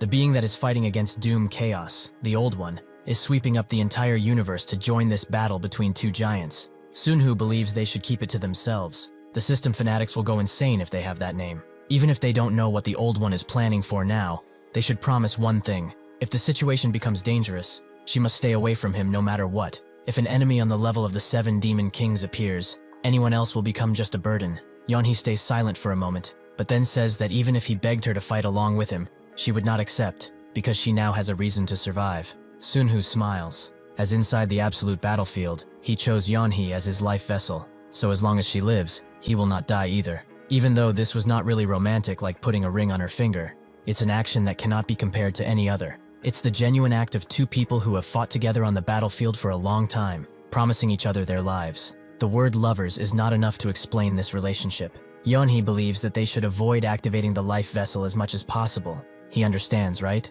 Sunhu does. They should clear out all quests at this stage and increase their levels. He calls over Orca, and even though he never imagined he would have a monster as a pet, he should follow him. Orca couldn't pretend that he didn't understand him anymore, so he cried out. This bizarre group, 2 monsters and a human couple, is quite strange. However, Sunhu is ready. He no longer is fearful of others, and has someone by his side. Somewhere far away, Sugul fights a bunch of undead, easily taking out an entire horde with his weapon. He then screams at one Priya to tell him which side he has to go, who uses her mind abilities to tap into the zombies' decaying minds, and tells him exactly where they are. As Sugul prepares an attack, he thinks that if Mary were here, she would have opened up the path instantly, but he cannot expect that much from these children. He rushes in with his punch, and the fight continues until they finally get the necromancer that has been reviving these people. But he's quite disappointed to see that Priya collapsed again after figuring out where the necromancer was. If she continues like this, there's no point in keeping her on the team. Priya tells him that he doesn't get it. The pain she's experiencing is tremendous,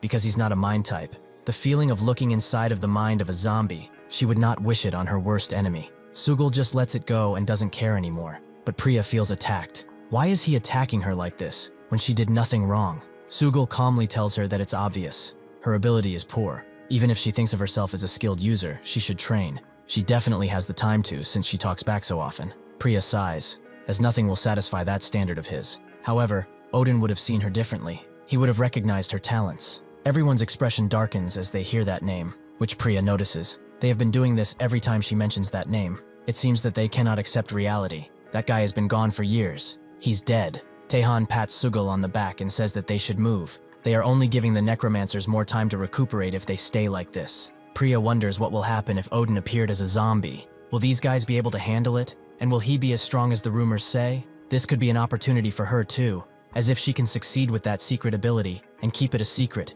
She will be able to do much more and not get treated like trash. After a bit of walking, they eventually stumble on another undead horde, where Sugul recognizes someone, Gunnarsson, who has not survived for long. There are other familiar faces here too. Sugul is mad that they gave up like this. He cannot accept it. It seems that they will have to face an awakened zombie of at least diamond rank. They have been lured into this place. Sugul has had enough. He calls out the necromancers. He wants to see if they are stuck in here with them or the opposite. Sunhu and Yeonhee easily take care of the necromancers they find, and Sunhu sees that after a necromancer dies, the ghouls also lose their lives, even the ghouls that Yeonhee controls. She is quite sad that she lost it, as it was pretty useful. Sunhu looks at the undead man in front of him, making Yeonhee ask if he knows him. He indeed does, but not that well. The only thing he remembers is that he was with Joshua in the revolution, and had the same trait as Casino Chips. Yeonhee notes that it's been a while since she's heard that name, making her wonder if he would have survived all of this. Sunhu doesn't believe so, as even the ones who could have become famous have lost their lives in rather meaningless ways.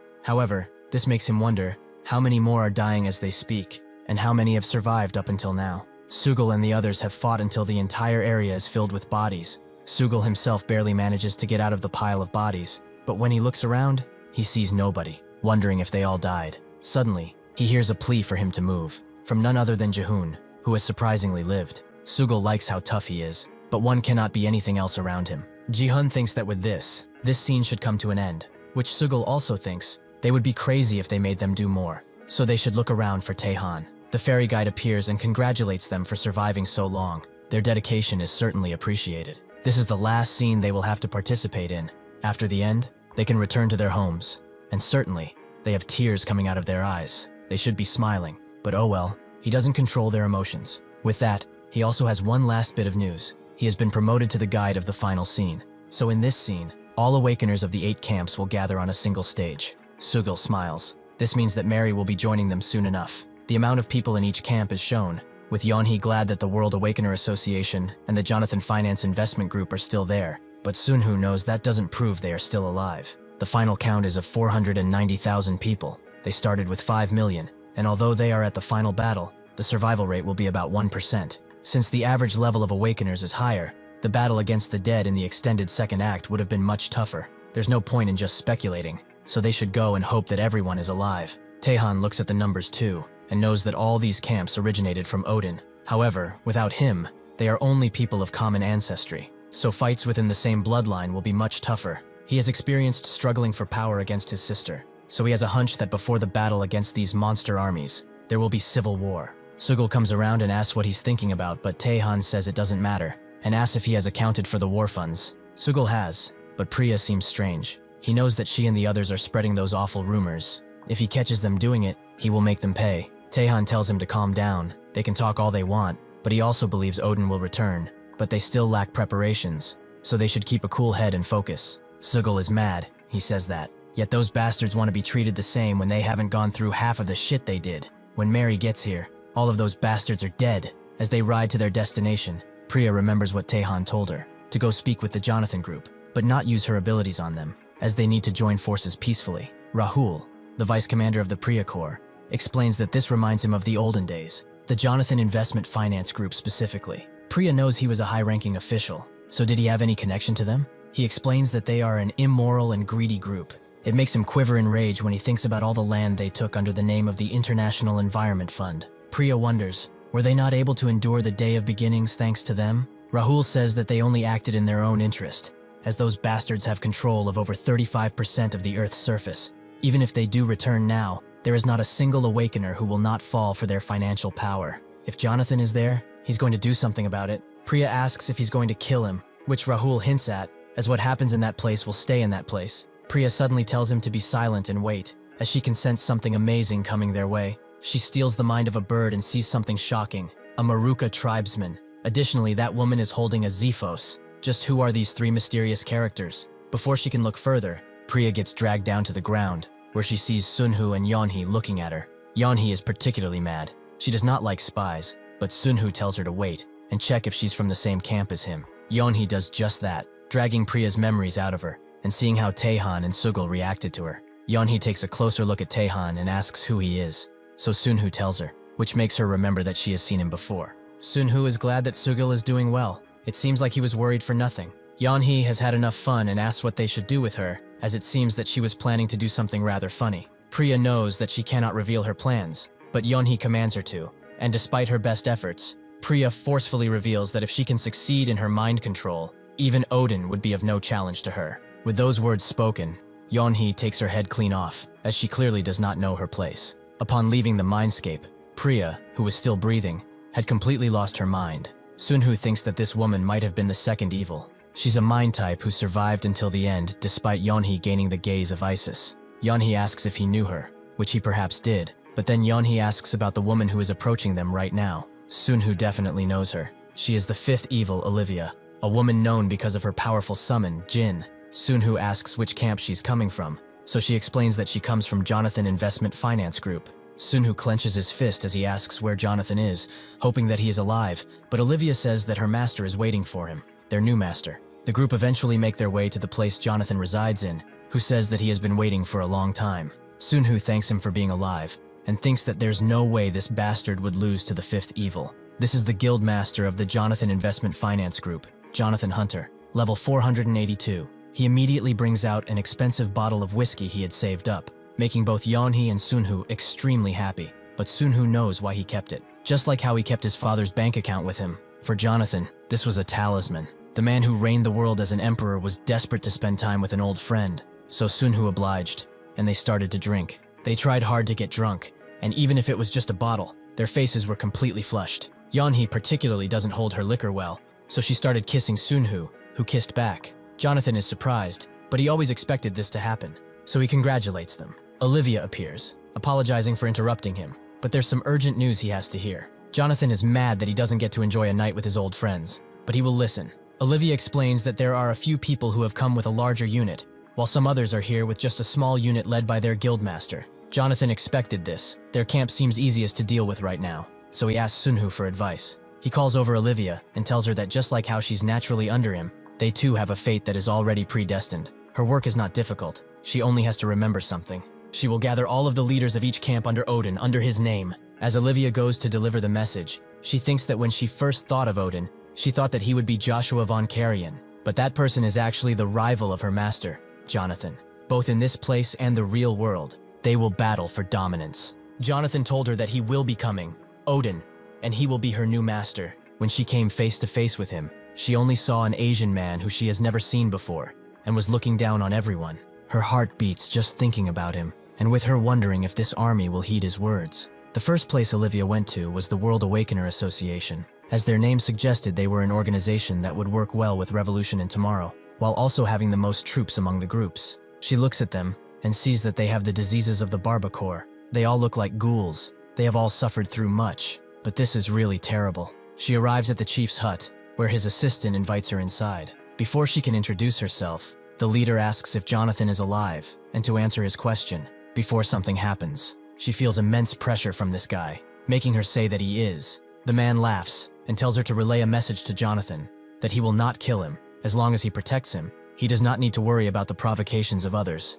Olivia doesn't get why this man would protect them, but then starts to recognize him and asks if he's Joshua von Karajan. The man immediately slams her on the ground before grabbing her by the leg and eliminating all of her item benefits. She knows that she's in danger and summons her djinn, which Joshua immediately defeats without even moving, scaring Olivia half to death. He drags her right in front of him and notes that Jonathan has omitted educating his subordinates, so it seems that he will have to do it for him. Olivia tells him to wait as he strangles her, as she has a message for him, but he only strangles harder. Fortunately, Olivia manages to say Odin, making Joshua let her go and demand she speak. She explains that Odin has ordered everyone to gather, under the name of Odin. At that moment, Olivia saw something she never expected. The being of death that almost took her life was crying tears of joy. At Taehan's fortress, the others come back with Priya and explain that an Asian woman and man were accompanied by a monster and did this to her. Both Taehan and Sugul wonder if it's who they think they are, but suddenly one of the subordinates tells them that all of the camps are moving in their direction. There are just too many people. They all immediately go outside, seeing an army of people waiting at their doorstep. Sugul isn't about to go out without a fight, so he tells them to come and stop waiting. Jonathan screams out, explaining that he and the 6 camps are following the orders of the Great Order to gather at the central stage. That is why they ask them to open their gates and greet Odin's warriors. Taehan is amazed to see Sunhu united all the camps, and Sugul cries tears of happiness, glad that his leader is here. Later, the main people of the groups gather for an important meeting. Camp 1 is Revolution 12. Taehan is the Guildmaster. Camp 2 is the First World Awakener Association, Guildmaster Osiris. Camp 3, Tomorrow 21, Guildmaster Ian Jones. Camp 4, Revolution 30, Guildmaster William Spencer. Camp 5, Tomorrow 19, Guildmaster Deborah Bellucci. Camp 6 is Jonathan Investment Finance Group, led by Jonathan. Camp 7, Revolution 28 is led by Sugul. Originally it was Juwan, but he was found to be too weak. Camp 8, Revolution 42, Guildmaster Zhang Wulong. Ian Jones and Deborah were not originally a part of Revolution, and Tomorrow, Aoki Yuria, who founded Tomorrow, was nowhere to be found. And the most shocking thing is that the 4th virtue, Mihail, is absent. Sunhu asked Joshua about his name change, who explained that he had erased his past. The reason he did so was probably due to the mutilated face he now wore. In the eyes of the masses, the marks he obtained from battles that were life or death would only incite fear. Joshua's fear must have been designed as a high-ranking stage, meaning that he endured brutal tests, like the quest to reduce the guild member numbers to a third. Sunhu tells them that soon the final stage shall be upon them. He doesn't believe that any of them want to drop out right at the end. They would want to get out of here and arrive because when they return, they can use their power as awakeners to obtain as much wealth and anything they want. That's what they would think, but the world is under military control, and they are minorities. Their numbers will decrease further after the final scene, so what awaits them is not glory, but oppression by their own military. Jonathan agrees, but if he wishes to, could he secure the safety and freedom of all awakeners? He is the true owner of this world after all. Sugul did not understand what he was talking about, but the others were all greatly shocked by his words. This was the richest man in the world, and he was bowing his head to someone else. Jonathan says that everyone should have an idea of who he is. Even here, he has been ranked the richest man every year. However, the power he has cannot be measured by that metric. If someone wishes to oppose him in the outside world, they need to risk the destruction of at least 3 G7 nations. The person in front of them is his master, and the center of the world order, Odin. Sunhu wonders how many people understand this, and how many could recall the Geonil Club of the past. Well, it doesn't matter, as they must tell the others what he's going to say now. The World Awakener Association is an organization created with the world after the testing site completion in mind. Those who offer their loyalty will be able to enjoy the privileges under its name. However, they must all understand first, who is allowing them to live like this. Sunhu couldn't even think of reaching this point in the past. As soon as it became clear they would lose the war, the system sent them home. It wasn't just going to let them get wiped. Humanity was classified as the lowest ranked species in the war, and had things continued like that, they would have become the living soldiers of the Barbacore, or a host of the Graft clan. Now it's different though. With these hands, he will shape the future. The final scene is upon them, and everyone looks at it with anticipation and fear. Sugul goes to Jasung, surprised to see that he's grown up so much. Jasung tells him that he's around 30 by now. He shouldn't treat him like a kid anymore. People don't age after awakening, but they do continue growing. Sugul says that it's been a while since they started, but they are finally at the final scene. They should trust Odin and go all the way, as they are ensured victory. Jasung sees that he's in a good mood and asks if something good happened. With Sugul smiling and telling him that they have hit the jackpot, Odin is much more amazing than they originally thought. He drags him away to tell him the good news. All the while, Sunhu arrives next to Orca and asks what the situation is. Orca tells him that the Marukas are not coming. Sunhu, surprised to see that his pronunciation has improved, asks what is coming then. Orca says that it's the Backlands, which Sunhu is not surprised about, but Orca does not stop there. It seems that Barbara, Graf, Declan, and Zephos are also coming, and fast.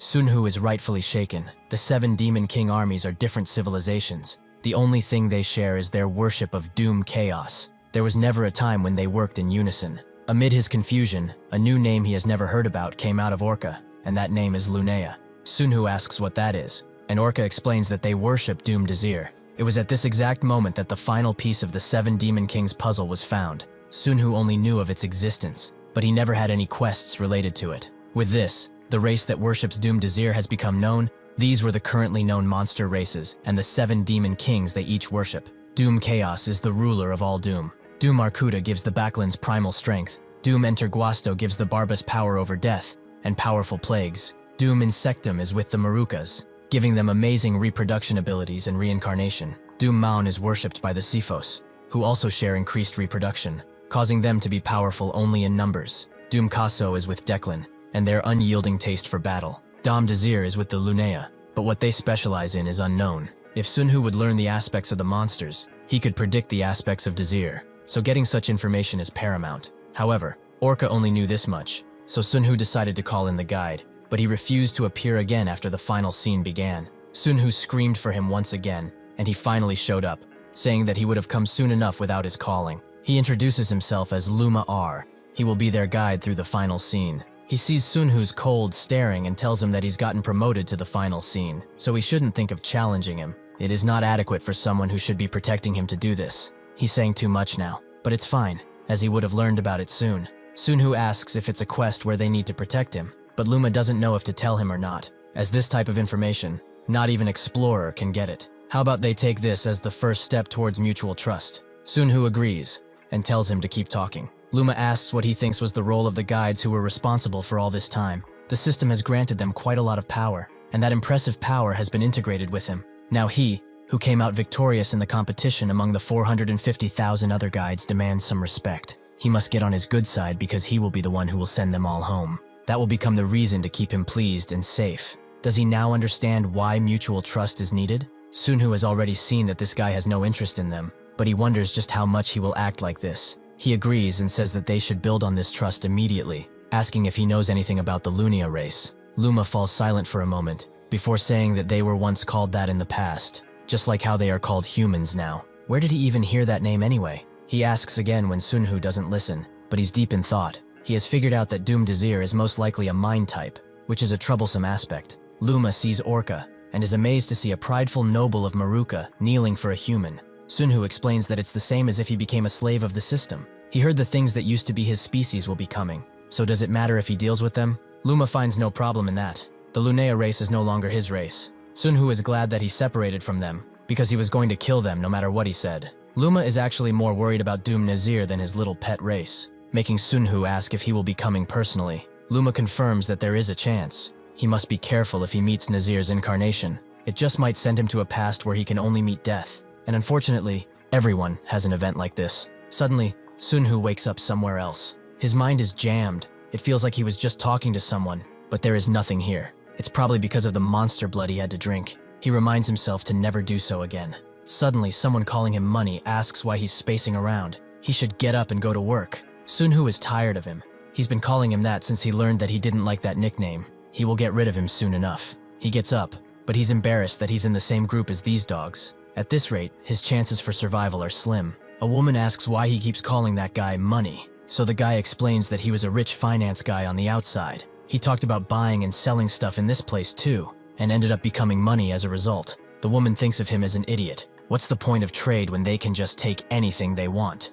Sunhu lets them laugh. If they continue their lives like this, they will die to their own party members soon enough. Suddenly, the name Doom Nazir beams into his head, making him wonder where he even remembers it from and if it's a hallucination. Suddenly, someone calls him, and that guy Jiangsu, as the commander is looking for them. Jiangsu damns Sunhu for wasting his time as he wanted to get some fun, but Sunhu ignores him, as calling 2 pursuers means a dungeon was cleared. It's finally time for him to go to battle. He grabs the old wallet his father gave him, and asks for his protection once again as he goes through this. Both Sunhu and Jiangsu bow down to their leader, Commander Kang Ginam, who is a powerful B rank. Even without his pursuer trait, he can feel the immense pressure he gives off. His rank is one he must have achieved after burning through many teams, and now it's his turn to be put in the meat grinder. Jinim tells them to raise their heads and explains that the mission is simple. They will make it so that he can avoid the tentacles that suddenly appear in that dungeon, which Sunhu knows is the Maruka dungeon. It's easy to say for him, but even though he's investing everything into perception skills, the entirety of Maruka Swamp is like a monster. It's hard to see what's a monster and what's something else. A bunch of messages pop into his head once again, words he has heard before, but he doesn't know from where. They look like messages from guides, but that's impossible. There's no way the guides would talk to a lowly bottom rank like himself. Objection to this plan means death. His fate is already decided, so he agrees to go, promising to do his best. He and his team eventually arrive in the swamp. They too feel that it's different. Its structure seems to be ever-changing. Sunhu suddenly sees something and tells them to wait, as there's something up ahead. But Jiangsu doesn't believe him. He probably got scared for nothing. Sunhu screams at him to duck, but it's too late. The upper half of his head is swung open by none other than an enemy that they never wanted to see. A Maruka noble. He immediately starts killing everyone around Sunhu, who remembers Luma's final words. He will be sent into a past where he can only meet death. This visage of death. This bath of blood has made him come to his senses. It makes sense in the past. The monsters he feared most were the Maruka, but unfortunately for him, that's in the past. With that, the quest to attack Doom Desir has been created. At the Osiris camp, the anti-Barba outpost, Sugul is being healed in the aftermath of a heated battle, but tells Jasung to be a bit gentler. He doesn't get it. How can a skill be gentler? He should stop whining since he's an old man. Sugul asks about Sunhu and when he's going to come out of that barrier. He suddenly created his absolute battlefield around him and hasn't come out in a week. Jasung says they just have to wait. Even Mary doesn't really know what's going on. Sugul guesses she must be worried too. A barrier is not much different from a seal. Jasung tells him that the healing is done, and Sugul is impressed, as expected from such a high-ranking healer. Jasung also asks if Osiris is fine to be around. Why did he choose to join this side in particular? Before the monsters came pouring in, Sunhu told him that no matter what, he should have the first volume of the Book of the Dead. The Supreme Commander of the Barba Corps should have it. Sugul asked if he should go with that Osiris guy. Would it not be better to help Mary? Sun Hu told him that worrying about her is pointless. He wants him to take care of Osiris for him. Sugul wondered what that meant, and guessed that Osiris was planning something. He can't even tell if that guy is man or beast at this point, but if he really is planning a betrayal by aiming for that Book of the Dead, that will be extremely dangerous. Will he even be able to stop this bastard? Sun Hu detected the 7 gates using Explorer. The first gate was of the Baklin army, and their supreme commander was the highest priest of Doom Arkuta, Li Sua, only 2.5 hours remaining until opening. The second gate was of the Barba Crops. Their supreme commander and the owner of the Book of Death, Volume 1, is Shaimar. They come at the same time as the Baklin army. The 5th gate opened really quickly, and out came the Declan army, along with their highest-ranking priest, Chaobaru. Sun Hu left Gate 1 to Yanhi and Gate 2 to Joshua. He fought the Declans of Gate 5, but while he was doing that, he suddenly got trapped in a memory of the past, a past where he can only meet death. It's not wrong, as at this point, he was a low-ranking awakener who could have just died at any moment. They could have taken his life with just a minor level of interference if they only managed to gain perfect control over his mindscape.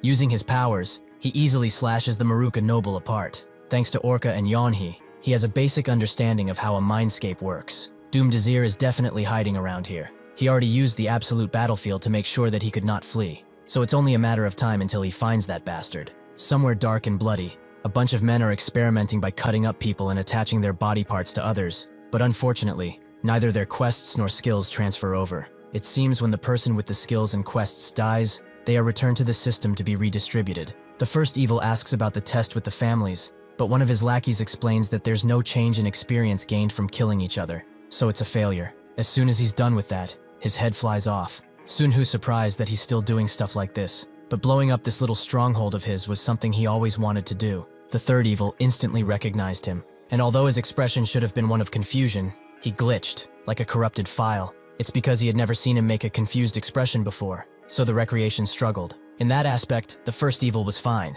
since that guy never showed emotion in the first place. Sun Hu tells him that the money he knows should be a lowly E-rank awakener, but he wants to know, what does he think he looks like now? Sun Hu cuts his arm off, prompting the first evil to immediately back away, using the insignia of teleportation, then uses the insignia of Cure Body to heal himself. Unfortunately, Sun Hu is not about to let him do as he pleases, so he kicks him into next month, making the man who overcomes adversity activate. The first evil tries to run away, fear overtaking him, but Sun Hu will not let go of his toy yet. He has always regretted ending his life so easily. He always wanted to see that look of complete fear in his eyes. It's truly intoxicating, so he thanks him for it. With that, he kills the first evil once again, and talks directly with Desir. He may think that he has him trapped here, but he's the one trapped. He wants to see just how many tricks he has up his sleeve. He will destroy every single one. With a gigantic rumble, he annihilates the apartment he was in, and demands that Desir show himself right this instant. The final scene was the opposite of Act 2 Scene 1. They were protecting the Pillars of Light,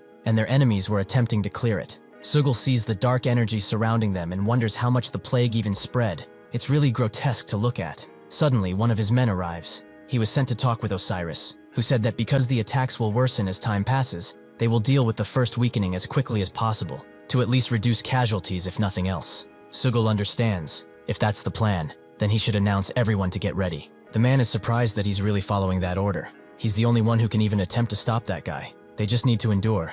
Is there any need to do something like this? Sugul wants to tell him off, but suddenly, the man begins pouring blood from his face, and subsequently blows up in a messy slop. Osiris arrives, clear that he was the one who did this, and asks if there is a problem. Sugul looks at him and apologizes for not being able to manage a random soldier. He is at fault. At the same time, he hears Sun Hu's voice, and then a loud noise, which everyone is affected by. He gets the notification that Desir has entered, he and everyone else in this group, and Sun Hu's battleground shows clear signs of a fierce battle. Sugul knows that he's fighting that Desir guy in there. He feels bad for him, as he's here being pressured by some weak-ass people. He tells Osiris that they will do what they need to. Odin is over there, and they will provide as much support as possible. Osiris raises his hand in the air, letting out a few shadowy beings to help, but also to watch his progress. Sugul understands. He will show him why everyone has come to call him Caliber. He rallies his men, and they charge with him. He screams out words of encouragement, hoping that this will keep them fighting. The onslaught of the beast begins in earnest. Sugul is adamant about going home, so he will not lose this fight no matter what. He will see his son. Everyone in every corner of the battlefield is earnestly giving it their all, and eventually, the battlefield becomes a dumping ground of bodies. Monster and human alike sit together in death, and Sugul would have died too. But because of his pestilence-resistant skill, he is able to hold on and wake up. Due to his skin melting together at his eyes, he can barely see, but he can hear Ja-sung call out to him. He tries to search for him and comes closer, wondering where the hell his arm went, with Ja-sung surprised that he does not remember. Sugul tries to, but his mind is really filled with too many thoughts to pinpoint what happened. He wonders what the itch on his face is. It's becoming worse and worse. He can't feel anything because of it. Suddenly, Ja-sung uses the blessing of the Wind Warrior on him, giving him 5,000 physical defense and 10,000 magical defense. He asks why he used that, as it was an emergency thing Odin was saving. Ja-sung says he has no choice, as he's pretty much done for. Sugul's eyes become healed enough to see him. Ja-sung is almost completely melted, and at the end of his rather short life, Sugul screams out in anger and sadness, as today he lost a true friend. In his mind, Ja-sung remembers when he first heard of Sugul, but also thanks him for always standing in front of him for protection. It is truly a shame that he will never be able to see the world of the Awakeners he talked about. Sugul tries to tell him that he can be healed and that he will be right back on his feet, but Ja-sung simply recites the same numbers again, and also the names of his father and mother. Sugul knew what he meant by this, but he should really focus on his survival first. He has to. Ja-sung continues to do so, until Sugul gives up and agrees. He recites back the numbers and the names of his family members. He has fully memorized them. He wants 10 billion to be given to them, but Sugul promises much more than that. He is Caliber, the right hand of Odin. He can take half the world if he wants to. Ja-sung gives him one final smile, and the fear sets in, making him ask Sugul to save him, as he is scared. After Ja-sung disappears, his protective ring of the Wind Warrior drops, so Sugul picks it up and wipes the tears off his face. He has no time to waste. There are too many corpses here. If a necromancer comes, it's all over. No matter what happens, he has to get the first volume of the Book of the Dead. The Supreme Commander of the Barba Corp has to drop it.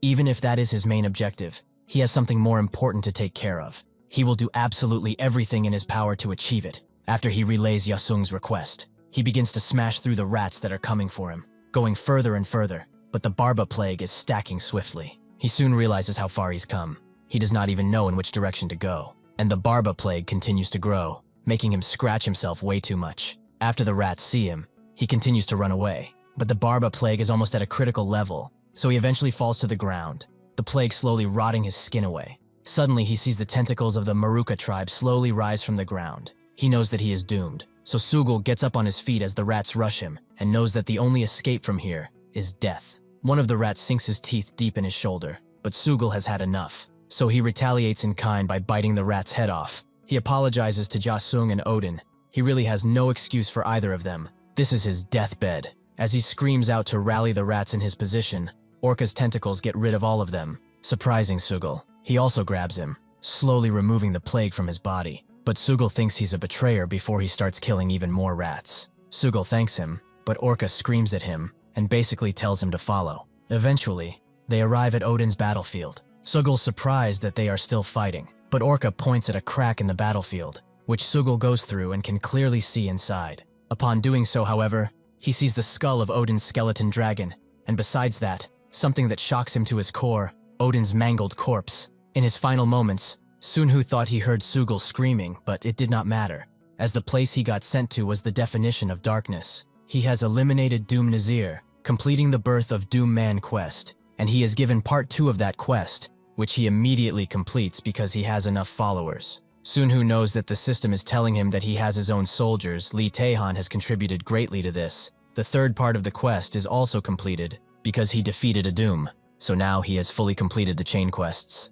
something nobody has done before. He also has a visitor to congratulate him, Doom Chaos, and even if Sunhu is basically inside the life vessel now, he still feels trapped with him, his power overwhelming his senses. He also feels overwhelming fear, to the point that his mind is only thinking of leaving. But through that, he also feels Doom Chaos poking at his mind like he wants to tell him something. That something is about the system and the existence whose real name was the Old One. It was a being that rivaled Doom Chaos. While traversing multiple dimensions, whenever Doom Chaos went for a dimension, the Old One would inevitably appear. In this never-ending universal war beyond mortal understanding, the sides of good and evil held no real meaning.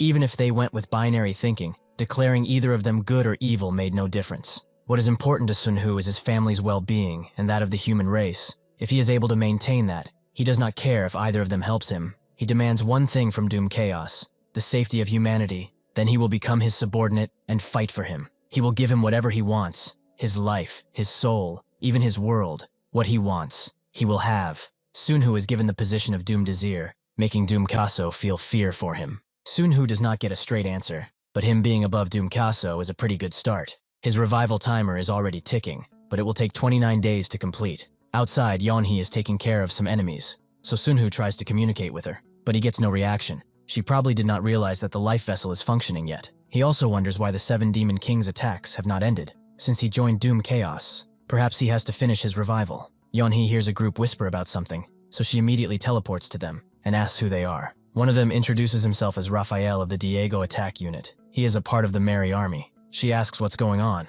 but they all promise they were doing nothing. They were just discussing the current situation. Odin said he would deal with the evil parts of the system, so they have no clue as to why this quest even appeared. From reading his mind, Yeonhee sees these quests. The main objective is to kill her, and it rewards tons of starting quest items and 50 challenger boxes. She really didn't expect this, but it means that Sunhu has finally sided with Doom Chaos. So right now, the life vessel is working inside her body. He tells Raphael to gather all the position locators within the army. Anyone who resists will be immediately executed on sight. With this plan, they will be able to get most of the people who are after her. In this army, that is, as she can hear whispers from the other armies, and it's making her head split open from the pain. Most people have considered the rewards, as it's something that has never been given before. Some think that it's a play by the system to drive a stake and create conflict. But the rewards don't lie. Perhaps there is a way to defeat her. Perhaps Osiris and/or the Fire Demon King could actually do her in. One guy notes that they probably have not seen a mind-type awaken or rage before after they enter the rampaging state,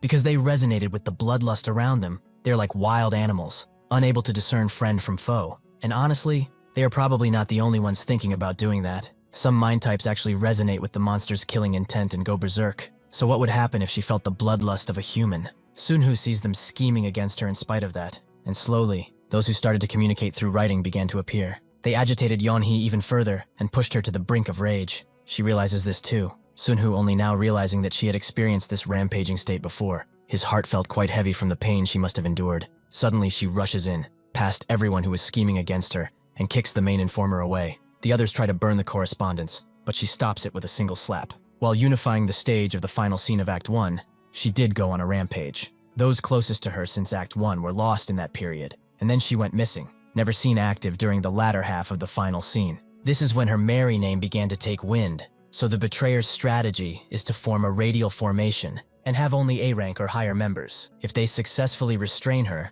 they will blow her up, no matter how many casualties they go through. Yeonhee and Sunhu both realize that the guy writing these strategies knows much about Yeonhee, and she knows there can only be one. So she charges Juwon with her blade, who thinks that she's gone on a rampage. Contrary to his belief, she's actually pretty calm. She just hates him for the rat he is. The others just stand there without saying a word, as they don't want to incur her wrath, and Juwon orders them to charge in already. But Yeonhee uses her mind control to deal with him by their hands. Osiris watches all of this, and Yeonhee tells him to get out of the way, causing him to shake for some unknown reason. After all this, Yeonhee decides to go far from the battlefield. In a crevice in the stone mountain, she planned to cut down anyone who used the position locator to find her. After being on high alert for days on end, she fell asleep, leaving her little monster to stand guard. Sure enough, he sees someone, so he wakes her up with a few slaps. Yeonhee is curious to see who her first guest is, but she's surprised to see Sugul, who seems mad at the entire world.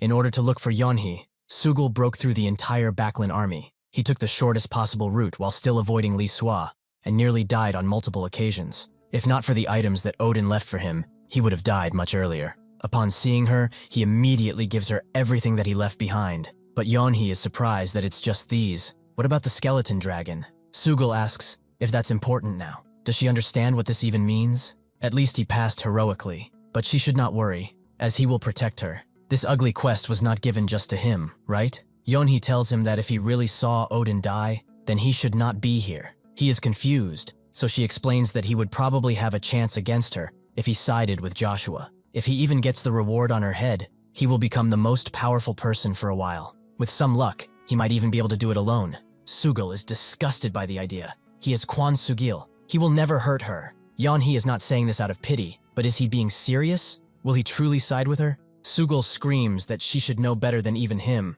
but she says it is not easy at his level, and people change their minds frequently. Sugul lets it go, as this is not the time to argue, but she should come with him to Okra's territory, as he will help them. It might sound weird, but that guy is more trustworthy than most people. Yeonhee knows this little fella in her hands is the same, but he knows what will happen if he sides with her, right? Sugul asks if he will hold her back, but that's not what she meant. She will not be able to protect him either. Sugul doesn't care for that. He is the one who wants to protect her. She might not realize how bad things might go for her soon. Nobody knows what will happen, but he wants only one thing in return. He tells her all the information Jasung told him. If he dies, she wants her to take care of this debt, as he has to carry it even out of the grave. If she can do this, he will never regret anything. Yeonhee remembers him saying something about having a son, but Sugul can't possibly ask her to take care of him as well, although if she offers, he will not refuse. He suddenly coughs up some blood. It was tough to get through those bovine bastards. That Sua girl is really strong. Yeonhee doesn't understand how he survived getting beaten up that much.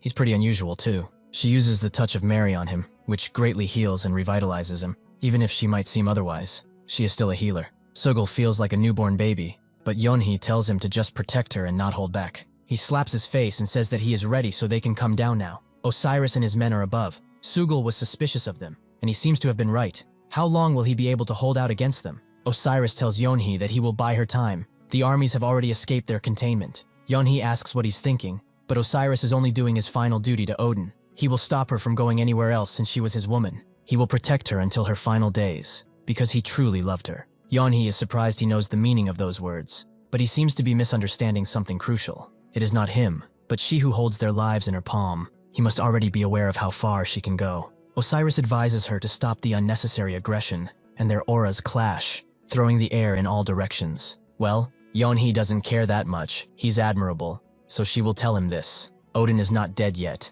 He will soon come back to life. Osiris believes she is holding on to false hope. He has already confirmed his body. Yeonhee knows how it sounds, but he should know that he has made the right decision. On her way to the Orca territory, thanks to Osiris and Sugil, Mary did not walk around as a criminal, but as a mighty conqueror. Sugil is disgusted by the bastards who are attacking them. They are more fierce than the monsters. They eventually arrive in Orca's swamp, Sugil believing that the others will not be able to easily follow them inside. Yeonhee is pleased, as Orca has made a throne for himself. Having gathered a huge amount of experience from fighting, Orca had become strong enough to rival his mother entity, Archduke Aemon. Sugil notes how much he changed, and Yeonhee wonders if they have even just one normal person on their side. Sugil asks if what she said about Odin coming back to life is true. Honestly, it's pretty hard to believe without any proof. Yeonhee tells him that the situation would have been different if she could. They wouldn't have been chased around. Sugil doesn't get it. Is it a skill, or one of those special privileges? Yeonhee thinks of it more as a special privilege. Odin has become an important being.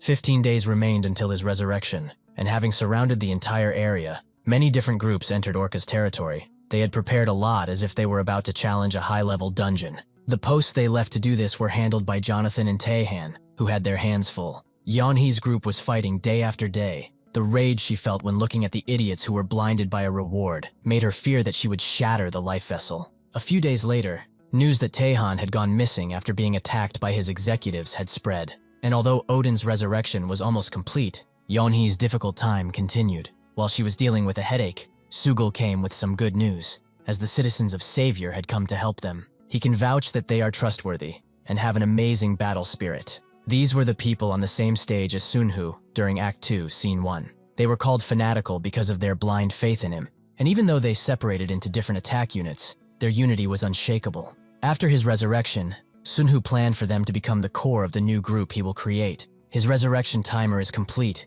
He begins to morph into reality, and Doom Chaos gives him an order. He must secure the Human Army Command. A veteran army is being trained before him. He will make them understand who their true master is. No followers of the Old One are allowed to remain. He will keep in mind, the fate of the human army lies in the hands of Doom Man. Upon success, the attack order on his territory progressing under Doom Kaso will stop. Upon failure though, his land and humanity as a whole will be sacrificed as an offering to Doom Chaos. He will have to find an army in a different dimension to nurture. Sunhu excluded the system followers a long time ago, so securing the safety of this world is a piece of cake. Another command follows. He will have to eliminate Guide Luma R. The Old One will tempt him with power. To prevent this, he must eliminate that guide, as this will also be the start of his authority. Upon success, the Old One will give up on his land and escape to another. He will obtain the common authority, Gate Creation. Upon failure, the human army's fate will be altered by the will of the Old One. Sunhu is satisfied by this. He wanted to beat those things for a long time. With those commands given, he is given an option to choose where he resurrects. He chooses to go near the life vessel, So as everyone is fighting, they get notified that Doom Man has entered. Their minds begin to shatter, as only his presence causes them to go into an altered state. The strong ones are spared, but the weak begin foaming at the mouth, and worship him as the god entity he is. Sugul is confused beyond his wits, but Sunhu approaches with a smile and thanks him for helping Mary. Sugul says he only did what he had to, but what's this about Doom Man? Is that him? Sunhu allows him to hate that, but this was the only way he could guarantee the safety of their world. Sugul doesn't see anything different to him, although he hopes he's not going to grow horns or something. Sunhu says that maybe he will, and Yeonhee stares at him in shock, but he simply smiles back. She bows down to him, happy to see him return, and he holds her, everyone worshipping the birth of Doom Man. Somewhere else, the guide is freaking out. The great picture drawn by the system has been destroyed, all because of these stupid creatures. Guildmaster Ian Jones receives the One Heart with the Guide quest, where he must protect Luma-R from Doom Man, and the reward is 50 challenger boxes, another quest, and special privileges, among other things. Jones sees this quest as akin to the one that was tied to Miri, but they are talking about a doom here. Even the great Odin died while facing one of them. If he is to face a doom, what can he possibly achieve? Luma-R tells him not to lose focus. If he succeeds, he will receive rewards on par with the Kill Mary quest. Jones knows the guide is desperate too, so he asks for the rewards now. If he receives them now, he vows to protect him with all his might. Luma-R can't believe someone who managed to survive until the final scene is acting like this. Has he not learned? He must prove himself before he is granted greater power. This is the one absolute rule of the system. Jones tells him that they will both die by the end of this, so he's canceling the quest. He can just go and die himself. He's fighting no doom. Luma-R urges him to do so if that's what he wants, but he hesitates. He knew that he couldn't do jack. At this stage, he cannot let such a thing pass, so he will just pray for his success, as he's sure he can achieve something. Jones knows that he has always been in constant danger. Death was watching him, ready to take his life away. Every time that happened, though, he overcame it and became stronger. More people rallied behind him, and his group was formed. This is an opportunity that he will not let pass up. Suddenly, he enters Odin's battlefield, which scares the living daylights out of him, and he cannot escape from the zone for 24 hours. His confidence is in shambles as he shakes. He tries to reason this away, but only comes out with a shallow scream for the guide, asking what this is. Luma-R reveals that Odin is Doom Man. He just didn't tell him because he didn't bring it up. His fault. Jones doubles down. He is not doing something that will ensure his death. Luma-R tells him that nothing will change if he refuses the quest. Doom Man is already pretty mad at him. He can just see his rage in the distance, can he not? This would have been much easier if he completed his quests. Honestly, humans are the ones who messed everything up. If the system would have been followed, neither Dom Nazir's death nor Doom Man's appearance would have occurred. He has ruined the great picture the system drew. What a dumbass. As soon as they arrive at Jones' compound, most just surrender to Sunhu, with Sugul believing it's only right they let them live. Sunhu agrees, but only on the condition that they show who their true master is. With that, they all charge back at their old master, and the few that remained with Jones are shocked to see this. Because of this display, he is pretty furious. This is basically Odin saying that he does not need to come himself. His army is slowly falling apart. Some just give up completely, and some just take the easy way out, creating a conflict not easily quenched. Sunhu sees this and guesses that Jones is not that big a deal, so he goes to his main target, Luma-R, who is trying to escape. Sunhu appears behind him and says that Nazir had no chance in escaping. Does he think that he can? Luma-R swings again and tells him to be careful, as he doesn't know where he's cutting now. Sunhu tells him to try it. He wants to see how long he can muster his strength. Sunhu knows that the Old One decided humanity is worthless, because they could not overcome Doom Chaos, but he will make him regret that decision. Now he is beyond Challenger. He is an Ender, and if he uses man who overcomes adversity, he can enter the Overlord stage. With this, he is able to strike Luma-R from the back and then dash towards him, making him fly away. Now he is getting really mad. He may have Doom Chaos's support, but none of the Awakeners will be able to return without him. Does he really think he can handle that? Sunhu calls him an insolent creature who will beg for mercy. That's why he won't kill him instantly. He wants to have some fun first. Sunhu casts Odin's wrath all around them, and tells Luma-R that his first quest is to escape from this prison. But Luma-R refuses. He can just hide and let him enjoy himself. Sunhu is not worried. Even if it hides, it will leave some sort of trace. Even Challenger-level Awakeners can detect these small rites. And sure enough, Luma-R gets zapped right back to reality. Sunhu hoped that he understood his position now. This is an unskippable chain quest. Luma-R expected him to be so drastically different. He doesn't even care if humanity returns, does he? Sunhu explains that his army will return using the common authority of the Dooms. a gate, which works the same as their paths. Luma R understands. The playtime is over, as he is really mad now. Sunhu knows this is his true form. It feels similar to Desir. With the twisting of space-time, a powerful pressure cast down upon him. He could have easily just dodged it, but he let it cast. He decided to smile and say that this is pretty good, and asks if skill has a name. But Luma R believes he is not a dumbass like he is. The system is created only for stupid species like his. They are fools who cannot do anything right. Before his strike goes through, Sunhu just catches his leg with 2 fingers. He guesses that he was moving in for his eye, but whatever. He will take this as him passing the first quest. So here comes the second one. He just has to endure some hellfire, nothing too big, right? After Luma R is burned to a crisp, Sunhu moves on to the third quest, where he will beg until he is quenched. Luma R tells him that he will be punished for brazenly using the power granted by the system, but Sunhu says that he took it for his own. It was not granted to him by the old one. He's the guide, yet he does not know the rules. Luma R believes that he will let him go right. This was just some toying around. Sunhu wants to hear begging, not this dumbassery of his. Luma R finally relents and begs for his life, which Sunhu has been eagerly waiting for, so that he can take his life with much more enjoyment. After striking the guide down, he obtains the Gate Creation Authority. The quest tab disappears from everyone's grasp, although they still have their levels and items. Sunhu knew this would happen, but they all need to get used to Doom Chaos's system. The most important thing now is that after his battlefield disappeared, this little one came to him. Yeonhee feels no hostility, but rather the opposite, so it's up to him. Sunhu knew these things were all identical in appearance, so he thought that Luma R just resurrected, but he wanted to hear the thing out. Since the old one's system is gone, he needs Yeonhee's help to talk with it. She creates a space where they can talk, although his pressure is too gigantic even there, allowing him to dominate it easily. Now, Sunhu wants an answer from this guide-looking thing, and he expects them soon. She introduces herself as the mother of all Lumas, Luma A. She understands that her entire race displeased him, but the guides are entities who ran away from them a long time ago. She is not as flamboyant as they are, so she apologizes if she can't express herself much. Sunhu knows it's trying to win favors with him, hence the human appearance. She only has one goal in seeking him, so. They call them the Monster Army, right? Well, she wants them to stop attacks on that army so that everyone can go back without any more sacrifices. Sunhu smiles, as that's only her side of the story. Luma A tells him that he will not gain strength by killing more of the Monster Army. The old one is leaving as they speak. Sunhu believes the items they hold are plenty useful. Isn't that why she came to beg? Honestly, what will be the fate of her people? Desir died by his very hands, so will they follow him now? She apologizes. He has nothing they can express here. They are just hoping that until the birth of a new Doom they can resonate with, they can be spared. This hints that if Yeonhee had become Doom Man, they would have become followers of her, but she just shrugs it off.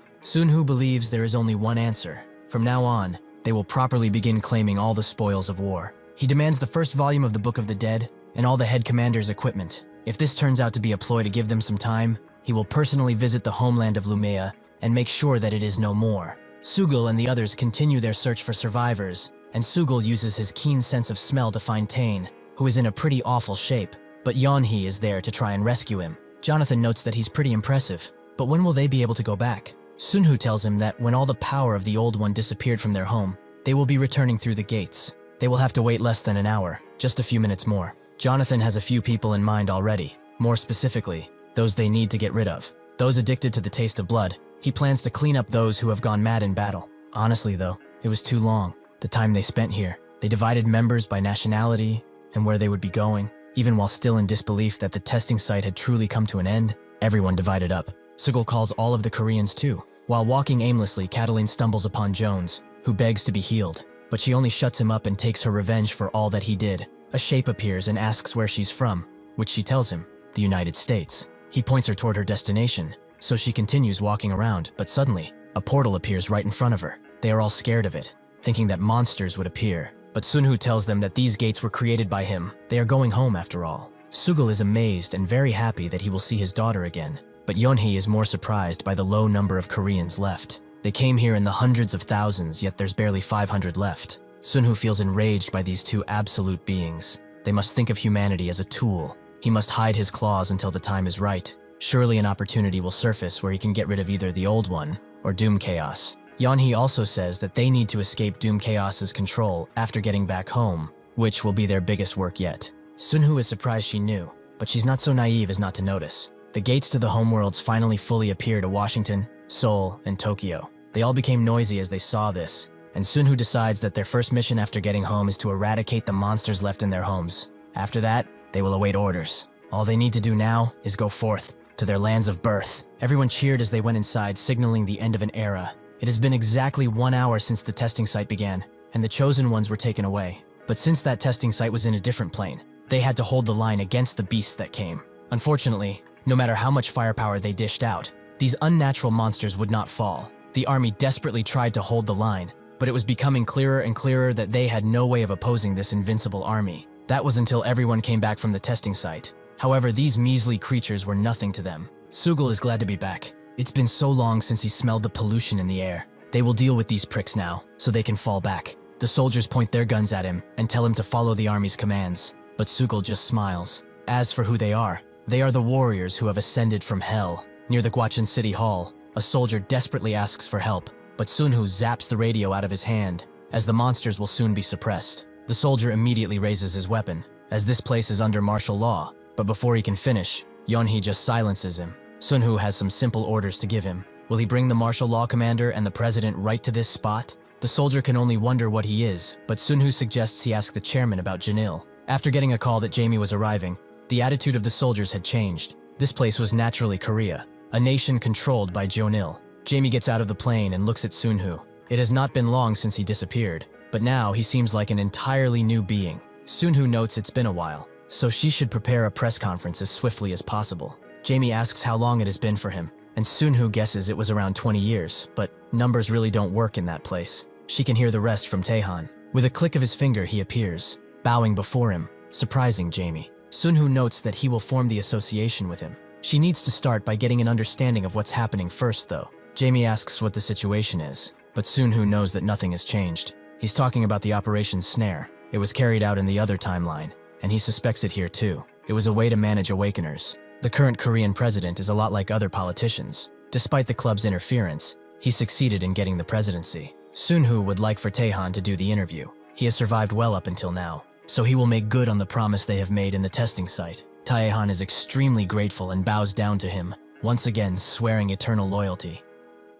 The president's aide is worried. These people are extremely dangerous, so they should reconsider. This is not something that can be solved by simply increasing security personnel. The president doesn't want to increase it. He wants them to be put away. More than that though, what does the martial law army commander say about this? This is the president of Korea, Kim Woo-seop. His aide notes that his attitude is rough. To have a private meeting with that man will put him at risk. Woo says that this is not private. The chairman of Jonil and Il-seong are also here. He enters the room swiftly, first seeing Taehan, wondering if he was always like this, always so serious. Woo explains that the Awakeners have been recognized for their efforts in surpassing the creatures. The nation will be forever in their debt. On behalf of the nation, he thanks them. Taehan is direct. He should stop the Operation Snare immediately, as only the soldiers will have to suffer. Woo sweats and asks if the aliens weren't suppressed already, so Sunhu taps Taehan on the shoulder and leaves the room. Woo admits that there have been some unfortunate incidents, but an operation called Snare is not something that was on his agenda.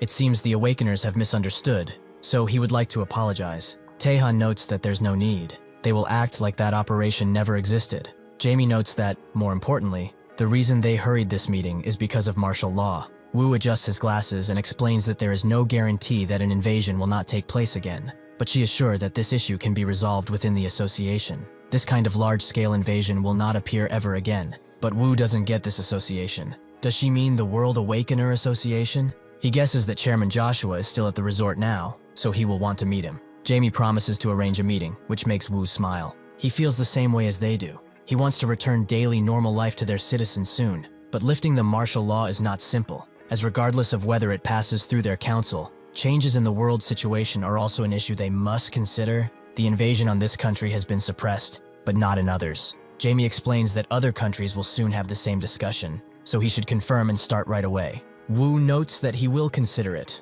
but Taehan is not asking here. Woo is spoken, and says that his words are becoming a bit too much. Jamie is not speaking to him as the president of the country, which makes Woo think that this is the club they are talking about. Taehan notes that if he continues to refuse, even after meeting the club's owner directly, he can't guarantee the fate of this country. Woo realizes that the man who just left was the true leader, and he was not here to negotiate, but to give an order. Sugul deals with the remaining soldiers. He would have really liked for them to listen while he was nice. Was it that hard to grasp their situation? The soldiers explained that they were just following orders. They were caught carrying out Operation Snare and were subsequently suppressed. Sugul knows it's always the low-ranking ones that suffer. They tried hiding their tracks, but they know already. Sunhu enters the room with Yeonhee and explains that they will only give treatment to those at risk of losing their lives. Everyone else will be moved to the hotels. Sugul bows his head down and explains that he wants to go to Gichil now, since this is all settled. Yeonhee congratulates him on doing a good job and gives him a piece of paper, as he cannot go empty-handed to his son, right?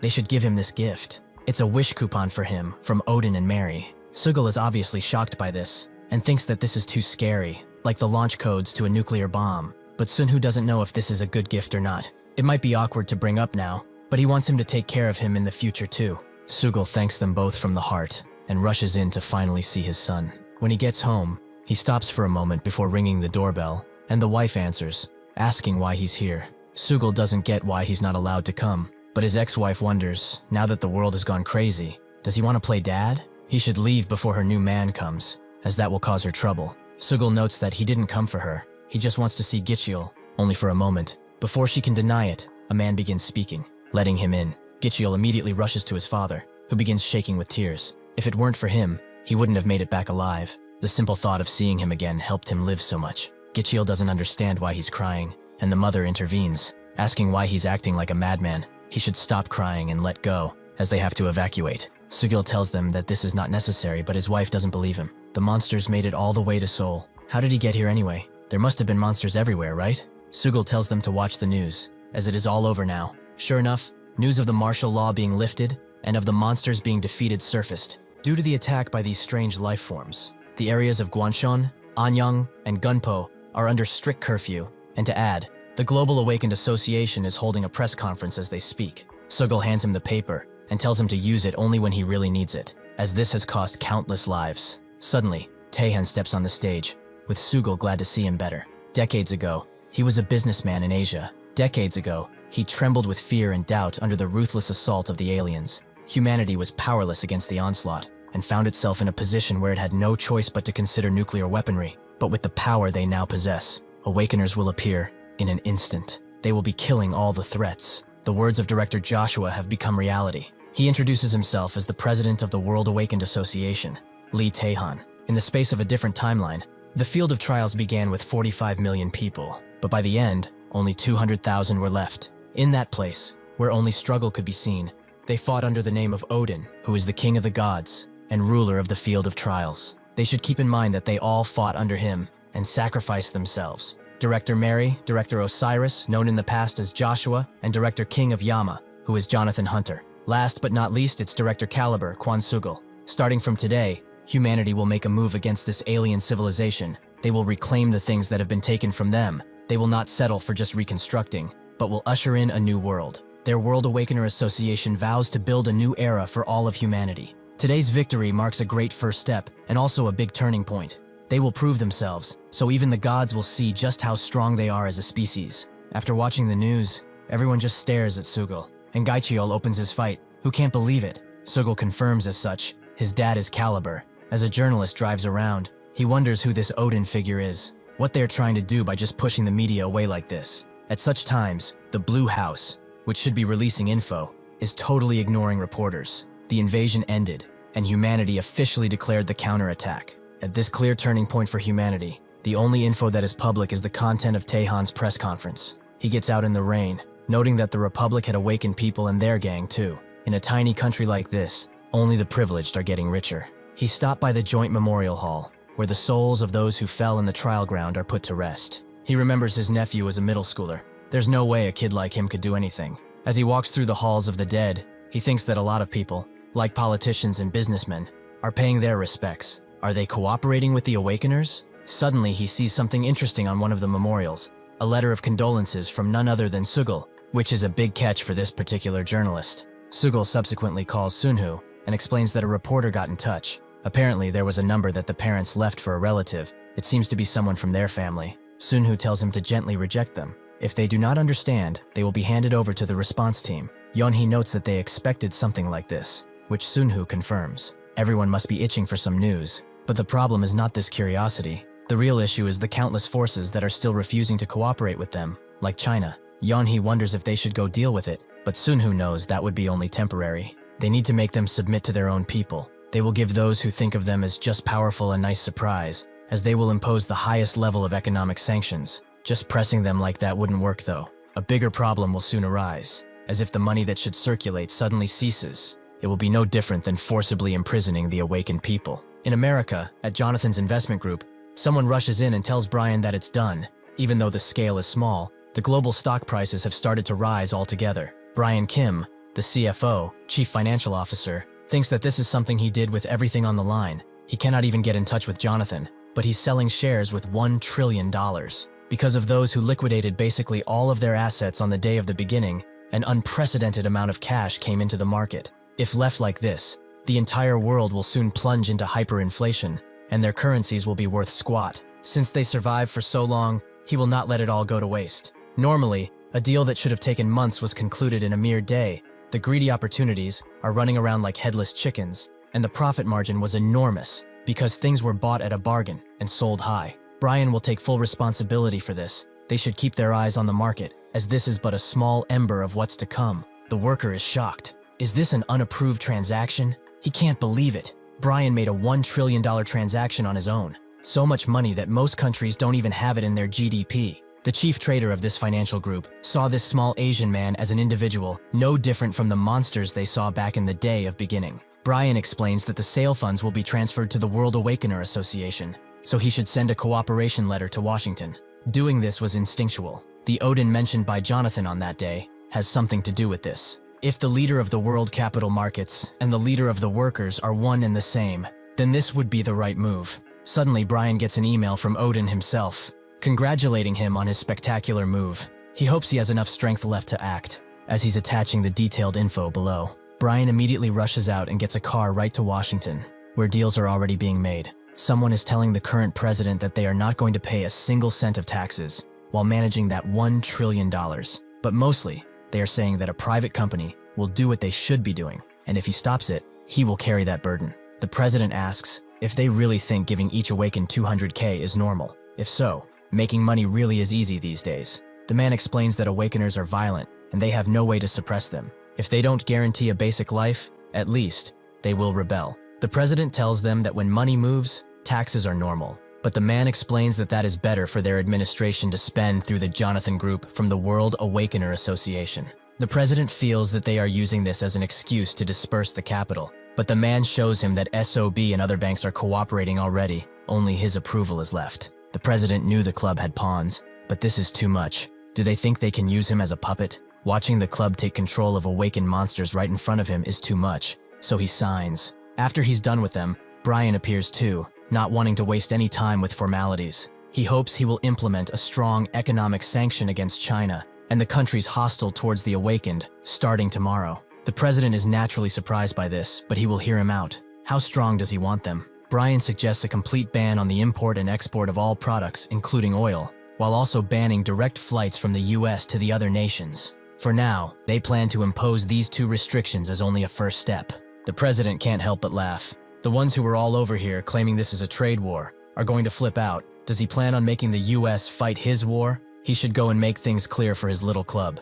If they want to do this, they will have to impeach him. Brian doesn't need to. He is doing better than the candidate they expected, but he shouldn't worry, as the same economic sanctions will be implemented by countries all around the world. Besides all this business talk, Odin has a message for him. The president asks if he's talking about the Odin, who is the leader of the Awakened Ones, but Brian asks if there's any other Odin they know. Inside the envelope, the president finds an invitation to the Jonil Club, directly from Odin. Yeonhee is quite mad at Sunhu, asking when he's coming back, but he cannot give her an answer, although she should let him know if Jonathan contacts her. Yeonhee notes that she barely gets rest as is. She feels busier than when she was in the trial grounds. Sunhu knows, but these things he has to personally oversee. He thought it would be easier if he just opened a gate to London, but since he's a Doom man, every action he takes could be seen as following Doom Chaos's order, so he has to be attentive. If that thing has any sense, they will have to wait until the association is established. They already have posters, urging Awakeners to register according to a schedule.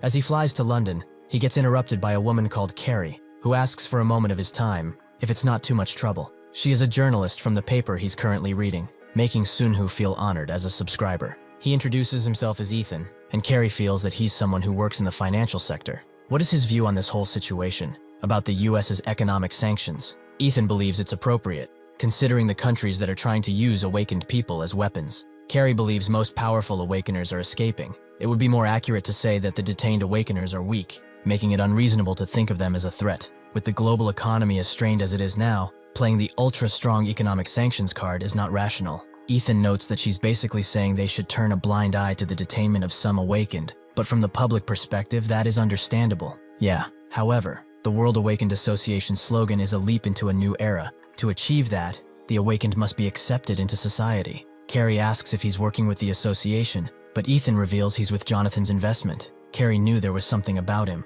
but does that mean that Jonathan is involved? Is he implying this situation could escalate? Ethan explains that he's just expressing his opinion, as someone working in that financial section. Carrie tells him to stop playing dumb. That 1 trillion big deals yesterday was proof. It was a preemptive move, anticipating the sanctions. Ethan notes that since this is not classified, he will give it to her straight. The global economy won't falter from this. After all, they were the ones who held the line on the day of awakening. Soon, a massive amount of shares will circulate, enough to completely offset the sanctions shocks. The worst-case situation is no longer feasible. What does she think will happen when all those pushed out of the market on the day of awakening return? He can promise her, what is coming is a period of amazing prosperity, unlike anything in the history of humanity. China's leader is in talks with people about what is happening, and assumes that everything is true for the argument's sake. But why doesn't this Odin simply take control of everything? The man next to him can't say. But even within the field of trials, he made efforts to build a social structure, even a currency system based on mana stones. The leader understands,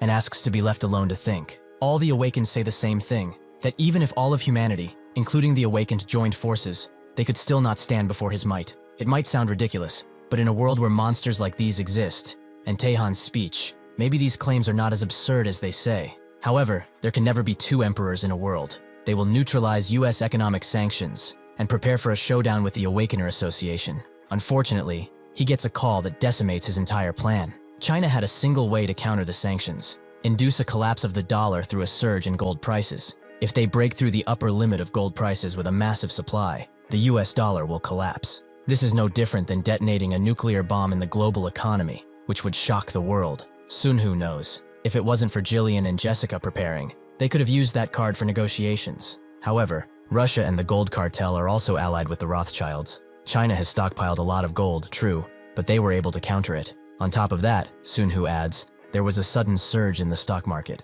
To drive up the gold prices, China will need a lot more. He congratulates the both of them on a job well done, and soon, they all join hands in one singular place, where all the powerful people are gathered. The new era's Geonil Club's General Assembly begins. Sun Hu gets prepared to speak, but sees a spy with a pretty good stealth skill, which he uses as an example as he kills him. The spy does not leave behind a single trace, but the stench of death filled the hall, giving everyone a taste of Odin's power. He advises them to hold off on wasting money hiring awakens, as quite a few of them are not under control. Most suspect that it was from China, but they do not dare speak. With this, the members begin to lay down a few requests, while representing their families and their nations. Since this was the first meeting that was held after the day of beginning, there were extreme requests too, like reviving the Tessera project. The tokens that were needed to be held by slaves of the ancient Roman Empire were called Tessera. It was a symbol meant to represent ownership, though a modern implementation would be a microchip within the individual. This was a topic that was brought up in the Bilderberg Club after the terror attack.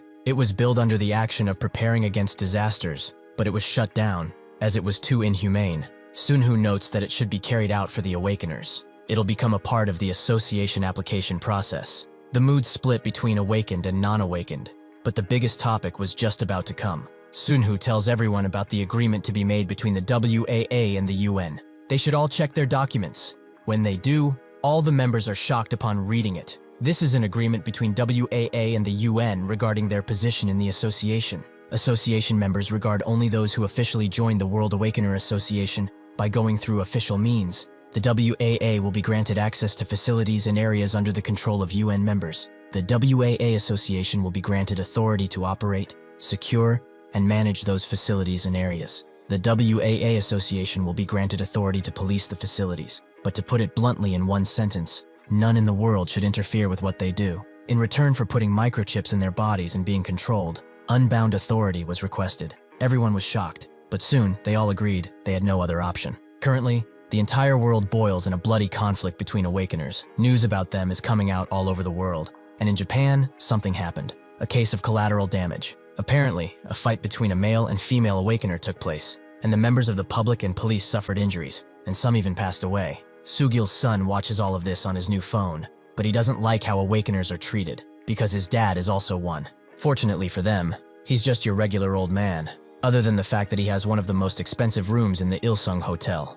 Suddenly, his friend Yongju arrives, surprised to see all this luxury around him. Gichiel explains that his uncle, Taihan, got it for them, the president of Ilsung. Since his dad is a strong awakener, money is not an issue. Yongju is surprised, but upon seeing Sugil, who is glad to see that his son has friends, he asks if he really is Caliber. If so, has he killed anyone? Sugil's expression turns dark as he hears this, but he lets it go. He did mess up a few people. He couldn't let them live in the same world as them. He'll make sure that this world where they live is all nice and clean. If there's anything he wants to do or eat, he can go for it. They can use his name and do whatever. Suddenly, Yongju finds his dad really cool, and Gichiel agrees. After they leave, Sugil's face turns to worry, as he has been designated as one of Doom Man's 4 great priests, beyond Taehan, Mary, and Osiris. They all learn the rite of the human army, change, along with a command from Doom Chaos, execute the change rite, as the constellation battle between the army of Dragoran and the armies of the 7 demon kings will soon end. The time left until the human army's entry into the war is near. They can prepare now. Remnants of the old one's dungeons remain in their home world. They will need to change the entrances of the dungeons to the battlefield. The rite of change will make it possible for them. Sun Hu expected more free time, but he did not expect the human army's participation in that gigantic battlefield to happen sooner rather than later.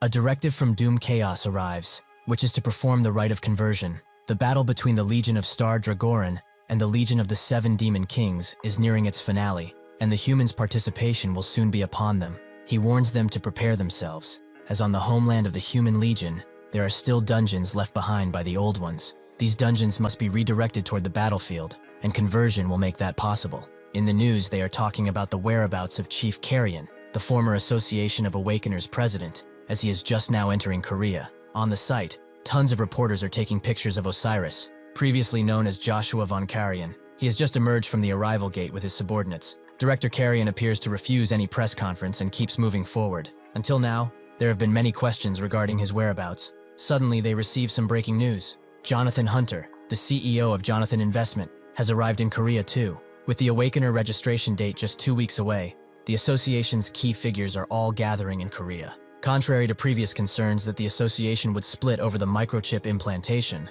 what they are seeing now is unity, demonstrated by high-ranking officials. Meanwhile, the fact that the Global Awakener Association HQ has been established in Korea and that Lee Taehan has been appointed as the new president is drawing the world's attention. Sun Hu briefly greeted his parents and then moved to their HQ, the former Jeonil resort. Yeonhee notes that Orca played a part in this too.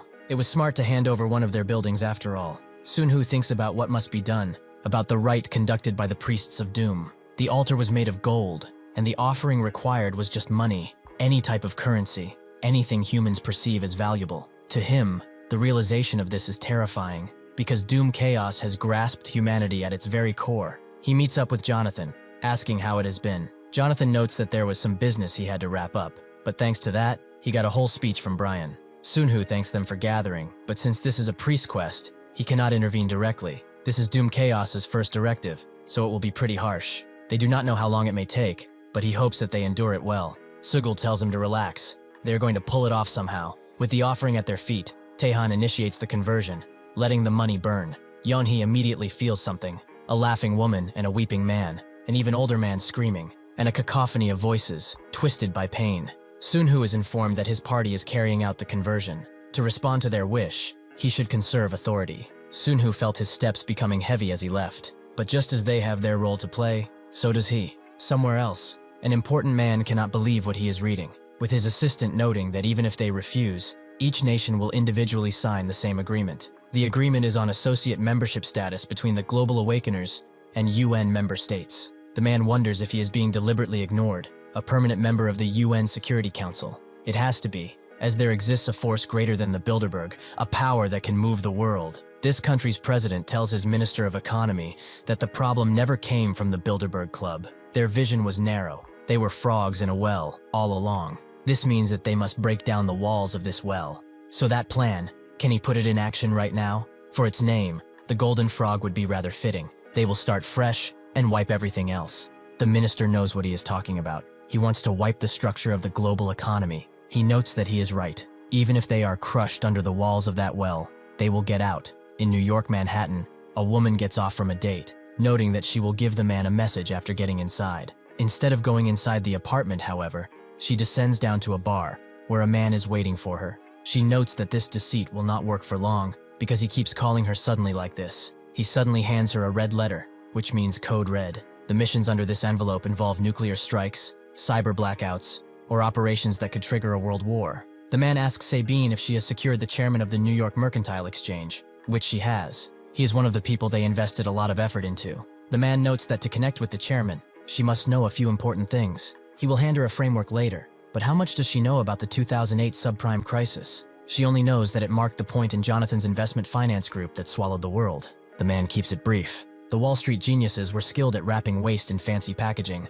They condensed and condensed until they created a deadly poison. Sabina knows the Rothschilds swallowed it up, which the man confirms. That complex mechanism was a deep inspiration. What was created from that was this, the Golden Frog. They will begin distributing it throughout the New York Exchange. Though the first attempt was foiled by the Gold Cartel, even they will not be able to stop this. He does not know if he was charmed by Sabina or something else, but the chairman of the New York Mercantile Exchange promised to list the Sogeumwa. Well, they are all screwed as is. Might as well find a way for the country to keep going. Somewhere else, calls are being made, and this man, Mickey, shows up, with one of the men there surprised to see him. He thought he went to China. He invites him for some coffee, as he was waiting for his contact. After getting some, the man explains that a market targeting the awakened is forming, and they need to get in before martial law is tightened. Mickey is surprised. This guy has more nerve than he expected. He did come here for this, but still, he tells Chris that there is something much bigger than that. He wants him to give him contact with the Jonathan Investment Group, as he will make it worth his while. Mickey does manage to contact Brian, who is grateful for the info he provided, despite the risk he took. However, he is leaving the lesser Golden Frog as is, and only telling him out of basic courtesy. Mickey says he does not get it. If there is a lesser Golden Frog, that means there are greater ones too, which could explode. Brian does not really care, as they are the Jonathan Investment Group, and he will see him in a more private setting, soon enough. The key currency that forms the basis of international payments and financial transactions has the dollar as the host of the party, with the euro, pound, and yen as its supports. The yuan has been continuously trying to join the party, backed by China's massive gold reserves. As Sun Hu is on a call with someone, the greater Golden Frog begins, wreaking havoc on the economic ground. But Sun Hu knows what to do. He has already told Brian what to do, and he will also immediately contact the other club members. Raiding the People's Bank of China to steal their gold does not fit the future he is painting. Even without resorting to such barbaric methods, whether it's a small frog or a big one, he can crush them all with the eternal power of gold. All he must do is extract the spoils inside, as until now, he has used history, but now it is time to make it. He welcomes the world into his history, that they have no choice but to obey. The Minister of the Economy is very happy, seeing that the dollar is going down. This is the taste of the capitalism people live and die for. The explosive trading on the New York Mercantile Exchange was a raw display of capitalism's nature. With the transaction value approaching a colossal $10 trillion, the tiny frogs were poised to consume the world economy by evolving into its perfect form, the supermassive frog. What comes after that can be dealt with later. For now, they can enjoy the situation. In the end, their endless greed became their ruin. Suddenly, though, he hears a bunch of commotion, as a countertrade is coming in, on an unbelievable scale. The minister says it is fine. It is just useless jest. But then, he looks at the monitor. All the buying power they had completely evaporated. The wave of purchase orders from all over the world disappeared in a flash. From that moment on, every deal moved in flawless sync toward peak profit, like a widespread game following a predetermined plan. The minister cannot believe it. This is not possible, even if the heavens were to descend. He begins foaming at the mouth as his brain fails to compute what just happened. Something like this would not be possible even if all the money in the world was combined. Suddenly, the chairman's men come and drag him away. Brian tells Sun Hu that it is over. China has halted the issuance of the new currency, but still, including their group's flush funds, Odin's assets will be revealed to the entire world. They have the media in check, but the public is not foolish. They will weigh the day of Advent against this struggle and easily reach the evident conclusion that the Jonathan Investment Financial Group and the others have assets well beyond their imagination, a reality beyond the figures that even China's economy minister could not have foreseen. He must have detected the presence of front companies that had been meticulously hidden. The chairman swiftly contacts Sun Hu, as he was told he was the master of the Golden Frog failure. Sun Hu notes that he connected him through the President of the United States. Why is he being suspicious? The chairman apologizes. There was a problem with the product composition is all. Sun Hu does not care. Can he pay up now or not? The chairman notes that if they were to collapse, it will have major repercussions on the entire world. What they are doing is for the public good. Sun Hu begins laughing as he tries to take down the world with him, but now he is the one going down. He understands his frustration. However, he best not think of even deceiving him, as he is Odin, and soon he will personally come and claim what is rightfully his. After this exchange, Sun Hu goes down to meet him, but he is greeted by his aides, the network made up of his hometown associates or direct subordinates. Liu Wang greets him, but Sun Hu notes that salt and tile had two faces, as did the gold and the new yuan. Does the government plan to issue more yuan notes? They were designed to inflate the bubble to its peak and then burst it, and issuing more now would only worsen the national crisis. Liu Wang could not answer because he could not predict what consequences his words might bring. The gold cannot simply be handed over, but how will they compensate for his losses? His calculations put that at $2 trillion, and he is being generous. For breaching the contract according to custom, they must pay 3 times that, which is $6 trillion. But considering their situation, he will cut it down to 5. Wang is shocked. He is asking for 30% of their GDP. Is he serious? He asks if they can substitute with the US Treasury holdings, but even if they did, that would leave $3.5 trillion. Wang is angry now. How much more does he plan to bleed them? To hell with his customs, he is a damn bandit. Sun Hu notes that if they combine the Panama Papers and Mossack Fonseca funds, they should cover it. Wang refuses, as he knows touching not only their regimes, but also the previous regime's funds would cause enormous problems. He begs him to consider their position. Sun Hu knows he is fearful about rebellion, but if that is the case, then he can simply hire awakeners, including those they are secretly holding in forced confinement. Only 2 days after the yuan's currency reform began, it collapsed. The Chinese government halted the issuance of new yuan notes. What's their view? China likely wanted to resolve matters before financial sanctions cut off transactions. At first, their strategy was successful, and the dollar crashed while gold prices soared. But then, trading volumes at the New York Mercantile Exchange overpowered that trend. Chinese capital fought back, of course, but as they know, the outcome could not be changed. Still, one question remains. How did such trades happen while the dollar was crashing? Seeing as this is not part of the script, the news cuts down the broadcast and they tell Rachel, the one speaking, to stick to the script. She notes that this is what the people want to hear. How can she skip it? The producer does not care. They could be dying of curiosity. She has a script and she has to read it. After this, she calls Bastian and says that there is pressure in that entire newsroom, not just from Washington or advertisers, but the entire damn world. Bastian decides to look into it. This guy is an investigative reporter with the International Consortium of Investigative Journalists, the force to bring China, the world's second largest economy, to its knees instantly, and to command the US media. In capitalism, it is a certainty that riches gather in the hands of a few, but this has gone far past that. The big four of finance, moving as one when their interests align, that being Jonathan Investment Group, Jillian Group, Tealsta, and the Gold and Silver Group. Their existence is far more daunting than any awakener or alien invasion. Suddenly, he gets a message from A, who asks how the weather is. He responds by saying that it is snowing on Jupiter. This is the method A, the unnamed informant, uses to confirm identity. The initial contact was 2 years ago. They sent secret information from Mossack Fonseca, one of Panama's biggest law firms. Over 2.6 terabytes of files, brimming with records of tax evasion by influential individuals, politicians, business magnates, and sports celebrities. These included $4 trillion in illicit funds that Chinese officials had concealed abroad. The International Consortium of Investigative Journalists, ICIJ Panama Papers Project, began with the documents this unnamed source supplied. After that brief uproar, though, it faded, and after the day of beginning,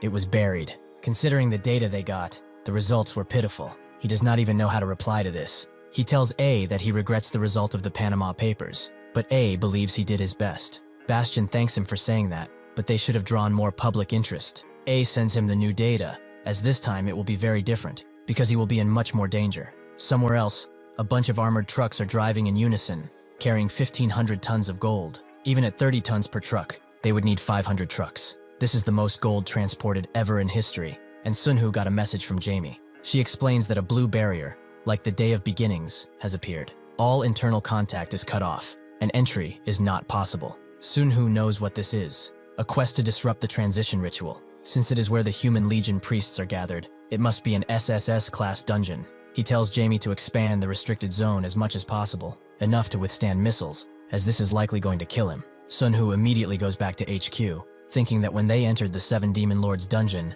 that entire region must have been sealed like this too. When they fought Doom Desir, they said a crack was made in the absolute battlefield, meaning that breaking it is not impossible. But he wants to see who wins, him or the old one. A huge shockwave penetrates the HQ as he jumps down, with Jamie remembering what he said and admiring his power. Sun-Hoo sees that the quest ended, and he wanted to shatter some bones with his own hands. He goes forward, seeing a bunch of dead enemies. One of his men puts another enemy in the pile and explains that these guys are not that different from humans. They were strong, but not strong enough. They must have been scouts. Sun-Hoo asks what happened to the ceremony. It still seems to be going. Orca and Xiphos rampaged around, so the enemy could not even get close. Sun-Hoo tells him to clean up. They have imposed an embargo, but soon, the press will come. As soon as this rite is finished, they will be sending out some statements. Somewhere else, these elf-like beings find something incredible, which appears to be a manuscript. The elder elf tells the younger one that it is likely the Chronicle of Saint Cassian. The young man notes he had the blessing of Lacrima. He envies him for this. The older one notes that he hopes this blessing stays with them until they return. Perhaps this is why the red-faced orc tribe came here too. The younger one thinks it is suspicious that those savages suddenly proposed an alliance. The older one believes they can only trust in Lord Malice. This relic has to be protected no matter what. The younger one tells Eland that he needn't worry. That is why he is here. Eland, however, does not know. This boy, Maris, his eyes are glowing brightly, and not with good intention. As they leave, an axe suddenly flies towards them, but Maris blocks it. It is crimson-faced orcs. Damn it, their chieftain has also received the Lord's favor. If battle erupts, they will be annihilated. The chieftain approaches and wonders why they are sulking around like rats. Seeing the Declan heads in his hand, he guesses that he is not after them. So Maris notes that they heard him sign a treaty with the duchy. This place is where they conduct research. The chieftain notes that the treaty was a farce. Does he think it was for their benefit? Maris asks for forgiveness. They will leave soon. The chieftain decides to let them go and count themselves lucky. Maris thinks they noticed, but Elan notes that if they did, why did they not attack? Maris notes that the red-faced orcs are cunning. They may be setting an ambush, so they should prepare for battle. As night falls, the chieftain is informed that the elves stopped and are forming ranks. The chieftain notes that they are smart, but it does not matter. Before he can give out orders, a strange man sends one of his men flying. Suddenly, the elves hear it too, and prepare for battle. A figure appears from the sky, jumping right in front of them, but their fear suddenly turns into bewilderment, as they see the chieftain is dead. The strange being in front of them begins speaking an entirely different language, but they all know that he is the one who did it. As Sun-Hoo arrives, he looks around the portal. With the end of the conversation, he tried to go into Dragoran personally, but his entry was blocked by the Great One, and a command arrived from Doom Chaos. Star Dragoran is the Old One's final fortress, a battlefield created by concentrating its own might. However, his master, the powerful Doom Chaos, has achieved many victories, so he must also produce results that will satisfy him. To do this, he will secure the access route to Star Dragoran, have his legion occupy the Whirlpool lands within the Greenwood continent, and either capture or eliminate the Holy Knight Caldoran and other Holy Knights. He will seize the Old One's power embedded within the Holy Knights. Sun-Hoo thinks this is why the monsters that entered the day after the beginning were so low level. As he thinks, Yeonhee shoves a phone in his face and asks if he saw this. She shows him a video from Sugul's son's channel, who filmed his father in an interview-like manner. When they approached him, they saw his father begin to get absolutely shredded, which scared them. Sugul noticed them and asked if the camera was really necessary. His son's friend asked what he did, as he showed an incredible display to them. Sugul notes that he was adjusting his muscle strength, like stretching. He asked his son if they got permission to film this, and he confirmed as such. Sun-Hoo watches as the interview goes on, while Yeonhee notes that his son put in a lot of effort, with his subscriber count being massive. Sun-Hoo notes it is not bad. This will help with Awakeners blending in back to the normal world. Yeonhee hopes Sugul is fine, with Sun-Hoo believing so, but despite saying it, there was an unease in the air. After all, he was instructed to return immediately, but hours passed. Eventually Sugul does come back, noting that coming out was harder than entering, and confirming that the clock works, meaning that time flows the same. Sun-Hoo asks how he reopened the entrance, with Sugul admitting that he panicked at first, but after beating up some monsters, he found an exit and dashed out. The moment he entered, the atmosphere felt different, the energy too, as it was sharp and intense. Sun-Hoo looks at the two entities he brought back, and notes that he has some questions for them. After probing them, Yeonhee learned of the new demon war. That is what they call the trial grounds they went through. The weird part is, a lot of time passed, although it was not that long ago. It would be faster to show him, but she cannot. When she connected his mind to Lunea for conversation, Yeonhee sensed a terrifying energy inside of him. This is probably his authority, and since they do not know how it will react to Doom Chaos, they forbid it. Yeonhee also found one of their abilities concerning. Even without being awakeners, they can use similar powers. As they talk, Eland feels something from these two, something extremely ominous. Yeonhee also notes they have a platinum strength level, so Sunhoo wants to confirm it. He brings one of his men to shoot his barrier down, and as he does that, Yeonhee notes that they are weak here. Their world's mana does not exist here. After breaking his barrier, Sunhoo tells the man to stop. Firepower is moderately effective, so they might buy some military stocks. Yeonhee wants to say something, but Sunhoo refuses. She just wants to be heard out. In that child's memory exists a family that produced a great mage. They are knowledgeable not just in magic, but also in the real truths of the world. If mana is similar to Awakener stats, their abilities are not limited to just skills and items. They can also find a way to escape Doom Chaos. Sunhoo does not feel the need to rush, but Yeonhee shushes him. He should trust his old teacher, as she wants to become a great mage too. Thank you for watching. See you next time.